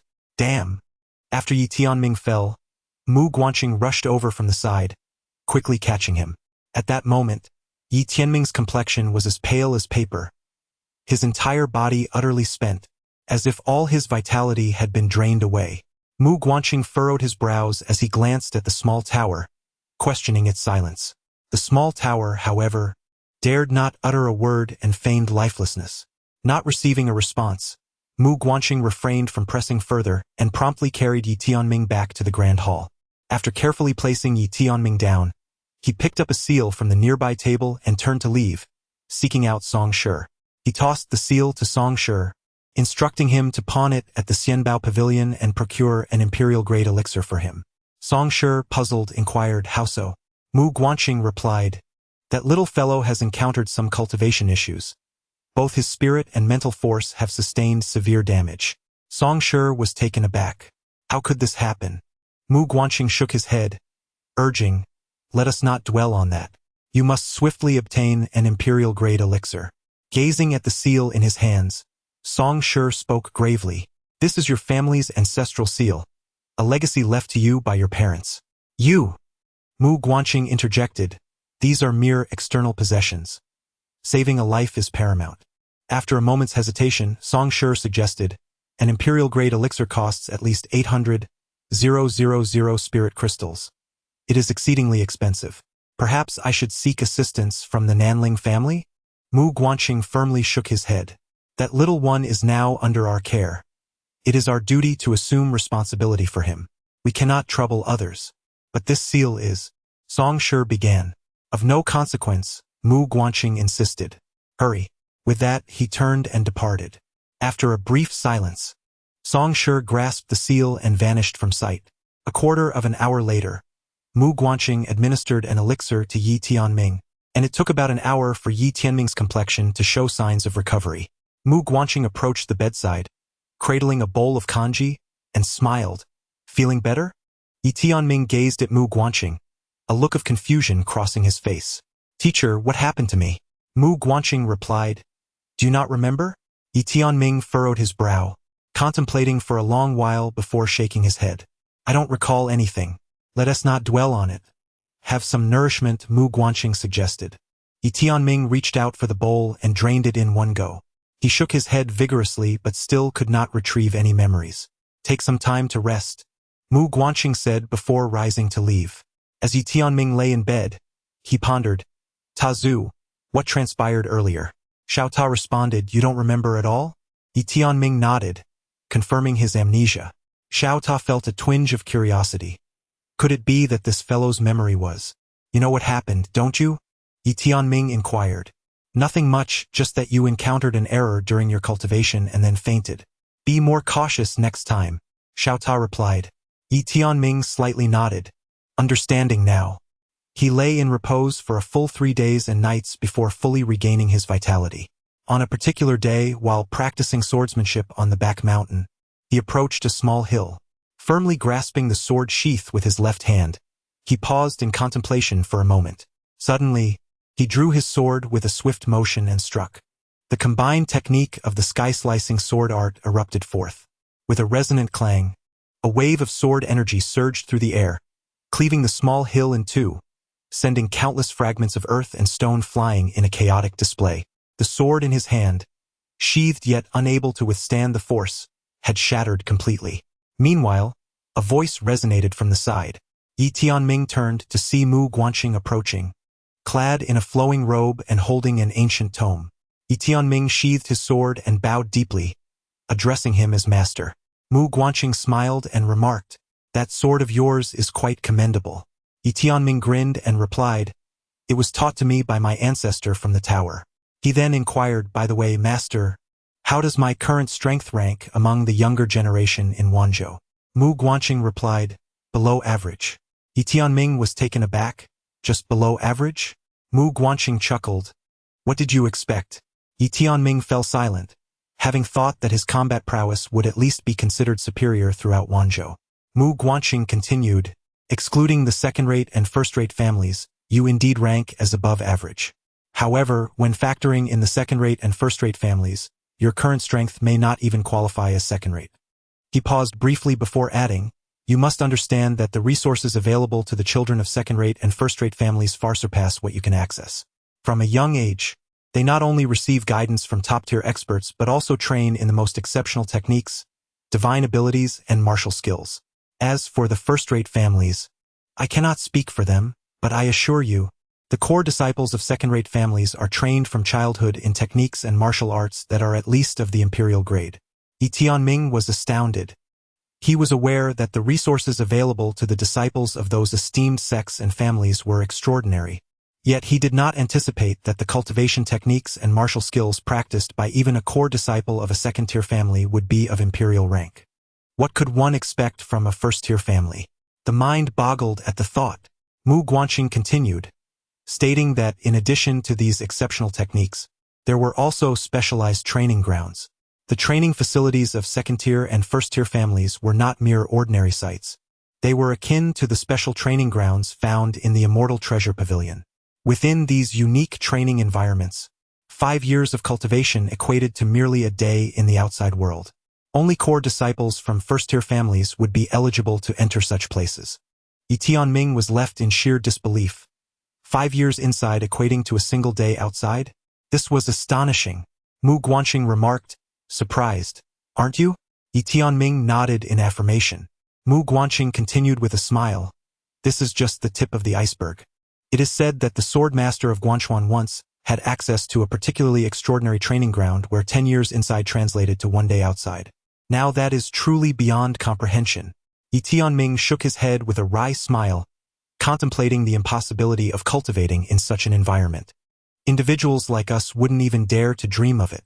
The little tower remained silent. Mu Guanxing then inquired, are you aware of who the most extraordinary prodigy among the younger generation of Wanzhou in the previous era was? Yi Tianming turned to Mu Guanxing, who said, from the Yi family in the southern province comes Yi Ju, a mere 17 years of age, yet already a saint. He surpasses you by a staggering 7 realms, and he possesses the capability to challenge opponents beyond his level, even exceeding 2 realms. His cultivation techniques, martial skills, and divine abilities are of the highest caliber, far beyond what an ordinary person can compare to. In the realm of martial arts, success hinges not solely on talent and effort, but also on one's lineage. Often, This lineage proves to be more consequential than raw talent or hard work. Many individuals do not lack diligence, but have already been defeated from the moment of their birth. Yi Tianming found himself unable to refute this statement, contemplating deeply, filled with a profound sense of helplessness. For a mortal to transcend social strata is a feat more arduous than ascending to the heavens. Mu Guanxing continued, I share this with you to illuminate the chasm that exists between you and them. You must confront this disparity with clarity. Yi Tianming shook his head, replying, Teacher, I comprehend your point, yet the reality is that this gap is utterly disheartening. Mu Guanxing smiled and replied, Despair is precisely the correct sentiment. Despair signifies that you have no avenue of retreat. Since there is no way back, why not exert yourself to the utmost? In that moment, Yi Tianming grasped the truth. Lacking a noble lineage and a strong backing, what other choice did he have but to strive relentlessly? As for the Tower Ancestor, he acknowledged that the Tower Ancestor possessed some merit, yet it seemed rather limited at present. Ultimately, one must rely on oneself. Suddenly, Mu Guanxing remarked, The sword technique you just executed, aside from its layering, can indeed be adapted and transformed. Yi Tianming inquired eagerly about how to adapt. Mu Guanxing replied with a smile, Your cultivation technique. Yi Tianming appeared somewhat perplexed. Mu Guanxing continued, Your technique is quite unique. It can absorb not only spiritual energy but also other forms of energy. Therefore, why not attempt to draw upon the power of the earth's veins deep beneath the ground? Yi Tianming's expression was one of confusion. The power of the earth's veins? Although he had perused numerous texts, he had rarely encountered literature on cultivation, mainly due to a lack of availability. Most of the books sold at the Dao bookstore were either misleading or frivolous. Mu Guanxing nodded, explaining, Deep within the earth lies an inexhaustible source of power, known as the earth's veins. You can certainly try to utilize your technique to absorb this energy for your own benefit. If your swordsmanship is augmented by this earth power, with your current level of mastery and physical prowess, you could potentially add at least 5 additional layers. 5 additional layers. Yi Tianming was instantly filled with excitement. The 2 layers he had already accumulated in his sword technique were sufficient for him to slay opponents of higher ranks. The prospect of adding 5 more layers was nothing short of extraordinary, and he envisioned boundless possibilities. The earth's power, was it not infinite? Observing Yi Tianming's enthusiasm, Mu Guanxing encouraged him, Give it a try. Yi Tianming nodded, slowly closing his eyes as he began to channel his technique, seeking to connect with the earth. However, after a brief moment, he opened his eyes once more and said, Master, I cannot perceive the power of the earth. Mu Guanxing smiled and said, It is not that you cannot perceive, but rather that you are overly excited and impatient. First, take a moment to sit down, calm your mind, and allow yourself to settle for half an hour. Do not dwell on anything else. Immerse yourself in tranquility, and then truly feel everything with your heart. Yi Tianming nodded. I will give it a try. Mu Guanxing continued, You should practice first. I will gather some ingredients to prepare a meal for you. With that, he turned and departed. Yi Tianming then settled into a meditative posture, striving to still his thoughts. Mu Guanxing arrived at the main hall, where Song Shi was still indulging in wine, quite inebriated. Mu Guanxing remarked, Old Song, I need you to spare some funds. That young lad cannot survive solely on vegetarian fare while training. We must procure some fine meats and medicinal pills. Song Shi rolled his eyes. Do you see any wealth on me? Although the Nanling clan has donated a bit, you are well aware of how much our academy is in debt. We are left with nothing. Mu Guanxing replied, As the head of the academy, you must devise a solution. Song Shi retorted with an eye roll, Should I resort to theft then? Mu Guanxing sighed softly, Old Song, you must not succumb to despair. You need to uplift yourself. Song Shi shrugged, You know my situation all too well. My salary is the lowest among all the heads. My annual stipend barely covers my drinking, and while you still have wild vegetables to eat, I have not even that. It is truly a hardship. Mu Guanxing shook his head. Enough of this lamenting. Go to the Xianbao Pavilion and the Martial Hall, and secure some tasks for the modification of martial arts techniques. Limited to Emperor rank and below, and do so swiftly. Before he could finish, Song Shi abruptly stood up, All right. Having spoken, the individual vanished within the grand hall. Song Shi's departures were as swift as his arrivals.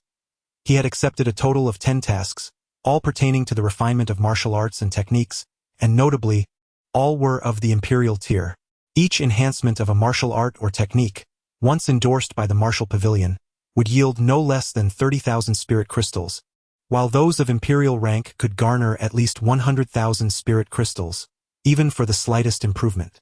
Naturally, such tasks were not within the reach of the average person. Although Song Shi found himself in a state of disarray, he was nonetheless the head of a state academy, thus qualifying him to undertake tasks of this caliber.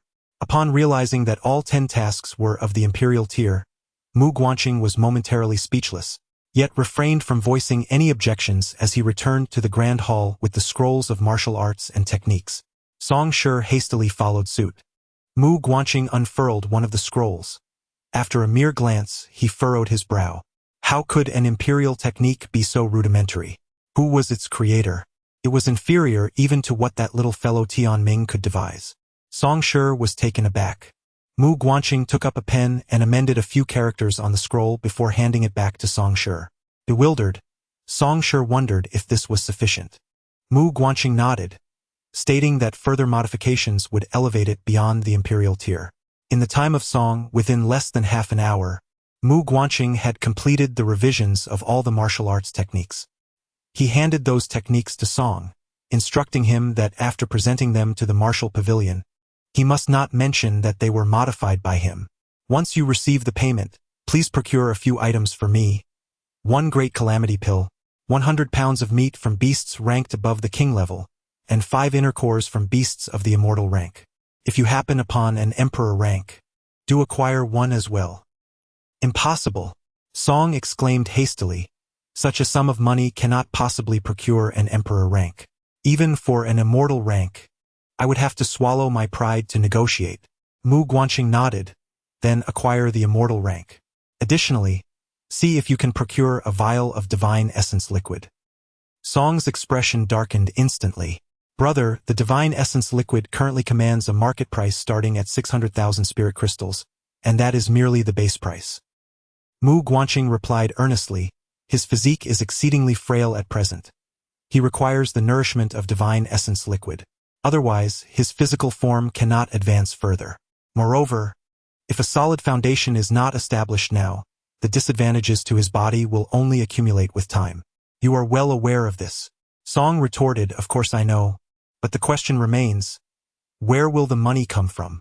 Mu Guanqing suggested, aren't you skilled in tomb raiding? Goodness, Song glared at him, what are you suggesting? I prefer to call it archaeology. Mu Guanqing nodded. As the head of the institute, you must contribute some effort as well. After some contemplation, Song Shi remarked, when the time comes, I shall take him along for an expedition. For archaeological pursuits, to allow him to undergo some trials. His practical experience is rather lacking and he needs to hone his skills in perilous domains. Mu Guanqing responded, that is indeed feasible. First, procure the divine essence elixir along with those medicinal pills. He is in urgent need of them.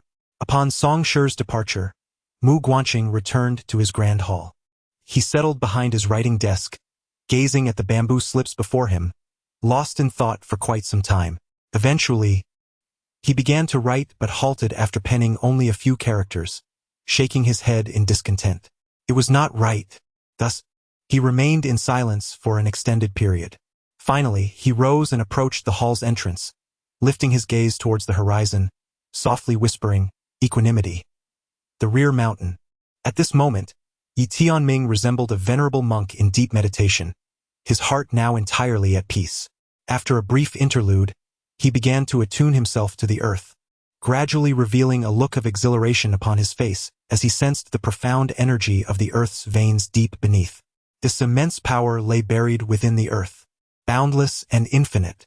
He commenced the operation of his cultivation technique, and soon, an abundance of earth energy surged from the ground, flowing into his body through his arm. Yi Tianming's body trembled with an overwhelming sensation of delight. Feeling the inexhaustible power of the earth's veins, Yi Tianming exclaimed with enthusiasm, Tower Ancestor, I feel invincible. The small tower responded silently. Yi Tianming, brimming with excitement, continued, as long as I master this earth energy, who in this world could possibly stand against me? The little tower spoke in a low voice, urging calmness. Take a moment to compose yourself. Based on my past experiences, such thoughts are often precursors to a severe beating. Tianming remained silent. He began to absorb the Earth's energy, and after consuming a portion of it, he felt a surge of relief.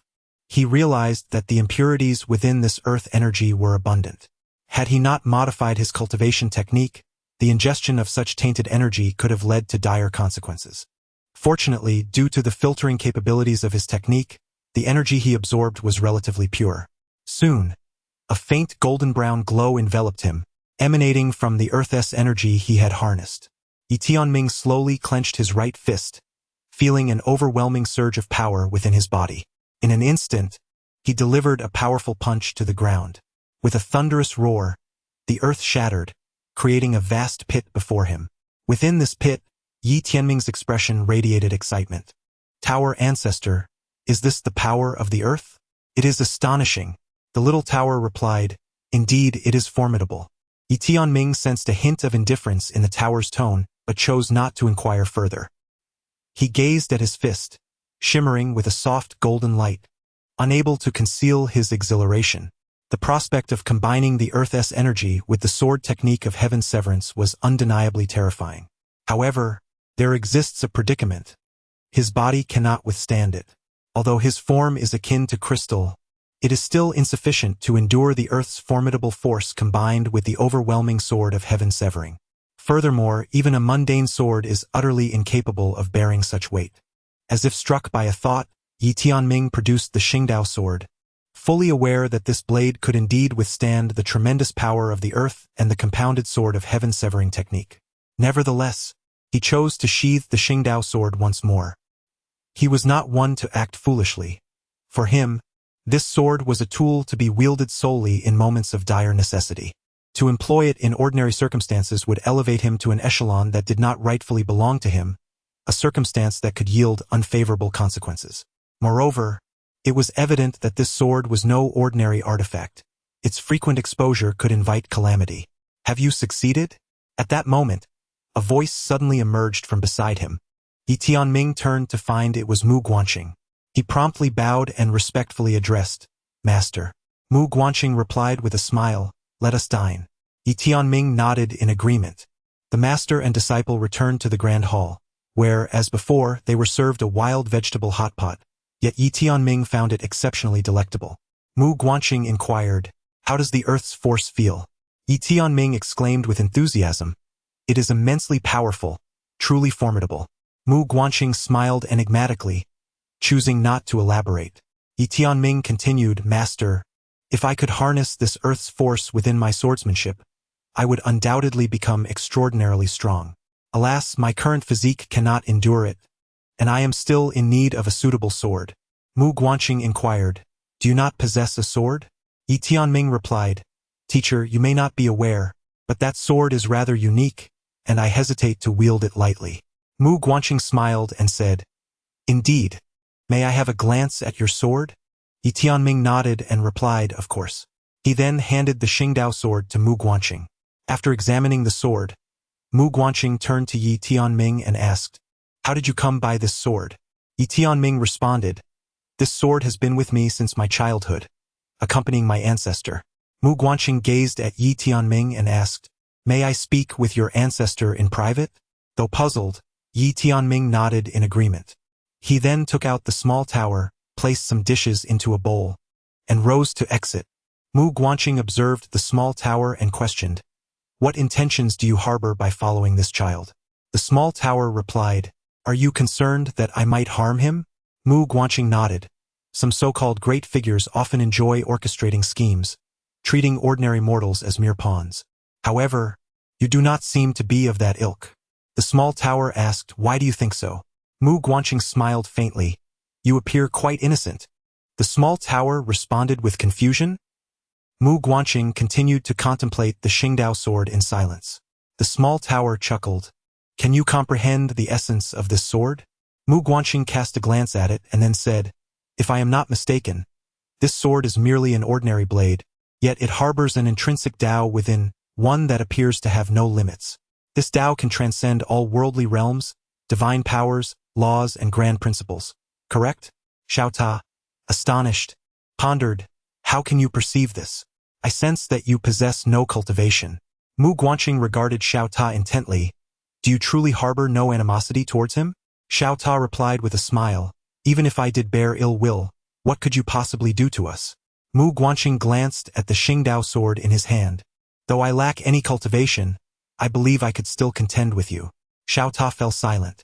Suddenly, Mu Guanxing laughed. I have overthought this matter. With that, he placed the Xingdao sword before Xiao Ta and prepared to depart. Xiao Ta interjected, do you not feel any desire for this sword, knowing its uniqueness? Mu Guanxing turned his head, his expression peculiar as he regarded Xiao Ta. Xiao Ta pressed, what is with that look? Mu Guanxing chuckled. There is an old saying, one who has committed no wrongful deeds in life dares to face the heavens after death. I, Mu Guanxing, have come into this world with integrity and shall leave it with the same. Not to mention a single sword. Even 1,000 or 1,000,000 such swords would not lead me to forsake my conscience. With that, he continued walking into the distance. Xiao Ta inquired further, are you not curious about his identity? In the distance, Mu Guan did not look back. Whether he is a person of destiny or an ordinary citizen matters not to me. In my heart, he is a student and I am merely a teacher, nothing more. Chapter 28. Two Oddities. When Yi Tianming returned, Mu Guanxing had already departed. Holding a bowl, Yi Tianming gazed at the small tower before him and inquired curiously, Tower Ancestor, what did the master communicate with you? The small tower replied with a smile, we merely engaged in casual conversation. Yi Tianming nodded, refraining from further questions. The small tower then said, why have you ceased your inquiries? I believe your curiosity must be quite piqued. Yi Tianming responded earnestly, I understand that the Tower Ancestor harbors no ill intentions towards me, and that is sufficient. As for the rest, I trust that when the time is right, the Tower Ancestor will reveal it to me. In any case, I place my unconditional faith in you. If you choose not to speak, I shall not pry. The small tower appeared quite pleased. Well, you are certainly much better than the last two fellows. I take a liking to you. Let me tell you, those two were nothing but trouble, always scheming to deceive me. You, on the other hand, possess integrity. The mention of the previous two individuals sparked a flicker of curiosity in Yi Tianming's heart, yet he refrained from probing further. After finishing his meal and tidying up, he made his way to the back mountain to resume his cultivation. He was now eager to master the power of the earth's veins. He felt an urgent desire to enhance his strength. Only with formidable power could he seize control of his destiny. Standing upon the ground, he closed his eyes slightly and activated his technique. Unlike at the beginning, he had now acclimated to the energy of the earth's veins, which surged around him. He sensed limitless power beneath the earth, an inexhaustible source of strength. However, it is rather unfortunate that his current physical form is incapable of enduring much of the earth's energy. Yet, cultivating the body is exceedingly costly, and what he lacks most at present is money. Thus, he finds himself unable to engage in physical cultivation. Without funds, all endeavors become insurmountable. Yi Tianming suddenly opened his eyes and declared, Tower Ancestor, I have an idea. The small tower, intrigued, inquired, what idea do you have? Yi Tianming gazed down at the ground and replied, my body has its limits and cannot withstand excessive earth energy. But what if I were to relinquish my physical form? The small tower, puzzled, responded, what do you mean? Yi Tianming spoke solemnly. What I suggest is that I initially intended to use my body as a vessel to contain this earth energy, yet the body has its constraints. If I were to forego my physical form and instead utilize the entire land as my body, I could directly summon the earth's energy in battle, allowing it to erupt like a volcano without passing through my physical vessel. The small tower remained silent. Yi Tianming, filled with excitement, exclaimed, I could give it a try. Suddenly, the small tower cautioned, have you considered that even if you succeed, you would find yourself at the very epicenter of a volcanic eruption? Would you survive? Yi Tianming furrowed his brow, acknowledging the point. Indeed. Tower Ancestor, do you have any wise suggestions? The small tower chuckled.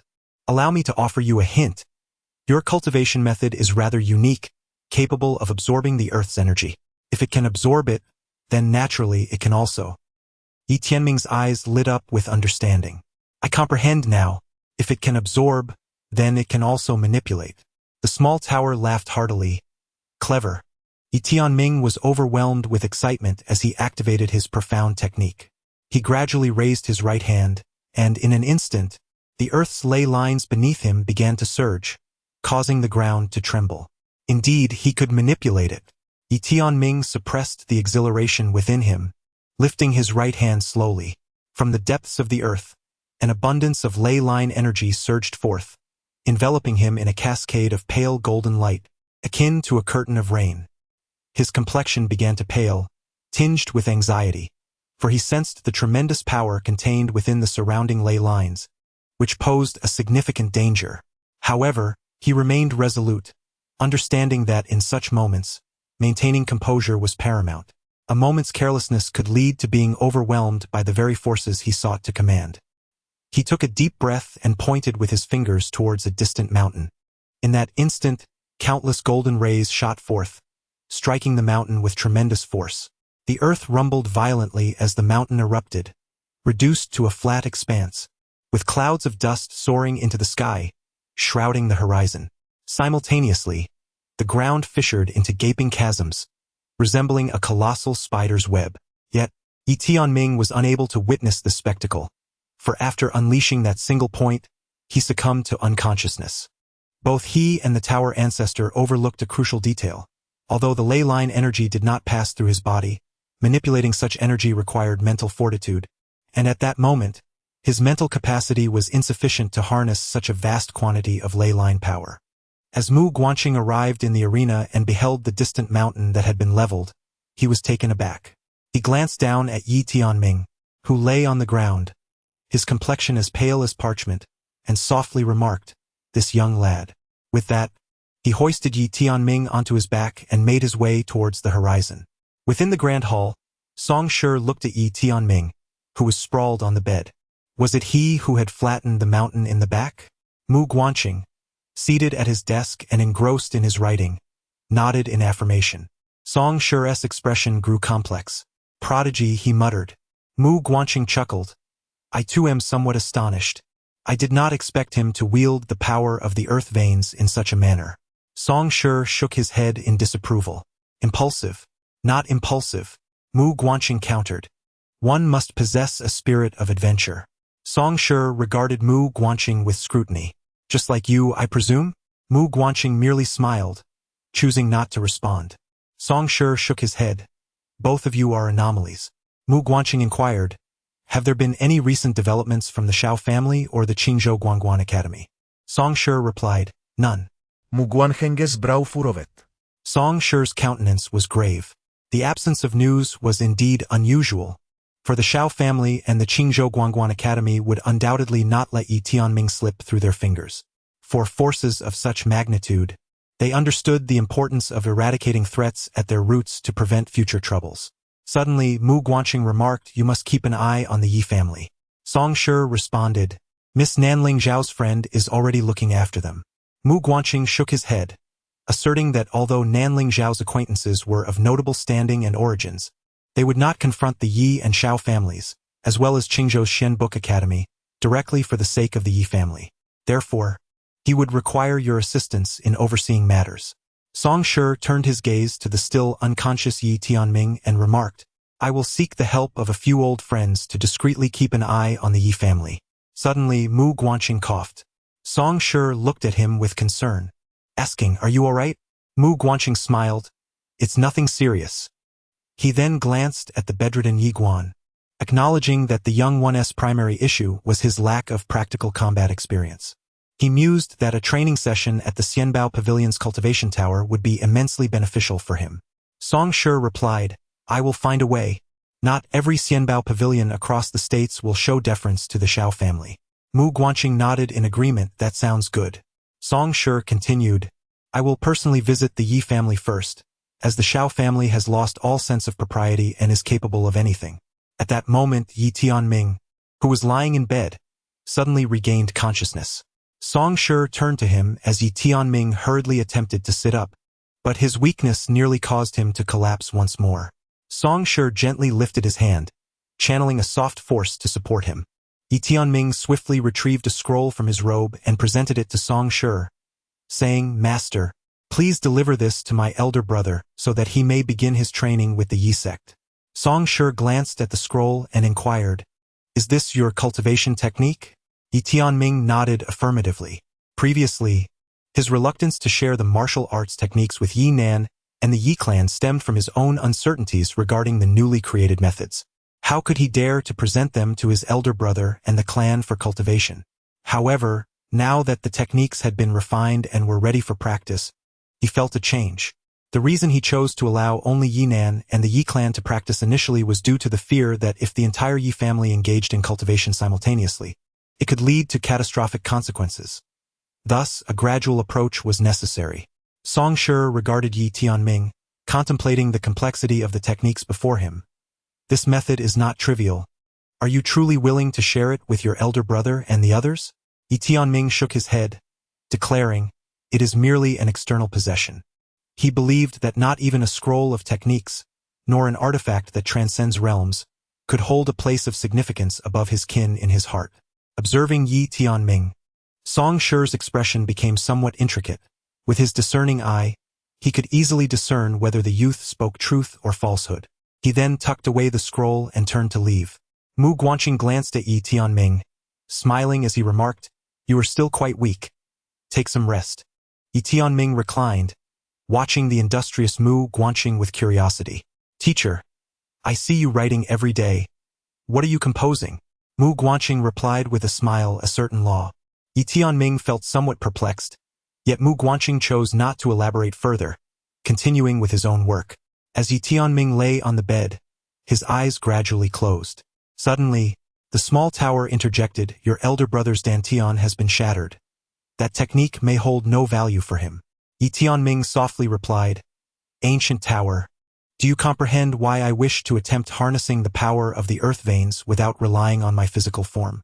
Little tower inquired with confusion, "Why?"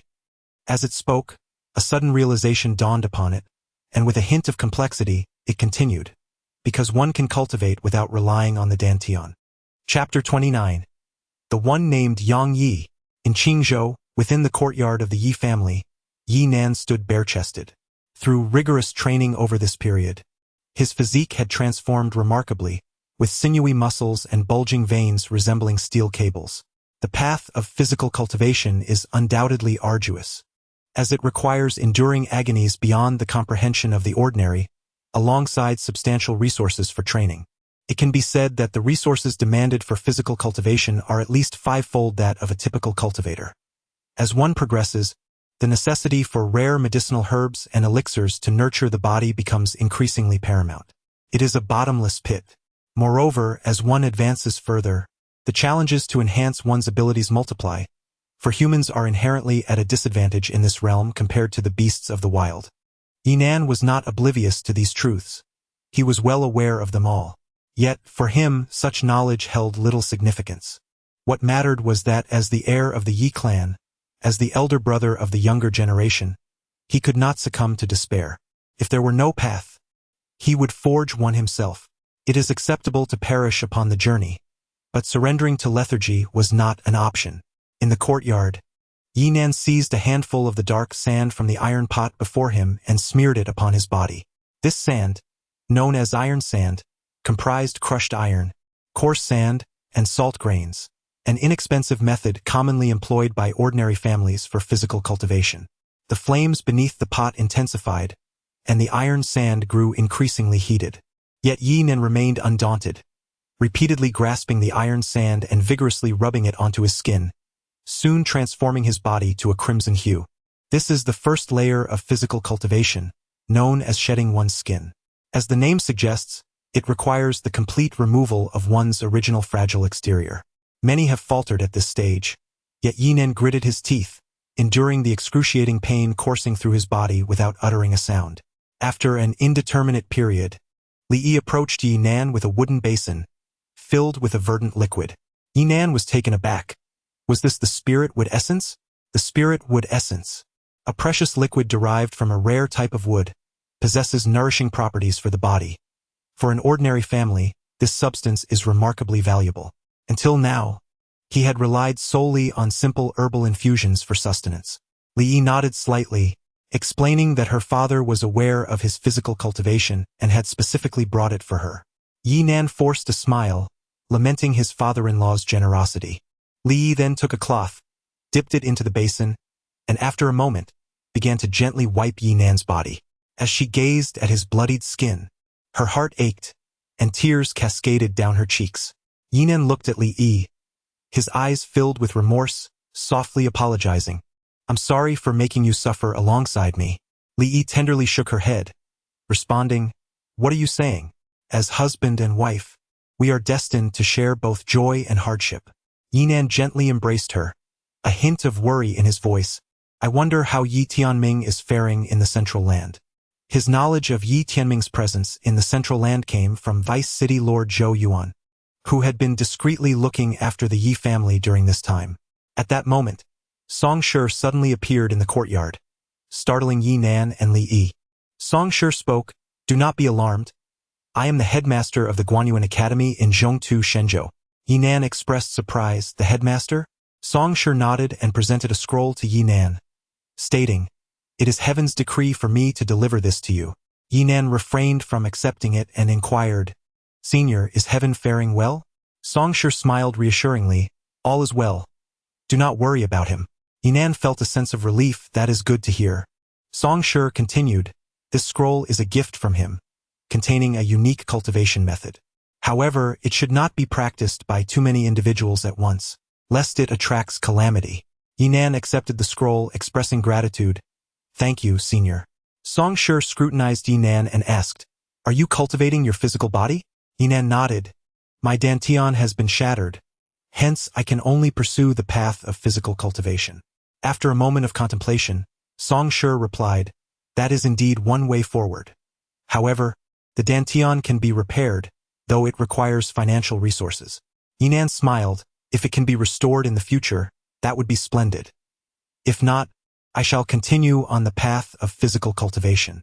Song Shi cautioned, "The path of physical cultivation is exceedingly arduous."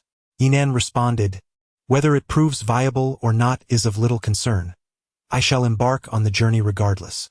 A glimmer of admiration flickered in Song Shi's eyes as he regarded Yi Nan, pondering, "This individual possesses exceptional talent and character. Had it not been for this incident, his future prospects would be boundless." At times, the emergence of a genius within a small family may not herald fortune, but rather calamity. Yi Nan suddenly expressed his concerns, saying, "Senior, regarding the Shao family." Song Shi smiled and reassured him, "Do not worry. Since he is now my student in the central land of Shenzhou, I shall take responsibility for him." Yi Nan bowed deeply, declaring, "The grace of the senior will be eternally remembered by the Yi family." To him, Song Shi's benevolence towards Yi Tianming was tantamount to kindness towards him and the entire Yi clan. Song Shi chuckled. "Having accepted him, I must assume responsibility. It is not a matter of gratitude. However, you all should exercise caution during this period, for I must take my leave."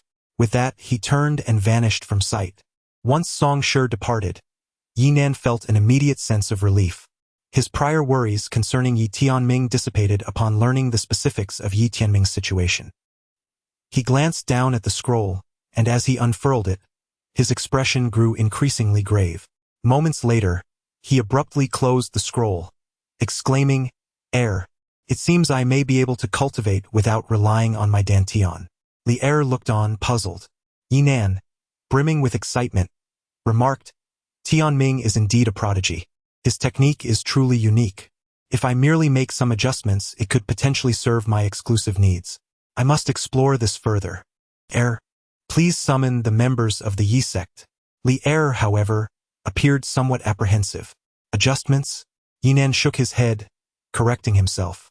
"It is not merely about following the established path. It is about creation. I can use the technique of destiny as a foundation to forge a method that is more suited to my cultivation. The gift of this technique implies that meaning. I must delve into it with diligence. Please summon Yi Zong." Li Yi promptly turned to seek Yi Zong. After Li Yi departed, a voice unexpectedly emerged from the side. "Although his technique may suit you, it is rather slow. Yinan turned to see a man in a Taoist robe who had appeared in the courtyard without his notice. Yinan was taken aback. It was the bookseller from the Grand Dao bookstore. The Taoist-robed man chuckled. Bow down. Yinan, perplexed, met the man's gaze. This is your last opportunity. Without hesitation, Yinan knelt, proclaiming, disciple pays respect to the master. He then bowed 3 times with utmost reverence. The Taoist-robed man burst into hearty laughter. From this moment forth, you shall be my 9th disciple. Among the previous 9 elder brothers and sisters, only Yen remains, while the others have established their paths in the real world. You must not bring shame upon yourself. Establishing a path in the real world. Yinan's heart raced. Though he did not fully comprehend, his intuition suggested it was something extraordinary. He respectfully inquired, Master, how do you compare to the Lord of the Guanyuan sword? The Taoist-robed man replied with a smile, one who relies on others to perfect order is not worthy of comparison with me.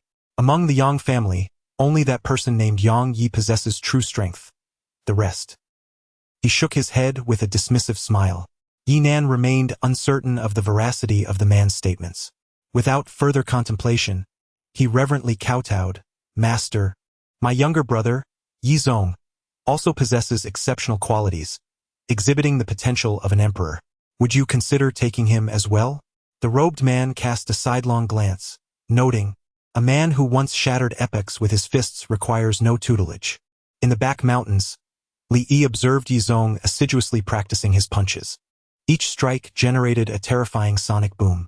As Li Yi approached, she overheard Yizong muttering to himself, Damn it, I will obliterate the Shao family in the future, leaving none alive, and that wretched Guanchuan Academy, daring to bully my brother. Ancestor of martial arts or not, I've told you countless times, my name is Yizong, the future emperor. Li Yi paused, puzzled, and quickened her pace, only to hear Yizong continue. What do you mean, suppressing all ages? I don't understand. Stop boasting. Can you lend me some money first? Just 300 spirit crystals. I swear in the name of the future emperor that I will repay you. Li Yi interjected, Yizong. Yizong started in surprise, swiftly turning around. Upon seeing Li Yi, he rushed toward her, exclaiming, Sister-in-law. Li Yi inquired with curiosity, Who were you speaking to just now? Yizong appeared flustered, replying, No one. Li Yi did not press further, and instead said gently, Go find your elder brother. He needs you. Yizong nodded hastily. All right. Li Yi observed the hurried departure of Yizong with a tinge of concern, as she noticed his relentless dedication to cultivation lately. Rising earlier than the crow and retiring later than the dog, she feared the immense pressure he was under. What troubled her most was his frequent solitude, often engaging in soliloquies much like just now. I must pay more attention to this young lad, Li Yi whispered, her worry deepening. And what of Tianming? I wonder if he has sufficient funds while at the academy? I should send him some more. With that thought, she retreated to her chamber, retrieving her scant remaining jewelry, and made her way to the Xianbao Pavilion pawnshop. Not long after Song Shi departed from the Yi residence, an elder intercepted him, none other than Shao Quan, a senior member of the Shao clan. With a smile, Shao Quan inquired, Song Academy head, may we have a word? Song Shi maintained a calm demeanor. About what? Shao Quan replied with a grin. We understand that your acceptance of Yi Tianming was entirely due to the pressure from the Nanling clan, and we comprehend your position. Song Shi regarded him in silence. Shao Quan continued, however, we have since resolved matters with the Nanling clan, and they will no longer interfere. Therefore, we hope you might grant our Shao clan a favor. Song Shi responded calmly, to eliminate Yi Tianming? Shao Quan chuckled, No, that task need not fall to you, Academy head. All we ask is that you find a reason to expel him from the Guanyuan Academy. We shall take care of the rest. Certainly, we understand the predicaments faced by the head of the Song Academy. Thus, our Shao family will send a disciple to the Central Land's Guanyuan Academy, assuring you, Master Song, that this disciple will strive to secure a place among the top 20. In doing so, Guanyuan Academy can continue its operations, and its reputation will flourish, making it easier to recruit students in the future. After a moment of silence, Song replied, This condition truly tempts me. Shao Quan felt a sense of reassurance and smiled.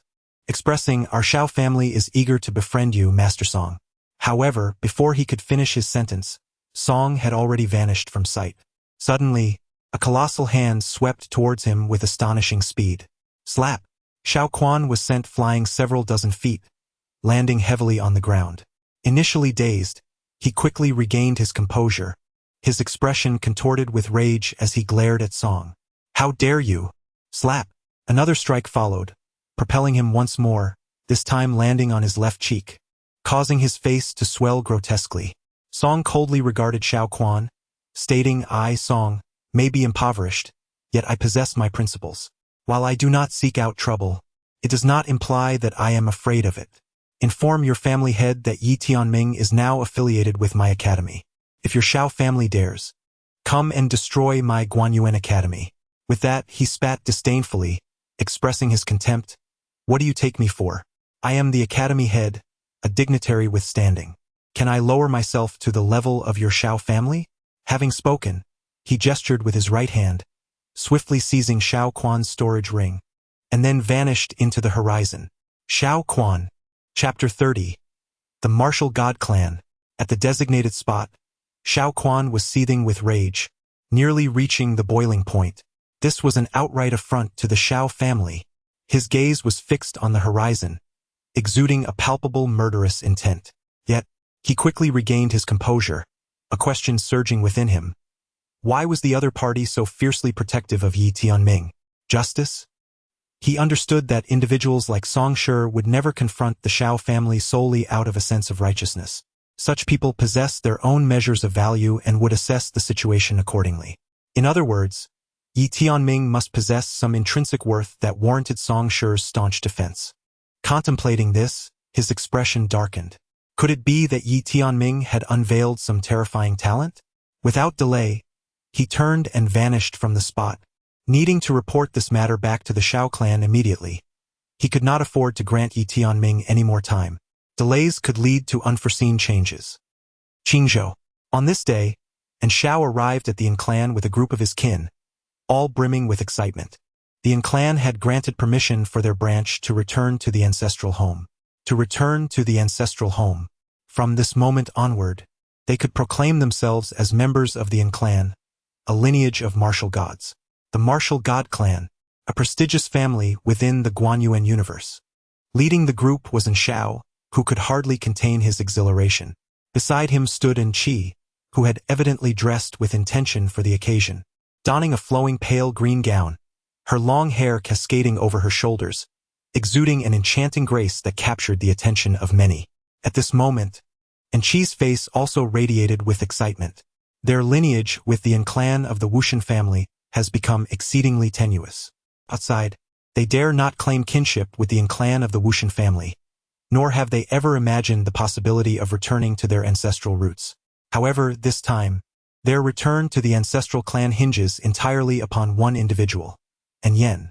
He achieved a resounding victory in the Guanyuan Grand Examination, presided over by the young master Yang Jia, and was personally inducted into the Bai Pavilion, rising to become its second in command, second only to the esteemed Zhuo. What is the Bai Pavilion? It is the think tank of the young master Yang Jia, comprising individuals whom he has personally nurtured and recruited. Although the members of the Bai Pavilion do not possess official titles, they wield significant influence over the court and are poised to become future candidates for positions in both the outer and inner cabinets. Moreover, Zhuo has already been earmarked as the next chief minister of the inner cabinet. Now, not only has An Yen entered the Bai Pavilion, but he has also ascended to the role of its second in command, a testament to his boundless potential. Most importantly, the members of the Bai Pavilion can be regarded as the trusted confidants of Yang Jia, a foundation he has meticulously cultivated, destined to govern the Guanyuan universe in the future. While the Yin clan is part of the Wushan family, they recognize the significance of someone like An Yen, leading them to decide that this branch of the Yin lineage shall return to the ancestral clan. Under the guidance of the Yin clan, An Shao and his companions entered the ancestral hall, where they reverently bowed before the three statues of the martial gods. After navigating through a series of intricate rituals, they finally recognized their lineage. Upon exiting the ancestral hall, An Shao smiled. From that moment forth, They were no longer merely the Yin family, but the Yin clan, prestigious lineage in Qingzhou. Seemingly lost in thought, he turned to Qi beside him. I have heard that Yi Tianming has gone to the central divine continent, the so-called Sin state, and Qi's delicate brows furrowed. Yi Tianming, that name, feels both familiar and somewhat distant. After a moment of silence, Xi inquired, "What is he doing now?" And Xiao replied, "I previously sought information about him. It appears he has only reached the Great Catastrophe realm, for realms below your current level." He chuckled. "Fortunately, you decisively chose to part ways with him. Otherwise, we would now be a top-tier family, entangled in an alliance with someone from a lowly family, which would render us the laughingstock of the entire Guanyuan universe. A noble family must not sully its name through such unions." He continued, "I have just received news that the Yin clan has decided to cultivate you as a core disciple. It won't be long before you become one of the most exceptional prodigies of our generation in the Guanyuan universe. As for Yi Tianming, let us not speak of him any further." And Qi slowly raised her gaze towards the horizon, softly murmuring, "I am aware that he and I belong to two disparate worlds, yet I never anticipated this moment would arrive so swiftly." In the realm of Middle-earth, at the Xuanguan Academy, amidst the desolate mountains, Yi Tianming stood among a heap of rubble, with his hands gently poised. An instant later, an overwhelming surge of earthly power erupted from the depths below, causing the ground to tremble as though it were in the throes of an earthquake. He was currently endeavoring to harness and manipulate these powers of the earth's veins while simultaneously probing the limits of his own mental fortitude. Following his previous experience, he realized that not only was he physically weak, but his mental strength was also lacking. While he had no effective means to enhance his physical prowess, he discovered that mastering these earth energies could indeed fortify his mental capabilities. Mental strength. He understood that some individuals dedicated themselves to the cultivation of mental prowess, particularly those adept in magical arts. Their mental fortitude could be formidable, often capable of shattering an opponent's psyche with but a thought, rendering them utterly incapacitated. Even more terrifying were those who had mastered this discipline to an even greater extent. With a mere thought, they could move mountains and part seas, tearing the heavens asunder. In the realm of the Shenyuan universe, the measure of a person's strength transcends mere levels of cultivation. For instance, some individuals may share the same realm, such as the realm of 10,000 laws, yet their physical bodies might be at the minor catastrophe stage, or their mental and spiritual powers could also be at that level. Additionally, one might wield a formidable martial technique or possess a divine artifact. Naturally, a higher realm signifies a more robust physical form, mental acuity, and spiritual essence. However, his immediate goal is not to elevate his realm but rather to solidify his current standing, striving to enhance his physical body, mental prowess, and even his soul to their utmost limits. Fortunately, he has the guidance of Mu Guanqing, which has spared him from numerous missteps, for in his past endeavors, he relied solely on his own understanding. Under his control, the forces of the earth began to stir around him. Although he visibly strained, his complexion gradually paling. Nonetheless, he felt a surge of excitement. Through the manipulation of his technique, he discovered he could alter these earth forces. He endeavored to coalesce them into the form of a sword, a task undoubtedly fraught with difficulty. Before long, his body weakened and he collapsed, the earth forces swiftly retreating into the depths below. This time, he remained conscious, albeit in a state of great fatigue. Yi Tianming felt a thrill of exhilaration, for this sensation was remarkably invigorating. Within a few days, he anticipated being able to command these earth forces more proficiently and to shape them into the earth vein sword. This notion filled him with even greater enthusiasm, as a new idea blossomed in his mind, to wield the sword with the essence of the earth. The thought alone was exhilarating. Suddenly, Xiao Ta inquired, "What are you so excited about?" Yi Tianming chuckled, "Master Ta, don't you think I am truly a genius?" Xiao Ta responded with silence. Yi Tianming then shared his thoughts with Xiao Ta, who remained contemplative for a moment before saying, "Your idea is indeed plausible. The power of the earth veins is boundless, which implies that as long as your mental energy is sufficient, your flying sword can be endless. However, this places exceedingly high demands on your mental strength." Yi Tianming nodded, "I will strive for it." Xiao Ta continued, "As for being a genius, little one, do you know how many prodigies and geniuses I have encountered? Yi Tianming, intrigued, asked, "How many?" Xiao Ta laughed, "Countless, dear child. This world is vast beyond measure. Not to mention Qingzhou and the Central Land, even throughout the history of the entire Guanyuan universe. If we were to place all those geniuses in the cosmos, aside from a select few, they would merely be considered ordinary." Yi Tianming softly remarked, "It seems my experience is lacking." Xiao Ta chuckled heartily, "Do not undervalue yourself. Although your talent may be limited, you have my guidance. In the grand stage of this universe, there will surely be a place for you." Yi Tianming quickly nodded. "I may doubt myself, but I will always believe in you, Master Ta. I will heed your words diligently. If I manage to make a name for myself in the future, I will not forget your kindness and will ensure your comfort in your later years."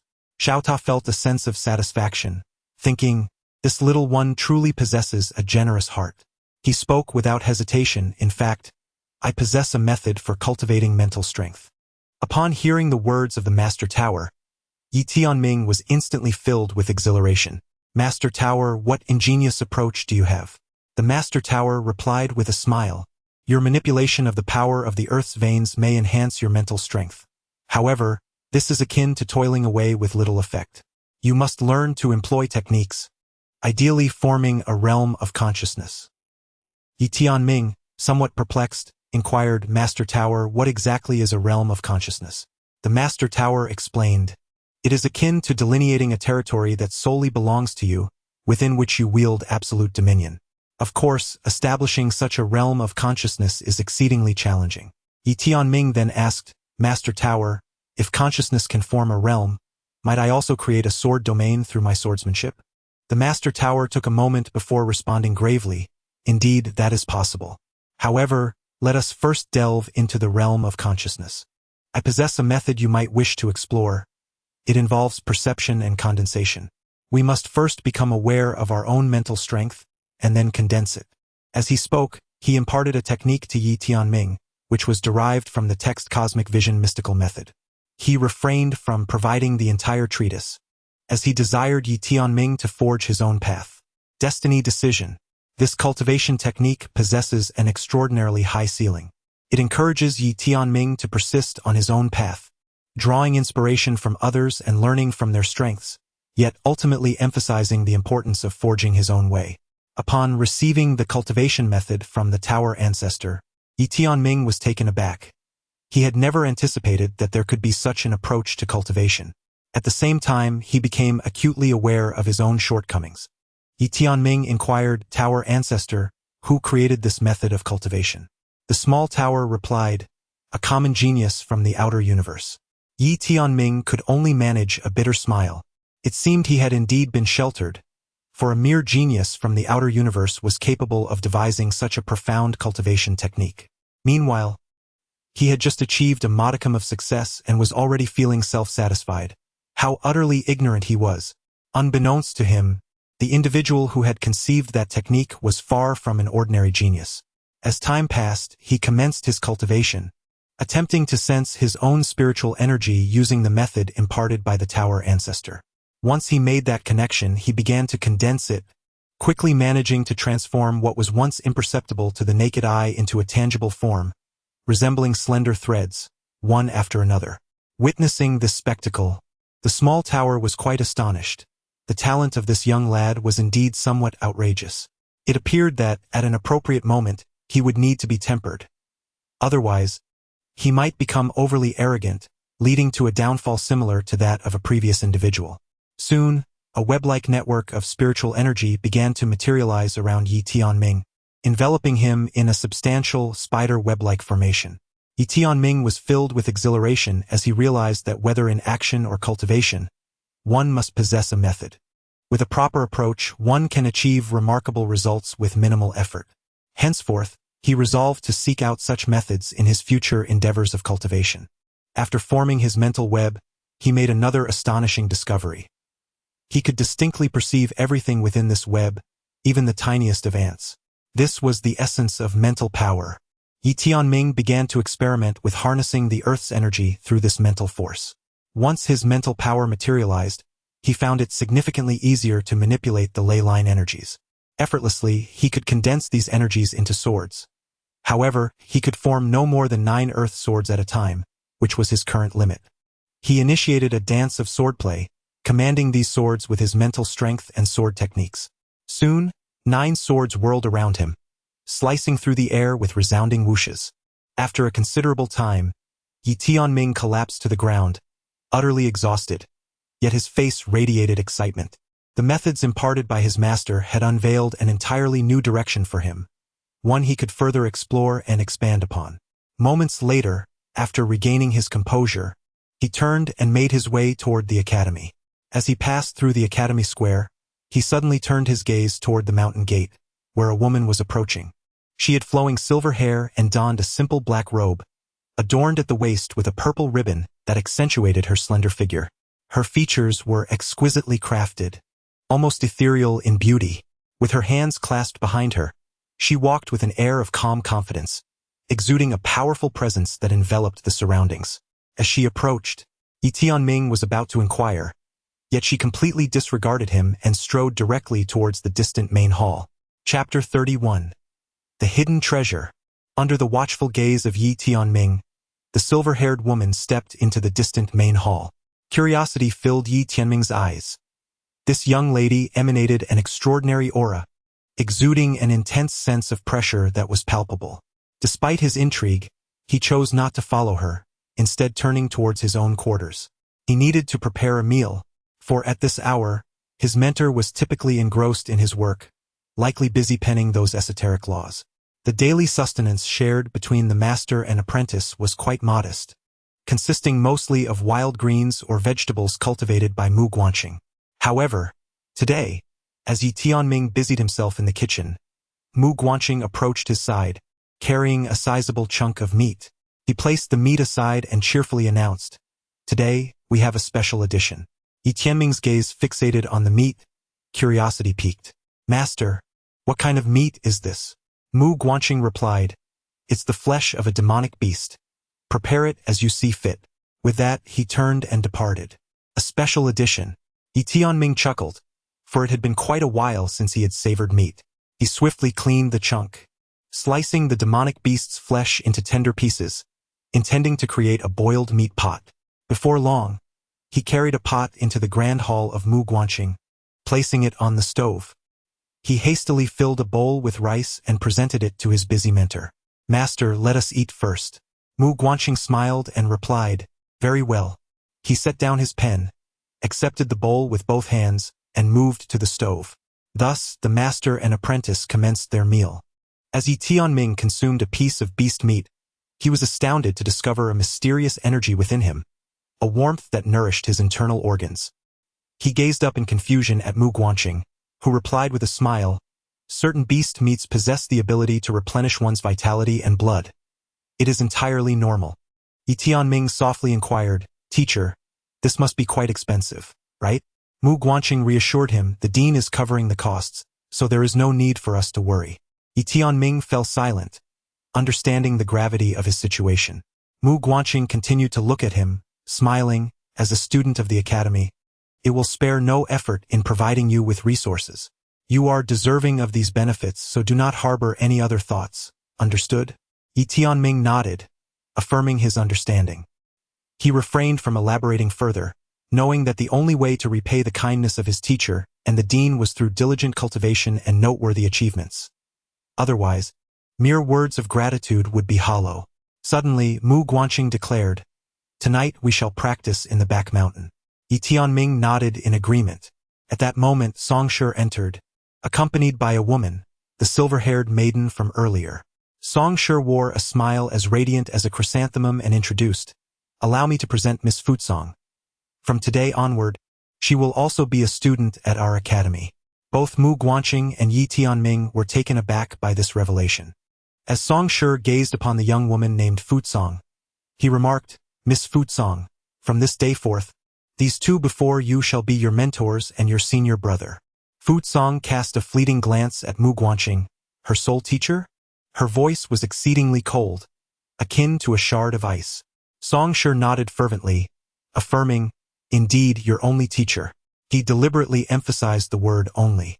Futsong remained silent, while Songshi felt a twinge of anxiety. At that moment, Fu Song stated, "All right." Song Shi immediately exhaled in relief. However, Fu Song abruptly turned her gaze towards Yi Tianming, saying, "Come here." After uttering those words, she pivoted and strode towards the outside. Yi Tianming, perplexed, glanced at Song Shi, who was equally bewildered and could only suggest, "Let's go see." Yi Tianming lifted his bowl and followed her outside, where Fu Song had already arrived before a grand hall on the right. Confusion etched on his face, Yi Tianming observed her. Suddenly, Fu Song unleashed a powerful punch upon the column of the hall. Boom! In an instant, the entire structure crumbled, disintegrating into fine dust. The three of them stood in stunned silence. Fu Song approached Yi Tianming, gazing into his eyes that shone brightly like lanterns. "You can either be my junior brother or take a punch from me." Yi Tianming swallowed hard and replied, "I never insisted on being a senior brother. Wasn't it the courtyard master who said so?" Song Shi, Xiao Ta commented, "You've shown cowardice." Yi Tianming. Fu Song then turned to Song Shi and inquired, "Where shall I sleep?" As Song Shi glanced at Mu Guanqing and Yi Tianming, Mu Guanqing remarked, "The grand hall behind is mine, the one to the left belongs to Tianming, and you are assigned to the one on the right. The very one you shattered." Without hesitation, Fu Song strode towards the left hall. Yi Tianming quickly interjected, "Miss, that hall is mine." Suddenly, Fu Song tossed him a spatial ring. Upon catching it and inspecting its contents, Yi Tianming's voice faltered. Inside the ring lay a staggering 2,000 spiritual crystals. Yi Tianming fell silent, discreetly stowing the ring away. Song Shi observed in silence. Then Mu Guanqing chuckled, "Tianming, why don't you wait for me at the back mountain? And do remember to finish the meat in the pot." Yi Tianming nodded in affirmation. "All right." With that, he entered the room, lifting the pot and dashing towards the back mountain. Noticing Yi Tianming's hasty retreat with the pot, Mu Guanqing called out, "Child, I never said I was full." Yi Tianming remained silent. Moments later, after consuming the beast meat, Yi Tianming made his way to the back mountain. Meanwhile, Song Shi did not depart. He gazed at Mu Guanqing, saying, "I know you're curious about that girl, but I am equally in the dark." Mu Guanqing expressed his surprise. "You don't know?" Song Shi nodded, "I have no idea. She arrived so suddenly and merely expressed her desire to join our Zhongtu Shenzhou Guanyuan Academy. Nothing more."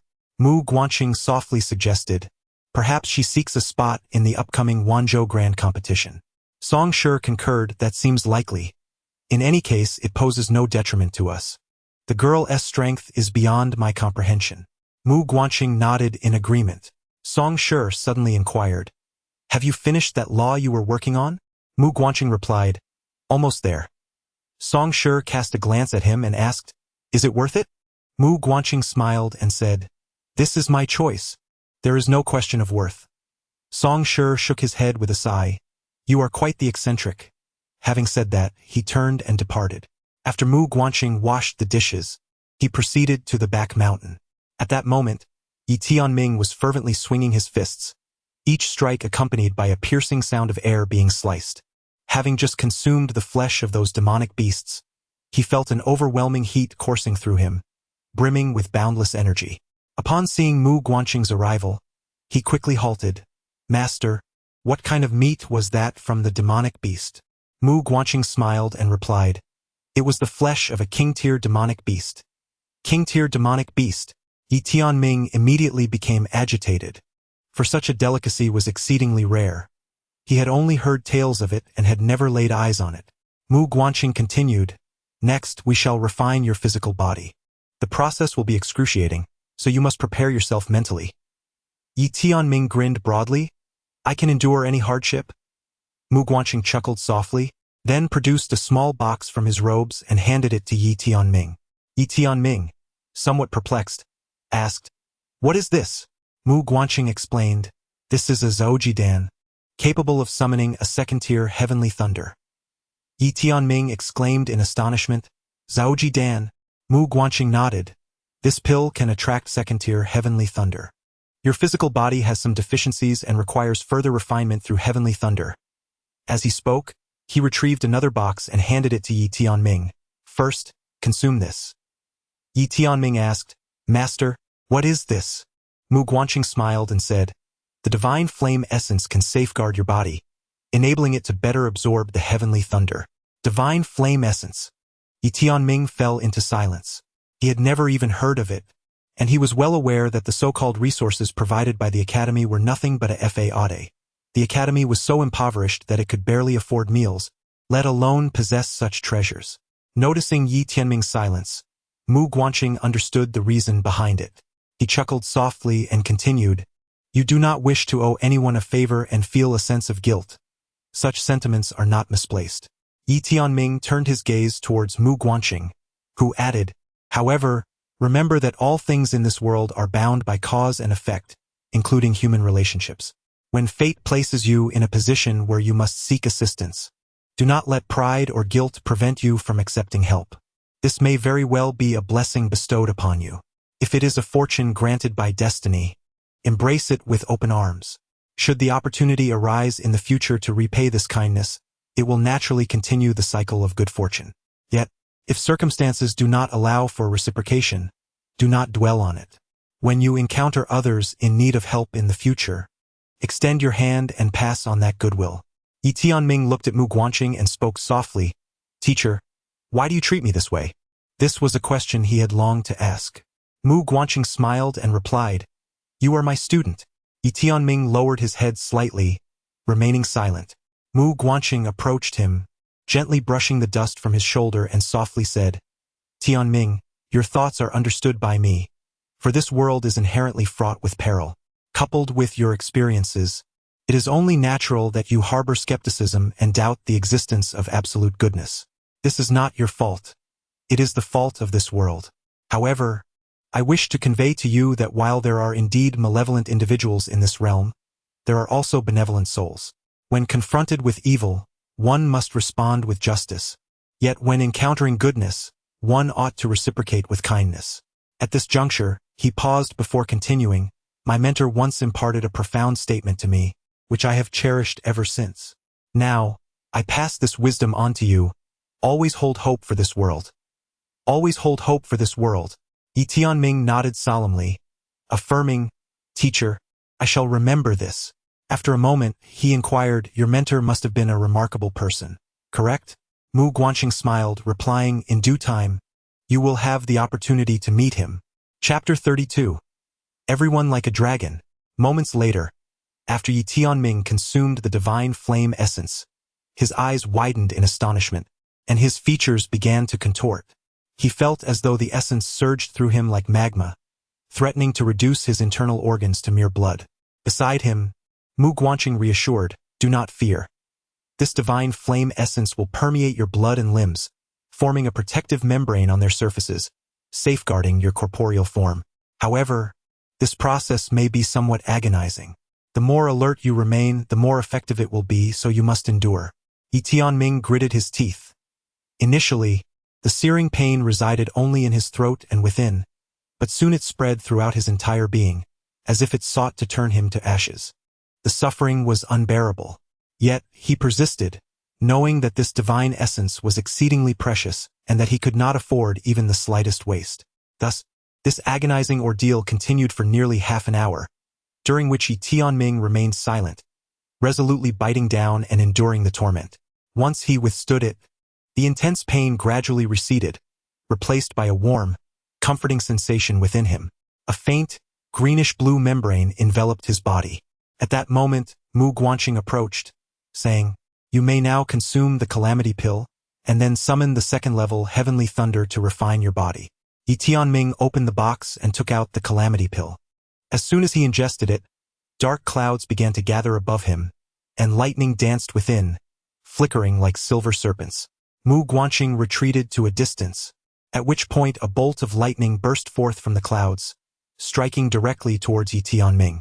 Sensing the terrifying might of the thunder, Yi Tianming instinctively sought to resist, but Mu Guanqing's voice rang out once more, advising him against resistance, urging him to endure the impact with his physical form. Yi Tianming promptly halted, and at that moment, the bolt of lightning crashed down upon his head. Boom! Yi Tianming fell to the ground, his head ringing, and before he could comprehend the situation, another bolt of lightning descended upon him, launching his body several feet into the air. In truth, he felt no pain, for his entire being had gone numb. As the bolts of lightning continued to rain down upon him in rapid succession, his flesh became adorned with a myriad of electric sparks. Thanks to the divine fire spirit liquid coursing through him, his body began to absorb these electric points at an astonishing rate. Furthermore, he activated his cultivation technique, accelerating this absorption even further, causing his form to resemble a swirling vortex. The effects of the Great Calamity Pill persisted for a full 2 hours, during which Yi Tianming endured hundreds of strikes from the second-tier Heavenly Thunder. As he consumed more and more of the electric energy, his aura surged, hinting at the potential for a breakthrough. Yet, he resolutely suppressed this urge, choosing not to ascend at that moment. Another hour had passed. At this moment, the lightning that had enveloped him had dissipated, and he slowly rose to his feet. His corporeal form had undergone a remarkable metamorphosis. Once a body of crystal clarity, it had now transformed into a body of indomitable, refined strength, akin to a diamond-like crystal form, belonging to the realm of great tribulations. However, he had not yet reached the pinnacle of his potential, as he had chosen to suppress it. Yi Tianming clenched his fists tightly, and within his body, his bones cracked and popped in a symphony of sound. With a sudden force, he stomped his foot upon the ground. Boom! The earth beneath him crumbled instantly. Yi Tianming felt a surge of exhilaration. His physical prowess had increased at least 5-fold. He understood that a significant part of this enhancement was due to the divine spirit liquid, which had allowed him to ravenously absorb the energy of the lightning without hesitation. Otherwise, he would not have dared to do so. Moreover, the energy contained within the divine spirit liquid had greatly contributed to the fortification of his physical form. If only he could consume a few more vials. With this thought, Yi Tianming shook his head and smiled. Such a substance was undoubtedly invaluable, and with his current financial means, he could not afford even a single vial. Mu Guanqing approached him, scrutinizing Yi Tianming's physique. "How does it feel?" he inquired. Yi Tianming replied with enthusiasm, "It feels exceptional." Mu Guanqing smiled, then presented him with a small box. Inside are 5 inner cores from magical beasts. Consume 1 every 2 weeks. These cores are concentrated essence that will continuously nourish your body and further stabilize your physical form. Yi Tianming accepted the box without hesitation, expressing his gratitude. "Thank you, master." Mu Guanqing remarked, "At this moment, you need not rely on the power of the earth. Your physical form alone should suffice to layer at least 4 instances of your sky-slaying sword technique. However, if you were to harness the earth's power..." He paused, contemplating for a moment before continuing. "It becomes rather difficult for me to estimate." Yi Tianming suggested, "Shall I try with the Xingdao sword?" He was eager to test his limits. Yet Mu Guanqing shook his head. "No need. Your sword possesses unique qualities, and its outcomes may not accurately reflect your capabilities. No rush. For now, focus on solidifying your physical form. Prepare yourself, as the Academy's leader intends to take you all into actual combat." Actual combat? Yi Tianming felt a surge of excitement. Where shall we engage in this combat? He was keen to experience a true battle and gauge his real strength. Mu Guanqing smiled. "You will discover that in due time. It grows late. Let us conclude our training for today and return." The master and disciple made their way back to the academy. Yi Tianming then began preparing a meal, while Mu Guanqing continued his writing. Yi Tianming stewed a large pot of monster meat, complemented with various wild vegetables, creating an irresistible aroma. After finishing, he approached his room, only to recall that the grand hall seemed to belong to the young lady Fuzong now. He knocked gently on the door. There was no reply. Just as he was about to depart, the door suddenly swung open, revealing Fuzong, who regarded him with an unwavering gaze. Yi Tianming inquired, "Miss, the meal is ready. Would you care to join?" Fuzong, her expression inscrutable, simply replied, "Bring it here." Upon concluding her words, she promptly shut the door. Yi Tianming's expression darkened instantaneously. "What on earth? I will not indulge you," he thought, turning to leave. At that moment, the door swung open once more, and a spatial ring flew out. Yi Tianming caught the ring, discovering it contained 1,000 spirit crystals. His face immediately brightened with joy. "Senior sister, I shall bring it to you right away," he declared, dashing off. Suddenly, the small tower interjected, "Your senior sister has quite a temper." Yi Tianming, caressing the ring, replied earnestly, "I find her demeanor quite admirable. She possesses character, which I appreciate." After delivering the meal to Fuzong, he returned to the grand hall to dine with Mu Guanxing. The master and disciple sat together on a simple bench, their surroundings modest. Mu Guanxing broke the silence, asking, "Shall we drink?" Yi Tianming glanced at him, inquiring, "Is that permissible?" Mu Guanxing chuckled, "Of course it is." He then rose and retrieved 2 bottles of wine from a corner, adding, "This is what the courtyard master purchased. I took it without permission." Handing a bottle to Yi Tianming, he remarked, "Do you think, teacher, that it is truly improper to steal?" Mu Guanxing responded solemnly, "In the realm of scholars, how can one call it stealing?" Yi Tianming remained silent. With a smile, Mu Guanxing posed a question, "Tianming, do you believe there exists a perfect person in this world?" Yi Tianming promptly shook his head in response. Mu Guanxing nodded, acknowledging that even teachers possess numerous flaws and have committed many mistakes in the past, causing distress to certain individuals. As he spoke, a complex emotion flickered in his eyes. He uncorked a bottle of wine and took a gentle sip. Yi Tianming stated earnestly, "I believe that the teacher is the finest person in this world, akin to Miss Nanling Zhao. I wonder how she is faring." With that, he too took a sip of wine, worry evident in his gaze. Nanling Zhao had offended the Shao family and the Qingzhou Guanchuan Academy for his sake, and he had been quite apprehensive during this period. Mu Guanxing reassured him, "Do not fret. The Nanling family is not a minor one, and the Shao family cannot do them harm." Yi Tianming murmured, "Teacher, those without power or influence truly find it difficult to rise." Mu Guanxing took another sip of wine and replied, "Such is the nature of the world. Even extraordinary figures like the Guanchuan sword master cannot alter this reality." Yi Tianming softly remarked, "This is the way of the world. Yet I believe it should not be so." "Well said." Mu Guanxing turned to Yi Tianming with a smile. "Indeed, it ought not to be this way. However, Tianming, remember that your current perspective stems from the injustices and hardships you have endured as a person from the lower strata.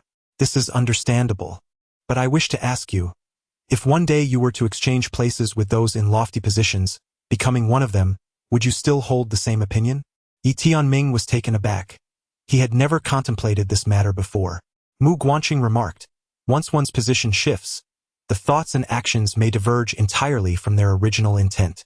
This is akin to the adage, 'The dragon-slaying youth ultimately transforms into a fearsome dragon.'" He took several more sips of wine, and due to his lack of cultivation and perhaps poor tolerance, his face flushed after just a few gulps. Yi Tianming followed suit, drinking deeply before expressing, "Master, I do not wish to become such a person, yet I cannot guarantee who I will ultimately become." Mu Guanxing replied, "Tianming, this world is intricately complex. Notions of good and evil cannot be succinctly encapsulated in mere words. Those at the lower strata face their own struggles, just as those at the upper echelons contend with theirs. Consider those upper-class individuals striving to improve the world, like the young lady from Nanling Zhao. Do you think her plight is insignificant?" Yi Tianming nodded in agreement.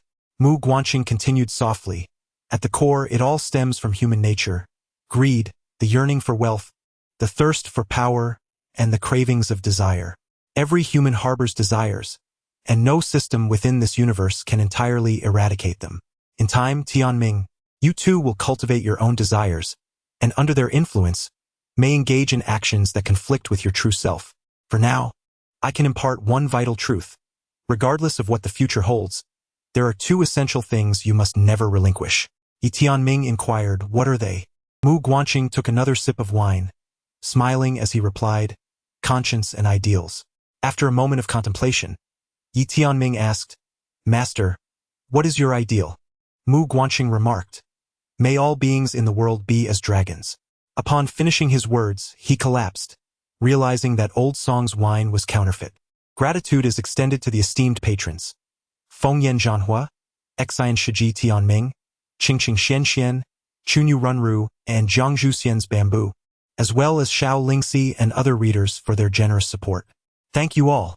The new book is now available. Readers who possess tickets are encouraged to cast their votes. Thank you. Chapter 33. the terrifying senior sister. The master and disciple indulged in revelry until the break of dawn. Upon awakening, Yi Tianming found that Mu Guanxing had already departed from the grand hall. His head throbbed with a heavy sensation, a consequence of the previous night's libations. He had refrained from employing his cultivation to counteract the effects of the alcohol. With a vigorous shake of his head, he channeled his internal energy, dissipating the inebriation instantaneously. Master, I did not utter any nonsense last night, did I? Yi Tianming invited. Do you believe so? The small tower replied. Fear not. Your teacher also spoke many indiscreet words, the small tower continued. Curiosity piqued, Yi Tianming pressed, what exactly did the teacher say? Only blasphemous remarks. You should inquire with him directly, the small tower suggested. Casting a glance around the vicinity, Yi Tianming rose and ventured outside, only to find Mu Guanxing absent. Consequently, he made his way to the back mountain to cultivate. As he closed his eyes, the energy of the earth began to surge beneath his feet. This time, he sought to draw that energy into his body. With his physical form having been enhanced, he was now capable of withstanding a greater influx of earth energy. Before long, an abundance of this energy coursed into him, and he clenched his fists slowly, feeling an exhilarating surge of power within. Suddenly, he pointed with his fingers, and a stream of earth energy transformed into a golden energy sword that sliced through the air. It struck a massive boulder several dozen yards away, shattering it with a resounding crash. Moreover, the energy sword penetrated the ground, cleaving the earth and creating a deep, unfathomable fissure. Upon witnessing this scene, a smile immediately graced Yi Tianming's face. At his current level of cultivation, he was fully capable of wielding swords using his qi. However, the might of such qi swords paled in comparison to those forged from the power of the earth's veins. The swords formed from this earth energy possessed a potency several times greater than an ordinary qi sword. Remarkably, he could command 9 swords simultaneously. Their power was immense, and since they were derived from the earth's essence, he was not concerned about depleting his xuanqi. In other words, his ability to wield swords through qi could be limitless, at least in theory. While controlling the swords did not consume xuanqi, it did require mental energy. Yet the advantage was that it did not sap his internal xuanqi reserves. In the following time, he delved into the study of this earth power in conjunction with swordsmanship and mental strength. He could draw this energy into his body, condensing it into swords that would then launch outward to vanquish foes. Alternatively, he could directly harness the earth's veins without permitting them to pass through his body. However, this method rendered the power uncontrollable, a truly perilous approach, for once unleashed, his mental energy would surely be overwhelmed, resulting in anything from fainting to utter destruction. His aspiration was to control the external earth energies without them traversing his body, thereby making the earth his dantian, his very flesh. He conveyed his thoughts to Master Tower. After listening to his ideas, Little Tower remarked, "It is not impossible, but it demands exceptionally high levels of mental strength and control." Yi Tianming nodded, acknowledging, "I understand, yet my true intention extends beyond merely mastering this earthly power." Little Tower, perplexed, inquired, "Then what is your purpose?" Yi Tianming stated earnestly, "To establish a cultivation system that belongs solely to me." "Ah!" Little Tower was astonished. "You? What?" Yi Tianming replied with solemnity, "To establish a cultivation system that belongs solely to me." Little Tower responded with silence. Yi Tianming continued earnestly, "My technique is rather unique. It not only allows for absorption but also manipulation. Since I can harness the power of the earth's veins, I can certainly call upon other forces as well. Of course, I shall not be overly ambitious at present. I will thoroughly comprehend this earthly power and develop a complete cultivation system before venturing into others." Little Tower, intrigued, asked, "What prompted this line of thought?" Yi Tianming replied in a grave tone, "Master Tower, my resources cannot compare to those of the prominent families and sections. Thus, adhering to conventional cultivation systems and methods will never allow me to catch up to them, unless you provide me with an advantage." Little Tower was greatly astonished. "Do you know what it means to have an advantage?" Yi Tianming countered, "Master Tower, are you aware of it as well?" Little Tower. Yi Tianming said, "I read about it in some books from the Great Dao Bookhouse, and then I asked the bookseller, who explained it to me." "Master Tower, how do you know the meaning of this term?" Little Tower replied, "Have you forgotten? I am a sage, a great sage. I have perused more books than you have consumed meals." Yi Tianming chuckled. "That is indeed true. Yet, even with extraordinary abilities, I would not desire it." Little Tower, puzzled, asked, "Why?" Yi Tianming pondered. To rely excessively on external sources would inevitably render one a slave to those very things. Would it not? Little Tower affirmed. "Indeed." Yi Tianming spoke earnestly. "Master Tower, I believe I can establish a cultivation method unique to myself, for my techniques still harbor vast potential and possibilities. Of course, I do not mean to entirely disregard the existing systems of cultivation. I can study and draw inspiration from them. However, I am entirely capable of attempting to carve out a path that belongs solely to me." He paused for a moment before continuing. "Master Tower, do you think I am being somewhat overambitious?" Little Tower replied, "Rather than my opinion, what do you think yourself?" Yi Tianming expressed sincerely, "This is merely my personal perspective, yet I am acutely aware of my limited knowledge and understanding of cultivation, especially since I have never encountered significant experiences and remain utterly ignorant of the outside world. Thus, although I aspire to tread a path distinct from others, I still feel a measure of trepidation and confusion. Therefore, I seek your guidance, Master Tower, to help me navigate the direction of my future life." Upon hearing these words, the young Tower beamed with a fatherly affection, and I felt a surge of relief. For the past while, my greatest fear had been that you would grow arrogant and complacent after achieving even the slightest success, yet it appears that such concerns are unfounded. Yi Tianming quickly responded, attributing all credit to the wise teachings of the Tower ancestor. "Ha!" The young Tower laughed heartily. "Do not flatter me. I am not a vain Tower. I have transcended such trivial desires." Yi Tianming earnestly declared, "I do not flatter the Tower ancestor. My words come from the heart. Ancestor, I vow to care for you in your later years." The young Tower replied with a smile, "I believe your words are sincere, for you possess a genuine nature." Its joy was heartfelt, especially considering the arduous days spent alongside those previous three companions. The first was perpetually engaged in soul-burning or self-detonation, while the latter two were constantly scheming to deceive and exploit it. One can only wonder how it endured those years. Now, fortune has finally turned, and it has encountered a loyal and honest individual.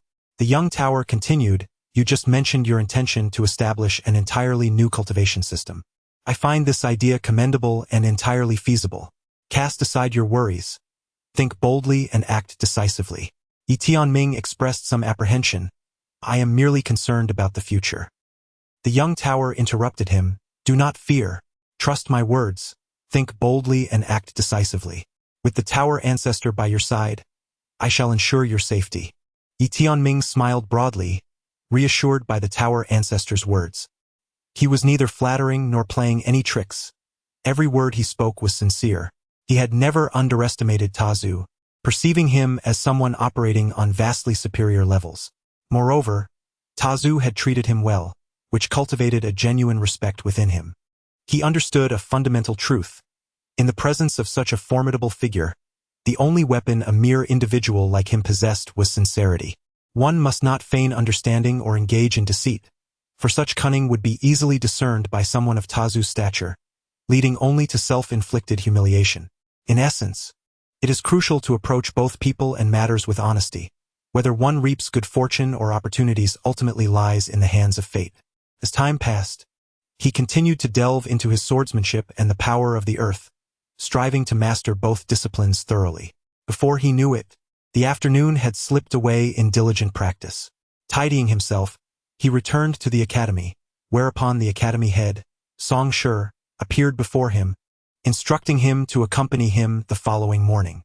Yi Tianming, filled with excitement, inquired, "Headmaster, are we going to engage in practical combat?" Song Shi regarded him with a knowing glance. "What has you so exhilarated?" Yi Tianming replied with a grin, "Nothing.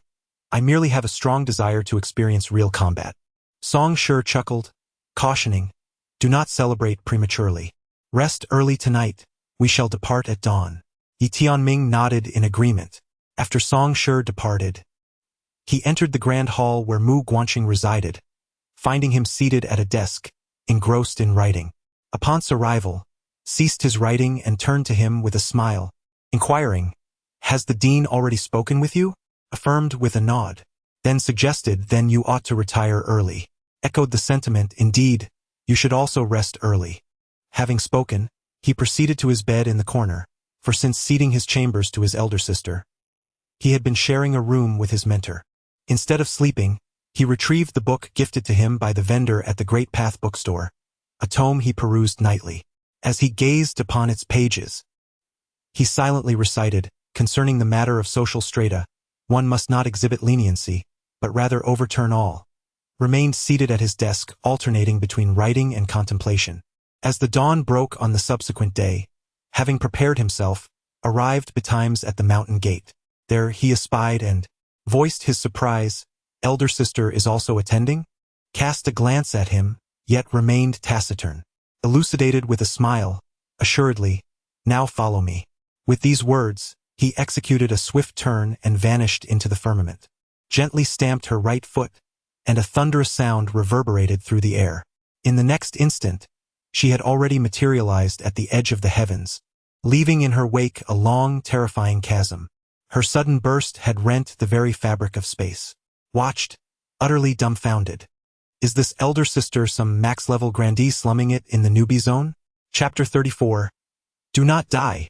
Yi Tianming was utterly astonished. What realm of mastery did this senior sister possess? Her power was indeed quite daunting. Without further contemplation, Yi Tianming soared into the air on his sword, hastily pursuing her. Approximately half an hour later, Song Shi led Yi Tianming and Fu Song to the immortal treasure pavilion in the central land of divine China. He guided them directly into the teleportation array area of the pavilion, where an elderly man approached them with a smile. "Director Song, what brings you here today?" Song Shi replied, "I am bringing 2 students to the extraordinary Dao field." The elder was taken aback. "To the extraordinary Dao field? Are these 2? Song Shi nodded affirmatively. The elder's expression shifted to one of peculiarity. Song Shi inquired, "How much?"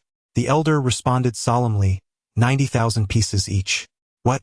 exclaimed Yi Tianming, his eyes widening in disbelief. 90,000 spirit crystals? The elder glanced at him, clarifying, "That is 90,000 supreme spirit crystals." Yi Tianming's expression instantly froze. 90,000 supreme spirit crystals equated to a staggering 300,000 spirit crystals. This was utterly outrageous. Fu Song, however, remained expressionless, exhibiting no sign of surprise. Song Shi spoke in a grave tone, "Yu Lian, can you offer a discount?" The elder, named Yu Lian, chuckled wryly, "Director Song, these are established regulations." Yet, Song Shi shook his head, insisting, "Give me a 50% discount." Yu Lian's face darkened immediately. "Why don't you just rob it outright? How can you even say that?"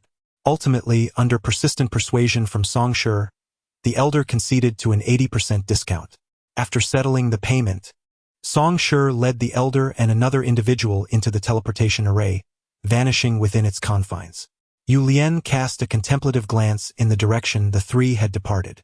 At that moment, a man approached respectfully, saying, "It seems that young man is Yi Tianming. Should we inform the Shao family?" Yu Lian regarded him with a measured expression. "Inform the Shao family? Do you think that by ingratiating yourself with them, they will consider you a brother?" The man was momentarily taken aback. Yu Lian continued calmly, "In life, one may lack a powerful backing or formidable strength, but one must possess self-awareness. That young man has survived the scrutiny of both the Shao family and the Qingzhou Academy.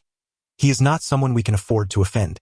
Moreover, do you truly believe that upon his emergence, the Shao family remains oblivious? Focus on your own endeavors." With that, he turned and walked away. The man stood in silence. Within the teleportation passage, Yi Tianming expressed his curiosity. "Dean, what exactly is the extraordinary Dao field?" Song Shi replied, "It is a newly emerged, enigmatic relic located beyond the Guanyuan universe, currently divided into 3 tiers: low, medium, and high. You will be venturing into the low-tier zone this time." Yi Tianming responded with astonishment. "Beyond the Guanyuan universe?"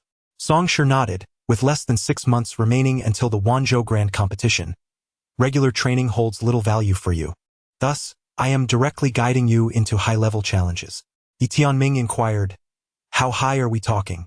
Song Shi glanced at him and replied, "As high as the heavens." Yi Tianming. Approximately an hour later, the three emerged from the teleportation array, finding themselves at a celestial expanse. Gazing into the distance, an endless expanse of mountains loomed, their peaks shrouded in mist, creating an awe-inspiring spectacle that seemed to connect the earth to the heavens. Suddenly, Song Shi spoke. "I can only escort you this far." Yi Tianming turned to him, while Song Shi's eyes remained fixed on the undulating mountain range. This was the primary zone of this extraordinary domain, where entry was prohibited for those above the realm of deities. Once you enter, do not venture into the intermediate or advanced regions. As he spoke, he turned his gaze to Futsong. "Your task is to seize a dragon vein." Futsong remained silent, walking towards the distance. Song Shi then turned to Yi Tianming, stating, "Your mission is to return alive." Yi Tianming paused momentarily, then nodded in agreement. "Understood." He too began his journey into the distance. Suddenly, Song Shi called out, "Tianming." Yi Tianming turned back to him, and Song Shi reiterated, "Return alive." Yi Tianming nodded, assuring, "I shall do my utmost." Song Shi acknowledged with a slight nod. "Go." Yi Tianming produced a storage ring and handed it to Song Shi. "Master of the courtyard, please deliver this ring to my elder brother, Yinan." Within the ring lay all his spiritual crystals, for he understood that the Yi family had a greater need for these resources than he did at present. Song Shi accepted the ring, and Yi Tianming offered a profound bow before turning to depart. Soon, under Song Shi's watchful gaze, Yi Tianming and Futsong vanished into the distance. The expression on Song's face was complex. What Yi Tianming desperately needed was practical combat experience. But what constitutes real combat? It is none other than the authentic clash of battle, far removed from the mere sparring with a few individuals, which is ultimately illusory. Only through encounters that evoke the tangible sensation of impending death can one truly hone their skills. For Yi Tianming, surviving such trials is the only path to qualifying for the grand competition in Wanzhou. Undoubtedly, this form of rigorous training is brutally harsh for him, yet he has no alternative but to resort to drastic measures. Genuine top-tier talent is never cultivated in a greenhouse. They emerge forged from the crucible of battle. Before long, Yi Tianming and Futsong arrived at the entrance to the secret realm, a narrow mountain cleft flanked by towering peaks that seemed to pierce the heavens. The gap between them was sharp, as if cleaved by a mighty sword, with edges polished to a reflective sheen. As they traversed through this mountain crevice, a sensation of vastness engulfed them. Before their eyes lay a desolate expanse, and at the far end of this wasteland, some grand edifices could be discerned. Suddenly, Futsong leaped into the air, transforming into a terrifying wave of energy as she surged toward that distant region. Just as she dashed several thousand feet forward, a thunderous roar erupted from the mountains below. In an instant, a colossal wolf-like beast ascended into the sky, its gaping maw ready to devour Futsong. However, she did not even spare it a glance. Instead, she stomped down fiercely. With a resounding explosion, the enormous beast disintegrated mid-air, showering the surroundings in a torrent of crimson mist. Yi Tianming stood there, utterly astonished. The strength of that monstrous beast was at least at the divine level, and yet it was crushed with a single stomp? Yi Tianming exclaimed, "Truly impressive. My senior sister is remarkable." The little tower remained silent. Yi Tianming did not take to the skies on his sword, but instead chose to walk towards the distance, acknowledging that without his senior sister's prowess, it was prudent to remain low-key. Along the way, Yi Tianming, filled with excitement, asked, "Tower Ancestor, this is my first trial. What should I pay attention to?" The little tower replied, "Just make sure you don't die." Yi Tianming responded with a sigh. Before long, Yi Tianming entered a dense forest, where the towering trees obscured the sky, preventing sunlight from penetrating through, creating an oppressive atmosphere. Yi Tianming remained highly vigilant, having cultivated the mental training method imparted by the Tower Master. His mental strength surpassed that of an average expert in the Great Calamity Realm. He sensed his surroundings acutely, detecting even the slightest movements. Yi Tianming inquired again, "Tower Ancestor, if I encounter a beast, should I greet it first or strike immediately? Are there any unwritten rules of the martial world?" The little tower remained silent. Noticing the lack of response, Yi Tianming called out again, "Tower Ancestor?" The little tower replied, "Do not overthink it. Simply act according to your true instincts. However, I must caution you that in such places, humans can often be far more terrifying than the beasts." Yi Tianming then asked Tower Ancestor, "I've heard that killing and plundering is the quickest way to amass wealth. Is that true?" The little tower responded, "That's not entirely incorrect. Are you contemplating murder and theft?" Yi Tianming pondered for a moment before stating, "To kill and seize treasures without reason does not align with the character of a scholar. Is there a way to commit such acts while preserving one's conscience?" The little tower replied, "Indeed, there is." Yi Tianming promptly inquired, "What is it?" The little tower responded, "Entrapment law enforcement, though I do not recommend you pursue this path." Yi Tianming asked, "Why not?" The little tower explained, "Because it will lead you to become increasingly shameless. You are a kind-hearted and honest child. Do not emulate superficial tricks, for that is undesirable. Truly, when a person chooses to abandon their sense of shame, they lose their integrity." Yi Tianming remained silent. Suddenly, a series of thunderous noises erupted from a distance, startling Yi Tianming. What could have occurred? While he was in a state of confusion, an enormous creature rapidly descended from afar, prompting him to swiftly dodge to the side. The colossal being crashed to the ground with a resounding thud, convulsing before falling still. Upon closer inspection, Yi Tianming discerned that it was a monstrous beast of the immortal realm. Was it dead just like that? Turning his gaze, he noticed 4 women approaching, each carrying a palanquin. All 4 possessed striking beauty, and seated within the palanquin was a man clad in a brocade robe, casually reclining with one leg crossed, munching on a bunch of grapes and carelessly spitting the seeds. Palanquin? Yi Tianming found himself somewhat bewildered, contemplating, "Master Tower, what is happening here?" The little tower replied, "It is merely an exhibition of arrogance." Yi Tianming.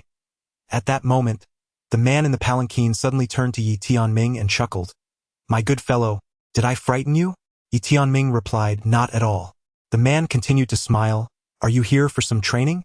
Yi Tianming nodded and said, "Indeed. And you, my friend, are here to experience life, I presume?" Little Tower. Chapter 35. Mutual Destruction. Experiencing Life. Upon hearing Yi Tianming's words, the man erupted in laughter. "I am not here to experience life, but to temper myself. It's just that our methods of cultivation differ. Farewell, young friend." With that, the 4 women carried the sedan chair and turned to depart.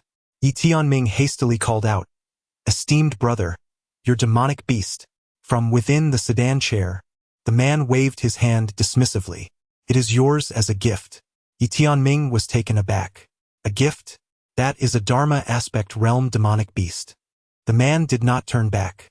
"It is too rudimentary. It serves no purpose to me. Therefore, if you have need of it, you may take it." Having spoken, the 4 women bore him away into the distance. Yi Tianming stood rooted to the spot, gazing at the demonic beast, speechless for a long while. Such a massive demonic beast could fetch at least tens of thousands of spirit crystals if sold, for its inner core remained intact. Yi Tianming murmured, "Tower Ancestor, are the affluent always so capricious?" The little tower responded, "The wealthy are indeed capricious." Yi Tianming said earnestly, "It would be wonderful if Tower Ancestor were affluent." The little tower was rendered speechless. Yi Tianming began to dissect the demonic beast. Due to the limited space within his storage ring, he could not transport the entire beast. He could only carry away the most valuable and essential components. Approximately half an hour later, he finally disassembled the monstrous beast. He placed the inner core and several essential parts into his storage ring. Gazing at the remaining flesh, he felt a twinge of regret, but there was nothing to be done. He set up a pot and indulged in a hearty meal before continuing his journey. Throughout the journey, his expression remained solemn. In Qingzhou, he believed himself to possess considerable talent. Within the circles he frequented, he was regarded as formidable. However, upon encountering these extraordinary prodigies, he began to grasp the vast chasm that lay between them and himself. The earlier South Ridge Zhao, the later senior sister, and that man he had just encountered, all of them were of similar age, yet their prowess was overwhelmingly daunting. In that moment, he profoundly understood a phrase he had previously read: "Perspective shapes perception." When one departs from their familiar circle and engages with broader, more elevated realms, they inevitably realize the extent of their own insignificance and ignorance. He also came to recognize that there surely exist even more monstrous and terrifying youths beyond South Ridge Xiao and this formidable senior sister. With determination, Yi Tianming took a deep breath. All he could do was strive with renewed vigor. Only by enhancing his strength could he hope to explore the vastness of the world beyond. He retracted his thoughts and quickened his pace. Along the way, his mental focus became intensely concentrated. Suddenly, his pupils constricted, and he abruptly turned his head. A shadow, resembling a towering mountain, hurtled towards him from 100 feet away. Wherever this shadow passed, trees were obliterated, reduced to mere dust. It was a beast of indeterminate realm. The speed of the creature was astonishingly swift. Yi Tianming stomped his right foot fiercely upon the ground and roared, "Rise!" Instantly, an overwhelming force of the earth's veins surged forth, shattering the forest around him into fragments. A terrifying aura permeated the atmosphere, and the very ground began to tremble violently. He unleashed his most formidable technique, harnessing all the power of the earth's veins. The small tower was momentarily stunned. How could this young man immediately resort to such a devastating move? As he unleashed his power, beasts within a radius of several hundred miles were astonished. Who was capable of creating such a commotion? Yi Tianming suddenly bellowed, "Kill! I shall perish alongside you." With that proclamation, he fervently channeled all the earth's power towards the beast. The creature charging at Yi Tianming was momentarily taken aback. What was this? You intend to perish together from the outset? Sensing the horrifying force of the earth's veins, coupled with the reckless determination of the young man before it, the beast panicked and turned to flee. In an instant, it vanished into the distance, its speed astonishing. Upon encountering that monstrous beast, Yi Tianming was momentarily taken aback. "Master Tower, what does this signify?" After a brief silence, the little tower replied, "It perceives your formidable strength and may be seeking assistance." By heavens! Yi Tianming's expression froze as he hastily retracted his energy, allowing the immense power of the earth to flow back into the ground. Around him, within a radius of nearly 100 feet, all trees had been reduced to mere powder, leaving not a single blade of grass to flourish. Additionally, the ground was marred by countless vast fissures, unfathomable in depth. He felt somewhat weakened, for the exertion had been exceedingly great. Without further ado, he fled. The little tower suddenly interjected, "Youngster, why did you unleash your full power right from the start?" Gasping for breath, Yi Tianming retorted, "The texts state that even when a lion hunts a rabbit, it does so with full force. I feared that by underestimating my opponent, I might falter, hence I exerted all my might." The little tower fell silent. Yi Tianming inquired, "Master Tower, is this approach incorrect?" After contemplation, the little tower responded, "It is not that it is wrong. It simply strikes me as somewhat foolish." Yi Tianming, taken aback, replied. The little tower then chuckled, "Do not overthink it. Simply follow your heart." Yi Tianming nodded, expressing, "I primarily believe that one should always strike with full force one decisive blow. If I can win, I shall. If not, then I perish. There is no time to waste." The little tower laughed, "Your perspective is indeed valid. However, context is crucial. For instance, in your current weakened state, should another beast attack, what would you do?" Yi Tianming nodded in understanding. As he spoke, he sought a secluded spot to rest for half an hour before resuming his journey. The deeper he ventured, the more oppressive the atmosphere became. Initially, there was a glimmer of light, but now the area he inhabited was shrouded in darkness, akin to the depths of night. He realized he had penetrated the innermost recesses of the dense forest, extending his consciousness outward, wary and vigilant. Suddenly, Yi Tianming halted, slowly turning his head to behold a pair of eyes fixed upon him from the shadows. The figure remained motionless, yet as his awareness drew near, it vanished without a trace. Noticing the other party's lack of aggression, Yi Tianming pondered briefly before inquiring, "I am merely passing through. Could you grant me some leniency?" With that, he tossed a sizable piece of beast meat towards the figure. The small tower spoke gravely, "Brother, you are here to train, not to engage in social niceties." At that moment, a head emerged from behind a tree. It belonged to a woman clad in a flowing crimson gown, strikingly beautiful yet pallid, with blood at the corner of her mouth, suggesting she bore severe injuries. She regarded Yi Tianming with a wary gaze. Observing the wariness in her eyes, Yi Tianming quickly reassured, "Miss, I am merely passing through." With that, he began to walk away. "Wait, young sir," the woman suddenly called out. Yi Tianming came to a halt, turning to face the woman, who gazed back at him with a hint of pleading in her eyes. "I too am here for training," she confessed. "I previously engaged in battle with a fierce beast and was gravely injured. Might you lend me a hand?" Yi Tianming hesitated for a moment before asking, "How may I assist you?" The woman inquired, "Do you possess any healing medicine?" Yi Tianming shook his head. "No." She sighed softly, "Then I shall let it be. You may go, sir. However, I implore you, do not venture in that direction. A powerful beast lurks a mere 10 li away, claiming that territory as its own. I inadvertently trespassed into its domain and suffered severe wounds as a result." Yi Tianming pondered for a moment before asking, "My lady, are you able to move?" The woman offered a bitter smile. "I cannot. The beast has shattered the meridians in my legs. Its strength is truly terrifying." Yi Tianming replied gravely, "It is far too perilous for you to remain here. I shall take you to a safer location." With that, he approached her. Yet the woman shook her head. "It is of no concern. I have already notified my clan, and they are dispatching someone to retrieve me." As she spoke, she cautiously took a step back. Yi Tianming halted, asserting, "My lady, I assure you, I am not a villain." The woman regarded him warily. "Sir, typically those who are ill-intentioned claim the same."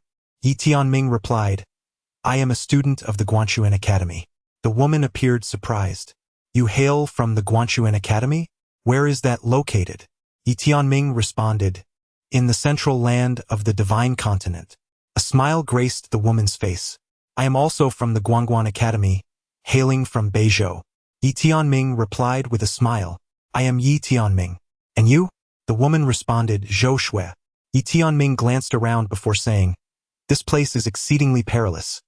Allow me to escort you to safety." At this moment, the woman lowered her guard and replied, "All right." Yi Tianming swiftly approached her, but just as he stood before her, he suddenly unleashed a powerful punch towards her forehead, infused with countless energies of the earth's veins, producing a sharp sound of explosive force. The small tower observed in silence. Unexpectedly, the woman, who had seemed gravely injured and immobile, sprang to her feet and delivered a fierce knee strike towards Yi Tianming. However, taken by surprise, her attack only manifested 3/4 of her true strength. With a resounding impact, the two collided, both being forced to retreat. As the woman came to a halt, she slowly raised her gaze to Yi Tianming, her smile now replaced by an icy demeanor. "How did you see through me?" Yi Tianming fixed his gaze upon her, stating, "I introduced myself as Yi Tianming." The woman's eyes narrowed slightly, "And what of it?" Yi Tianming replied calmly, "I have traversed the Guangguan path. Students from Wanzhou cannot possibly be unaware of my name. Yet, when I spoke to you, you exhibited no reaction at all. It is evident that you were already acquainted with my name, which is why you remained so composed. You are sent by the Shao family to eliminate me." The woman chuckled, her expression revealing a cunning intelligence. "Yet it was futile. You still must perish. Remember, the one who shall take your life is none other than Shao Shui of the Shao family." As she spoke, she waved her hand. Boom! A colossal figure, towering over 100 feet, abruptly materialized behind her. The realm of the Dharma Avatar. Chapter 36. The Law of Heaven and Earth. The colossal figure towered to a height of 100 feet, standing majestically like a great mountain amidst the expanse of the universe. A faint golden radiance enveloped it, emanating an aura of terrifying might that imposed a tremendous pressure upon its surroundings. The dense forest nearby could not withstand this oppressive force, shattering like fragile glass into countless particles, scattering through the air. The display of power was utterly astonishing, with an overwhelming sense of oppression. In the realm of law, Yi Tianming fixed his gaze intently on Shao Shui, who stood 2 realms above him. But what of it? With a single thought, the earth began to tremble violently, and in an instant it cracked open. Countless forces from the earth surged forth from the depths below, not entering Yi Tianming's body but transforming into torrents aimed directly at Shao Shui. seeing Yi Tianming's ability to harness the power of the earth. A flicker of astonishment flashed in Xiao Shue's eyes. She was aware that Yi Tianming was merely at the catastrophe realm, and it was precisely for this reason that she had approached him, intent on slaying him to elevate her status within the Xiao clan. However, she had never anticipated that Yi Tianming could command the power of the earth's veins, an ability far beyond that of the catastrophe realm. She had no time to ponder, for the ceaseless energy of the earth's veins surged before her. Swiftly, she retracted her thoughts, her right hand clenched tightly. Almost simultaneously, the towering manifestation she had conjured mirrored her actions, its colossal fist coiling in readiness. With a forceful blow, she struck downwards, and the immense figure behind her followed suit, unleashing a thunderous punch that reverberated through the air. The terrifying power of the strike sent tremors rippling through the surrounding space. Countless streams of earth energy collided fiercely with the force of her blow, the point of their convergence erupting in a fearsome shockwave. This immense wave of energy radiated outward, engulfing hundreds of yards in an instant, laying waste to everything in its path, uprooting the very ground beneath them in chaotic disarray. At the forefront, Xiao Shue's expression shifted dramatically at the moment of impact. She felt an overwhelming force of recoil surge through her arm, as if the very essence of her being threatened to shatter under its weight. She was forced to retreat repeatedly, while the colossal manifestation behind her swayed under the onslaught of that terrifying shockwave. Meanwhile, in the distance, the relentless streams of earth energy showed no signs of abating. They surged forth like a tidal wave, swelling in number. Under Yi Tianming's command, they charged once more toward Xiao Shui, this time in even greater abundance. An infinite torrent of earth energy bore down upon her with the ferocity of a vast deluge. Upon witnessing this scene, a fierce glint flashed in Xiao Shue's eyes. With a furious roar, she clenched her fists tightly, unleashing the full force of her being in that moment. The avatar behind her mirrored her actions, the two seemingly merging into one. In the next instant, she and her avatar simultaneously struck out with their fists, pouring all their strength into the attack. Boom! The two terrifying forces collided violently in the air, instantly erupting into a cacophony of deafening roars. The powerful shockwave propelled both combatants backward repeatedly. During this tumultuous retreat, Xiao Shue's avatar began to shatter into countless golden shards, scattering through the air. As she finally came to a halt, a colossal sword of the earth pierced through, impaling her against a giant tree. Xiao Shui gazed incredulously at Yi Tianming, who stood amidst the boundless energy of the earth veins. Disbelief etched across her face. How could this be? You, a mere wretch of the great calamity realm, cannot possibly shatter my avatar.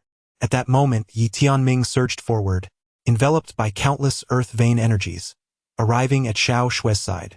He seized her throat and declared, "The avatar realm? Merely trivial."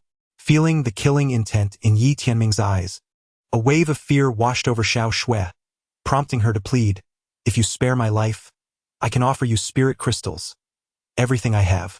Without hesitation, Yi Tianming raised his hand and delivered a crushing blow to Xiao Shue's exquisite face. Bang! Xiao Shue's head exploded in an instant. Yi Tianming glanced at the decapitated Xiao Shui, thinking to himself, "Do you consider me a fool? Killing you only benefits me." With that, he deftly removed Xiao Shue's spatial ring and retreated to a nearby boulder, feeling a profound weariness enveloping him.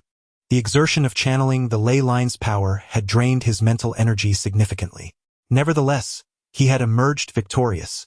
Leaning against the massive stone, he examined the contents of Xiao Shue's ring. To his astonishment, he discovered over 36,000 spirit crystals within. A grin spread across his face as he glanced at Xiao Shue's lifeless body, silently expressing his gratitude.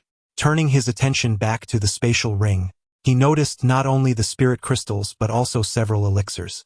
Upon closer inspection, he found 3 vials, each containing 5 pills of different kinds.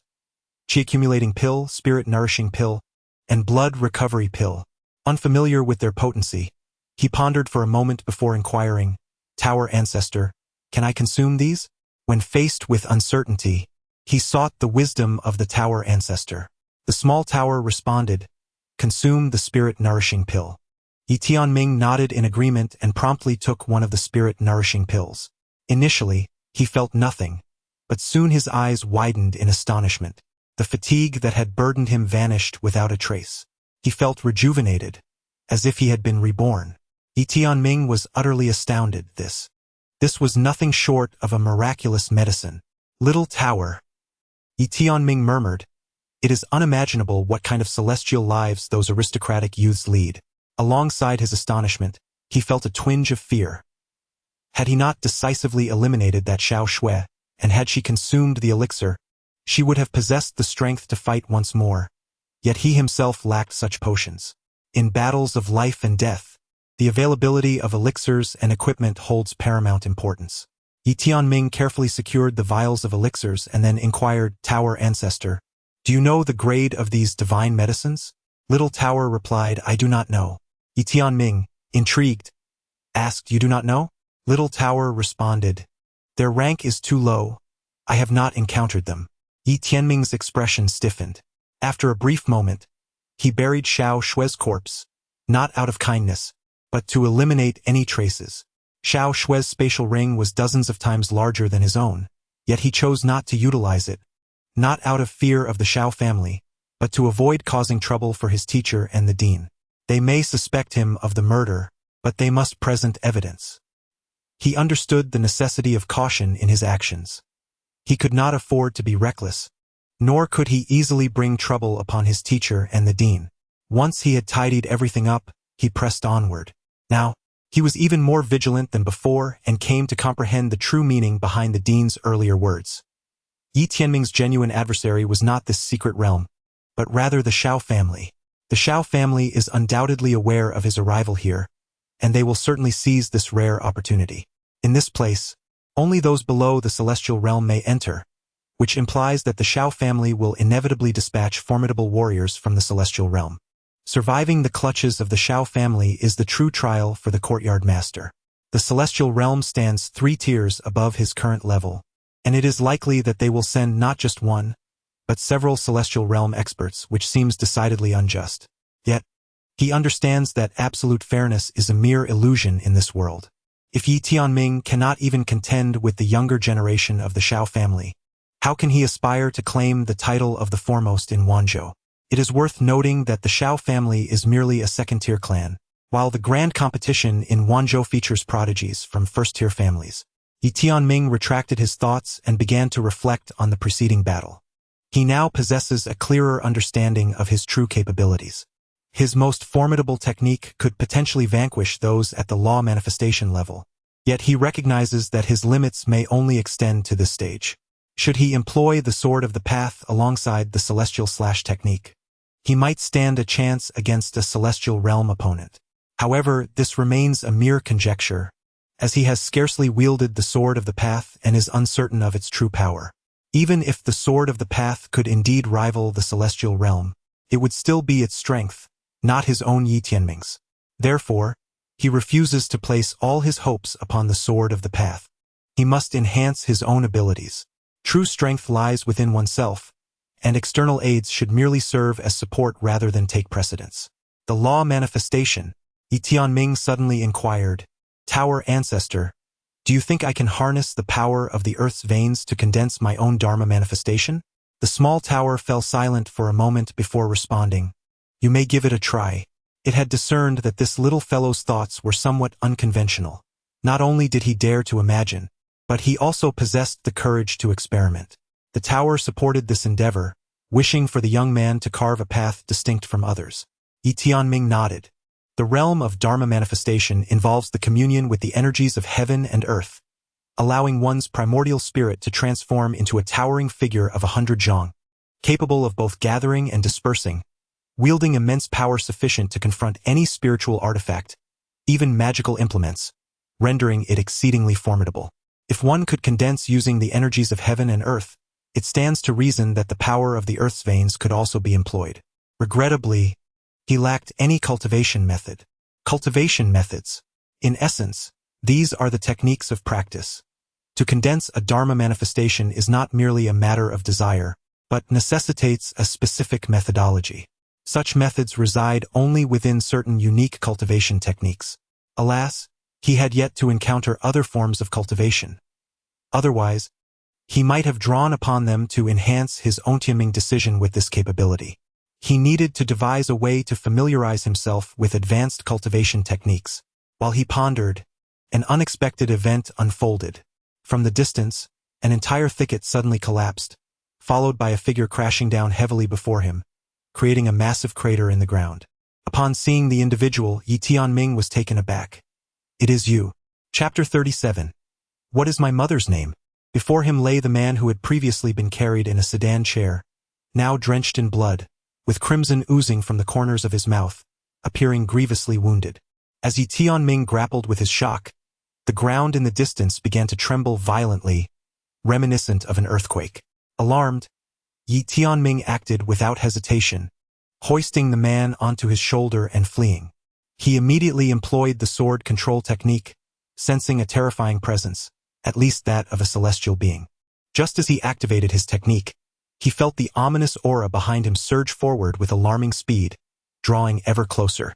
In a fit of rage, Yi Tianming shouted, "Up!" With a thought, the earth beneath him cracked open, and 9 swords forged from the very essence of the land soared into the sky, aimed at the menacing presence behind him. He dared not look back, yet he sensed his flying swords being repelled by an unseen force, while the dreadful aura continued to close in. Yi Tianming's expression darkened as he glanced at the man he was carrying. "Brother, that opponent is too fierce. I cannot contend with him. I must leave you behind." As he spoke, he prepared to drop the man. Realizing the gravity of the situation, the man clung desperately to Yi Tianming's neck, gasping, "Brother, save my life. I do not wish to die. My sister is very beautiful." Yi Tianming replied earnestly, "My friend, I am unable to overcome this foe." The man weakly said, "I will introduce my sister to you. Her figure is exceptionally stunning. You will surely like her." Yi Tianming, sensing the approaching presence, realized that fleeing was futile. Thus, he forcefully halted and cast the man aside into the nearby thicket. In an instant, he pivoted sharply, raising his hands as the ground beneath him erupted, unleashing a torrent of formidable earth energy that surged skyward, crashing forth like an unstoppable tide. At this moment, Yi Tianming beheld the source of that ominous presence. A monstrous beast resembling a colossal bear, its robust form akin to a small mountain, radiating a ferocious power as it charged towards him. A chill ran through Yi Tianming. This beast was immensely formidable. With a thunderous roar, the beast met Yi Tianming's earth energy without an ounce of trepidation, colliding with tremendous force. The impact shattered the very ground, causing the space around them to tremble violently, while Yi Tianming's earth energy was instantly dispersed. The overwhelming pressure from the beast sent him flying several dozen feet, landing precariously beside the man he had just rescued. However, he quickly turned over, and as he did so, a mouthful of essence blood spilled from the corner of his mouth. With a fierce stomp of his right foot upon the ground, he raised his hands, causing the earth within a 100-yard radius to shatter explosively. An endless stream of earth's energy surged upwards from the depths of the ground. Not far from Yi Tianming, the man gazed at the spectacle, his eyes widening in astonishment, resembling lanterns. He was utterly shocked. Was this brother truly merely at the great calamity realm? Meanwhile, in the distance, the monstrous beast, upon witnessing the boundless energy of the earth, exhibited a flicker of surprise in its beastly eyes. It was evident that the creature was taken aback by Yi Tianming's prowess. At that moment, under Yi Tianming's command, the myriad forces of the earth surged forth towards it. The beast's eyes glinted with ferocity, its malevolence fully revealed. With a sudden roar, it leaped fiercely towards Yi Tianming. In this collision, the countless energies of the earth were shattered, yet the beast itself bore numerous cracks upon its body. At that instant, Yi Tianming abruptly seized the still-stunned man and turned to flee. The ground trembled with a series of thunderous crashes, the sound of the earth fracturing echoing behind them. Yi Tianming's heart raced. The beast was overwhelmingly powerful. However, he soon realized that the cacophony had ceased. Surprised, he glanced back to see the monstrous creature observing the two of them from several dozen yards away. Why did it not pursue? Both Yi Tianming and the man were filled with curiosity. At that moment, the monstrous beast suddenly began to retreat slowly. However, after withdrawing for over 20 paces, It halted and fixated its gaze upon the two of them. Yi Tianming's expression darkened as he gradually turned to survey his surroundings. At that moment, he and the man found themselves amidst a heap of rubble, surrounded by dense forests. Yet, this particular area appeared to be a chaotic expanse of broken stones, an anomaly that was immediately apparent. The man clearly recognized the peculiarity of their location, his face etched with concern. Yi Tianming, too apprehensive to advance further yet unwilling to depart, retrieved a pill and consumed it, suddenly struck by a thought. He turned to the man, hesitating briefly before producing a healing blood pill. The man eagerly reached out to receive it, only to witness Yi Tianming forcefully break the pill in half, offering him merely one portion. The man's expression froze in disbelief. "You!" Yi Tianming cautiously placed the remaining half into a vial, stating, "This is quite precious. I must conserve its use." The man scrutinized Yi Tianming, questioning, "Are you serious?" Yi Tianming affirmed earnestly, "Of course." The man trembled as he replied, "Brother, this is merely a second-tier pill." Yi Tianming, somewhat puzzled, inquired, "Second-tier pill?" The man gazed at him incredulously. "You do not know?" Yi Tianming shook his head. The Yi family was merely a low-ranking clan. They had never even laid eyes upon such valuable items.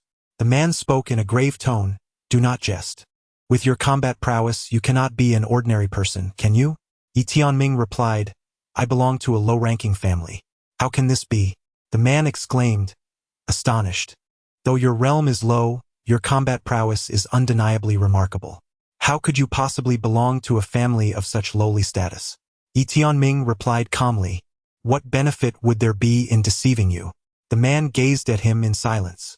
Yi Tianming cast a glance at the distant beast, which seemed uninterested in leaving, merely sitting there and watching them, occasionally licking its lips.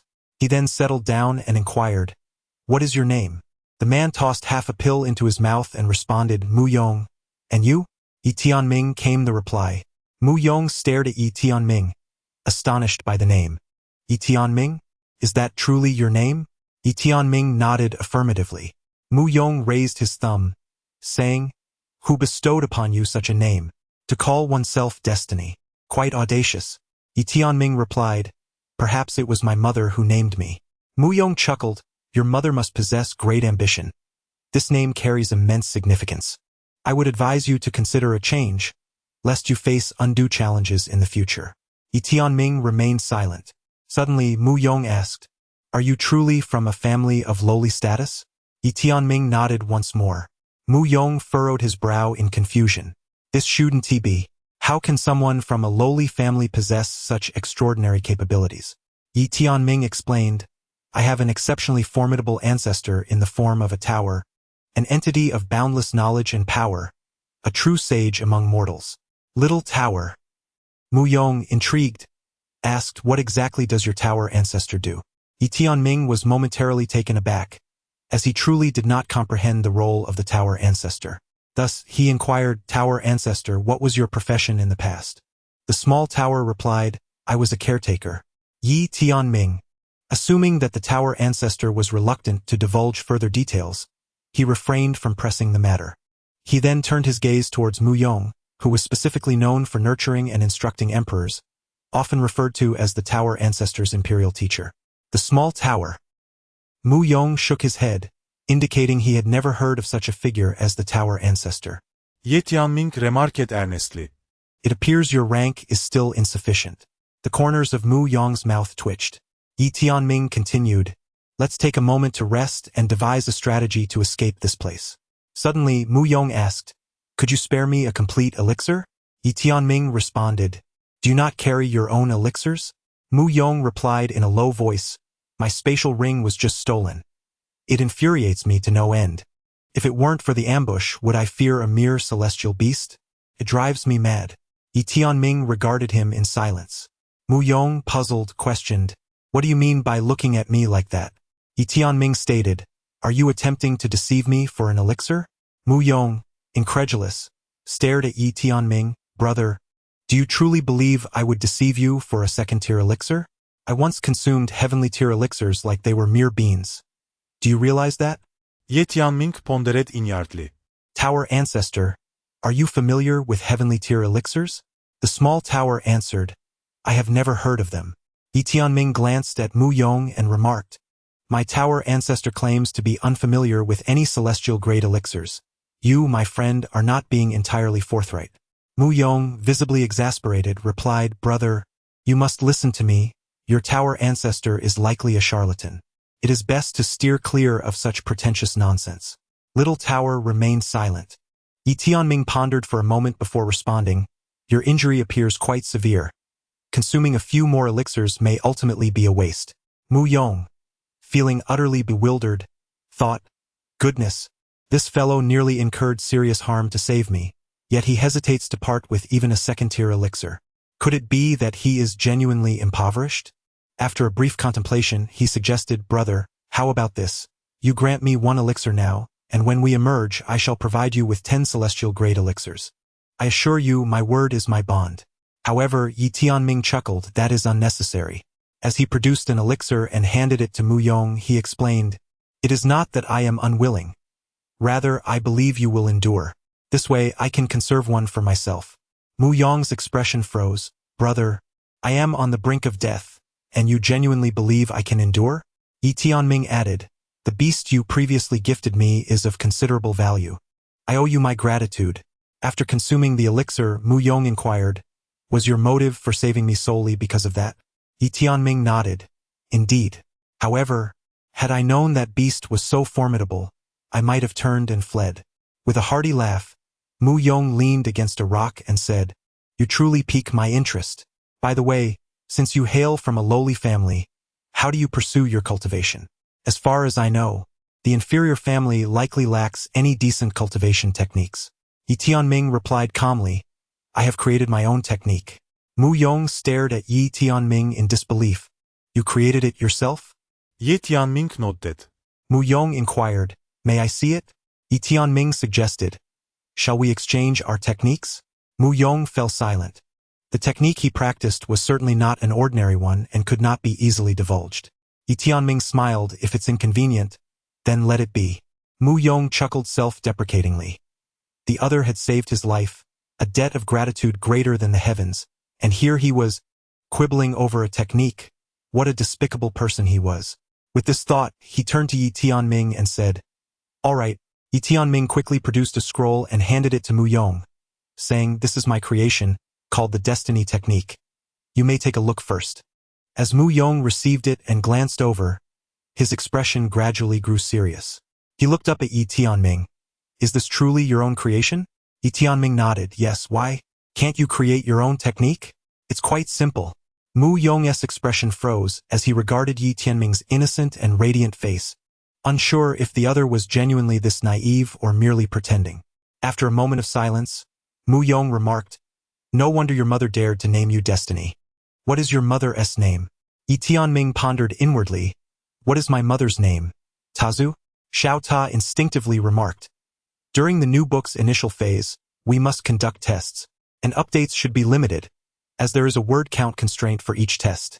Exceeding it would result in loss. After the testing period, there will be more updates. I extend my heartfelt gratitude to all the supportive readers and friends. Recently, I have been perusing your reviews in the comments section, and I noticed that many are speculating about Yi Tianming's true identity. However, it seems that no one has truly unraveled the mystery. His identity is far from simple and will undergo several twists. Shall we continue the guessing? Chapter 38. Your tongue is too loose. At this point, Little Tower abruptly fell silent. What is your mother's name? Yi Tianming felt a twinge of curiosity regarding his own origins, for thus far, he remained utterly ignorant of his lineage. Observing the silence of the Tower ancestor, Yi Tianming pondered, Tower ancestor, is it inconvenient for you to speak at this moment? Little Tower replied, Indeed. Yi Tianming smiled and said, Then I shall refrain from inquiring further. Little Tower continued, She will tell you herself in due time. Yi Tianming nodded in agreement. At that moment, Mu Yong unexpectedly returned the scroll to Yi Tianming, stating, Your cultivation technique is quite unique. Although its current level is not particularly high, its potential is limitless. I will transmit my technique to you, and you must not resist. As the words left his lips, Yi Tianming felt a surge of information flooding into his consciousness. Moments later, he turned to Mu Yong with curiosity and asked, Dao Star Technique? Mu Yong nodded. This is the cultivation technique of our civilization. However, it is a technique you cannot cultivate. Yi Tianming, puzzled, inquired, Why is that? Mu Yong explained, To cultivate this technique, one must possess a star core crystal, which you likely know nothing about. Yi Tianming candidly admitted, Indeed, I am unfamiliar with it. Mu Yong regarded him thoughtfully. A single star core crystal can be exchanged for at least 3 million true source crystals, and one true source crystal can be traded for over 1 million spirit crystals.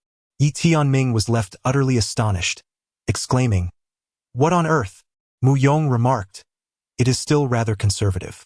The stark reality is that not even 3 million true source crystals could procure a single star core crystal, and mastering this technique requires an abundance of such crystals. Our civilization once faced bankruptcy due to this very method. Yi Tianming was taken aback, but after regaining his composure, he replied, It is of no consequence. I merely seek to learn from it. However, I must say I have greatly benefited, for your technique surpasses mine by a considerable margin. Mu Yong chuckled, You have saved my life. What is one technique in comparison? Moreover, your method is not lacking and has been immensely beneficial to me as well. Yi Tianming inquired, How is your injury healing? Mu Yong responded with a wry smile, I have only recovered about 30%. Yi Tianming turned his gaze towards the distant beast, which continued to fixate on them with an unyielding demeanor. Yi Tianming pondered, Why does it persistently pursue you? Mu Yong explained earlier, as I traversed its territory, I inflicted some damage upon it. After I was ambushed, it saw my injury and relentlessly pursued me. Yi Tianming shot him a glance. Well, you brought this upon yourself. Mu Yong. Yi Tianming continued, In any case, it dares not approach us. Let us take a moment to rest. Mu Yong's expression turned grave. This place feels unsettling. I sense a foreboding. Yi Tianming shook his head, We have no choice. We cannot depart at this moment. Mu Yong's countenance darkened. Yi Tianming advised, You should recuperate. I will contemplate your Dao Star decision and see if I can devise a strategy to defeat that beast. As Yi Tianming settled into a meditative posture, he began to delve into the intricacies of the star decision technique. He swiftly discerned that this method was intricately linked to the celestial bodies, harnessing the power of the stars. Do the stars possess energy? He lifted his gaze, but alas, the dense forest obscured his view, leaving him in darkness. The power of the Earth's veins is boundless, and the stars are equally infinite. If he could simultaneously harness these two forces. At this thought, his eyes brightened with excitement. This is not unattainable.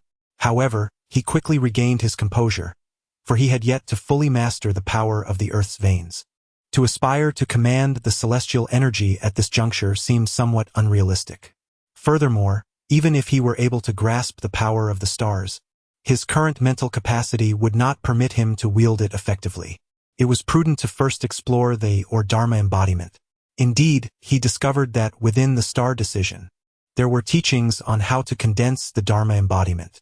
The Dharma embodiment refers to the communion with the energies of heaven and earth, emulating the vastness of the cosmos, towering like the heavens and expansive like the earth, capable of standing in harmony with the universe. However, the method of condensing the Dharma embodiment within the star decision did not involve the communication with the energies of heaven and earth. Rather, it directly engaged with the power of the stars, condensing the celestial Dharma embodiment. As he continued his studies, Yi Tianming's demeanor grew increasingly solemn, for he realized that the star decision was indeed profound, vast as the cosmos and inexhaustible. His earlier notion of sharing this technique with others now seemed rather presumptuous. Upon this realization, he felt a twinge of guilt. Consequently, he produced a blood recovery pill and offered it to Mu Yong, saying, Please take another one. Mu Yong, perplexed, inquired, What has prompted your sudden generosity? Yi Tianming replied nonchalantly, It's nothing. Just eat it quickly. Mu Yong cast him a glance, muttering, You rascal. Yi Tianming resumed his cultivation. Although he was unable to communicate with the power of the stars, he could connect with the energy of the Earth's veins. Thus, He began to draw from the condensation techniques outlined in the Dao Star scripture, establishing a link with the Earth's energy. Approximately half an hour later, Yi Tianming abruptly rose and strode towards the monstrous beast.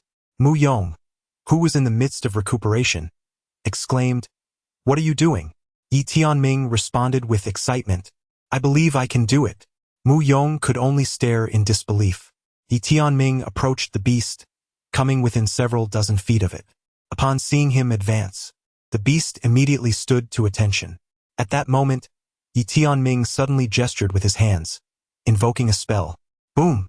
The ground fissured, and a torrent of earth energy surged skyward, swiftly coalescing behind Yi Tianming, gradually forming an ethereal figure. A manifestation. Witnessing this spectacle, Mu Yong's eyes widened in astonishment, resembling those of a startled ox. "What on earth?" he gasped. The beast in the distance stood frozen, utterly bewildered. "Isn't this fellow at the Great Calamity Realm?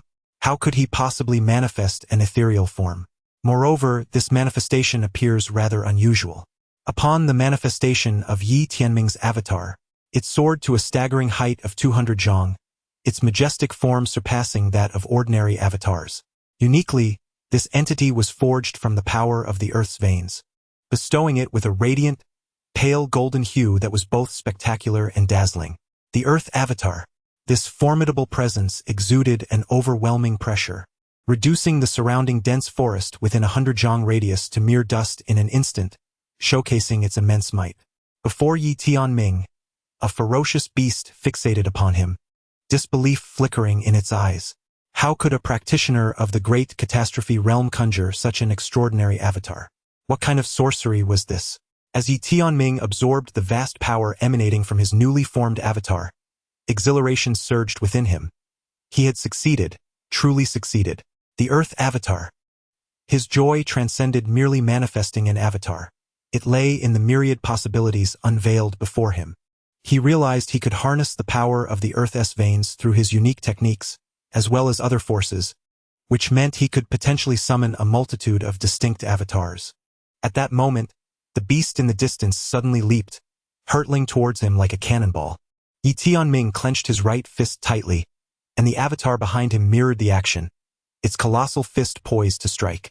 With a powerful punch, Yi Tianming unleashed his attack, and the avatar followed suit, delivering a crushing blow towards the beast. Boom!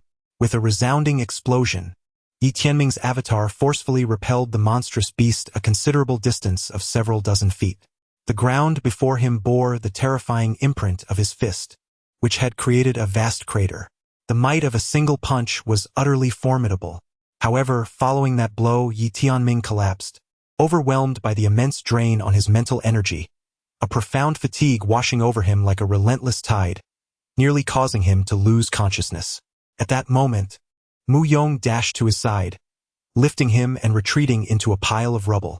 Yi Tianming hastily produced a medicinal pill and consumed it, feeling it insufficient. He swiftly took another. Mu Yong glanced at the beast, and upon observing its appearance, was instantly taken aback. Its head was drenched in blood, and upon closer inspection, he noted that the creature's skull had been fractured, with blood gushing forth. Not only its head, but its body was riddled with numerous fissures, blood staining its entire form. The defenses had been shattered. Mu Yong turned to Yi Tianming, his expression peculiar, exclaiming in astonishment, "You are truly a monster." His shock stemmed not only from Yi Tianming's ability to heavily injure a beast of the celestial realm despite being at the Great Calamity stage, but also from the realization that Yi Tianming had managed to condense his avatar in such a brief span of time. Moreover, it was evident to him that Yi Tianming had amalgamated his techniques with his own, albeit only partially. But this was exceedingly extraordinary. The speed at which he had combined them was simply astonishing. Truly, an unrivaled prodigy.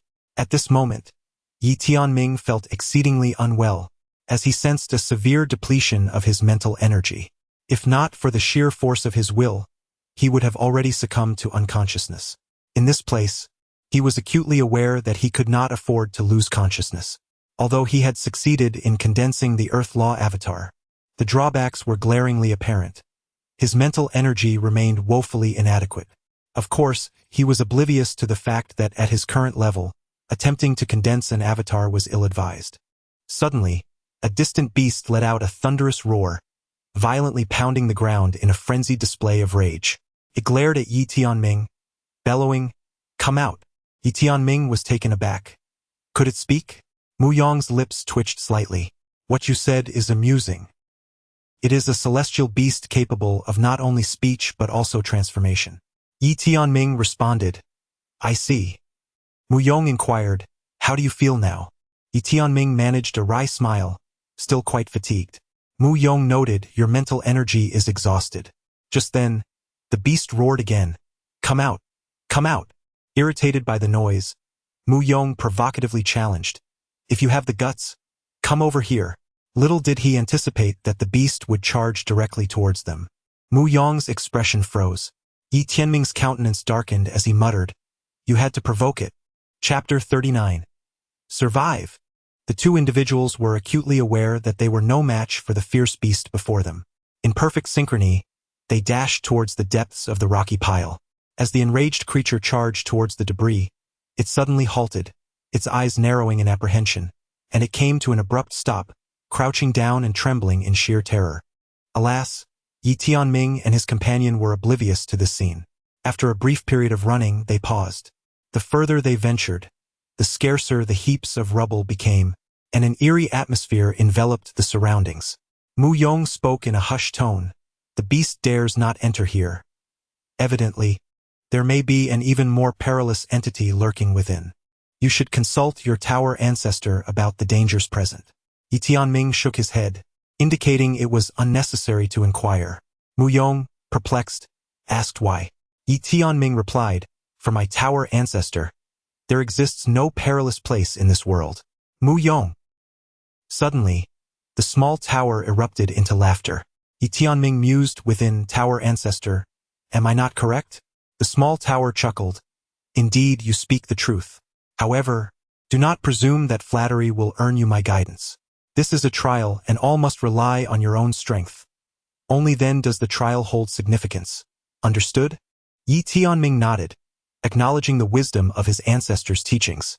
"I will strive to survive and find my way out of here." As he spoke, he surveyed the surroundings, increasingly sensing that something was amiss in this place.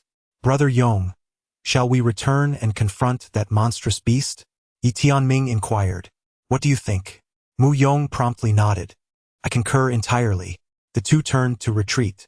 However, at that instant an unforeseen event transpired. The ground before them fissured open, revealing a thoroughfare leading into the earth's depths. Subsequently, a terrifying aura engulfed them, drawing them in.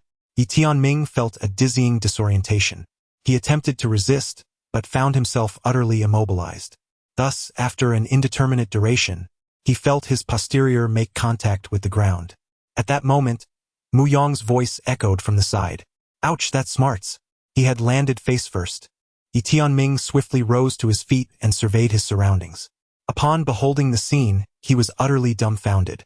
They were presently within a grand hall, encircled by dozens of towering stone pillars. Each pillar was adorned with ancient runes. The dome above was an ethereal void, indistinct and hazy. Adjacent to the pillars, spectral green flames flickered, casting an eerie and macabre ambience upon the hall. In the distance, above the hall, sat an elderly man upon a black throne. "Blast it!" Mu Yong exclaimed abruptly. "This is the sanctum of transcendence. How could it be located here? It should be in a higher echelon." Yi Tianming turned to Mu Yong, a hint of perplexity in his gaze. "Sanctum of transcendence?" Mu Yong retorted, "Are you not familiar with it?" Yi Tianming shook his head. Mu Yong said in a low voice, "Brother, you know nothing. Your family sent you here. Do they wish for your demise?" Yi Tianming replied, "I am here to undergo training."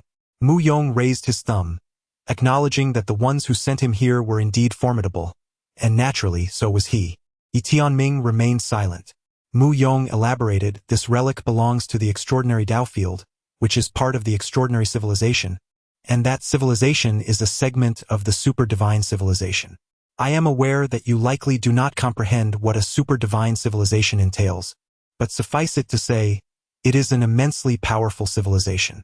And here," as he scanned the surroundings with excitement, he exclaimed, "This must be the core region of the extraordinary civilization. I never anticipated that the heart of such a civilization would be located in a lower-tier area. Brother, we have struck gold." Yi Tianming, however, felt a sense of vigilance. Noticing his apprehension, Mu Yong chuckled. "There is no need to be on guard. Since they forcibly brought us here and did not kill us outright, there can only be one explanation." Yi Tianming inquired, "What is it?" Mu Yong burst into laughter. "Without a doubt, they have their eyes on us, intending for us to inherit the legacy of the extraordinary civilization." Yi Tianming questioned, "Do you have any basis for this claim?" Mu Yong responded, "The patterns in the books suggest as much." Yi Tianming's expression darkened immediately.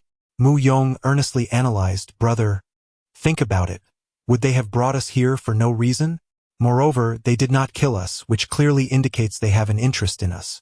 You shall observe and witness my forthcoming display." So saying, he turned towards the elder seated in the distance, offering a profound salutation. "Greetings, esteemed senior." The elder remained unresponsive. Mu Rong offered another deep bow. "Esteemed senior, it is not out of vanity that I speak, but my brother and I are renowned as paragons of genius. In truth, I hail from the celestial civilization of the supernal gods. From the day of my birth, auspicious omens manifested, as the power of 1,000,000,000 stars converged to baptize me. I am destined to be the sovereign of the stars." Yi Tianming. Mu Rong then drew Yi Tianming forward. "And this is my brother. Though he may appear to be merely at the Great Tribulation realm, he possesses the singular ability to create his own cultivation techniques, forging a path all his own. Moreover, his name is Yi Tianming." What is Tianming? It signifies one born to be a protagonist. This is his era. Little Tower. Yi Tianming, somewhat embarrassed, gently tugged at Mu Rong. "Brother Rong, please refrain from such pronouncements." Mu Rong responded earnestly, "Brother, I understand your modesty, but remember, opportunities must be actively pursued. We men must learn to promote ourselves." Yi Tianming pondered this, finding it to be true. Despite Mu Rong's impassioned declaration, the elder remained silent. Mu Rong continued, "Esteemed senior, my brother and I have long admired the transcendent civilization. Should we be fortunate enough to receive its legacy, we swear in the name of Yi Guan, the sword master of mysterious observation, that we will dedicate our lives to the revival of the transcendent civilization." Xiao Ta. Yet the old man remained unresponsive. Mu Yong's expression darkened. How could there be no reaction? Yi Tianming tugged at Mu Yong's sleeve and whispered, "Does the book not mention that upon entering a secret realm, one might not only acquire a legacy but also be subject to possession?" Possession? Mu Yong's countenance instantly shifted. Both felt a chill course through their bodies. Mu Yong swallowed hard and said, "Senior, if you truly find us lacking, we shall not impose any further. Farewell. Until we meet again." With that, he grasped Yi Tianming and turned to flee. However, they had scarcely taken a few steps when an invisible force enveloped them, rendering them immobile. Their expressions froze in place. Ahem. Just then, a cough resonated from behind them, and they beheld the old man, who had been seated, slowly opening his eyes. He rose and took a step forward, and with that stride, he stood before Yi Tianming and Mu Yong. The old man glanced at Mu Yong, then at Yi Tianming, ultimately fixing his gaze on Mu Yong, rasping, "Starry civilization?" Mu Yong nodded, somewhat on guard, and replied, "I am indeed of the starry civilization." The old man murmured, "In the days when my extraordinary civilization was a super-divine civilization, the starry civilization was merely an ordinary civilization. Yet now, my extraordinary civilization has faded into the annals of history, while the starry civilization has ascended to a super-divine civilization. Truly, the whims of fate are unpredictable."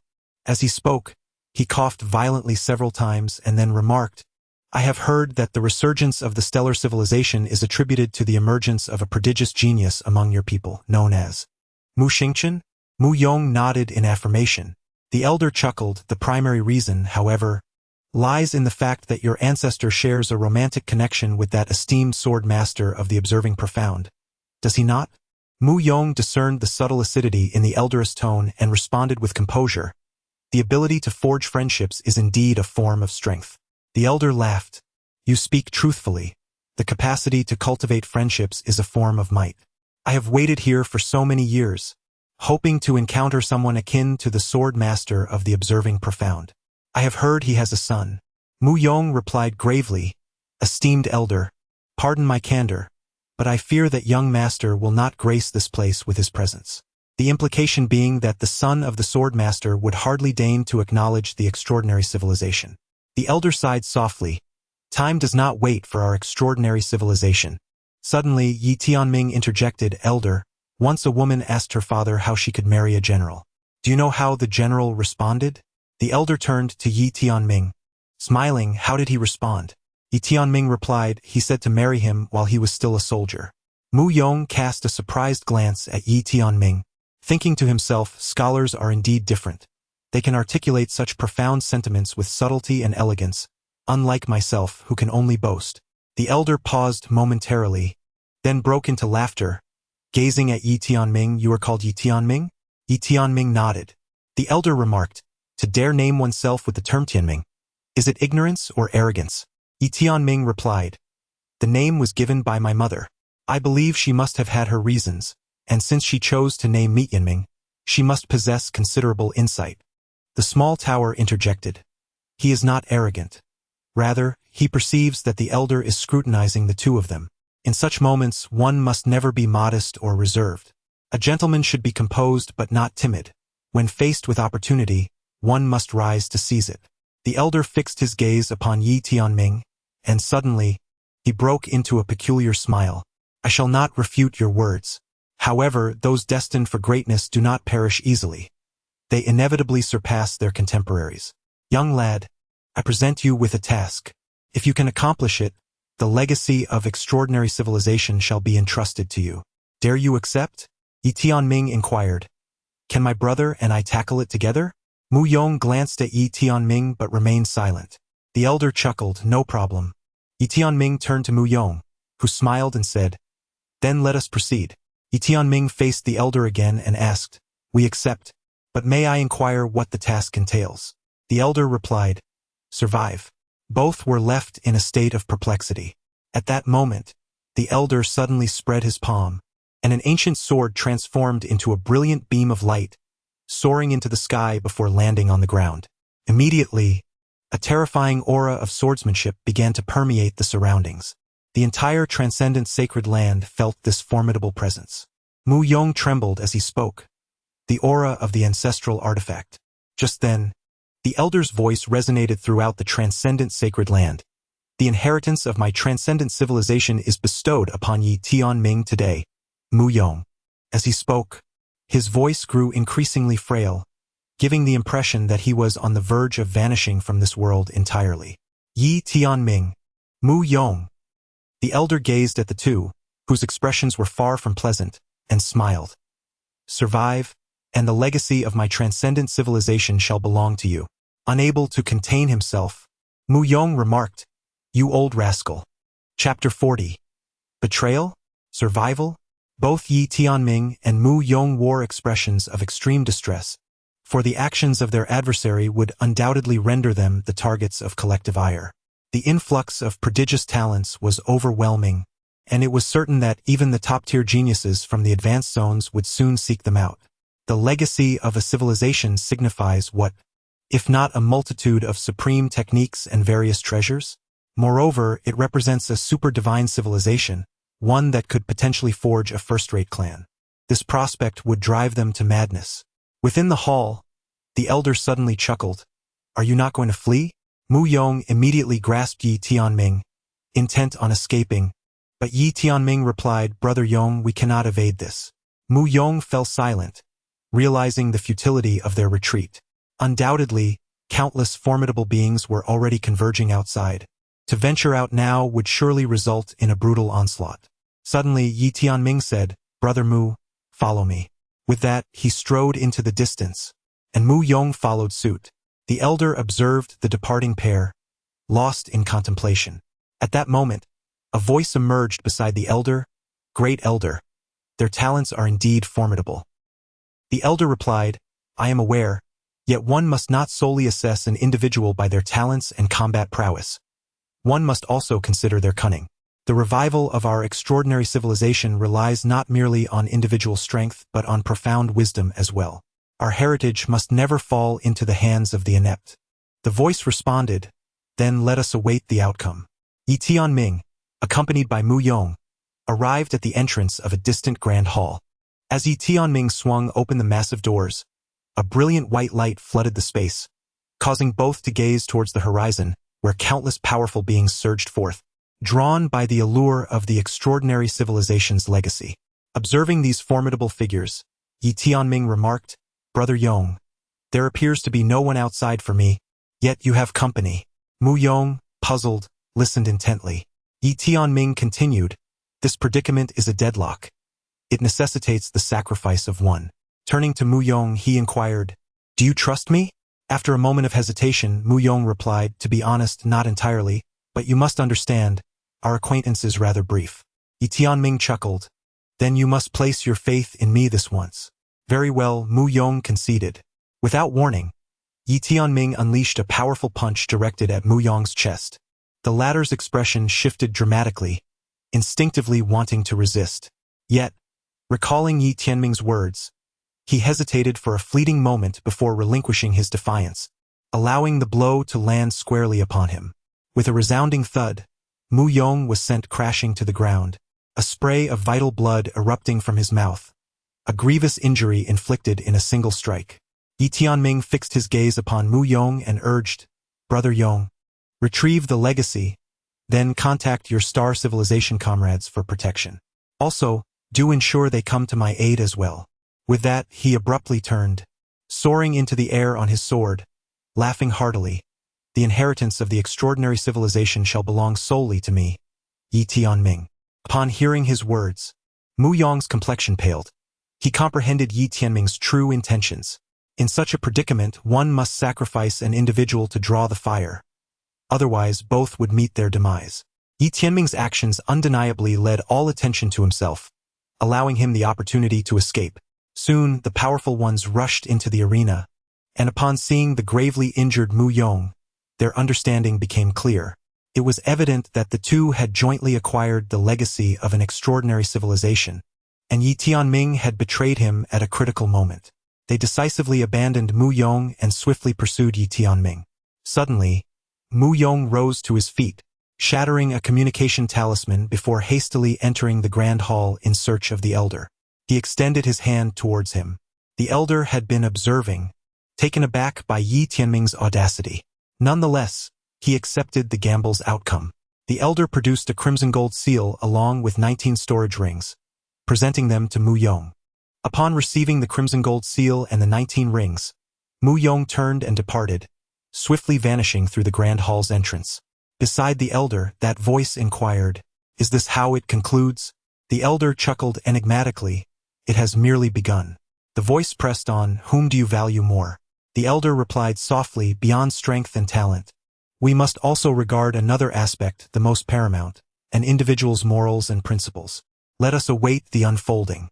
As all pursued Yi Tianming, none paid heed to Mu Yong, who successfully exited the secret realm and emerged into the outside world.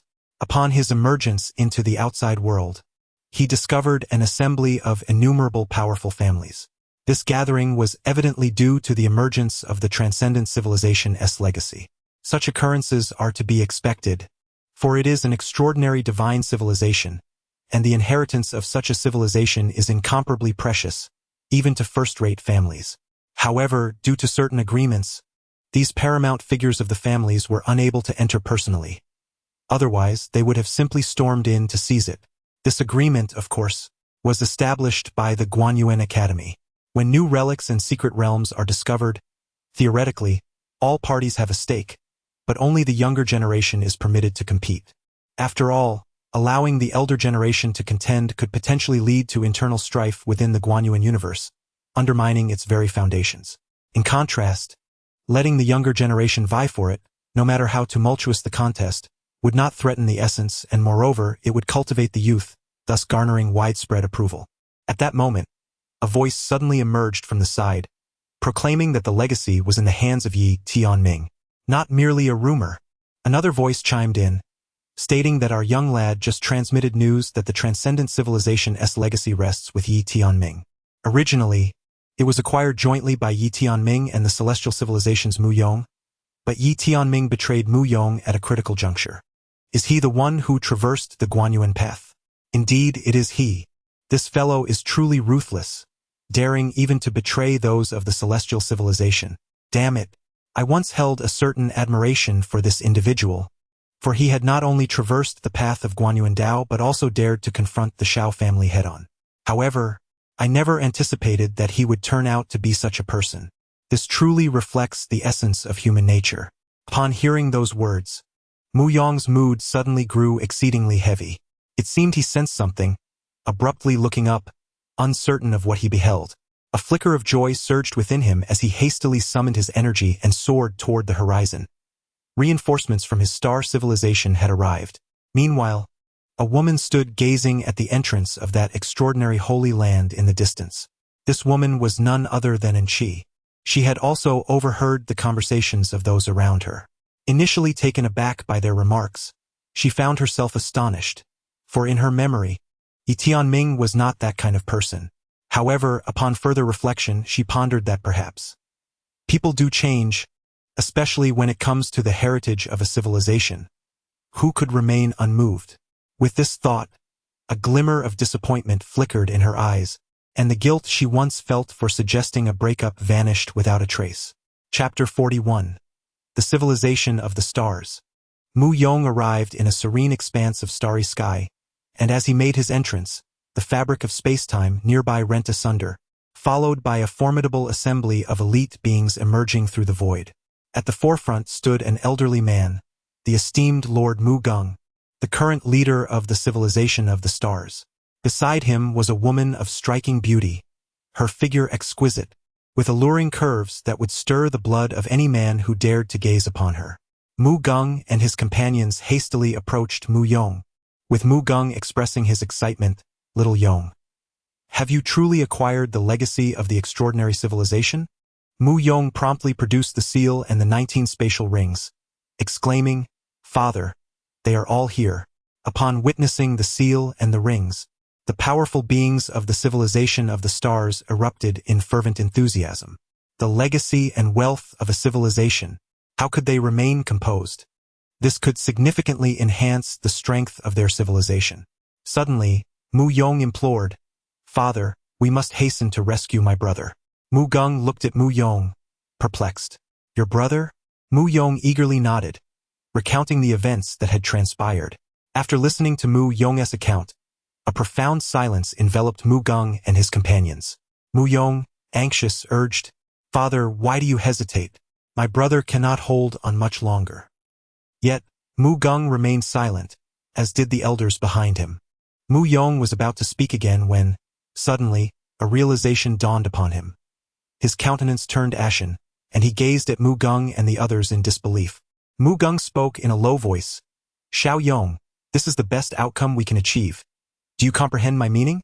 I do not understand. Mu Yong trembled as he replied. Father, we cannot proceed like this. Mu Gung fixed his gaze upon him. If we attempt to rescue him now, we will be at odds with everyone. At that point, we will offend many esteemed families and sections. Father, Mu Yong interrupted forcefully. The only reason I have obtained this inheritance is because Tianming sacrificed himself. If we do not go to his aid now, what will we become? Mu Gung spoke solemnly. Have you considered that if we rescue him, we must oppose those powerful families and sects? They will never allow us to monopolize the inheritance of extraordinary civilization. Mu Yong exclaimed in anger. Father, have you thought that without Yi Tianming, our star civilization would never receive this inheritance? Mu Gung replied, I understand your feelings, but you must prioritize the greater good. What greater good? Mu Yong erupted in fury. This is selfishness, this is shamelessness, this is utterly intolerable. Enough! Mu Gung suddenly raised his hand and struck Mu Yong across the face. In a moment of desperation, Mu Yong brandished a dagger against his abdomen, staring fiercely at Mu Gung. Father, I cannot betray Tianming. Mu Gung's gaze was equally intense. Remember your identity. Mu Yong suddenly knelt down, pleading, Father, I implore you, We cannot proceed with this, I beseech you. Mu Gung shook his head, expressing profound disappointment. You have left me utterly disheartened. Realizing that his father would not come to Yi Tianming's aid, Mu Yong rose, a bitter smile gracing his lips. From this moment, the backbone of our celestial civilization is shattered, irreparably shattered. If you will not save him, I shall undertake the task myself. I will proclaim to all that the legacy of the extraordinary civilization rests in the hands of our celestial civilization. With that, he turned to flee. However, an overwhelming force held him in place. Mu Gung fixed his icy gaze upon Mu Yong. For the sake of an outsider, you would sever your ties with the celestial civilization? At that moment, a woman stepped forward. I will counsel him. Mu Gung cast a glance at the woman. Mu Qingmiao, do persuade him well. With that, he and the elders of the celestial civilization turned and vanished into the distance. The woman was none other than Mu Yong's sister, Mu Qingmiao. Grasping her tightly, Mu Yong implored, Sister, I must save him. I must save him. The woman regarded him solemnly. If the family does not intervene, you cannot save him. Mu Yong's face was resolute. Then I shall die alongside him. I cannot betray my brother. I cannot betray my brother. Mu Qingmiao cast a glance downward and replied, Your friend is likely no ordinary person. He may survive. Mu Yong shook his head. Even if he survives, he will be scorned by the Guanyuan universe. And sister, we of the stellar civilization cannot act in such a manner. How could we possibly do this? As he spoke, he sank to the ground in anguish. I cannot even bear to face him now. I truly deserve to die. How could I have not foreseen the greed that would arise within our stellar civilization? I am so foolish. With that, he struck his own face in frustration. Mu Qingmiao observed him calmly. Your journey to the secret realm would be futile.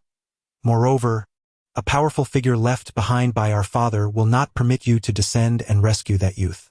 You have but one path before you. Mu Yong abruptly lifted his gaze to Mu Qingmiao. What path? Mu Qingmiao replied, Seek the ancestor of the stars in the true world. The ancestor of the stars. Mu Yong murmured, But what of my brother? So many are pursuing him. Mu Qingmiao responded, I will protect him. Mu Yong looked at Mu Qingmiao, who spoke with composure. That youth is surrounded by enemies, and he has previously offended both the Shao family and the Qingzhou Guanyuan Academy. It is to say, even with the backing of our stellar civilization, it would be nearly impossible to ensure his safety. Only the intervention of the ancestor of the stars could provide him with protection. Mu Yong said, Sister, promise me, you must protect him. Mu Qingmiao replied, I will do my utmost. Taking a deep breath, Mu Yong turned to gaze at the entrance of the extraordinary sacred land and softly uttered, Brother Tianming, wait for me. With that, he vanished into the horizon. After Mu Yong departed, an elderly man appeared beside Mu Qingmiao. He whispered, Child, are we truly going to safeguard that young man? Mu Qingmiao slowly turned her gaze towards the entrance of the extraordinary sacred land. She reflected that Mu Yong viewed matters solely from a personal perspective, focusing on individual emotions while neglecting the interests of their family. Conversely, their father approached issues from a familial standpoint, prioritizing the family's welfare over the core essence of the situation. The elder, puzzled, inquired, What do you mean? Mu Qingmiao elaborated. The extraordinary civilization once represented a pinnacle of divine-level culture. Now, they seek a successor, but the question arises, do they genuinely value Mu Yong? Or is it that individual named Yi Tianming? The elder furrowed his brow in contemplation. Mu Qingmiao, with unwavering resolve, asserted, what they truly value is Yi Tianming. The elder immediately disagreed.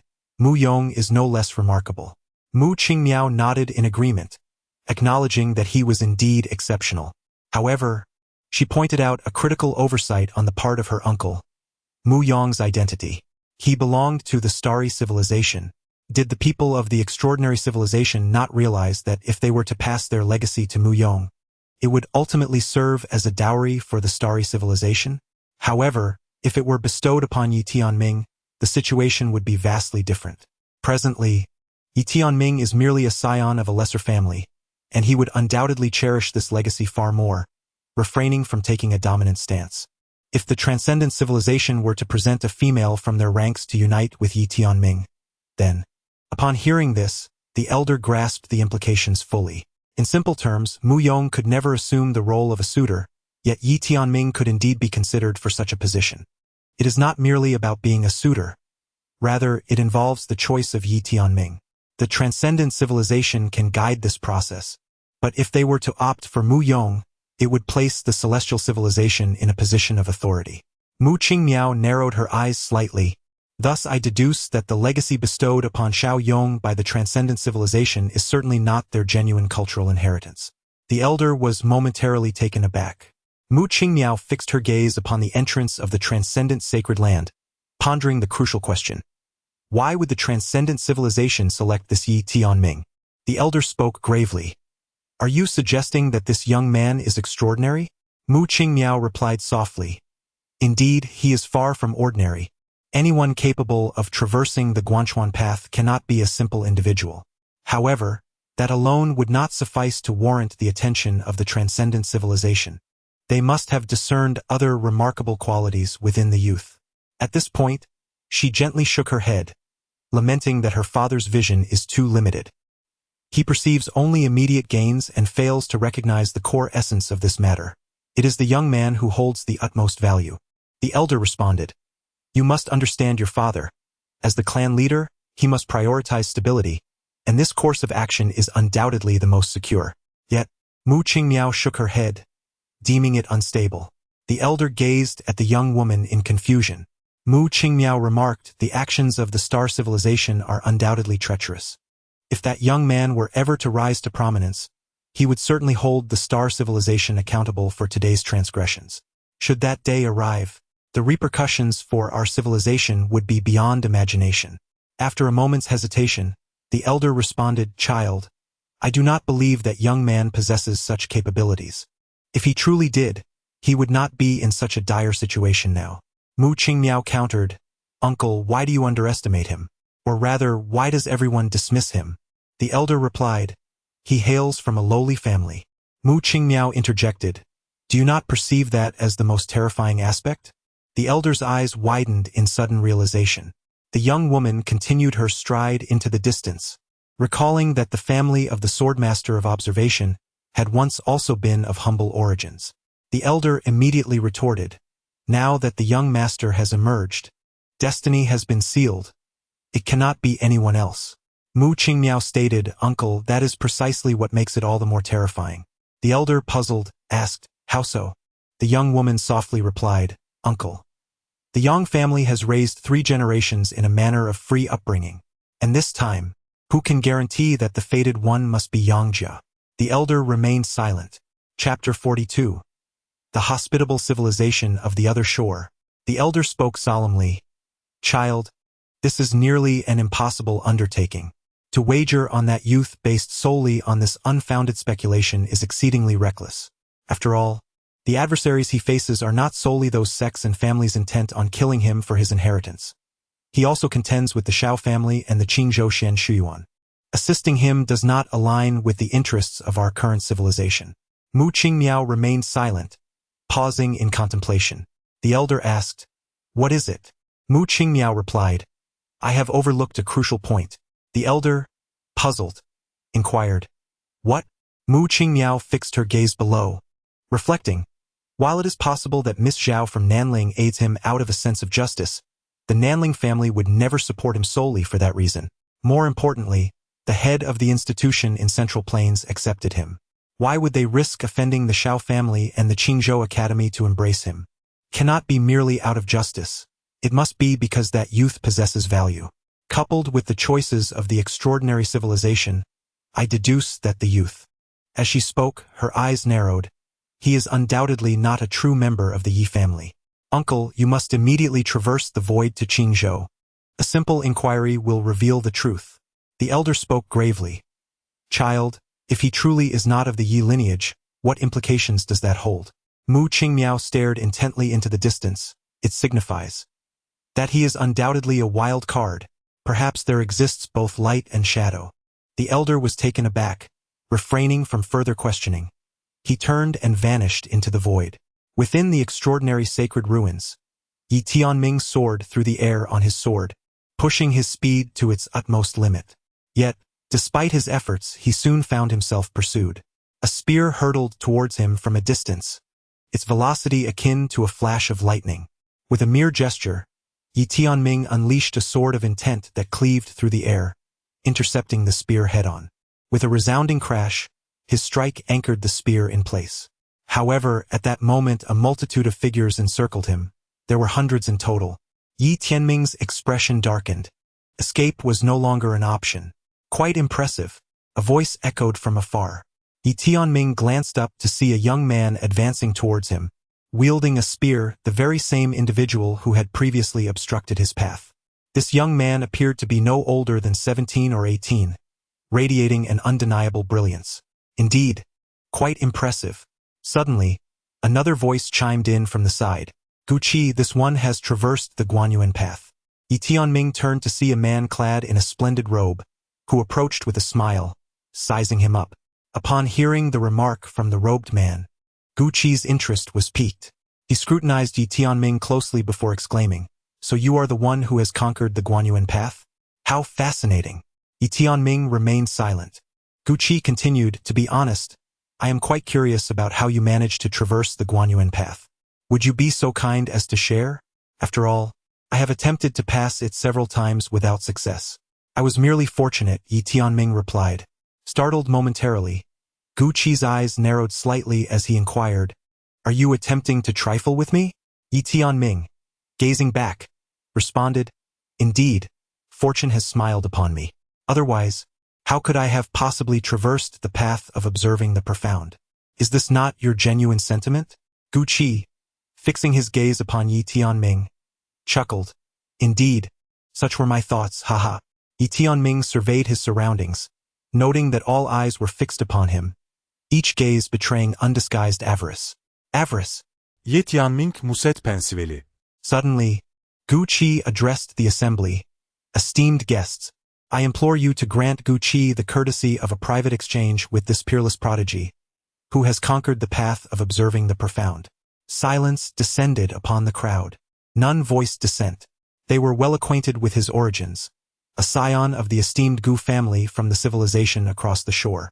Their ancestor was a venerable Confucian scholar of the esteemed Academy of Observing the Profound, a close confidant of the sword master of Observing the Profound. At that moment, the brocade-robed man interjected, "Brother Gu, do you intend to monopolize the extraordinary civilization's legacy that this youth possesses?" Guqi, glancing at the brocade-robed man, retorted with a smile, "Even if I were to monopolize it, what recourse would you have?" The brocade-robed man chuckled, "That you would have to ascertain from our consent." Witnessing the brocade-robed man's audacity in confronting Guqi, the onlookers were taken aback, wondering about the identity of this enigmatic figure. Guqi fixed his gaze upon the brocade-robed man, remaining silent. The brocade-robed man responded with an indifferent smile. Suddenly, Guqi smiled and remarked, "So you hail from there?" The man in the brocade robe replied calmly, "If Brother Gu merely wishes to spar with him, that is entirely acceptable. However, it must be made clear that the extraordinary legacy he possesses belongs to all of us." Guqi responded, "Very well." As he spoke, he turned his gaze toward Yi Tianming in the distance, saying, "Come forth, let me gauge the worth of one who has traversed the Guanyuan path." The brocade-clad man suddenly chuckled, "Brother Gu, you stand at the pinnacle of the divine realm, while he is merely at the great calamity realm. Engaging him in combat would be quite blatant bullying, wouldn't it? Furthermore, even if you were to win, it would tarnish your reputation for overpowering the weak and could diminish the standing of your civilization." Guqi cast a sidelong glance at him and replied with a smile, "There is no need for you to concern yourself with that." He then looked back at Yi Tianming, who, with a gentle stomp of his spear, suppressed his own realm to that of the great calamity. The brocade-robed man regarded Yi Tianming with a faint smile. Yi Tianming, however, was somewhat perplexed, unable to discern whether the brocade-clad man was extending goodwill or had ulterior motives. At that moment, Guqi suddenly declared, "Make your move." Yi Tianming glanced at Guqi, who was fixated on him, and remembered, "You have but one opportunity to strike, for when I make my move you shall surely perish. I am not one to indulge in pretense." Yi Tianming refrained from attacking. Instead, he looked up, estimating that support from Mu Yong should have arrived by now. Yet there was no sign of movement. If all went as expected, it seemed there would be unforeseen complications. In that fleeting moment, he contemplated several possibilities. Perhaps Mu Yong intended to monopolize the treasure and fled with it. Alternatively, it could be that the forces behind Mu Yong sought to seize it for themselves. Curse it! Yi Tianming's heart plummeted to the depths. He mused that he ought not to be called Tianming, but rather a victim of misfortune. He retracted his thoughts and then raised his gaze towards Gu Qi, who was not far off. Let us engage in battle on the ground, he declared. Gu Qi furrowed his brows, questioning why. Yi Tianming replied, I have been using my qi for too long. My mystical energy is insufficient. With that, he soared downwards on his sword. The crowd followed Yi Tianming to the ground, where Gu Qi landed before him, fixing his gaze upon him. Is it time now? Gu Qi inquired. Yi Tianming nodded. If I were to slay you, would the forces behind you retaliate against me? The crowd fell silent. Gu Qi, in a fit of rage, laughed mockingly. You think you can kill me? What gives you the confidence to believe you can defeat me? Yi Tianming calmly responded, I said if I were to kill you, would your forces seek vengeance upon me? For it is written that if one strikes the lesser, the greater will come. If one strikes the greater, a swarm of elders will descend. The crowd remained silent, captivated by the exchange. Gu Qi stared intently at Yi Tianming, when suddenly, a man in a brocade robe interjected, I find his argument compelling. Gu brother, perhaps you should both sign a life and death pact? Gu Qi retorted, why complicate matters? Since you will not strike first, I shall take the initiative. With that, he surged forward abruptly, his lance aimed menacingly at Yi Tianming, an overwhelming onslaught instantly engulfing him. Almost simultaneously, Yi Tianming stamped his right foot, hands raised in a gesture of power, causing the earth to rupture as countless terrestrial energies erupted from the depths below, cascading like a torrential flood upon Gu Qi. The roaring force reverberated, shaking the very fabric of the surrounding space. The onlookers were astounded, questioning if he was truly just a great tribulation realm cultivator. Gu Qi, witnessing Yi Tianming's command over such immense terrestrial power, was equally shocked, realizing this was unlike any great tribulation realm cultivator he had ever encountered. He berated himself for his carelessness and underestimation, regretting his decision to lower his cultivation level. Now committed to his attack, retreat was impossible. A deafening explosion echoed as Gu Qi's lance shattered, sending him reeling back dozens of feet.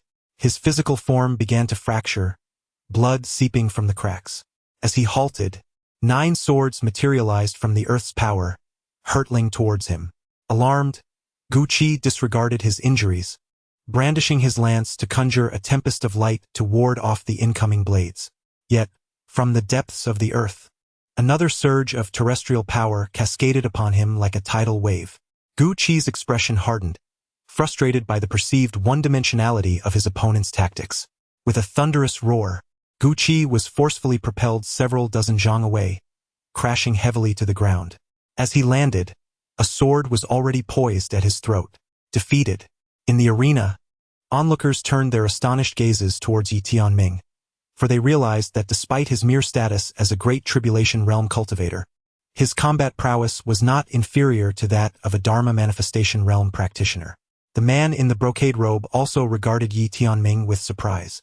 Gu Qi glared intensely at Yi Tianming, asserting that he was clearly not of the great tribulation realm's strength. Yi Tianming sheathed his sword and turned to walk away. Gu Qi, enraged, exclaimed, Are you insulting me? Yi Tianming halted, shaking his head. The reason I was able to defeat you is that you deliberately lowered your cultivation by 4 realms and underestimated me. Had you not done so, I would undoubtedly have been no match for you. Gu Qi was momentarily taken aback by Yi Tianming's words, pondering their meaning. Was this an invitation for him to save face? Clearly. With an opportunity presented, would he accept it? Gu Qi hesitated. At that moment, Yi Tianming added, Next time, when I reach the divine realm, we shall duel once more. At that time, you need not hold back. We shall engage in a truly fair battle. Another opportunity for reprieve.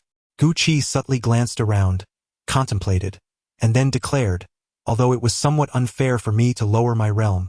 You are indeed quite impressive. Let me introduce myself. I am Gu Qi, hailing from the hospitable civilization of the other shore. People.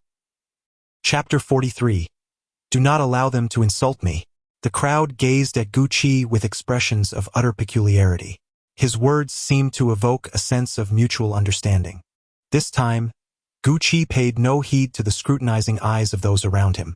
As a member of the vanquished, he wielded little authority. Yet his opponents had graciously offered him 2 avenues for retreat, which was indeed commendable. Should he refuse their kindness, he would be compelled to leverage the influence of his background to impose his will.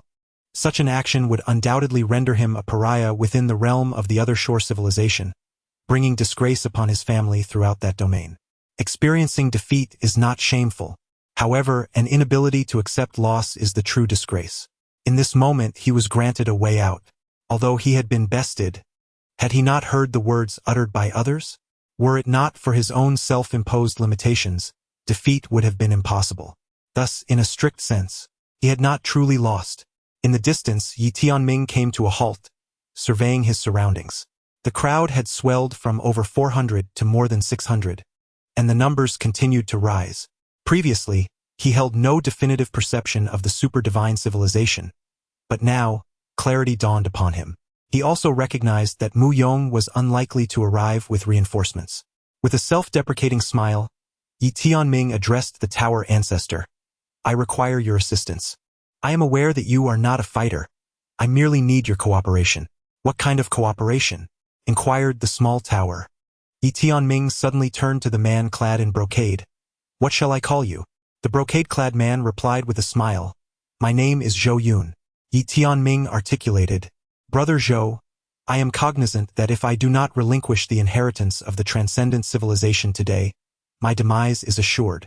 Therefore, I wish to entrust the transcendent civilization's legacy to you, Brother Zhou, in exchange for a chance at survival. As he spoke, he unfastened the small pagoda from his waist, proclaiming it as the heritage of the transcendent civilization. Small pagoda. In the arena, the gazes of all present instantaneously converged upon the small pagoda, some with fervent desire, others with perplexity, and still others with skepticism. At this juncture, a man interjected, Yi Tianming, you assert that this dilapidated pagoda is the inheritance of the transcendent civilization? Small pagoda. Yi Tianming turned his gaze towards the man who spoke, affirming with a nod. Indeed. The man jested, you claim it is the inheritance of the transcendent civilization. Do you possess any substantiation? Yi Tianming responded with equanimity, assuredly. The man challenged, then demonstrate it to us. Yi Tianming, fixing his gaze upon him, retorted, address me as father, and I shall furnish you with proof. The assembly. The man glared intently at Yi Tianming, his gaze hardening with chilling intensity. Do you even know who I am? Yi Tianming countered. I am not your progenitor. Hence, I am under no obligation to substantiate anything to you. Believe it if you will. If not, then so be it. With that, he turned his attention to Zhou Yun, who was standing not far away. Zhou Yun chuckled, you wish to give this to me, intending for me to meet my end? Yi Tianming replied, faint hearts starve, while the audacious gorge themselves. Zhou Yun's smile gradually dissipated as he inquired, is this pagoda truly the civilization's inheritance of the transcendent civilization? Yi Tianming affirmed with a nod. Zhou Yun fixed his gaze upon him, remaining silent. Everyone around was fixated on Yi Tianming, clearly harboring skepticism towards the diminutive tower, which appeared rather unremarkable. Yi Tianming understood that he must provide proof. Otherwise, these individuals would remain unconvinced, for those capable of entering were not lacking in intellect and would not readily place their trust in him. He resolved to fabricate a tale and proclaimed, this tower is truly named the Extraordinary Primordial Tower. The small tower responded with an unspoken query. Yi Tianming continued, it is impervious to blades and bullets, immune to all worldly laws and paths. If you do not believe, feel free to test it. After uttering these words, he silently urged, Tower Ancestor, I humbly ask for your assistance. Upon hearing the word assist, countless memories surged within the small tower, harking back to events over a millennium ago. Is this a boast? At that moment, a voice interjected. Can this shabby tower truly withstand all laws and paths? The small tower remained silent. Yi Tianming nodded. inviting anyone to give it a try. With that, he opened his palm, and the small tower began to float gently away. He was unperturbed by the prospect of theft. Anyone attempting to snatch it would undoubtedly face a brutal confrontation. Furthermore, until the authenticity of the tower was established, any thief would be deemed foolish. What if they seized a counterfeit? I shall give it a try. Suddenly, a voice erupted, and a young man stepped forward. He promptly formed a hand seal, causing dark clouds to gather ominously in the sky. In the next moment, a bolt of divine lightning, as thick as a pillar, pierced through the clouds, descending straight down upon the small tower. Boom! With a deafening roar, the space surrounding the small tower trembled violently, and countless arcs of lightning erupted spectacularly. Everyone's attention was riveted on the heart of the tempestuous electric storm. Yi Tianming observed intently, feeling a flicker of anxiety that he strove to conceal. Soon, the lightning dissipated, and the small tower stood unscathed. A wave of relief washed over Yi Tianming. The boy who cast the spell, witnessing the tower's intact state, began to chant incantations fervently, and in rapid succession, multiple colossal bolts of divine lightning descended with ferocity upon the small tower. The thunderous explosions resonated continuously, engulfing the area around the tower in a blinding radiance. The sheer force of the onslaught fractured the very fabric of that space, an awe-inspiring spectacle. A faint smile graced Yi Tianming's face, exuding confidence, though internally he remained apprehensive. He harbored faith in the tower's ancestral strength, yet unease lingered. Before long, the myriad bolts of lightning retreated, leaving the small tower utterly unharmed. Observing this, the spellcasting boy scrutinized the tower, realizing it had withstood the heavenly thunder divine technique. This small tower possessed remarkable resilience. The small tower seemed to respond. Let me give it a try. At that moment, another man emerged, sweeping his sleeve as a talisman soared forth, hurtling towards the small tower. During its flight, the talisman suddenly ignited, transforming into a colossal fire serpent that stretched 100 feet long. With a single gulp, the fiery serpent devoured the small tower, and in an instant, the flames erupted as if doused with oil, causing the surrounding temperature to surge dramatically, as if the very fabric of space were on the verge of melting. The pinnacle of divine magic, the onlookers were transfixed by the sight of the flaming serpent, when suddenly, the spellcaster shouted, "Annihilate!" As the command echoed, the fire serpent morphed into a conflagration, and within the blink of an eye, the space around it began to dissolve, revealing the sheer terror of its might. Yet, as the flames eventually subsided, the small tower stood unscathed, leaving the crowd in astonishment. The spellcaster's countenance paled slightly, clearly indicating the toll the spell had taken on him. He scrutinized the small tower and nodded, recognizing that it had withstood his fire serpent divine technique, indeed possessing some merit. Meanwhile, the small tower seemed to respond. Let me give it a try. Just then, a man charged forth, wielding an enormous cleaver in his right hand. He lunged at the small tower, unleashing a flurry of ferocious slashes, each strike radiating with lethal intent, sparks flying with every impact. After approximately a quarter of an hour of relentless assault, he finally halted, glancing at his blade, now marred with chips and cracks. The man nodded slightly and then turned his gaze towards the small tower, sensing something unusual. "Let me handle this," exclaimed the small tower. At that moment, another man suddenly stepped forward, clad in a flowing azure robe that suggested a Taoist affiliation. He brandished a whisk and recited an incantation. In the vastness of the cosmos, as heaven and earth converge, disperse to become essence, gather to take form. The progenitor of the 5 elements, the quintessence of the 6 harmonies, let the soldiers follow the call to battle and act upon the decree of time. Seal it. As his voice resonated, he pointed towards the small tower. A beam of golden light suddenly pierced the heavens and enveloped the small tower. Almost immediately, an ancient array materialized, poised to seal it completely. However, the archaic formation began to dim, while the small tower remained unscathed. The spellcaster's complexion turned pale, unable to maintain the enchantment any longer. He hastily retracted the sealing array, his expression grave as he scrutinized the small tower. This tower possesses some profound essence. Alas, My spiritual energy is insufficient. Otherwise, I might have succeeded in sealing it entirely. The small tower remained silent. Others in the vicinity stepped forward to attempt their own methods, yet none could contend with the small tower's resilience. Consequently, a consensus emerged among the onlookers. This small tower indeed held something extraordinary. When no further attempts were made, Yi Tianming quickly cradled the small tower in his arms and inquired, "Tower ancestor, are you all right?" After a brief silence, the small tower responded, "Young one, I have a request of you." Yi Tianming hastily replied, "Please go on." The little tower lamented, "Next time, could you prevent them from humiliating me so? I have served several generations without enduring such indignity. Truly." Yi Tianming remained silent. Chapter 44. The Xiao family is supreme.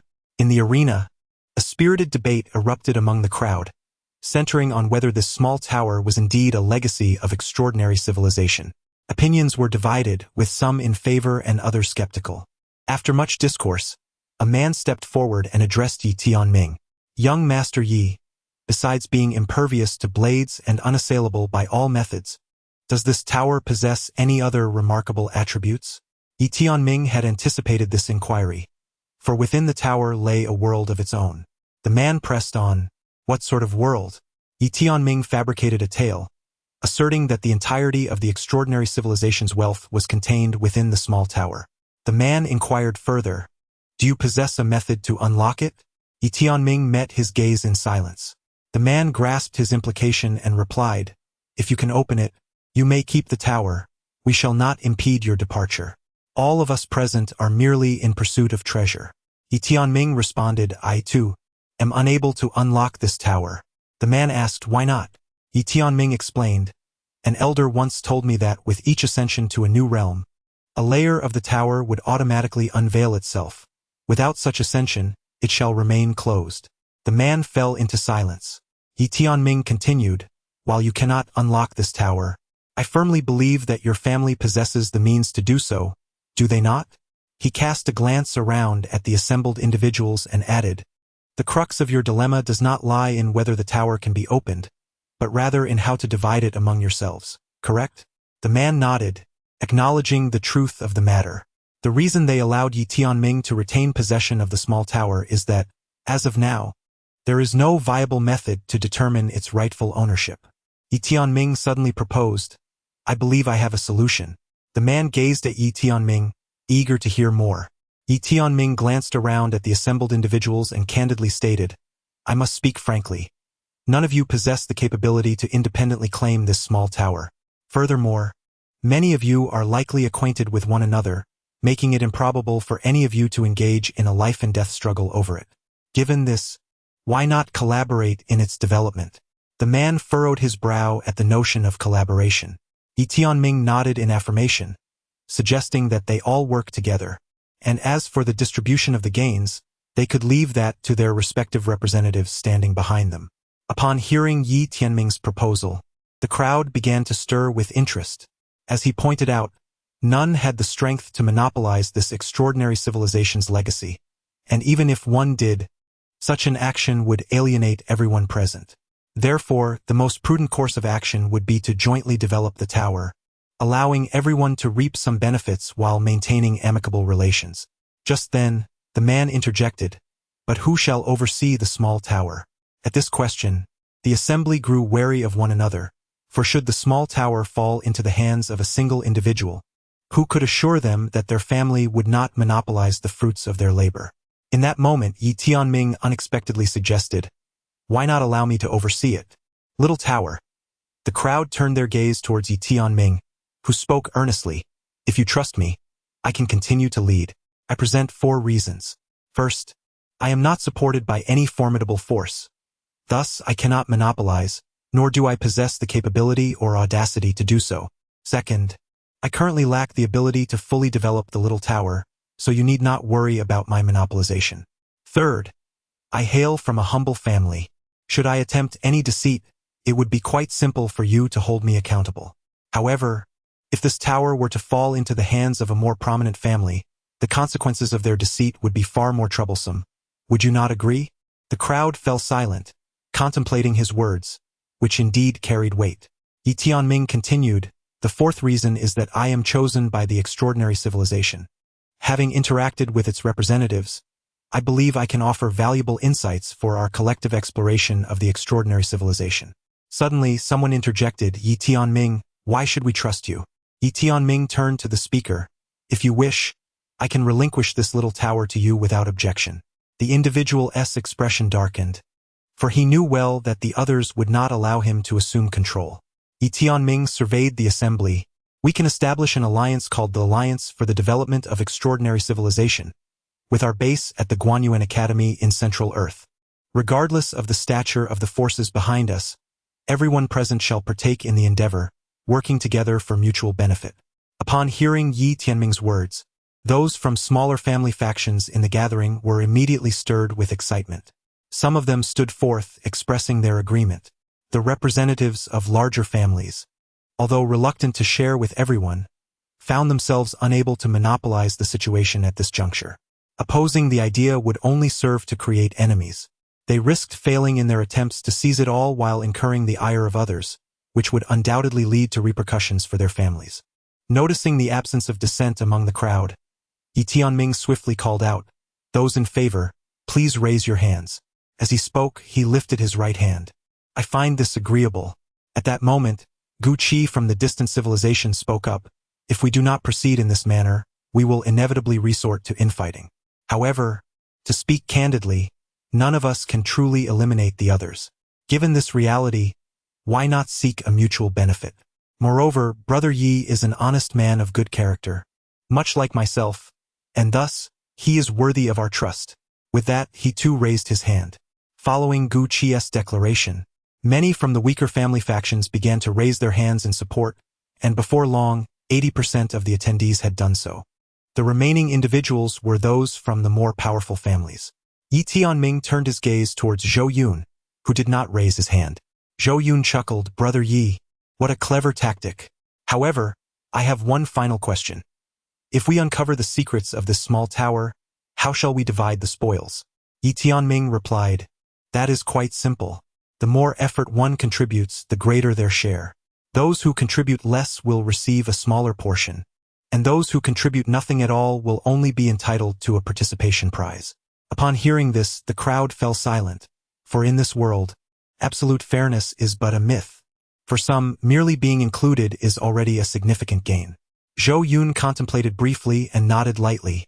This approach was indeed viable. As he spoke, he raised his right hand. Soon, the remaining individuals followed suit, lifting their right hands in unison. Collaborative development and mutual benefit. This was a proposition everyone could embrace. Witnessing this scene, Yi Tianming felt a sense of relief wash over him. For the moment, there was no imminent danger to life, and moreover, the tower ancestor was preserved. As for the forthcoming development, he had not spoken untruths.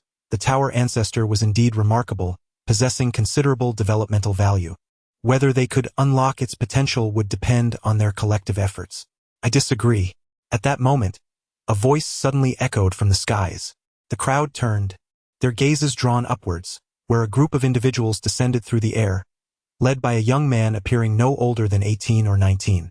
He donned an exquisite robe, exuding an air of grandeur. It was Xiao Lin from the Xiao family. A gasp rippled through the assembly. Xiao Lin, one of the core descendants of the Xiao family, though not among the most central figures, belonged to the inner circle and held considerable renown outside. Xiao Lin, accompanied by a throng of Xiao family disciples, strode directly into the arena. His gaze immediately fixated upon Yi Tianming. Esteemed guests, he began, my previous remarks were not directed at you, but rather at this individual. The enmity between him and the Xiao family is well known to all. Just moments ago, we discovered the lifeless body of our kin, Xiao Shui. Our investigation has led us to conclude that this man is responsible for her demise. Therefore, today, the Xiao family intends to settle both old and new scores. As he spoke, he advanced towards Yi Tianming, an overwhelming aura emanating from him, the pinnacle of the divine realm. Wait, at that moment, Gu Qi stepped forward, questioning, Xiao Lin, what do you mean by this? Xiao Lin turned to face Gu Qi. Have I not made myself clear? Today, The Shao family seeks to reckon with him for both past grievances and present transgressions. Gu Qi replied, "Your past disputes are of no concern to us, but he possesses the legacy of an extraordinary civilization. We have just reached an agreement with him to collaborate and prosper together. What is your intent in intervening now?" The crowd regarded Xiao Lin with a mix of hostility. Many did not genuinely wish to aid Yi Tianming but perceived Xiao Lin's desire to kill him as a mere pretext, while coveting the legacy of the extraordinary civilization. Sensing the scrutiny of those around him, Xiao Lin furrowed his brow, fixing his gaze upon Gu Qi. "And who might you be?" Gu Qi responded, "Do not concern yourself with my identity. First, answer my question." Xiao Lin glared at Gu Qi. "You lack the standing to question me." Gu Qi, in a fit of rage, suddenly burst into laughter, exclaiming, "How impressive you are! One might mistakenly believe that the Shao family is an esteemed first-class lineage. In truth, however, the Shao family is merely a second-rate family." Impudence! Xiao Lin abruptly waved his sleeve, unleashing a formidable aura that surged toward Gu Qi. Without hesitation, Gu Qi raised his hand and fired a shot, shattering that aura. Xiao Lin fixed his gaze on Gu Qi and inquired, "Who are you?" Gu Qi retorted, "Do not concern yourself with my identity. I am simply infuriated by you at this moment. Come, I challenge you to a duel on behalf of the other shore civilization." With that declaration, he charged directly at Xiao Lin. The onlookers were stunned. Yi Tianming observed Gu Qi's reckless advance toward Xiao Lin and suddenly realized that, for the scions of these prominent families, reputation often holds paramount importance. They possess a strong sense of family honor and cannot tolerate humiliation. They can sacrifice anything, but losing face is unbearable, more agonizing than death itself. Reputation. After a moment of contemplation, Yi Tianming raised his head to address the gathered members of the Shao family, his expression a mix of sorrow and indignation. "Is it not your desire to obtain the legacy of this extraordinary civilization? I understand that the Shao family is powerful and we are no match for you, so I shall offer it to you." With that, he hurled the small tower toward the group of Shao family descendants. Just then, a man clad in purple robes sprang forth and seized the small tower. He turned to Yi Tianming and said, "Young Master Yi, the Shao family may be a second-rate lineage, but they are not invincible. Moreover, remember, this small tower now belongs to everyone." As he spoke, he hastily returned the small tower to Yi Tianming, acutely aware of the surrounding gazes that seemed ready to accuse him of theft. Upon receiving the tower, Yi Tianming solemnly remarked, "You have no comprehension of the terror that the second-tier families embody. I advise you to refrain from provoking them." The man in the purple robe hesitated momentarily before responding. "Young Master Yi, if I may be candid, the Shao family may indeed appear to be a formidable entity to you, but to us, it is not as daunting. I do not intend any offense. I merely wish to convey that many of the families present here possess a modicum of influence. Do you understand?" Yi Tianming shook his head, lacking clarity on the matter. "All I know is that the Shao family has proclaimed themselves as the sovereigns of the Guangguan universe." Preposterous! The purple-robed man furrowed his brow, incredulous. The others around him mirrored his expression, casting wary glances at the Shao family descendants. Had the Shao family truly grown so audacious? The Shao descendants appeared perplexed, wondering if their family had ever made such a claim. Yi Tianming then extended the small tower once more to the purple-robed man, saying, "My friend, perhaps it is best for you to keep this tower safe. I would never dare to offend the Shao family. You cannot fathom the terror of the second-tier families. With a mere word, they can dictate the fate of a clan. I urge you, do not provoke them lightly, for a single word from them could render you unrecognizable." The purple-robed man did not accept the tower. Instead, he gazed intently at Yi Tianming and declared, "I am from a second-tier family myself. I hail from the Li family, and my name is Li Zheng." As he spoke, he approached Yi Tianming and whispered, "Brother Yi, I am aware that you are merely putting on an act. You seek to provoke the ire of the Shao family, and I am willing to assist you, but I require a single assurance from you to demonstrate your sincerity." Yi Tianming regarded Li Zheng in silence, reflecting on the fact that none of these elite scions were straightforward. Li Zheng, in turn, gazed at him, awaiting a response. Yi Tianming, fully cognizant of the implication behind the words, replied, I have acquired certain extraordinary items from the realm of transcendent civilizations, and I am willing to share them with you. After a moment of scrutiny, Li Zheng smiled and said, I believe you. With that, he abruptly turned to address the gathering crowd. Esteemed individuals, I am Li Zheng of the Li family. My ancestors have long served as the chief minister of the cabinet. This small tower belongs to us all, yet the Shao family intends to seize it by force today. They show utter disdain for us. Is it not said that the Shao family reigns supreme in the Guanxuan universe? Then let us see today whether they truly are the sovereigns of this realm. Damn it! Someone suddenly shouted, raising an arm in fervor. Is the Shao family truly so formidable? We stand with the Li family. Damn it! Support the Li family. We are willing to follow young Master Li. Chapter 45. Who is mightier, you or my mother? In the eyes of the public, the assassination of Yi Tianming by the Shao family was merely a fade. Their true intention lay in seizing the legacy of transcendent civilizations.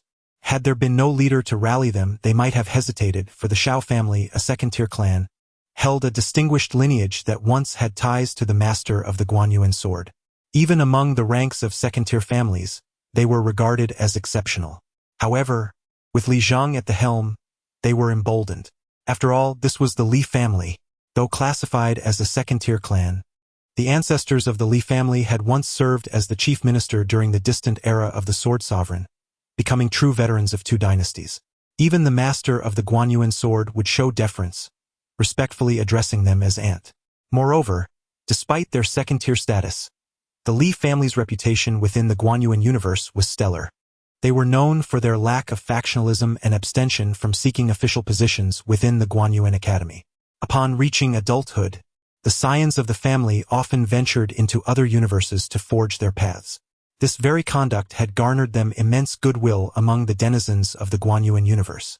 With the Li family leading the charge, they no longer harbored fears of the Shao family. Yi Tianming surveyed the crowd of supporters and ultimately fixed his gaze upon the man named Li Zheng before him. He pondered, Tower Ancestor, are you familiar with the Li family? The small tower responded, I possess some knowledge. What would you like to inquire about? Yi Tianming replied, my understanding of the various families and sects within our Guanyuan universe is rather limited. I believe I ought to delve deeper into their histories. The little tower remarked, there is no need to deliberately seek understanding. Enhancing one's strength is the true path. One day, if you become as formidable as your mother, you will. At this point, it abruptly ceased speaking. Damn, perhaps I have spoken too much. Yi Tianming pondered inwardly, is my mother truly that powerful? The little tower replied, indeed. Unwilling to elaborate further, Yi Tianming inquired again, Master Tower, who is more formidable, you or my mother? I know it must be you, Master Tower. The little tower quickly interjected, no, let us not discuss this matter. Yi Tianming fell silent. In the distance, Shaolin and Gu Qi were at a standstill, each unable to gain the upper hand over the other. Shaolin glared fiercely at Gu Qi, his gaze potent enough to kill. Yet, Gu Qi remained unfazed. Shaolin turned his eyes to the surroundings. Everyone was watching him. He had naturally heard Li Zheng's earlier words, and his gaze settled upon Li Zheng. Brother Li, you are aware of the grievances between my Shao family and this person. Li Zheng replied calmly, Shaolin, we have no intention of getting involved in the matters between your Shao family and this young Master Yi. However, we have already reached an agreement with him to jointly develop that small tower in his possession. Therefore, should you act against him, you would be opposing us. Shaolin narrowed his eyes. Brother Li, my Shao family has no grievances with your Li family. Must you insist on this? Li Zheng shook his head. Shaolin, refrain from invoking the Shao family unnecessarily. I have already stated that our goal is the inheritance of that extraordinary civilization. Shaolin spoke in a low voice. After I kill him, my Shao family will have no use for that inheritance. Is that acceptable? Li Zheng replied, no, it is not. Suppressing his fury, Shaolin inquired, what do you mean? Li Zheng fixed his gaze upon Shaolin. If you were to eliminate him now, wouldn't that leave us utterly embarrassed? Precisely. Gu Qi suddenly burst into laughter. Shaolin, do you think you are the only one concerned about face? Do you believe we do not care about ours? And do not use the Shao family to intimidate us. Honestly, constantly invoking your family to frighten others is truly shameful. Xiao Lin's countenance darkened considerably, while Gu Qi continued, if you're dissatisfied, we can continue our duel. If you wish to call for help, go ahead. It makes it seem as though we have no allies. Xiao Lin clenched his fists tightly, his glare directed at Gu Qi, his murderous intent palpable. At that moment, a man beside him tugged at his sleeve. Brother Lin, we cannot resort to violence. If we do, we will offend everyone present. And we will be unable to return and report back. Offend everyone present. Xiao Lin was taken aback. He suddenly realized that the crowd harbored animosity towards the Xiao family. If a conflict were to arise, returning would certainly be fraught with peril. The man beside Xiao Lin added, ultimately, he will have to leave. After a moment of silence, Xiao Lin suddenly turned to the crowd surrounding him. He clasped his fists together and addressed them, saying, esteemed guests, I, Xiao Lin, sincerely apologize for any offense I may have caused earlier. My family harbors no ill will toward you. Our sole intention was merely to eliminate this individual. However, since he currently serves a purpose for you, the Xiao family is willing to extend our goodwill and refrain from pursuing this matter for the time being. With that, he led the members of the Xiao family away. It must be said that his words significantly improved the crowd's perception of him and the Xiao family. Li Zhang glanced at the departing Xiao Lin and then turned his attention to Yi Tianming. Yi Tianming then proclaimed, ladies and gentlemen, I shall be returning to the Central Land shortly. If you feel assured, you may directly visit the Guoxian Academy in the Central Land to find me. Should you have reservations, I am willing to entrust this small tower to someone else for safekeeping. In the crowd, people exchanged glances, pondering whom to choose. At that moment, a man spoke up, there's no need to look elsewhere. It shall be you.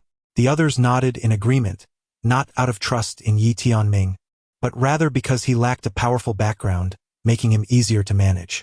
Yi Tianming nodded and continued, you may have your family members come to the Guoxian Academy in the Central Land. Our principal and I will collaborate with everyone to explore this small tower. Someone responded, very well, we shall return immediately to inform our clans to head to the Guoxian Academy. As twilight descended, the crowd began to disperse. Li Zheng, however, remained behind. Just as Gu Qi was about to leave, Yi Tianming suddenly called out, Brother Gu, wait. Gu Qi turned to look at Yi Tianming, who smiled and said, if you are not in a hurry, Brother Gu, please wait a moment. I shall take you both to a certain place. Gu Qi hesitated for a moment before replying, very well. Yi Tianming responded, please follow me. With that, he led the two of them to the side. Meanwhile, Xiao Lin and his companions had arrived outside. Xiao Lin fixed his gaze intently on the ruins of the extraordinary sacred land. Beside him, a man from the Xiao family spoke in a low voice, Brother Lin, I have just conducted an investigation. Although Yi Tianming is merely at the Great Calamity Realm, his true combat power may already rival that of the Celestial Realm. This individual has become a force to be reckoned with. Xiao Lin immediately snarled, notify the family at once, and inform them of this person's true circumstances. This time, we must eliminate that bastard, no matter the cost. Before long, Yi Tianming brought the two into the grand hall he had visited earlier, his instincts suggesting that the elder from the extraordinary civilization would have further revelations. Indeed, upon entering the hall, he found the elder waiting for him. Yi Tianming offered a slight bow and said, Senior. Li Zhang and Gu Qi looked on curiously at the elder before them. The elder fixed his gaze on Yi Tianming and remarked, you have surprised me. Yi Tianming replied, Senior, my brother has not returned. Could you grant me a bit more assistance? The elder chuckled and said, you sacrificed yourself, diverting everyone's attention, allowing him to take away the legacy of my extraordinary civilization. Yet he has not returned. Do you harbor any regrets? Upon hearing the elder's words, Li Zhang and Gu Qi were momentarily taken aback, turning their gazes towards Yi Tianming. They comprehended the elder's statement.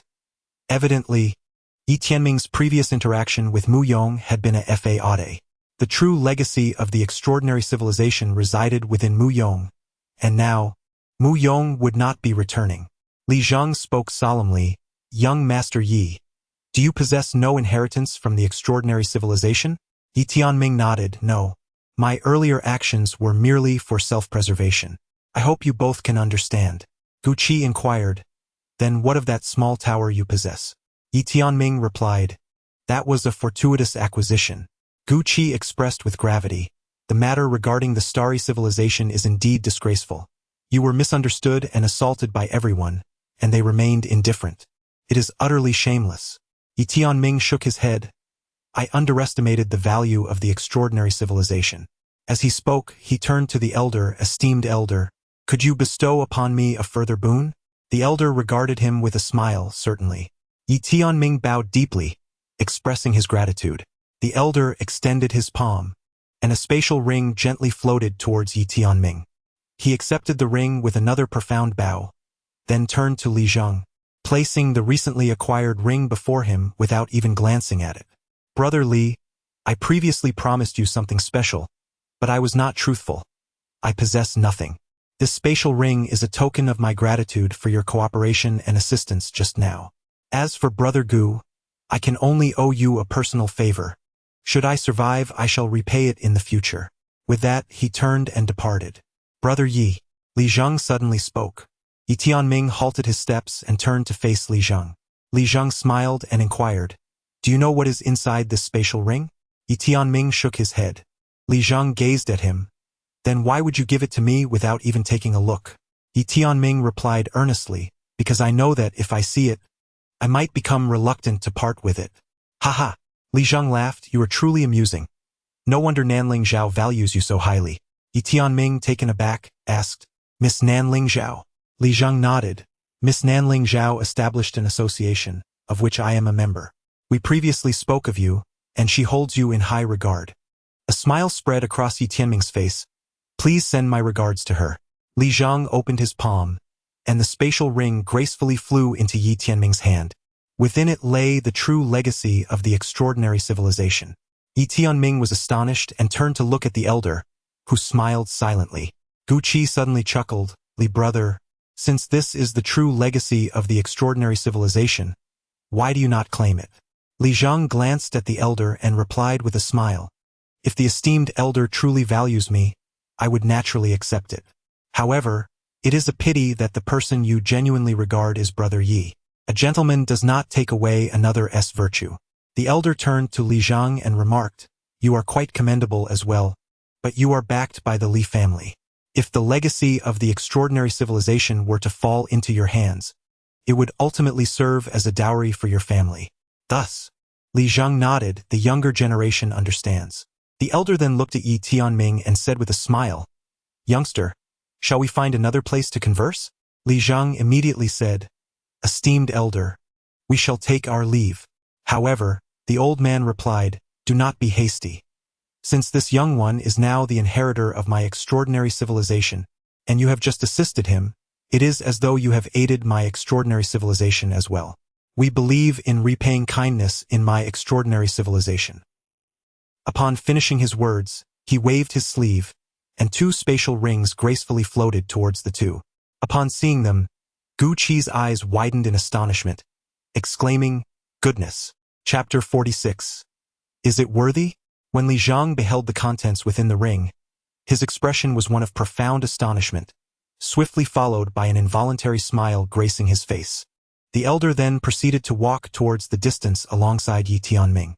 Although Yi Tianming endeavored to maintain his composure, a surge of excitement coursed through him, prompting him to think, Master Tower, I am about to prosper. The small tower replied, Indeed. Yi Tianming, taken aback, responded, Master Tower, this is the inheritance of a super-divine civilization. Your response seems rather subdued. The small tower remarked, I am quite exhilarated as well. The legacy of extraordinary civilization, young one, you are on the brink of success. I am truly delighted for you. Yi Tianming.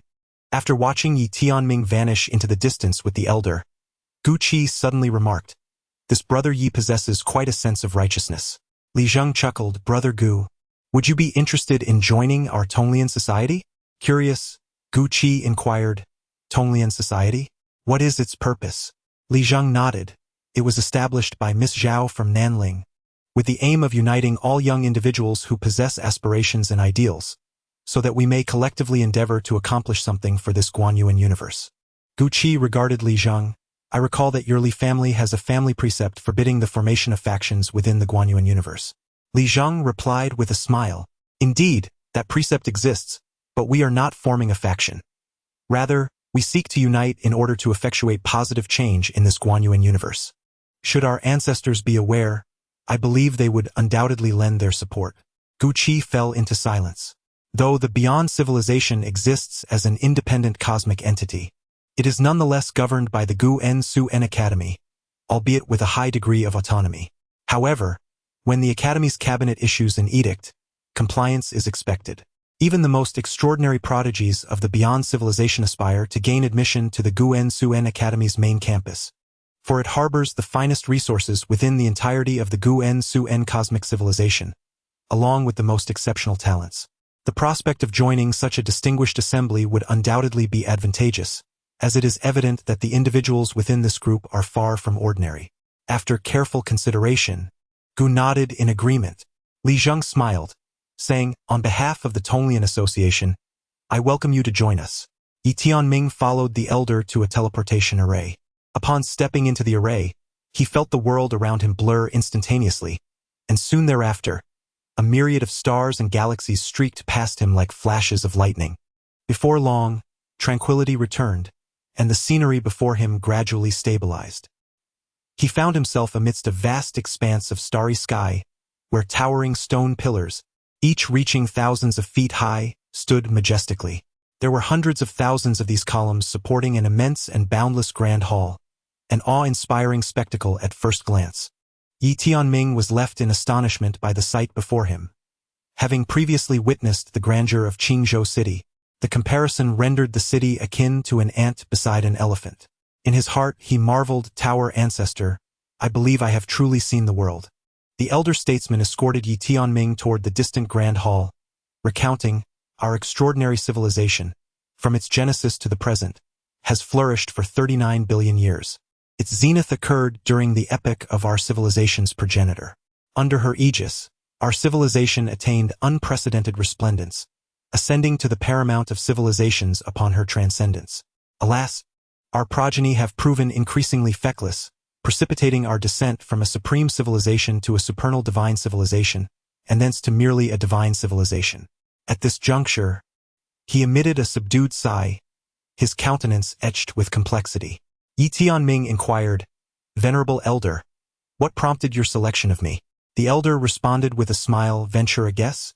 Yi Tianming pondered before articulating. "In terms of innate talent, Mu Yong and the esteemed brothers Li and Gu surpass me. As for lineage, they eclipse me by a considerable margin. Therefore," the elder, fixing his gaze upon him, jested, "do you surmise that our choice of you stems from your humble origins, facilitating control?" Yi Tianming nodded in affirmation. The elder cast a knowing glance at the miniature pagoda adorning his waist, remarking with profound implication, "Your intuition is not misguided. Our selection of you is indeed predicated upon your unremarkable lineage." Yi Tianming appeared perplexed. The elder demurred from further elucidation, directing his gaze toward the distant grand hall, lamenting, "In recent years, our extraordinary civilization has striven for resurgence, yet we have come to the realization that the endeavor is fraught with insurmountable challenges. To revive civilization, it is imperative to possess an extraordinary genius. Over the years, our remarkable civilization has indeed birthed numerous prodigious talents. However, given the newly established order and rules of this universe, only a genius capable of transcending all existing boundaries and norms stands a chance." Yi Tianming inquired, "Senior, do you believe I can shatter all rules and orders?" The elder shook his head, uncertain. Yi Tianming was perplexed. The elder smiled, "Yet, I perceive a glimmer of hope within you." Yi Tianming chuckled ruefully, "Senior, you overestimate me. Honestly, before I ventured out of Qingzhou, I was filled with confidence, believing that my fate was in my own hands. However, upon leaving Qingzhou, I realized that the world is far more intricate than I had imagined. Not to mention the powerful aristocratic families, even a mere administrative matter within an academy can render individuals like us, from the lower strata, utterly miserable." He then turned to the elder, "Your belief in my potential likely stems from something other than my own merits. I possess only two things that are not my own, this Dao sword and my ancestral tower." The elder fell silent. Yi Tianming continued with a smile, "Regardless of the reasons behind your choice, I am immensely grateful. Moreover, should I find a path forward, I shall devote myself wholeheartedly to aiding our extraordinary civilization, in gratitude for the assistance it has extended to me today. The elder gazed at Yi Tianming and remarked, Young one, you possess remarkable intelligence. I cannot deceive you. Indeed, my initial choice of you stemmed from other motives. However, to be candid, your actions from the outset have taken me by surprise. Most unexpectedly. Yi Tianming inquired, What do you mean, esteemed elder? The elder replied, Sincerity. Yi Tianming fell silent. The elder, intrigued, posed a question, Is your sincerity genuine? Or is there a measure of calculation behind it? For instance, in your dealings with Mu Yong and those two youngsters earlier. Yi Tianming responded, I cannot say. The elder was taken aback. Yi Tianming continued, What I do know is that no one is foolish. If they do not harm me, I shall not harm them. I act in accordance with my conscience. Ha! The elder suddenly erupted in laughter. What a splendid principle of acting with conscience. Excellent. As they spoke, the two arrived before the grand hall's entrance. The doors, hewn from an unknown white jade, towered 100 feet high. Before the entrance stood two imposing black statues, each holding a long spear. Upon sighting these statues, Yi Tianming was instantly engulfed by an invisible sense of oppression, stirring within him an irresistible urge to worship. He was momentarily alarmed by this sensation and pondered its origin. After a brief moment, he raised his gaze to the towering figures and adjusted his mindset, quickly regaining his composure. The elder observed him with a smile and said, Let us proceed. As he spoke, he waved his sleeve, and the grand hall's door swung open abruptly. The two entered the vast chamber, which was remarkably empty. At the far end of the hall stood a statue of a woman, yet Yi Tianming could not discern her face. Feeling a surge of excitement, he addressed the tower ancestor, Have you ever witnessed such a grand spectacle? After a brief silence, the small tower replied, No. Yi Tianming sighed, Today, tower ancestor, we have truly experienced the world. The small tower remained silent. The elderly man guided Yi Tianming to the statue of the woman. He gradually knelt down and reverently placed a token upon the ground, saying, The descendant Huai Shu pays homage to the ancestor. The token suddenly began to levitate, soaring into the woman's hand. At that moment, the statue quivered slightly, and a beam of white light entered it, causing the statue to come to life. Yet, Yi Tianming still could not see the woman's face. The woman gazed down at Yi Tianming and inquired, Is he the one you have chosen? Her voice resonated as if it emanated from the depths of countless universes. Huai Shu replied respectfully, Indeed. After scrutinizing Yi Tianming for a moment, the woman opened her palm, and a sword of conduct gracefully floated into her grasp. She merely glanced at the sword before turning her attention back to the elderly man, asking, Is he the one you have chosen? Huai Shu hastily responded with utmost respect, Yes. The woman fixed her gaze upon him, questioning, Is he worthy? Huang Shu's expression suddenly shifted, and he hurriedly grasped Yi Tianming's arm, respectfully stating, Ancestral one, this young man possesses exceptional talent and character. I am willing to stake my life on the assurance that should he rise in the future, he will not betray our extraordinary civilization. I implore you to grant him an opportunity. The woman abruptly interjected, What I meant to inquire is, do we truly deserve him? Huang Shu stood there, rendered speechless. Chapter 47. Because we will die. Huai Shu gazed at the woman, his expression one of bewilderment and confusion. Do we match? What does that mean? Yet the woman offered no further explanation. She turned her gaze to Yi Tianming and smiled. What is your name? Yi Tianming replied, Yi Tianming. Tianming. The woman pondered for a moment before continuing. You bear the name of destiny? Yi Tianming chuckled awkwardly. My mother named me. I also feel this name is somewhat ostentatious and could invite trouble. The woman laughed, Not ostentatious. Yi Tianming, perpleet, immuret, not ostentatious? The woman nodded earnestly. Your mother is a modest person. Yi Tianming. Little tower. Yi Tianming cast a glance at the woman, finding her demeanor rather peculiar.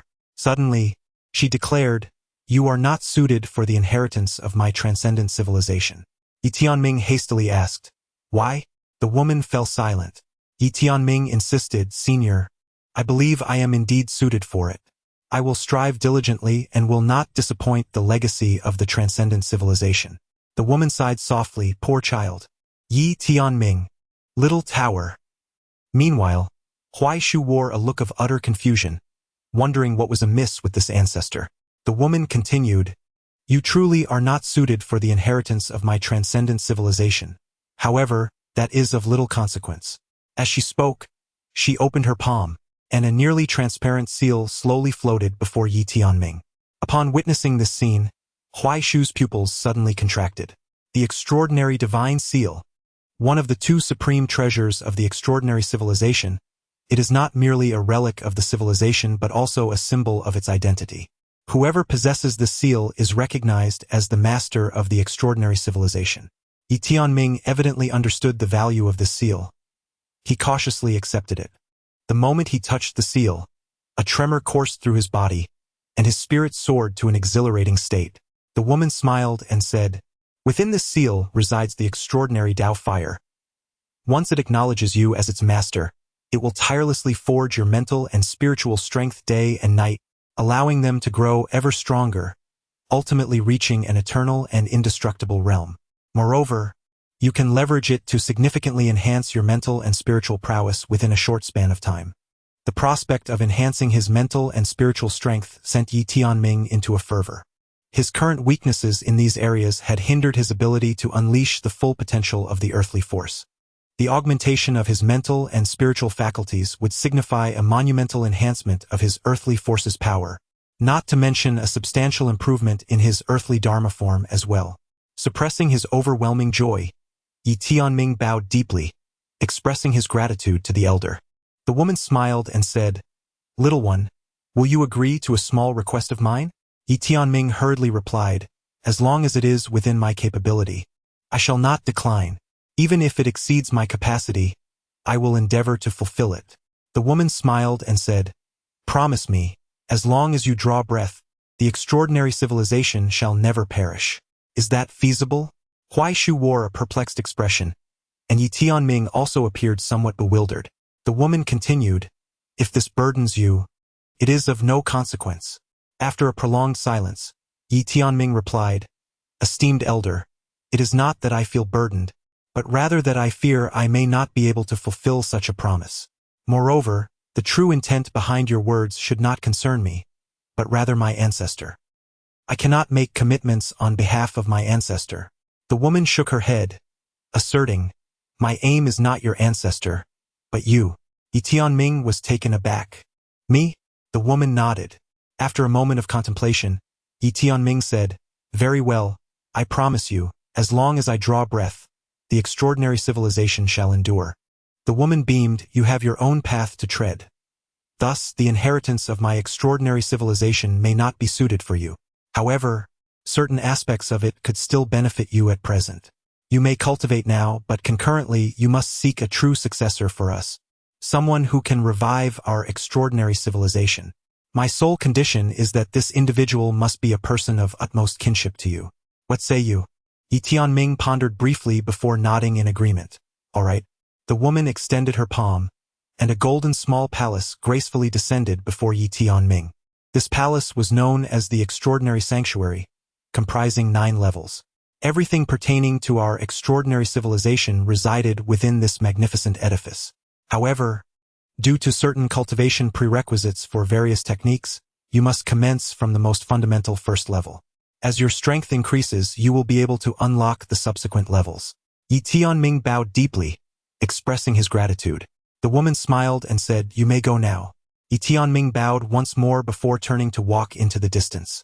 As he vanished at the entrance of the distant palace, Huaishu respectfully inquired, Ancestral spirit, why can he not be the heir to our extraordinary civilization? The woman replied, Because he is unworthy. Huaishu murmured, Are we unworthy? The woman nodded. Huaishu pressed further, Ancestral spirit, who is he, truly? The woman softly responded, Cannot be disclosed. Huaishu, puzzled, asked why. The woman replied, Because it would lead to death. Huaishu found this hard to believe. The woman glanced at him and remarked, Though you are weak, your insight is commendable, and your intellect is passable at best. As she spoke, she opened her palm, and a beam of white light slowly floated forth, eventually hovering before Huai Shu as a reward. Huai Shu was instantly overwhelmed with excitement, hastily kneeling down, expressing his thanks to the ancestral spirit. The woman gradually lifted her gaze towards the sky, seemingly lost in thought. A solemn expression flickered in her eyes, but she soon shook her head slightly, and in no time, she reverted to her statue-like form. As Yi Tianming departed from the grand hall, an enigmatic force transported him back to the very hall he had just left, only to find that Li Zhang and his companion had already taken their leave. Yi Tianming strode towards the exit, unable to contain the exhilaration bubbling within him. "Master of the tower, I have struck gold," he exclaimed. The small tower responded with a simple "indeed." Filled with elation, Yi Tianming declared, "With this transcendent divine seal, my mental prowess and spirit will be immensely fortified. I feel as though I am about to soar." The small tower replied, "Indeed." Perplexed, Yi Tianming inquired, "Master of the tower, why do you seem utterly unfazed?" The small tower retorted, "I am quite thrilled. Can you not sense it?" Yi Tianming pondered for a moment before stating, "I understand now. You are a sage, a great sage. Individuals of your cultured intellect typically possess a dispassionate view towards fame and fortune. To you, wealth and divine artifacts are akin to mere refuse." The small tower remained silent. Just as Yi Tianming was about to ascend with his sword, a sudden furrow appeared on his brow. The small tower asked, "What troubles you?" Yi Tianming surveyed the horizon, realizing that the Shao family would undoubtedly seek to ensnare him. "They might very well be lying in wait outside, ready to eliminate me," he cautioned. The small tower said nothing. Yi Tianming spoke solemnly, "There are restrictions here. The foremost elites of the Shao family cannot enter. However, should I venture outside, they will surely exploit their numbers against me." As he spoke, he glanced around and then mounted his sword, vanishing into the distant, vast mountain range. After a moment, he discovered a secluded spot deep within the mountains, arriving beside a waterfall where a natural cave awaited him. He ventured inside, seated himself on the ground, and retrieved the extraordinary divine seal. Slowly, he closed his eyes, and suddenly, the divine seal transformed into a beam of white light that entered his brow, establishing a mental connection with him. Before long, he sensed within the extraordinary seal the transcendent flame the mysterious woman had previously mentioned. He began to allow the extraordinary seal to refine his mental strength and soul.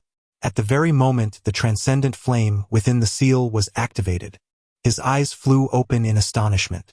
Without warning, he collapsed. After an indeterminate amount of time, Yi Tianming regained consciousness, only to find his mental energy weighed down, accompanied by an overwhelming fatigue. "Master Tower, what is happening to me?" he inquired. "You ignited the flame too fiercely," the tower replied. "Is that so?" Yi Tianming responded. "This extraordinary seal possesses its own consciousness. You merely need to allow it to operate independently for you," the tower explained. "Is it truly possible?" Yi Tianming asked, intrigued. "Indeed," the tower confirmed. He promptly communicated with the extraordinary seal, and soon, the transcendent flame began to circulate. He felt his soul and mental energy taut as a bowstring, simultaneously enveloped by a searing flame, an intense heat radiating around him. Despite the discomfort, he found it bearable. "Master Tower, I cannot believe it can function in such a manner," Yi Tianming exclaimed in astonishment. Xiao Ta remarked, "After all, it is an ancestral artifact of civilization, and it has recognized you as its master. However, do not rejoice too soon. Given your current prowess, you are far from being able to unleash the true might of this ancestral artifact. In fact, you are still quite distant from that capability.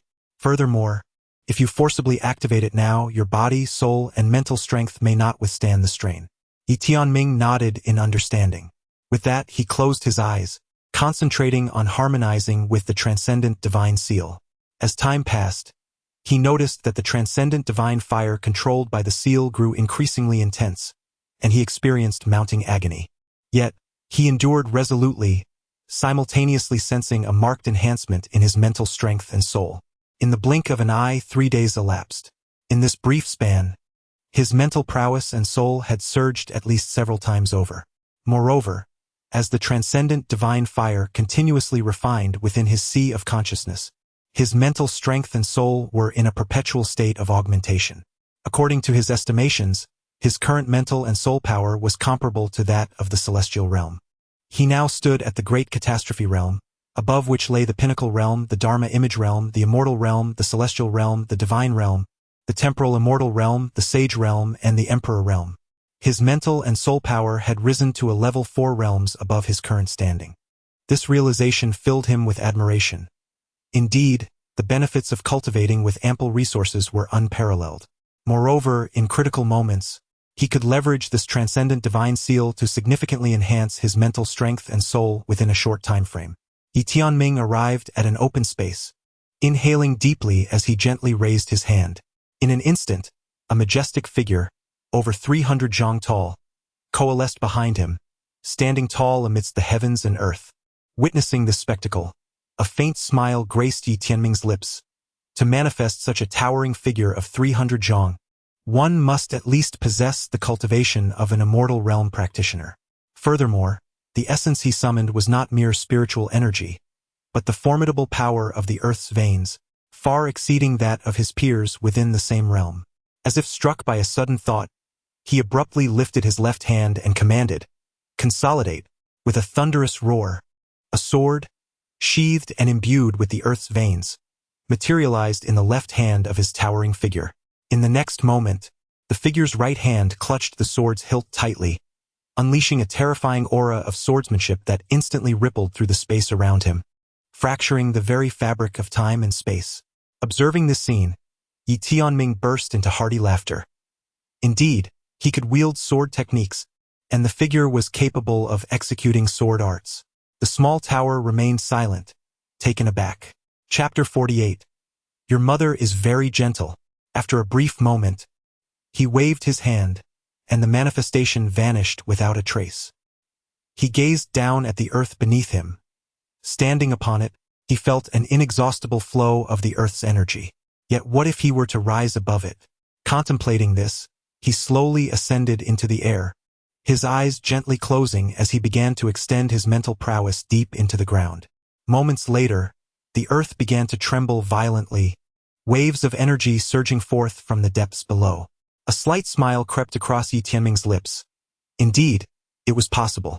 As long as his mental strength was sufficiently robust, he could harness the earth's energy even without standing upon it. He paused, clapped his hands, and was about to leave when suddenly, he heard the sound of slicing air from a distance. In an instant, a group of individuals burst forth from the dense forest, each bearing a small insignia of the character Shao on their chests. Upon seeing Yi Tianming, the leading figure, clad in black, immediately sneered, "You coward, you truly dare not emerge." Beside him, a member of the Shao family spoke solemnly, "Brother Shaolin, should we inform Brother Shaolin?" "Not necessary," Shaolin scoffed. "He is merely at the great calamity realm while I stand at the immortal realm several levels above him." Before he could finish his sentence, Yi Tianming suddenly vanished from sight, charging directly towards him. In that instant, a colossal earth manifestation, nearly 300 feet tall, coalesced behind Yi Tianming. Before he could react, he felt as if an entire mountain was hurtling towards him. Boom! With a resounding crash, Shaolin was instantly reduced to dust, and the members of the Shao family beside him were similarly shattered. Yi Tianming halted, casting a dispassionate glance at the remnants of Shaolin, pondering the audacity of speaking to him in such a manner. With a mere gesture of his right hand, he collected the spatial rings of all present. The small tower observed in silence. Yi Tianming slowly clenched his right hand, realizing that his current limit was not the 300 zhang manifestation, for the power of the earth's veins was boundless. The pressing concern now was to elevate his own realm. As if struck by a sudden thought, he inquired, "Tower ancestor, do I still appear to be a novice in your eyes?" The small tower chuckled. "How could that be? You just instantaneously defeated a formidable being at the divine realm. In that fleeting moment, your aura rivaled that of any powerhouse in this world." Yi Tianming mused softly, "Aura. Tower ancestor. I comprehend your meaning. For a martial artist, aura is indeed crucial." In that moment, I felt an overwhelming sense of superiority, an aura that could significantly amplify my strength. However, He paused thoughtfully before continuing. Aura stems from confidence. Yet often, confidence can teeter into arrogance. There must be a delicate balance. Tower Ancestor, is this the essence of your message? After a brief silence, the small tower replied, Indeed, your perception is commendable. You grasp my words well. Yi Tianming smiled softly. After a moment of contemplation, he spoke, Master Tower, I believe that all things must adhere to a certain measure. The small tower interjected, Let me see how well you comprehend this concept. Yi Tianming replied earnestly, In a world devoid of measure, balance is lost, potentially leading to extremes. Measure serves as a boundary, a standard. In other words, everything and everyone in this world requires constraints. Without such limitations, one risks descending into extremity, bringing about devastation. 2 must impose a measure upon my swordsmanship. No, it is my path that requires regulation. To impose order upon this world, I must first impose order upon myself, establishing my own measure. The small tower fell silent. Prior to this moment, it had felt little astonishment at any talent displayed by this young being, owing to his identity. Yet, upon hearing Yi Tianming's words, it experienced a flicker of surprise. Of course, it soon grasped the meaning behind his thoughts. After all, this individual was. Yi Tianming suddenly inquired, Master Tower, am I correct in my assertion? The small tower responded, Your thoughts align perfectly with mine. Please, continue. Yi Tianming pondered for a moment before articulating, What I shared earlier was merely a fleeting thought. One must reach a certain pinnacle to be entitled to discuss balance. And as I have yet to attain such heights, how can I speak of constraints? Therefore, my immediate task is to diligently enhance my capabilities. However, this aspiration can remain lofty for the time being, as I will gradually progress towards it step by step. Xiaota remarked, Indeed, it is quite rare for you to comprehend the concerns of your ancestor. Yi Tianming smiled broadly and replied, Fortunately, with your guidance, ancestor, I have been able to navigate the path of cultivation with fewer detours. I truly intend to support you in your later years. Xiaota chuckled heartily, Very well, very well. Suddenly, Yi Tianming inquired, Ancestor, what kind of person was my mother? Xiaota pondered for a moment before responding. She was a very gentle person. Xing Dao Jian. Yi Tianming smiled faintly, refraining from asking further, for he understood that at present, Ancestor would not divulge any more. He gazed at the distant pile of corpses, aware that Xiao Lin possessed considerable strength. However, his opponent had underestimated him. Otherwise, it would have been implausible for him to so effortlessly eliminate the adversary. One must never be complacent or underestimate the opponent. Should one strike, it must be with unwavering resolve. Yi Tianming withdrew his thoughts and glanced at the spatial rings. Within them lay over 90,000 spirit crystals. Upon seeing such a vast number of spirit crystals, he couldn't help but exclaim, The scions of these noble families are truly affluent. For him, over 90,000 spirit crystals undoubtedly represented an enormous fortune. After securing the ring, he cast a glance at the horizon, acutely aware that he must hasten back to the academy for his safety. The demise of these individuals would undoubtedly reach the ears of the Xiao family, and once they were informed, they would not rest until they sought retribution. With this thought in mind, he took to the skies on his sword, vanishing into the distant heavens. Before long, he departed from the extraordinary realm and found himself outside, where he chose not to fly but instead tread cautiously along the mountain paths. Soaring through the air would draw too much attention, making it all too easy for the Xiao family to detect him. Thus, the mountain trails offered a considerably safer alternative. Throughout his journey, Yi Tianming remained on high alert, fully aware that the Xiao family would not overlook this opportunity to eliminate him. Although he was traversing the mountain paths as a martial artist, his speed was anything but slow, and soon he arrived at a treasure pavilion. There, he adorned himself with a disguise, donning an old robe that rendered him significantly different from his former self. Upon entering the treasure pavilion, he promptly purchased a passage to the central continent through the teleportation array. This process unfolded without any unexpected incidents, as this location was quite distant from the realm of Guanyuan, and Yi Tianming was not particularly well known here. Boarding the teleportation array, he noted the absence of any mishaps, allowing him to exhale in relief. In no time, he was transported back to the central continent. Upon his return, he immediately set his course for the Guanyuan Academy, once again opting for the mountain paths rather than flying. Before long, he beheld the academy, now merely a stone's throw away. He finally let out a sigh of relief. However, just as he arrived at the foot of the Guanyuan Academy, a voice suddenly drifted from the side. "You've certainly kept me waiting for quite some time." Tianming halted his steps and slowly turned his head. Not far away, a man in his 20s sat clad in a thick black robe, wielding a sheathed long sword in his hand. He fixed his gaze upon Tianming and asked, "Do you know why I have been waiting for you here?" Tianming regarded him in silence. The man grinned and continued, "Because our Shao family intends to kill you right in front of that worthless teacher of yours from the Song dynasty." Chapter 49. A single finger to kill you.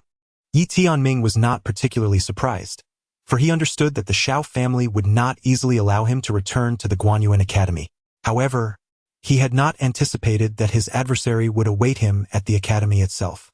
The man in the black robe scrutinized Tianming but was about to speak when, suddenly, Tianming lunged at him like a ferocious tiger pouncing on its prey, and behind him, a colossal earth avatar, towering at 300 zhong, swiftly materialized. A tremendous pressure emanated from the earth, sweeping through the arena and crashing forcefully against the man in black. The man's eyes narrowed slightly, and a glimmer of astonishment flickered within them. How could a mere figure at the great calamity realm manifest a 300 zhong avatar? Before he could finish his thoughts, his sword was already unsheathed. 100 zhong sword light surged forth, colliding fiercely with Tianming's formidable avatar. Boom! As the avatar met the sword light, a deafening explosion reverberated through the air, causing the ground to shatter violently. Dust soared dozens of zhong into the sky, and the powerful shockwave instantaneously flattened the ancient trees within 100 zhong radius.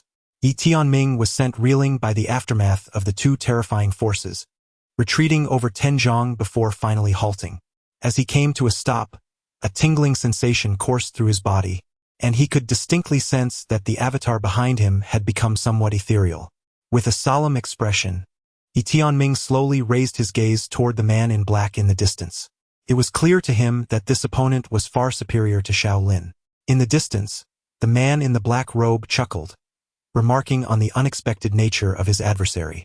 "I must admit you have taken me by surprise. To think that one at the great calamity realm could condense a dharma form. It appears their conjectures were indeed accurate. You are not as simple as you seem." Upon finishing his words, his body suddenly became ethereal. Tianming's pupils contracted sharply, and at that moment, every hair on his body stood on end. The instant the opponent's form turned insubstantial, a blade had already lunged toward him, not with speed, but by collapsing the space between them. In that moment, Tianming truly sensed the breath of death. However, he was not one to succumb passively. He stamped his right foot fiercely, and countless forces of the earth surged skyward. Boom! The sound of explosions reverberated as golden veins of earth clashed with the sword light, shattering continuously. Yet Tianming was still forced back several dozen yards by the sword's momentum. The disparity in their realms was simply too vast. The man in the black robe did not press the attack further. He slowly raised his head to regard Tianming from a distance, somewhat astonished. "You are indeed capable of mobilizing the forces of the earth to such an extent." Tianming glanced down at his own body, noticing several sword marks had appeared, blood seeping slowly from them. At that moment, the man in the black robe chuckled again. "It seems you have other powers backing you besides the Zhongtu Shenzhou Guanyuan Academy." Tianming produced a pill and swallowed it, his gaze fixed intently on his opponent. Beneath his feet, the earth writhed violently, as countless forces of the earth gathered, poised to strike. The man in the black robe cast a glance at the land beneath Tianming's feet, then smiled with confidence. "What other trump cards do you possess? Feel free to reveal them." Tianming looked up at the academy atop the mountain, but the man in black suddenly interjected. "There is no need to gaze upward. Your worthless teacher, who once trespassed upon the Guanyuan path, will not come to your rescue." Tianming retorted, "The Shao family truly possesses remarkable audacity, daring to brazenly strike against the master of a courtyard." The man in black chuckled, "You are utterly ignorant of the true strength of my Shao family." "No, It would be more accurate to say you are oblivious to the nature of this world. As he spoke, he walked leisurely towards Yi Tianming, exuding an air of composure. Do you believe that a mere stroke of fortune can enable you to stand against my Shao family? If you genuinely think so, then your naivety is indeed pitiable. Those of your lowly status will forever remain oblivious to the essence of heritage and the significance of esteemed families. As he spoke, an overwhelming sword intent surged forth like a torrential flood, barreling directly towards Yi Tianming. The sheer force of the sword intent distorted the very fabric of space. At that moment, Yi Tianming felt as though an immense mountain was descending upon him, the oppressive might of the sword intent rendering him breathless. Following this terrifying force, a streak of sword light, akin to a thunderclap, erupted towards him. With a flicker of thought, Yi Tianming summoned countless energies from the earth, which surged skyward. His law avatar instantaneously expanded to 500 zhang. Simultaneously, an abundance of earth energy ascended, merging into this avatar, which then unleashed a colossal punch, infused with boundless earth power, aimed squarely at the man in black. The colossal fist descended, and the world shuddered violently as if struck by a massive hammer. Simultaneously, the terrifying power contained within the two fists instantly shattered the black-robed man's swordplay, extinguishing the sword's radiance. In the wake of this, the black-robed man was sent hurtling backward with tremendous force. During his violent recoil, the black-robed man coughed up a torrent of blood, his physical form fracturing inch by inch in a gruesome display. As soon as he came to a halt, a sword of earthen energy erupted from the ground behind him, aiming directly for the back of his head. However, just as the earthen sword was about to pierce the black-robed man's skull, a sharp, whistling sound echoed through the air.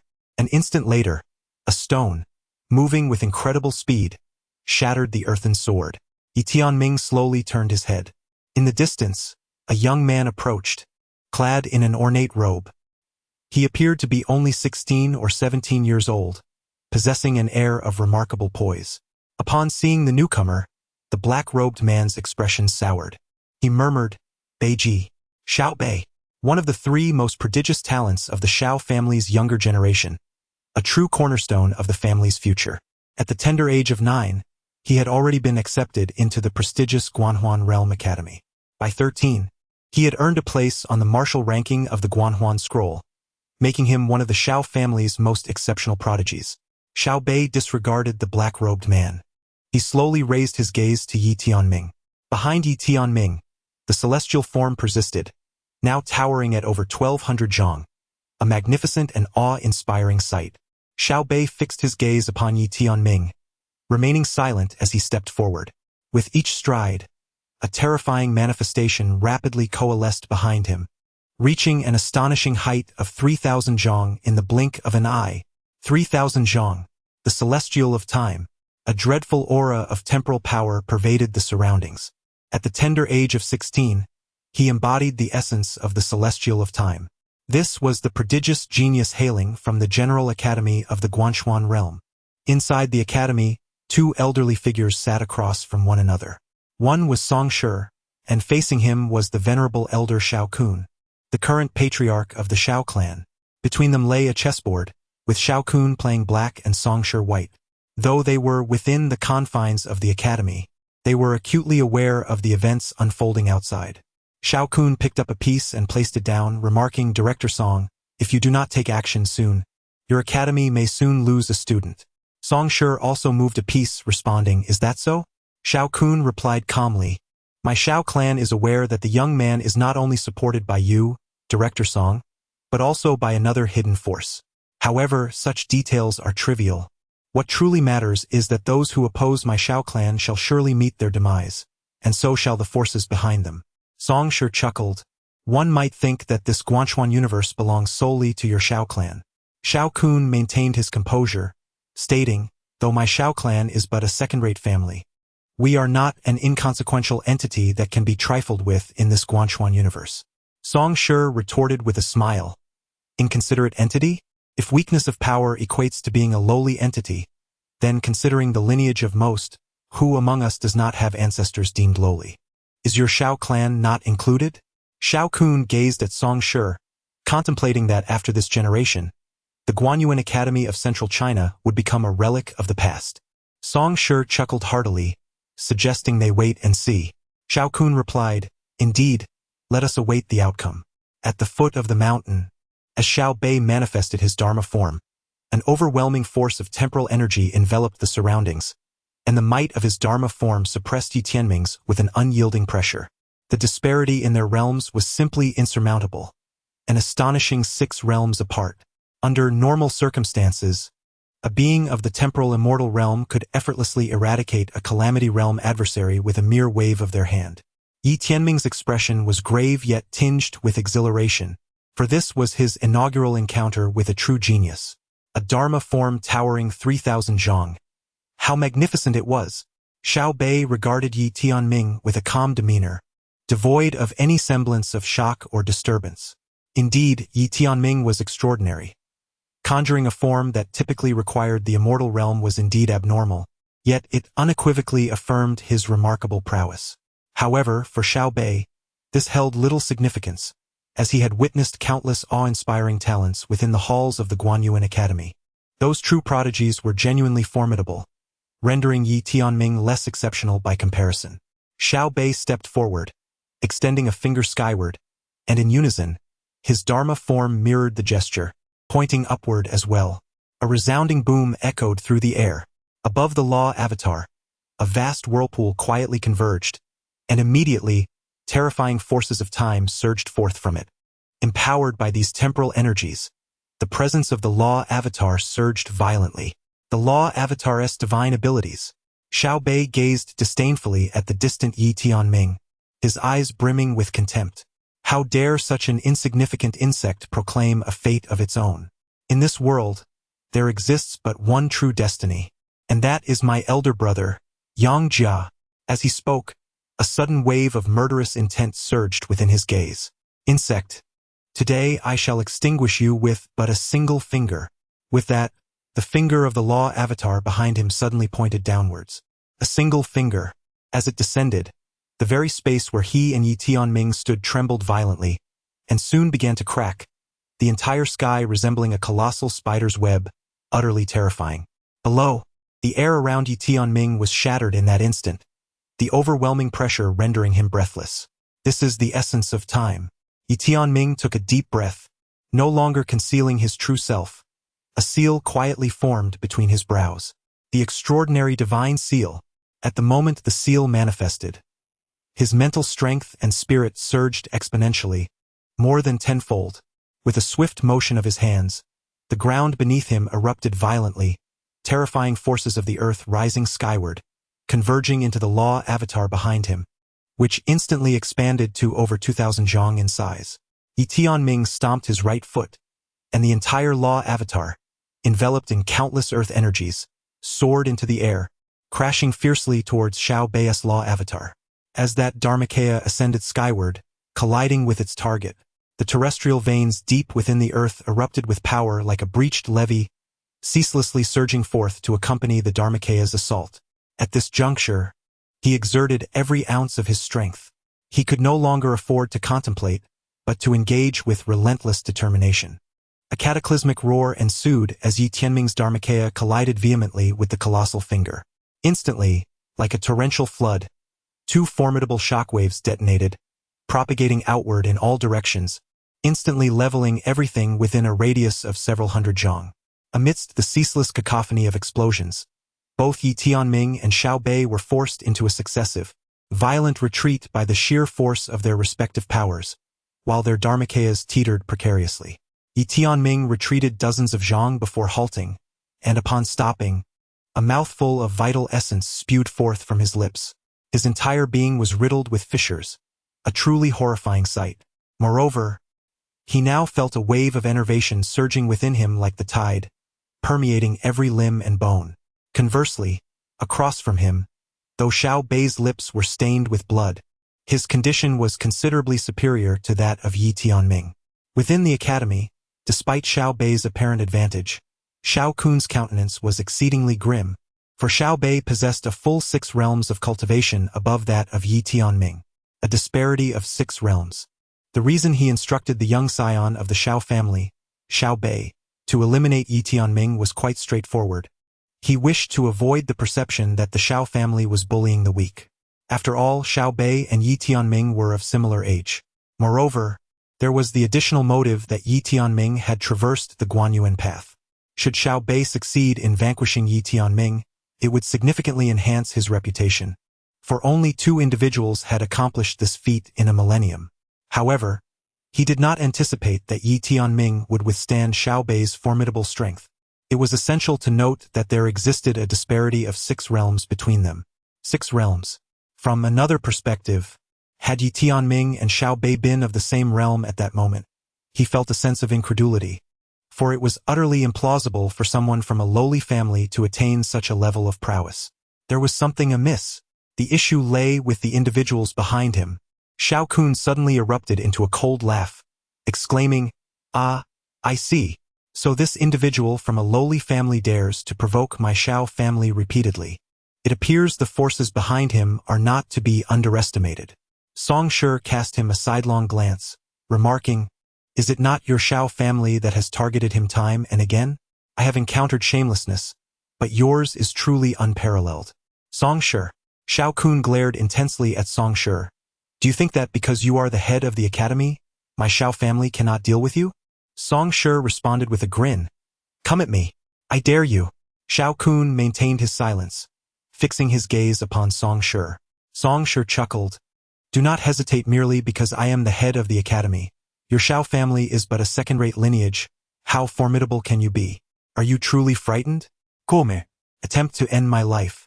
In response to Song Shi's provocation, Xiao Kun did not exhibit anger. Instead, he laughed. "Song Shi, you are not worthy of our Xiao family's attention. If the Xiao family wished to eliminate Song Shi, it would not pose a challenge. However, Song Shi currently held an official status, and such an act would undoubtedly lead to numerous complications, rendering it unworthy of consideration." Xiao Kun turned his gaze towards the mountain's base, a glimmer of murderous intent in his eyes. That wretched individual was indeed surprising, but today, he would certainly meet his end. At the foot of the academy, Yi Tianming clenched his fists tightly, an inexhaustible force of the earth's veins surging behind him. Although he felt utterly fatigued, he understood that he must endure at this critical moment. Otherwise, death was inevitable. Opposite him, Xiao Bei's calm eyes were now filled with gravity. He had not anticipated that the Yi Tianming before him could withstand his strike. After all, he was 6 realms higher than his opponent. If they were of equal standing, Xiao Bei fixed his gaze on Yi Tianming, realizing at this moment that their Xiao family had gravely underestimated this individual from a lowly clan. This person must be eliminated. The seriousness in Xiao Bei's eyes gradually morphed into a desire to kill, for he understood that once Yi Tianming entered the main academy and accessed its resources for cultivation, the future would be exceedingly daunting. Given time, the Xiao family could potentially gain a formidable adversary. With this thought, he slowly spread his hands. Boom! The fabric of the space-time he inhabited trembled abruptly, as countless forces of time seeped forth from the very essence of existence. Simultaneously, the once ethereal manifestation of time behind him began to solidify and expand rapidly. Yi Tianming inhaled deeply, a glimmer of resoluteness flashing in his eyes. He understood that in his current state, he possessed but a singular opportunity to strike. With a fierce determination, he roared, "Rise!" His voice reverberated through the heavens like thunder. Boom! The earth crumbled rapidly, as myriad energies surged forth from the depths of the ground, soaring towards the sky. These energies flowed into the manifestation of earth behind him, which had once appeared somewhat insubstantial, now solidifying at an astonishing pace, its presence growing ever stronger. Yi Tianming extended his right hand and bellowed once more. Consolidate! A multitude of earth energies converged towards the arm of the colossal manifestation, and soon, a gigantic sword measuring 100 feet in length coalesced in the hands of the giant. Yet the culmination was not yet at hand. Yi Tianming roared again. Consolidate! Boom! A massive sword sheath quietly materialized in the left hand of the giant manifestation. Yi Tianming's complexion turned as pale as parchment. He uttered no words, instead directing his manifestation to sheath the sword within its scabbard. At that moment, he felt as though he was on the brink of collapse. yet he persevered. Suddenly, Yi Tianming shouted, "Slash!" The command echoed, and his manifestation drew the sword with a mighty swing. The sword technique of heaven's destruction. The manifestation unleashed the sword technique of heaven's destruction. Buzz! The sound of the sword's resonance momentarily reverberated across the entire horizon. Chapter 51. The Might of Laozi. The sword technique of divine slashing. As the blade was drawn, a resonant sound echoed through the heavens, piercing the firmament. In an instant, the colossal sword struck fiercely towards the avatar of Xiao Bei. The sword sliced through the vast expanse, shattering the surrounding space into fragments. Opposite Yi Tianming, Xiao Bei, upon sensing the terrifying force of Yi Tianming's sword, wore an unprecedentedly grave expression. He could no longer afford to conceal his strength. With a fierce grip, he clenched his hands tightly, and behind him, the towering avatar mirrored his actions, clenching its fists before delivering a powerful blow towards the ground. Instantly, a torrent of temporal force cascaded down, colliding violently in Yi Tianming's direction. Boom! A deafening explosion reverberated through the cosmos, and in the wake of it, the two avatars shattered into fragments. The energy of the earth erupted like a tidal wave, intertwining with the power of time. Both Yi Tianming and Xiao Bei were propelled backward, with Xiao Bei crashing heavily against a mountainside, creating a massive crater upon impact. After the fall, he coughed up several mouthfuls of blood, his arms obliterated, blood splattering forth to reveal stark white bones beneath. Yi Tianming was also hurled several dozen yards away, ultimately crashing to the ground, where he created another vast depression. Lying in the pit, an overwhelming sense of exhaustion surged from the depths of his being. He gritted his teeth, determined to stave off the encroaching darkness of slumber, for he understood that succumbing to sleep would spell certain death. He could not perish. What would become of the Yi family? Who would care for the tower ancestor in his twilight years? Yi Tianming clasped his hands tightly, resolutely clinging to his own will. However, an overwhelming sense of fatigue relentlessly encroached upon his soul and mental fortitude. He yearned for slumber. Yi Tianming struggled to keep his eyes open, yet at that moment, the profound weariness engulfed his entire being, rendering him incapable of parting his eyelids. His consciousness began to dim. No, Yi Tianming retained a flicker of awareness, murmuring to himself, "I cannot succumb. I must revitalize the Yi family. I must ensure a comfortable retirement for the tower ancestor." At that instant, Yi Tianming pressed his hands against the ground, and in that moment, he sensed the boundless power of the earth's veins beneath him. A thought suddenly emerged in his mind. The earth could accommodate this infinite energy. If only he could merge himself with the earth.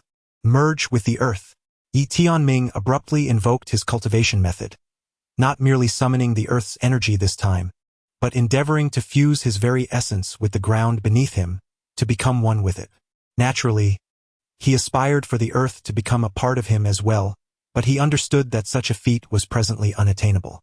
He was uncertain whether this endeavor would succeed, yet he realized that he had no alternative.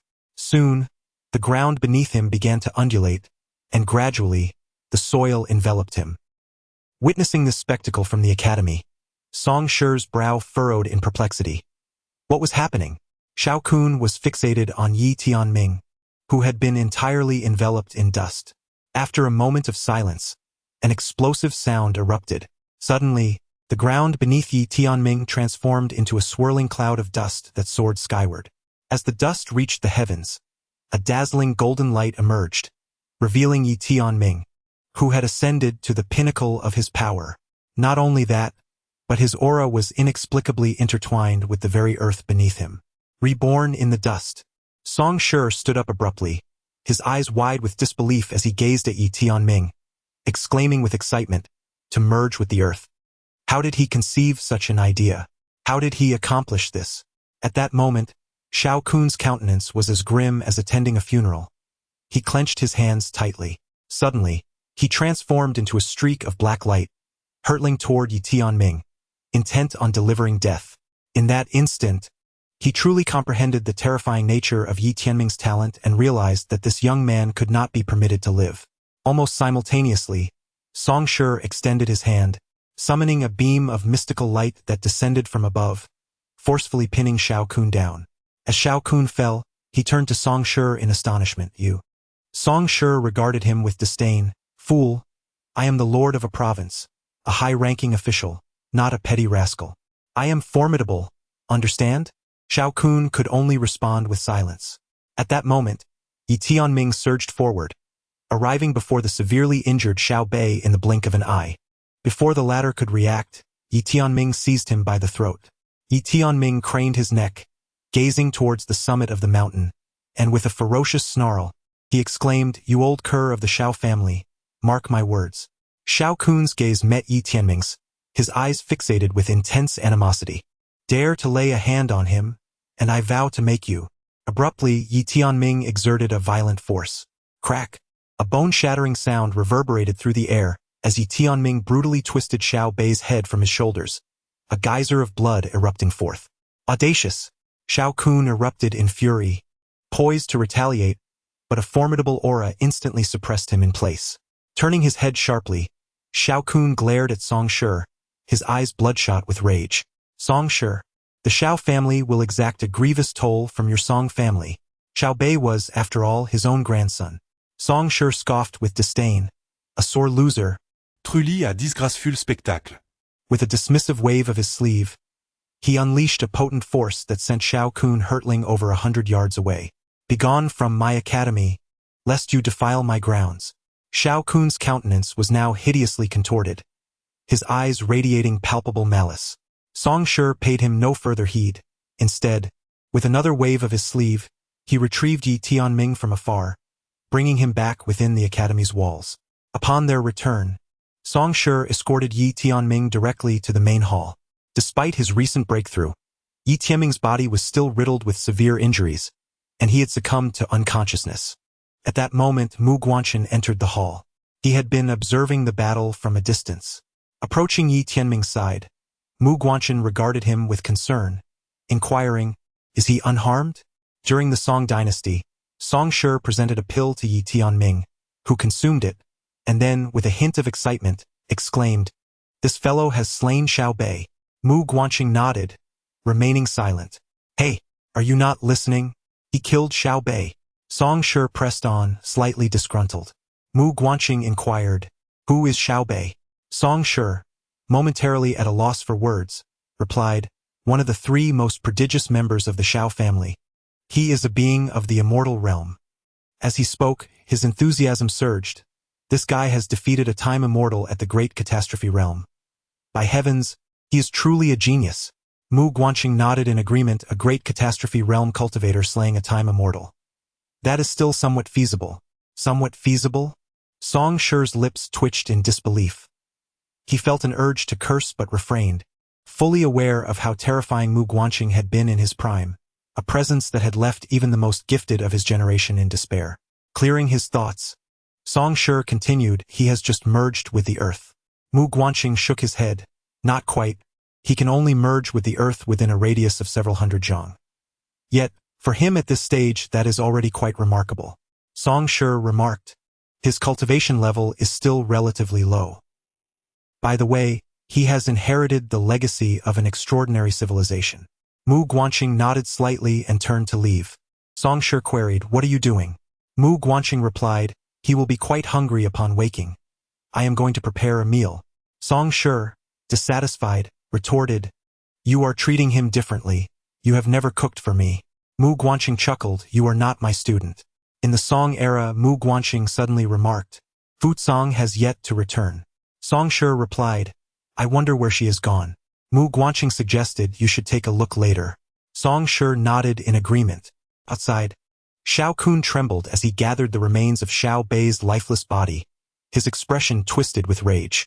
This was his most exceptional grandson, now tragically lost.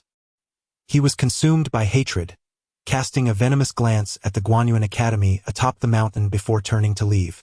At that moment, he noticed a woman leisurely ascending the mountain path. It was Fu Song. Fu Song continued her ascent with deliberate grace. Xiao Kun abruptly called out, "You are from this academy." Fu Song ignored him and pressed on.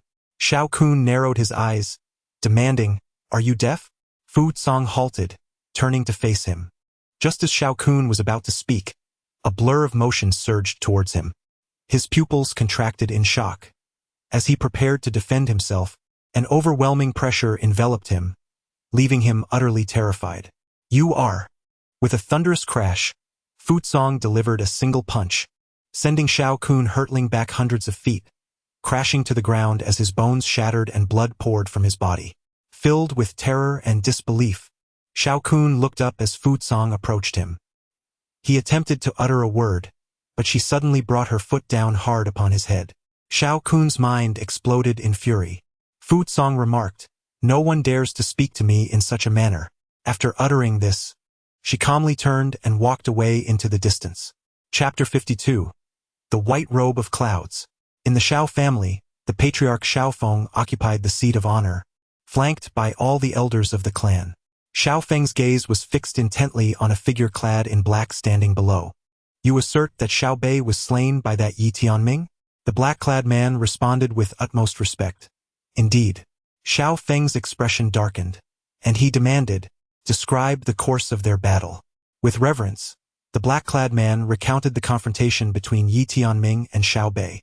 As the narrative unfolded, an eerie silence enveloped the grand hall. No one anticipated that Yi Tianming could single-handedly vanquish Xiao Bei, especially considering that Xiao Bei was 6 realms above him. 6 realms. Yet he was defeated? Xiao Feng's countenance was as dark as a stormy sea, his gaze as frigid as ice. The other formidable members of the Xiao clan wore solemn expressions. The implications of Yi Tianming transcending 6 realms to slay Xiao Bei were staggering. If Yi Tianming were also to ascend to the realm of the immortal years, the assembly dared not entertain such thoughts. Suddenly, Xiao Feng declared, he must not be allowed to participate in the Wanzhou Grand Competition. Everyone nodded in unison. What would it mean for him to partake in the Wanzhou Grand Competition? Should he secure first place, it would signify what? It would imply that he would receive significant cultivation from the Guanyuan Academy. At that juncture, powerful factions would undoubtedly extend their olive branches to Yi Tianming, and should he rise, he would surely not spare the Xiao family in the future.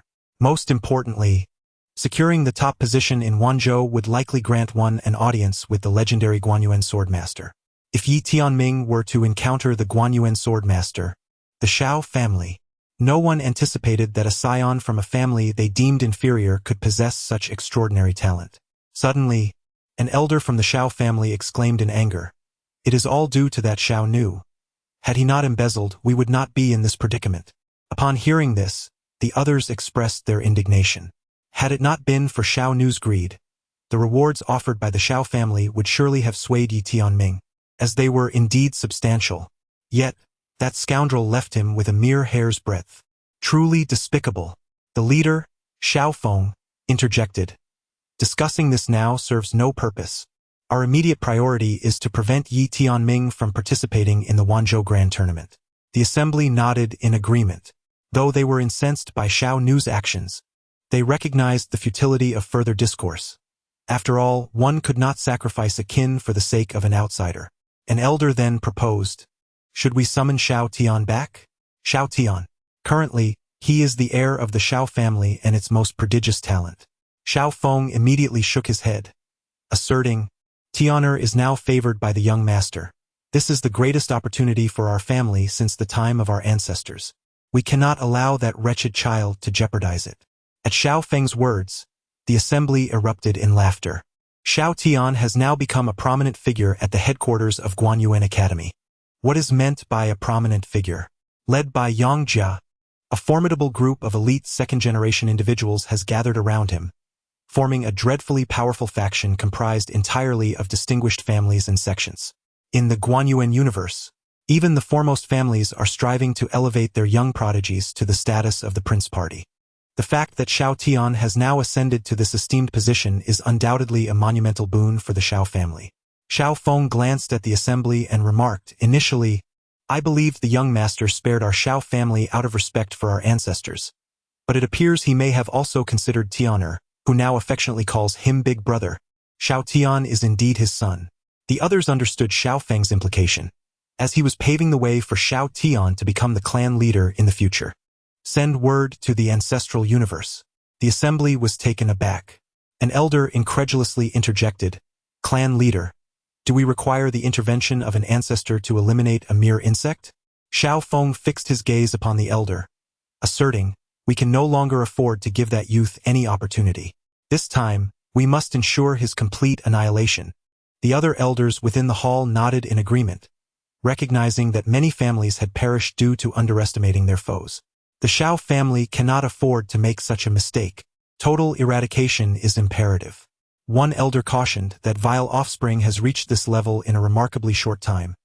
He is undoubtedly not simple, and he must have support behind him.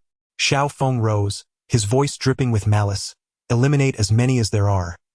We will wipe out his entire family. Qingzhou Yi family. In the courtyard, Yinan sat cross-legged on the ground, his hands resting on his chest. Around him, countless streams of spiritual energy converged like rivers, flowing into his body. Strangely, however, this energy entered his body only to disperse once more. The absence of a dantian within him rendered him incapable of sustaining the influx of spiritual energy. Yinan gazed at a man dressed in a Taoist robe standing not far away. The man chuckled.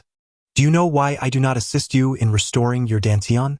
Yinan replied, Master must have profound reasons. The Taoist man smiled. Indeed, there is depth to my reasoning. During this time, I have allowed you to read rather than practice, intending to broaden your perspective and magnify your heart. Yinan fell silent. Throughout this period, he had immersed himself in the books provided by the Taoist man. It was only after delving into those texts that he realized how insignificant he truly was. In his previous understanding, the Guanyuan Academy was an entity akin to the divine. Yet after absorbing so much knowledge, he discovered that there existed forces even more formidable than the Guanyuan Academy. Suddenly, the Taoist man declared, From today onward, you may commence your cultivation. Yinan's heart surged with joy. The Taoist man continued, You lack a dantian. Thus, why confine yourself to the individual? Yinan's eyes brightened. Master means for me to merge with the universe, to refrain from storing spiritual energy and to summon it directly when needed? A glimmer of appreciation flickered in the Taoist man's eyes. Your vision can expand even further. Yinan hesitated for a moment before inquiring, The entire universe? The Taoist man fixed his gaze upon him. It can indeed be even grander. Yinan was taken aback. The man in the Tao robe chuckled. Whether it be heaven and earth or the universe, all resides within the Tao. Thus, why complicate matters? Is it not better to merge directly with the Tao, achieving it in one step? Yinan stared in astonishment. Master, would the great Tao be willing? The man in the Tao robe smiled faintly. You are my disciple. It is an honor for this universe's great Tao to merge with you. How could it possibly refuse? As he spoke, he waved his sleeve, and a scroll floated before Yinan. This is the Tao Canon, containing the origins of 9 great Taos, namely true Dharma form, Tao Dharma body. Merge with any one of them, and among the younger generation of this universe, aside from Yangjia's Yangjia, no one shall be your rival. Yinan unfurled the scroll, and a line of ancient characters appeared before his eyes. True Dharma form. 9 myriad zhang of Dharma body, head reaching the firmament, feet treading the abyss, a conduit to the heavens.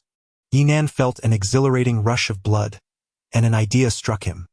He hastily rolled the scroll back up and asked, Master, can my younger brother Yizong and Tianming also learn this? A flicker of complexity crossed the man's eyes, yet it was overshadowed by a sense of pride. He smiled gently. They have their own destinies. You need not worry for them. Yinan hesitated for a moment, then nodded. All right. Yet, in his heart, he had already resolved that if Yizong and Yi Tianming did not encounter better opportunities, he would share this Tao canon with them. As the eldest brother, he felt compelled to consider the futures of his younger siblings. The man clad in a Taoist robe chuckled, saying, Once you have completed your cultivation of the Tao Zong, you shall be able to establish your own path and proclaim yourself an ancestor. Your senior brothers and sisters took no more than 3 centuries at most, so you must strive diligently. Do not be the last. Yinan replied earnestly, I shall not bring shame upon my master. In the back mountain, a series of dull thuds echoed relentlessly, causing the earth to tremble slightly. Yizong was relentlessly striking a section of the mountain wall, shattering it into a flurry of rubble, demonstrating his formidable strength. His hands appeared strangely as if forged from gold. In this manner, he forcefully flattened the small mountain with his fists. After pausing, he inhaled deeply, then suddenly leaped into the air, bringing his fists crashing down onto the ground. Boom! His landing point was instantly transformed into a colossal pit, with the surrounding earth fracturing into numerous ravines, an awe-inspiring sight.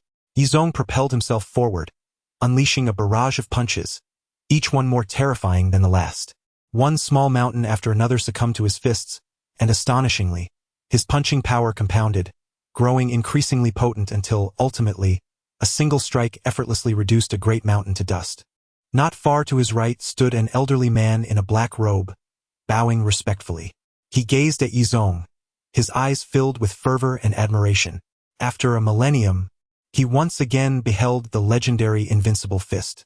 The Invincible Fist, once the pinnacle of martial arts with a global ranking of first, comprises 99,999 techniques, each symbolizing a unique path.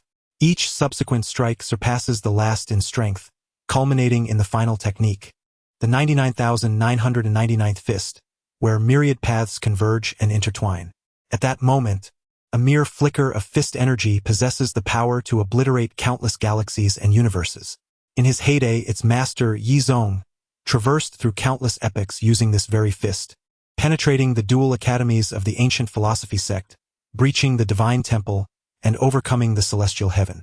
For innumerable eras, he faced no defeat until he encountered that individual. Reflecting upon that figure, the old man in the black robe exhibited a grave expression. His eyes gradually closed, and a long-buried memory surged forth like a tidal wave. A millennium ago, in a vast expanse of the universe, a bare-chested man stood amidst the starlit sky, his visage nearly identical to that of Yizong. Towering at 9 feet, he stood erect like a sword or spear, with long hair cascading over his shoulders, exuding a wild and domineering presence. His muscular physique resembled reinforced steel, solid as a mountain's bedrock, emanating an intangible pressure that even the strongest at the 9th realm of the breaking circle could scarcely endure. At that moment, the long-haired man opened his eyes, and at the edge of his vision approached another man, clad in a flowing robe of cloud white. He was a swordsman. The long-haired man fixed his gaze upon the distant swordsman, his eyes glimmering with fervor. Finally, a worthy opponent had arrived.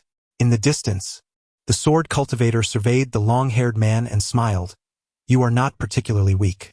Upon uttering these words, a wave of astonishment rippled through the surroundings. The hidden powerful figures, who were observing the sword cultivator, exchanged bewildered glances. Did he not comprehend the identity of the individual before him? The long-haired man fixed his gaze upon the sword cultivator, stating, "You have but one chance to strike." The sword cultivator nodded slightly, replying, "I typically do not unleash a second stroke." As his words faded, he suddenly drew his sword. A resonant hum echoed as a beam of sword light sliced through the air.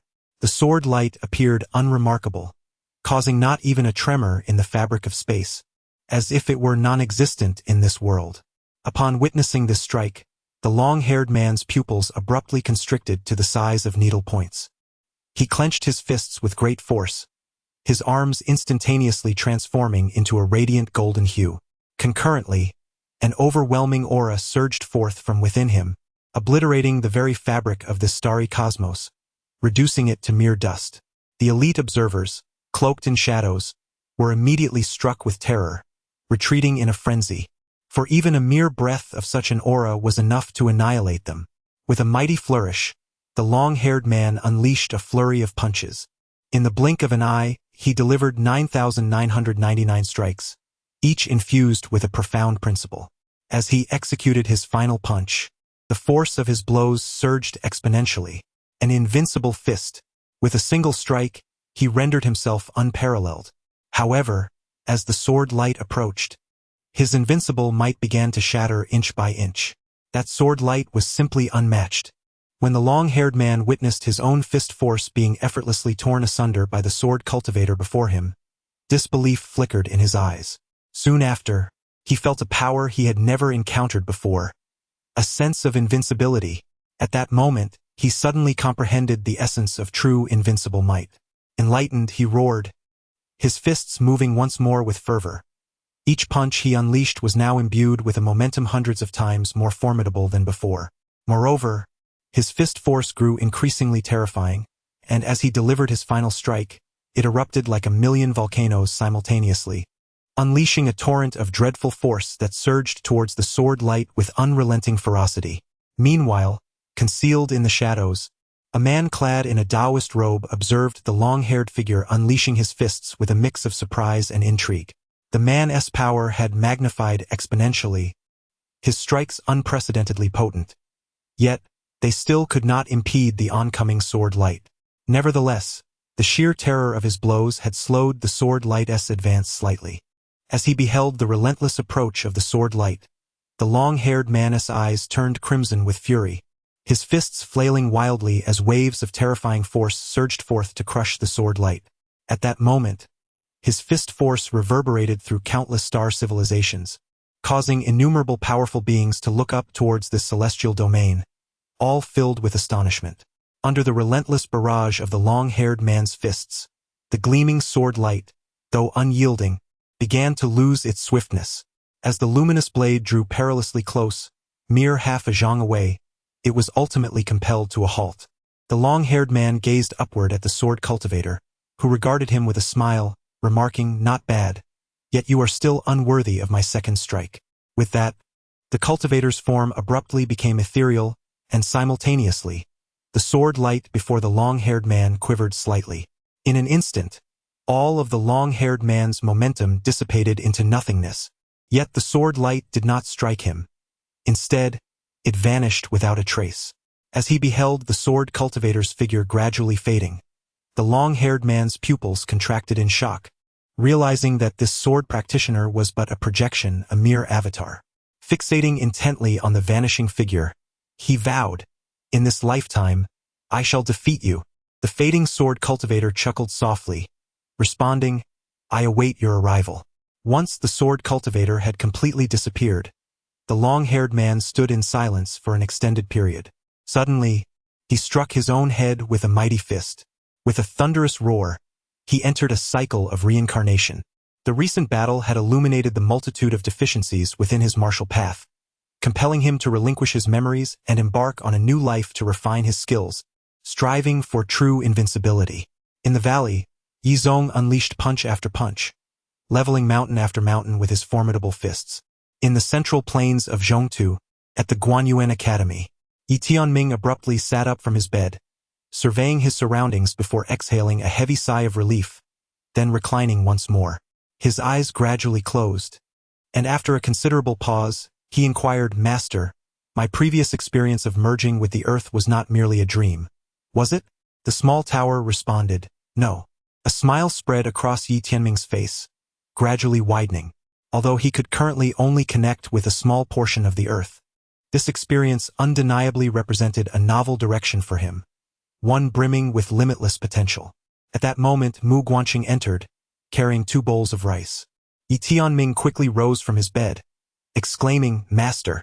Mu Guanqing handed 1 bowl to Yi Tianming with a smile, saying, "Go ahead and eat." Fried rice.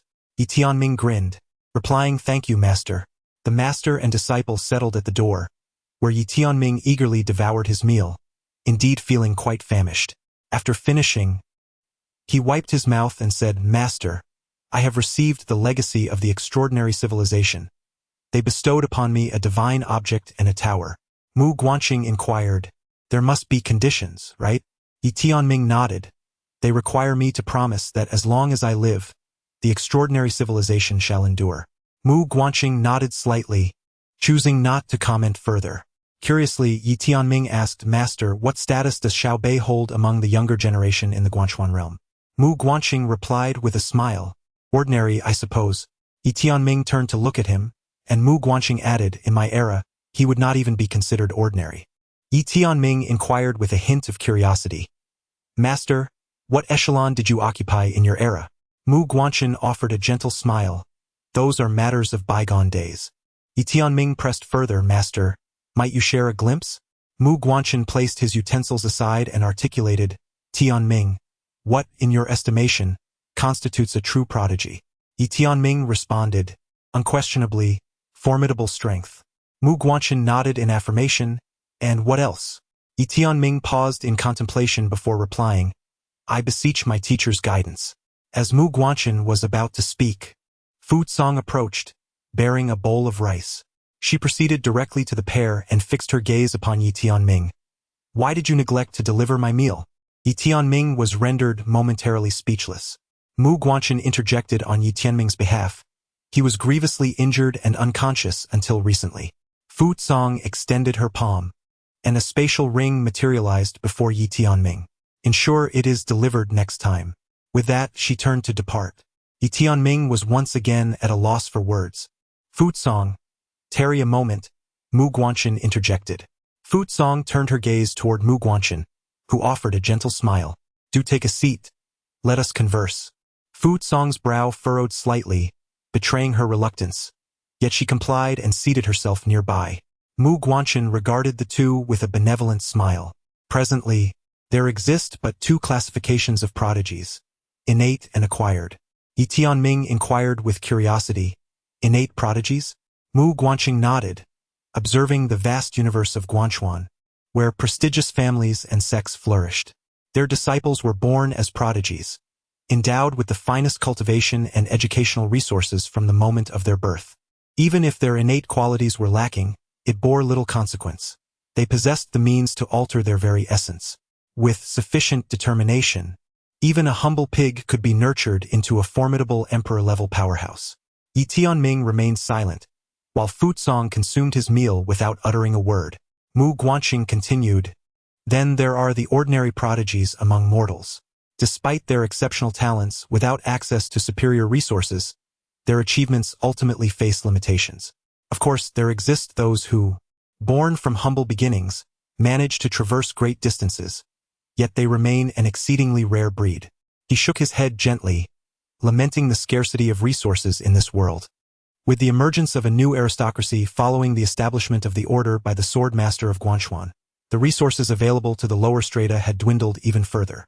Yi Tianming spoke solemnly. The original intent behind the sword master of Guanchuan's establishment of order was to promote fairness and justice. Mu Guanchen sighed softly, reflecting, throughout history, absolute fairness and justice have always been mere illusions. What exists are agreements reached through negotiation among individuals at varying times and places. Laws and morals often serve as tools wielded by the rulers to regulate the populace. While this is not inherently negative, for the world indeed requires certain constraints, it is imperative that the privileged classes be held accountable as well. Yi Tianming gazed at Mu Guanchen. Teacher, this is arduous. Mu Guanchen smiled. Indeed, it is challenging. I merely wish to convey that whether it be Xiao Bei or any other scion of prominent clans and sects, their ascent to the ranks of so-called prodigies is largely attributable to their lineage. Place an ordinary individual in their stead, and they too could attain similar heights. However, this is not an absolute truth. Within those very sects and clans, some individuals are genuinely exceptional. Yi Tianming remained silent. Mu Guanchen continued, consider myself, for instance. In the Guanxuan universe, I fared reasonably well. Yet, I am acutely aware that my starting point was significantly elevated compared to most, and the resources at my disposal far exceeded those available to the average person. Thus, while the world may laud me as a genius, I am cognizant that it is merely a consequence of my privileged beginnings, affording me no cause for vainglory. Yi Tianming nodded. Teacher, I comprehend. Beside them, Fu Song continued his meal, maintaining his silence. Yi Tianming inquired, Teacher, presently, our universe is replete with sects and clans, who wield dominion over the majority of the world's resources, engendering increasing resentment among the populace. Incorrect, Mu Guanchen interjected, his tone earnest. Tianming, what the common folk decry and abhor is not their possession of rights and wealth, but rather their profligate abuse thereof, and the means by which they acquire such riches and power. Yi Tianming gazed at Mu Guanchen, who continued, Consider this, if all officials were like Lord Fengyu and the wealthy like the former master of the Guanchuan sword, would the common people condemn and despise them? Certainly not. They would eagerly welcome more such figures. After pondering for a moment, Yi Tianming nodded. Teacher, I understand. Mu Guanchen nodded in acknowledgement, about to speak when, at that moment, Song Shi suddenly appeared. He looked at Yi Tianming and handed him 2 scrolls, saying, 2 individuals have sent you letters. Yi Tianming rose to accept the scrolls and opened them, momentarily taken aback. One letter was from Nanling Zhao, and the other from An Yen. Song Shi inquired, "Is this an invitation for you to participate in the Guanchuan debate competition?" Yi Tianming nodded, "Yes, Dean. What is the purpose of this Guanchuan debate competition?" Song Shi chuckled, glancing at Mu Guanqing. "You ought to ask your teacher. He was the champion of that very debate." Yi Tianming turned to Mu Guanqing, who smiled and explained, "The Guanchuan debate competition is an event organized by the official Guanchuan Academy, where they invite outstanding young individuals to engage in debates. In essence, it is a competitive activity where participants argue over a particular issue, which rigorously tests their critical thinking, verbal expression, and comprehensive abilities." He paused for a moment before adding, "You should participate. There you will encounter many exceptional peers and be exposed to a variety of different ideas." Song Shi acquiesced, affirming the merit of participation. Noting the potential for accolades, Yi Tianming's interest peaked immediately, inquiring about the rewards. Song Shi elucidated that the prizes varied with each debate. Recalling his mentor's acquisition of 3 ancient tomes, unfettered access to the esteemed libraries of Guanchuan Academy, participation in select inner cabinet assemblies, and, most significantly, the title of Premier Scholar of the Literary Academy. Mu Guanqing smiled wryly, dismissing them as mere vanities. Yi Tianming, gazing at Mu Guanqing, grinned, marveling at his teacher's past eminence. Song Shi, with a profound tone, remarked that his teacher was even more formidable than he imagined, recounting his past achievements. Mu Guanqing interjected with a laugh, urging him to desist from recounting bygone events. Song Shi nodded, ceasing his narration. Mu Guanqing then turned to Yi Tianming, suggesting his participation in the debate competition, and also encouraged Fu Song to participate. Fu Song promptly declined. Mu Guanqing countered, stating that securing a position within the top 10 would grant her a month's tutelage in the Martial Pavilion, which would greatly benefit Fu Song in her current state. The Martial Pavilion. Fu Song's brow furrowed. If anything in the Guanchuan universe could captivate her interest, it would undoubtedly be the legendary Martial Pavilion. Fu Song, with an impassive countenance, stated that she had received no invitation. Mu Guanqing assuaged her concerns, stating that he would resolve the matter. Fu Song further added that her forte was combat, not scholarly pursuits. Mu Guanqing smiled and said, "You and Tianming shall together represent the Academy of Zhongtu Shenzhou. Matters pertaining to scholars naturally fall within his purview." After a brief silence, Fu Song turned to look at Yi Tianming, refraining from speech as she directly produced a storage ring and tossed it to him. Within it lay a substantial sum of 10,000 spirit crystals. Yi Tianming received the ring, his face beaming with delight. "My dear senior sister, leave everything to me. You need only observe." Fu Song shook her head, replying, "You truly are impoverished." Yi Tianming?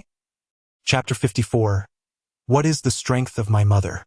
With merely 10 days remaining until the observational debate competition, Yi Tianming devoted himself tirelessly to his studies, engaging in profound discussions with Mu Guanqing, often spending entire nights in scholarly debate.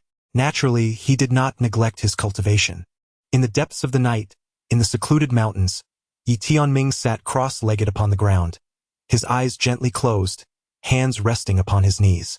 He was not practicing his own techniques, but rather the Dao Star technique imparted to him by Mu Yong.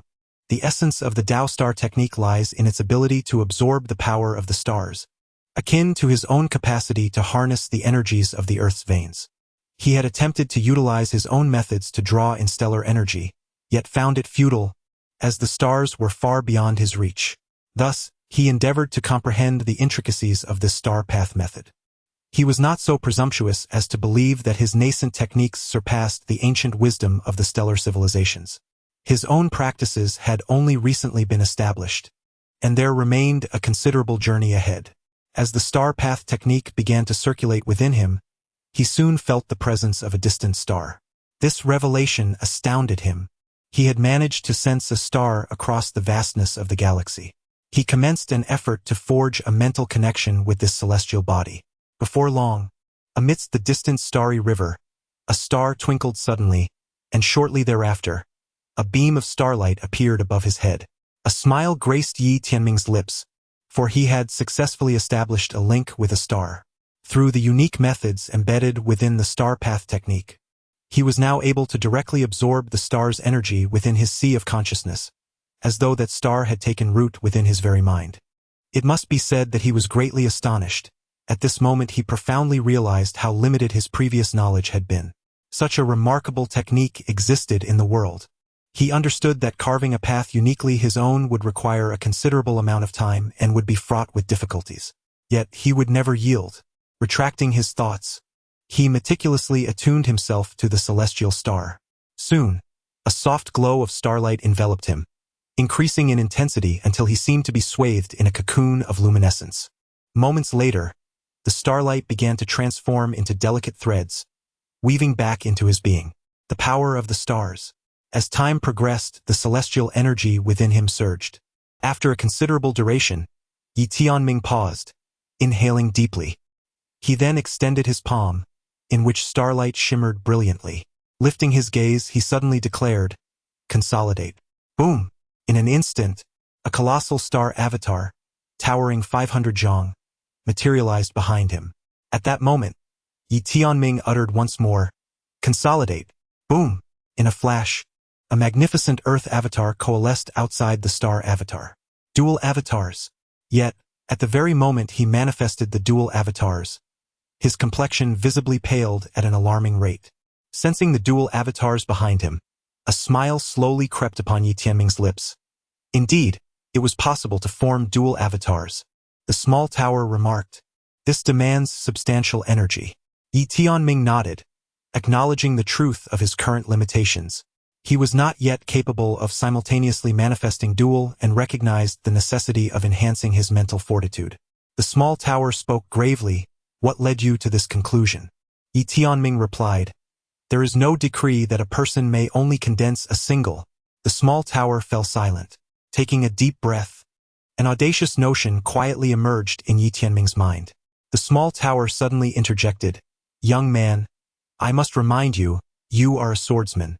Yi Tianming smiled, "Master Tower, I have never forgotten that I am a swordsman." The small tower suggested, "Then you ought to devote more time to sword practice." Yi Tianming countered, "I have been diligently training." The small tower, puzzled, inquired, "In what way?" Yi Tianming gazed at the earth beneath him, then lifted his eyes to the vast expanse of the starry sky, softly articulating, "Master Tower, I personally believe that a swordsman need not wield a sword to embody the essence of a swordsman. True mastery lies in the heart. As long as one harbors the spirit of the sword, all things in this world, the earth, the stars, the universe, can become my blade." As he spoke, his eyes gradually closed, calling forth, "Sword, come!"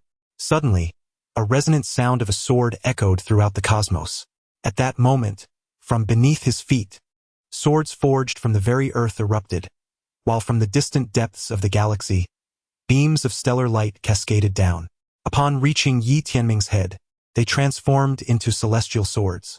At his waist, the traveling sword trembled ever so slightly. Expeditiously, Yi Tianming dismissed the spectral swords with a wave of his right hand, their forms dissolving into nothingness. His complexion, now ashen, betrayed his depleted reserves. The pagoda intoned, "Why harbor such notions?" Yi Tianming mused, "I know not. Perhaps they are congenital." The pagoda responded with a bemused silence. Yi Tianming chuckled, "Regardless, these concepts are viable.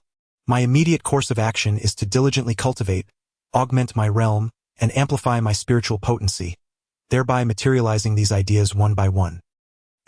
With a gaze directed towards the profound depths of the cosmic river, he exclaimed with fervor, "The terrestrial expanse is boundless, as is the celestial river. Ergo, should my spiritual strength prove sufficiently robust, a mere thought could summon a myriad of stellar swords to obliterate my adversaries." The pagoda was once again rendered speechless. Yi Tianming abstained from further cultivation, instead returning to the grand hall. The evening was consecrated to scholarly pursuits with his mentor. In recent times, he had devoted considerable hours to perusing Mu Guanshan's compendium. Albeit devoid of cultivation techniques or martial skills, these texts had yielded a wealth of enlightenment. In Mu Guanshan's estimation, Extensive reading facilitated a more profound comprehension of the world. In the stillness of the night, Yi Tianming reclined upon his bed, his hands cradling his head. Master, the Shao clan will not relent, will they? From behind the writing desk, Mu Guanchen replied, presumably not. Yi Tianming remained silent thereafter. Mu Guanchen glanced at him and said, focus on your training and refrain from overthinking. He is quite formidable. Song sure. Yi Tianming replied, indeed. After a brief moment, Yi Tianming continued, Master, the world ought not to be this way. Mu Guanchen chuckled, it is commendable that you think this way. However, it is not enough to merely contemplate. While we may find this world intolerable, we must not remain passive. We ought to take action, provided we possess the requisite capability. Yi Tianming nodded, Master, I understand. Suddenly, Mu Guanchen inquired, Tianming, is there a young lady you fancy? Huh? Yi Tianming turned to Mu Guanchen, believing he had misheard. Mu Guanchen smiled, what's the matter? Yi Tianming, somewhat perplexed, asked, Master, why do you pose this question? Mu Guanchen replied with a gentle smile, although you appear refined and gentle, beneath the surface lies a profound pride. You exhibit a soft exterior yet possess an unyielding core, coupled with a rational demeanor. While such qualities may shield you from misfortune in most matters, I harbor concerns regarding your approach to affection. Yi Tianming queried, why is that? Mu Guanchen responded, affection is the most intricate of human emotions. All rationality pales in its presence. As he spoke, a flicker of complexity crossed his eyes. Often, a single act of stubbornness or misunderstanding regarding this word may lead to lifelong regrets between individuals. Thus, the teacher hopes that in the future, when you encounter a woman you admire, you need not be so rational. When it is necessary to step back, you must do so. Yi Tianming replied earnestly, rest assured, my esteemed teacher, I, Ta Zhu, am a master of emotions. With this prowess, I shall not suffer losses in the future. Shao Ta. Mu Guanchen chuckled. That is good to hear. Yi Tianming gazed at Mu Guanchen with determination, stating, Teacher, I must secure first place in the Wanzhou Grand Competition. Mu Guanchen replied, Then you must exert yourself even more. Yi Tianming nodded, I shall. Mu Guanchen continued, For the Guanchuan debate you need to prepare thoroughly. Yi Tianming inquired, What place do you believe I can achieve, teacher? After a brief contemplation, Mu Guanchen remarked, It is difficult to predict. In a typical debate with your current knowledge, you would handle it with ease. However, I am more concerned about encountering exceptionally insightful young individuals. I once faced such a contender myself and nearly found myself defeated. Yi Tianming inhaled deeply. I will strive to improve. Mu Guanchen smiled. Indeed, even if you do not attain a commendable rank, I believe you will gain much. Yi Tianming added, Yes, I also wish to see Nanling and meet Anyun. I wonder how my good brother is faring. I miss him quite a bit. Mu Guanchen laughed. Tell me about your cultivation. Did you condense 2 forms of Dharma tonight? Yi Tianming exclaimed with excitement. Yes, teacher. Am I the first to accomplish this? Mu Guanchen chuckled. It should not be so. Yi Tianming inquired eagerly. Is there anyone who surpasses me? Mu Guanchen replied. Once you arrive at the realm of observing mysteries, you shall witness that this world harbors numerous prodigious individuals. Yi Tianming nodded, indicating his understanding. Mu Guanchen continued, Currently, by harnessing the earth and the galaxy, you can manifest both the earthly and celestial Dharma forms. Have you contemplated the essence of these forms? Yi Tianming, perpleet, respondet, e sence? Mu Guanchen paused his writing and smiled. The Dharma form represents the manifestation of various laws, an external expression of these principles. The forms you are currently conjuring possess form but lack spirit, for you have yet to establish your own path and laws. Admittedly, this may be somewhat challenging for you at present. However, you can borrow the path and the laws. Yi Tianming, with a serious demeanor, asked, Master, to borrow the path and laws. Does that mean I can utilize another's path and laws to elevate my Dharma form? Mu Guanchen nodded affirmatively. Yi Tianming then queried, Whom should I approach for this? Mu Guanchen shook his head. No, he is too weak. Borrowing from him would only lead to trouble. Song sure. Yi Tianming. Mu Guanchen chuckled softly. At this moment, I cannot think of anyone. Primarily, Finding someone to borrow the path and laws from requires not only that they be sufficiently powerful but also willing. Yet Yanming Rejlinet. Falling into silence for a moment before contemplating, Tower Ancestor, what is my mother's strength? The small tower responded, well, she is quite formidable. Yi Tianming then inquired, can I borrow her path and laws? Xiao Ta spoke in a deep voice. This is excessive. Chapter 55. I have the Tower of Ancestors. Borrowing the path and law. Yi Tianming was eager to experiment, primarily to observe the paths and laws of others, seeking a worthy object of study. However, as the teacher had indicated, borrowing such paths and laws was not merely a matter of desire. One must consider the willingness of the other party.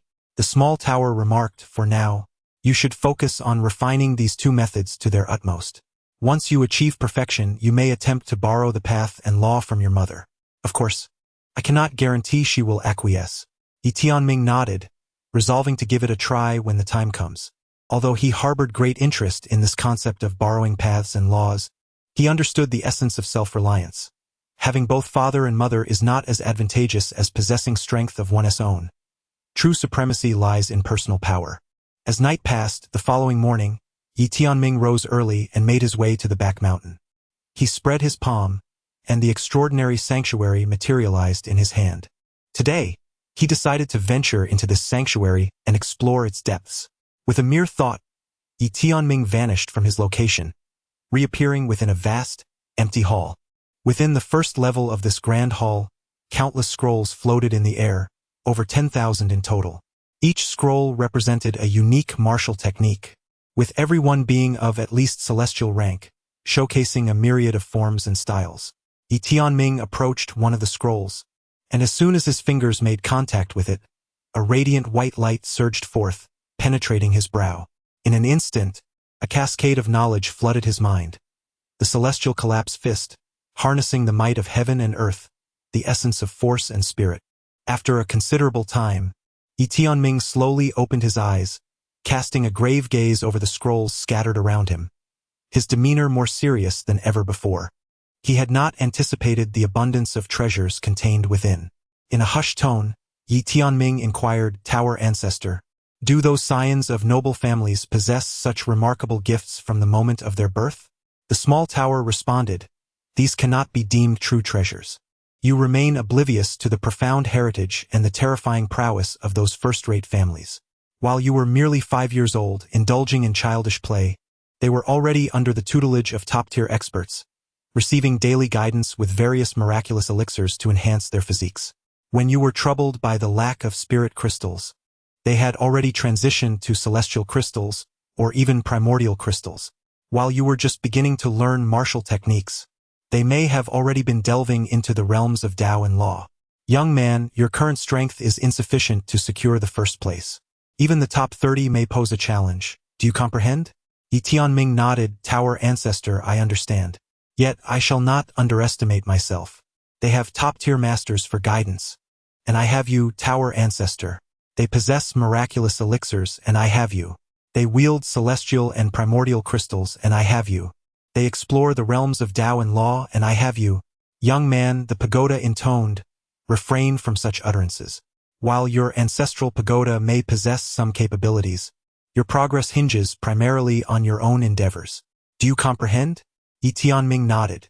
I understand that my venerable ancestor desires me to be independent and self-reliant.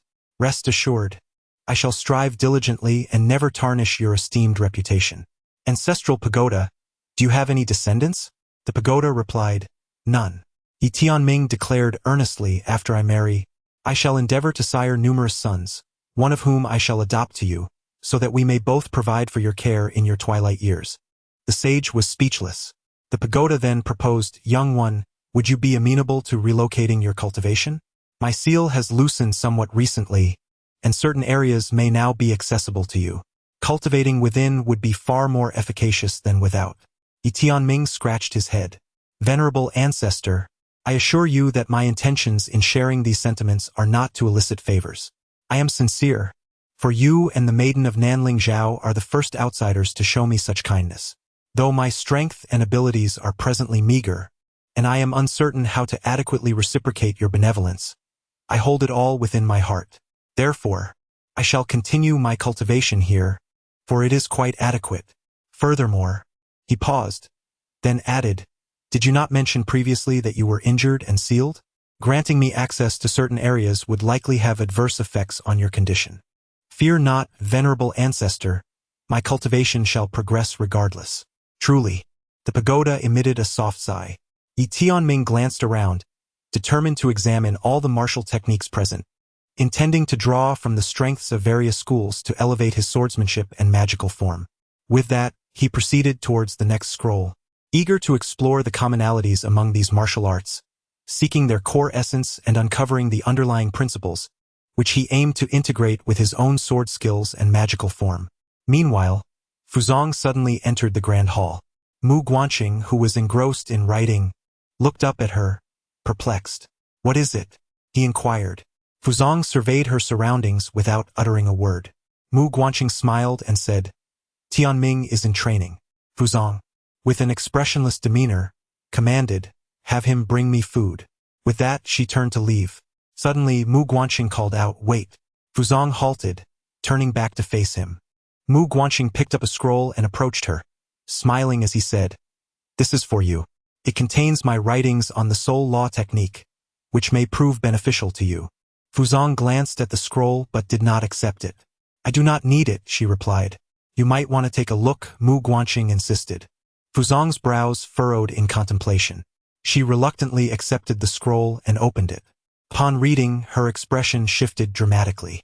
She abruptly raised her gaze to Mu Guanqing, a terrifying killing intent enveloping him in an instant. Her murderous intent surged. Fuzong fixed her eyes on Mu Guanqing, silent yet resolute. Mu Guanqing turned and approached the table, grasping the pen to continue his writing. To me, you and Tianming are akin to students. I am merely fulfilling the role of a teacher. Your identities hold no significance to me, that is all. Fuzong fixed her gaze upon Mu Guanqing, her eyes still brimming with murderous intent. Mu Guanqing continued, I am aware that your strength surpasses that of Tianming. However, I recommend that you occasionally practice alongside him. Tianming's thoughts are unrestrained and boundless. You could indeed complement one another, especially considering that his techniques are exceptionally suitable for you at this moment. After a prolonged silence, Fuzong rolled up the scroll and turned to leave. Mu Guanqing cast a glance at her departing figure, sighed softly, and resumed his writing.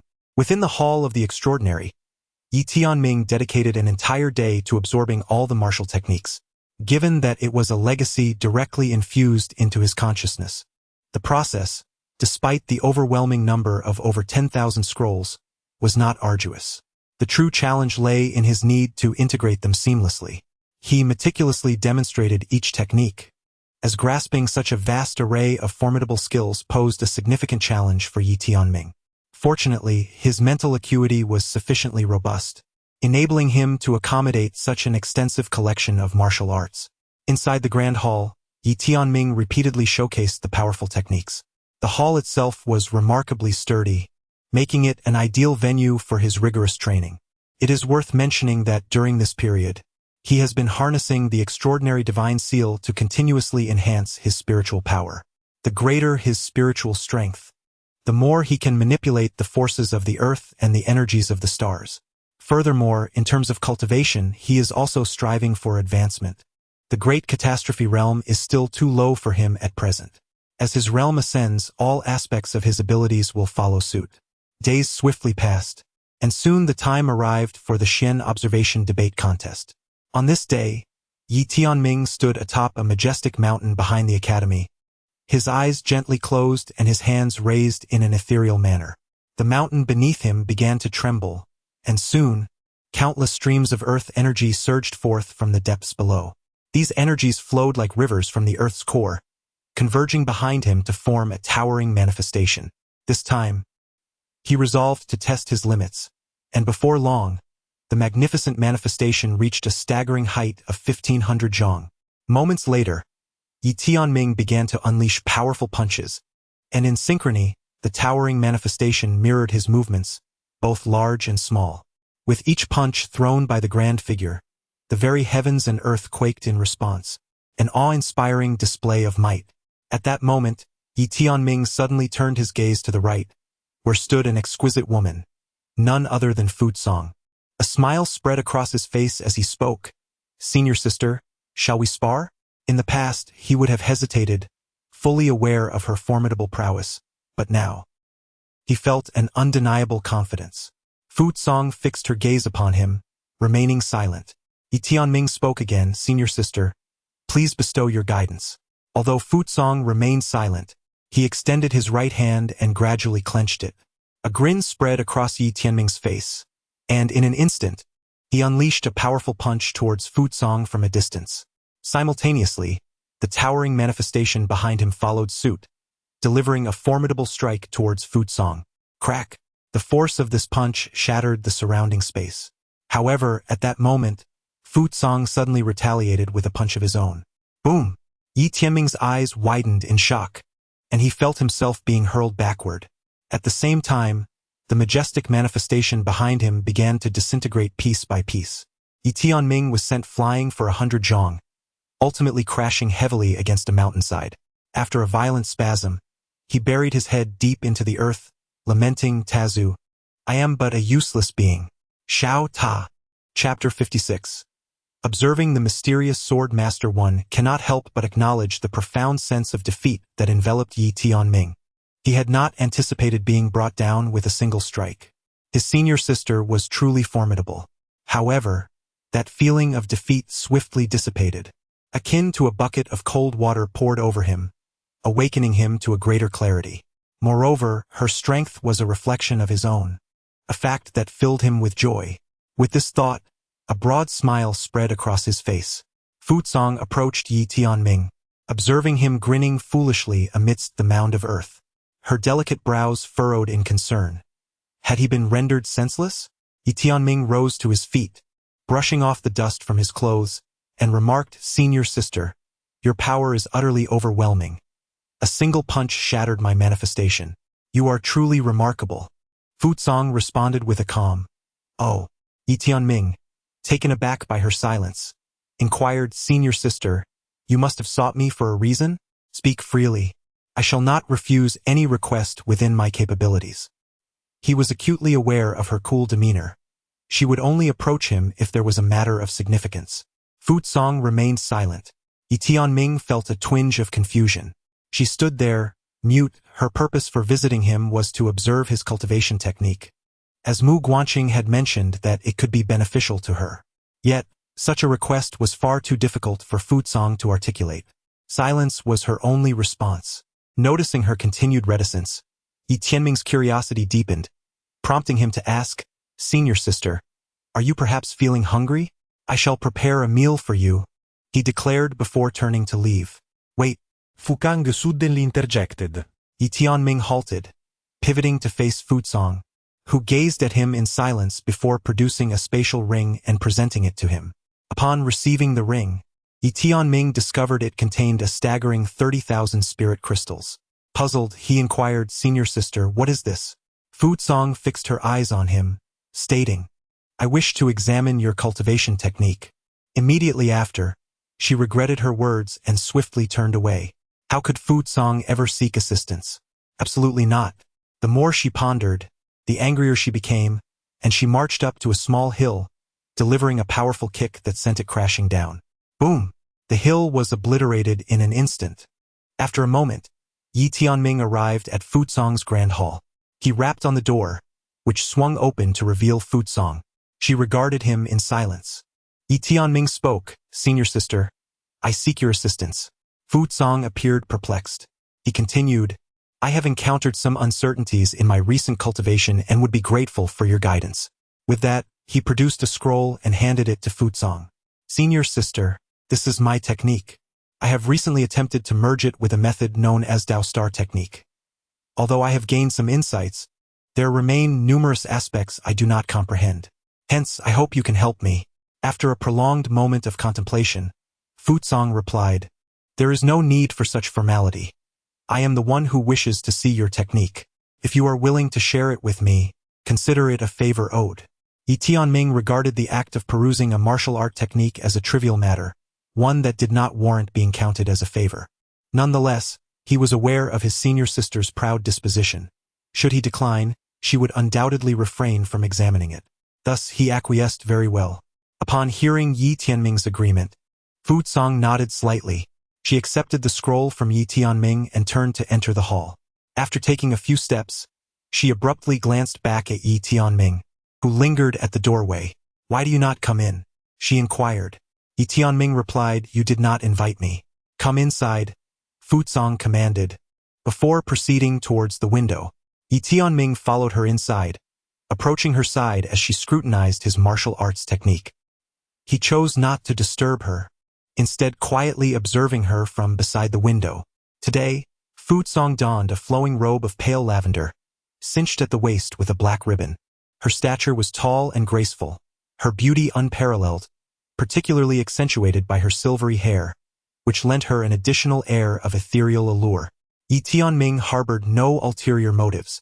For him, the matters of romance felt exceedingly distant. His sole desire was to survive and seek justice for himself and the Yi family. After a brief moment, Fu Cong suddenly lifted her gaze to Yi Tianming. "Did you create this yourself?" Yi Tianming nodded affirmatively. After studying him for a while, she asked, "May I cultivate this technique?" Yi Tianming replied with a smile, "Of course you may." "Why is that so?" Fu Cong inquired. "Because you are my senior sister," Yi Tianming answered. Fu Cong regarded him for a moment before stating, "I shall not cultivate your technique in vain." As she spoke, she extended her palm, and a golden scroll gently floated towards Yi Tianming. "This is a method for cultivating the physical body, which can assist you in enhancing your physique." Yi Tianming accepted the golden scroll without demur. As soon as he unfurled it, a beam of golden light entered his brow. Divine armor technique. When cultivated to its zenith, the physical body becomes akin to a divine work of armor. Yi Tianming turned to Fu Cong, "Senior sister, what is the grade of this technique?" Fu Cong replied impassively, "Do not concern yourself with such matters. Simply practice it." Yi Tianming demurred, "Senior sister, cultivating techniques requires a considerable amount of capital, which I lack. This is not suitable for me." Fu Cong stated, "There is a method to circumvent the need for funds." Yi Tianming's curiosity was piqued. "What is it?" Fu Cong fixed her gaze upon him. "Receive a beating." Yi Tianming was taken aback. Fu Cong, still gazing at him, added, "I can render my services gratuitously." As she said this, the corners of her lips subtly upturned, though only momentarily. Yi Tianming was rendered speechless.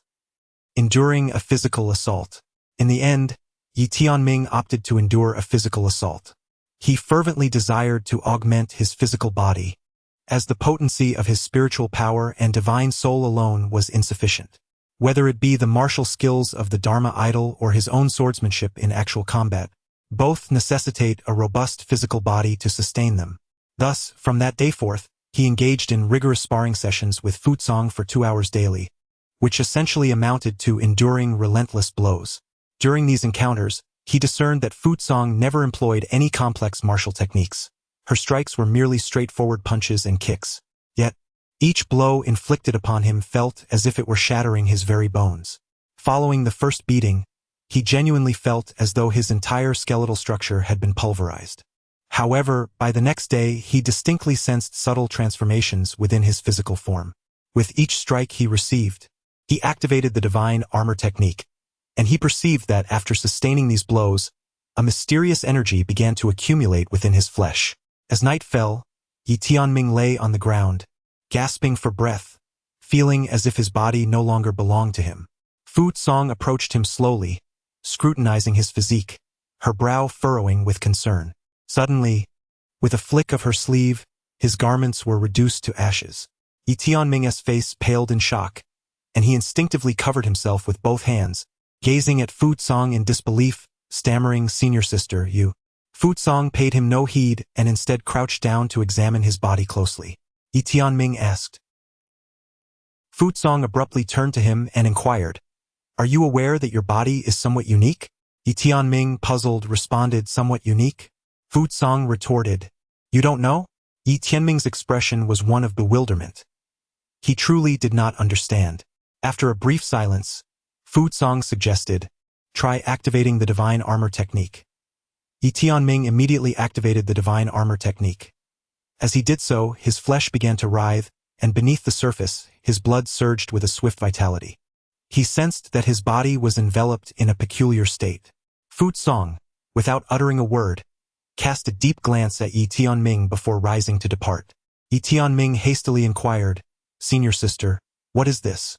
Fu Song replied, "We shall visit the observation realm tomorrow." Yi Tianming felt perplexed and asked, "Master, is there something unique about my physique?" The little tower responded, "Perhaps." Yi Tianming pondered. The little tower continued, "Your mother possesses a rather unique constitution, thus you must have inherited certain peculiar traits from her. Ultimately, it bears little significance. What you need to focus on is diligent cultivation, and that alone suffices." Yi Tianming nodded, understanding. After resting for an hour, he rose and returned to the extraordinary sanctuary, where he began to condense his Dharma form, allowing it to wield various powerful martial techniques along with his own swordsmanship. In truth, during his sparring with Fu Song, he had not truly exerted his full strength. He believed that if he were to simultaneously harness the powers of the earth's veins and the celestial bodies to condense his Dharma form, and then employ both forms to execute the combined celestial/sword technique, he might stand a chance against Fu Song. However, he lacked confidence in victory, fully aware that his senior sister undoubtedly possessed formidable hidden strengths. At present, he focused on condensing the celestial Dharma form, as it was newly acquired and not yet fully refined. Furthermore, he needed to master the dual application of the celestial/sword technique with both forms. After a night of diligent cultivation, he successfully merged the two manifestations to execute the combined technique of the celestial/.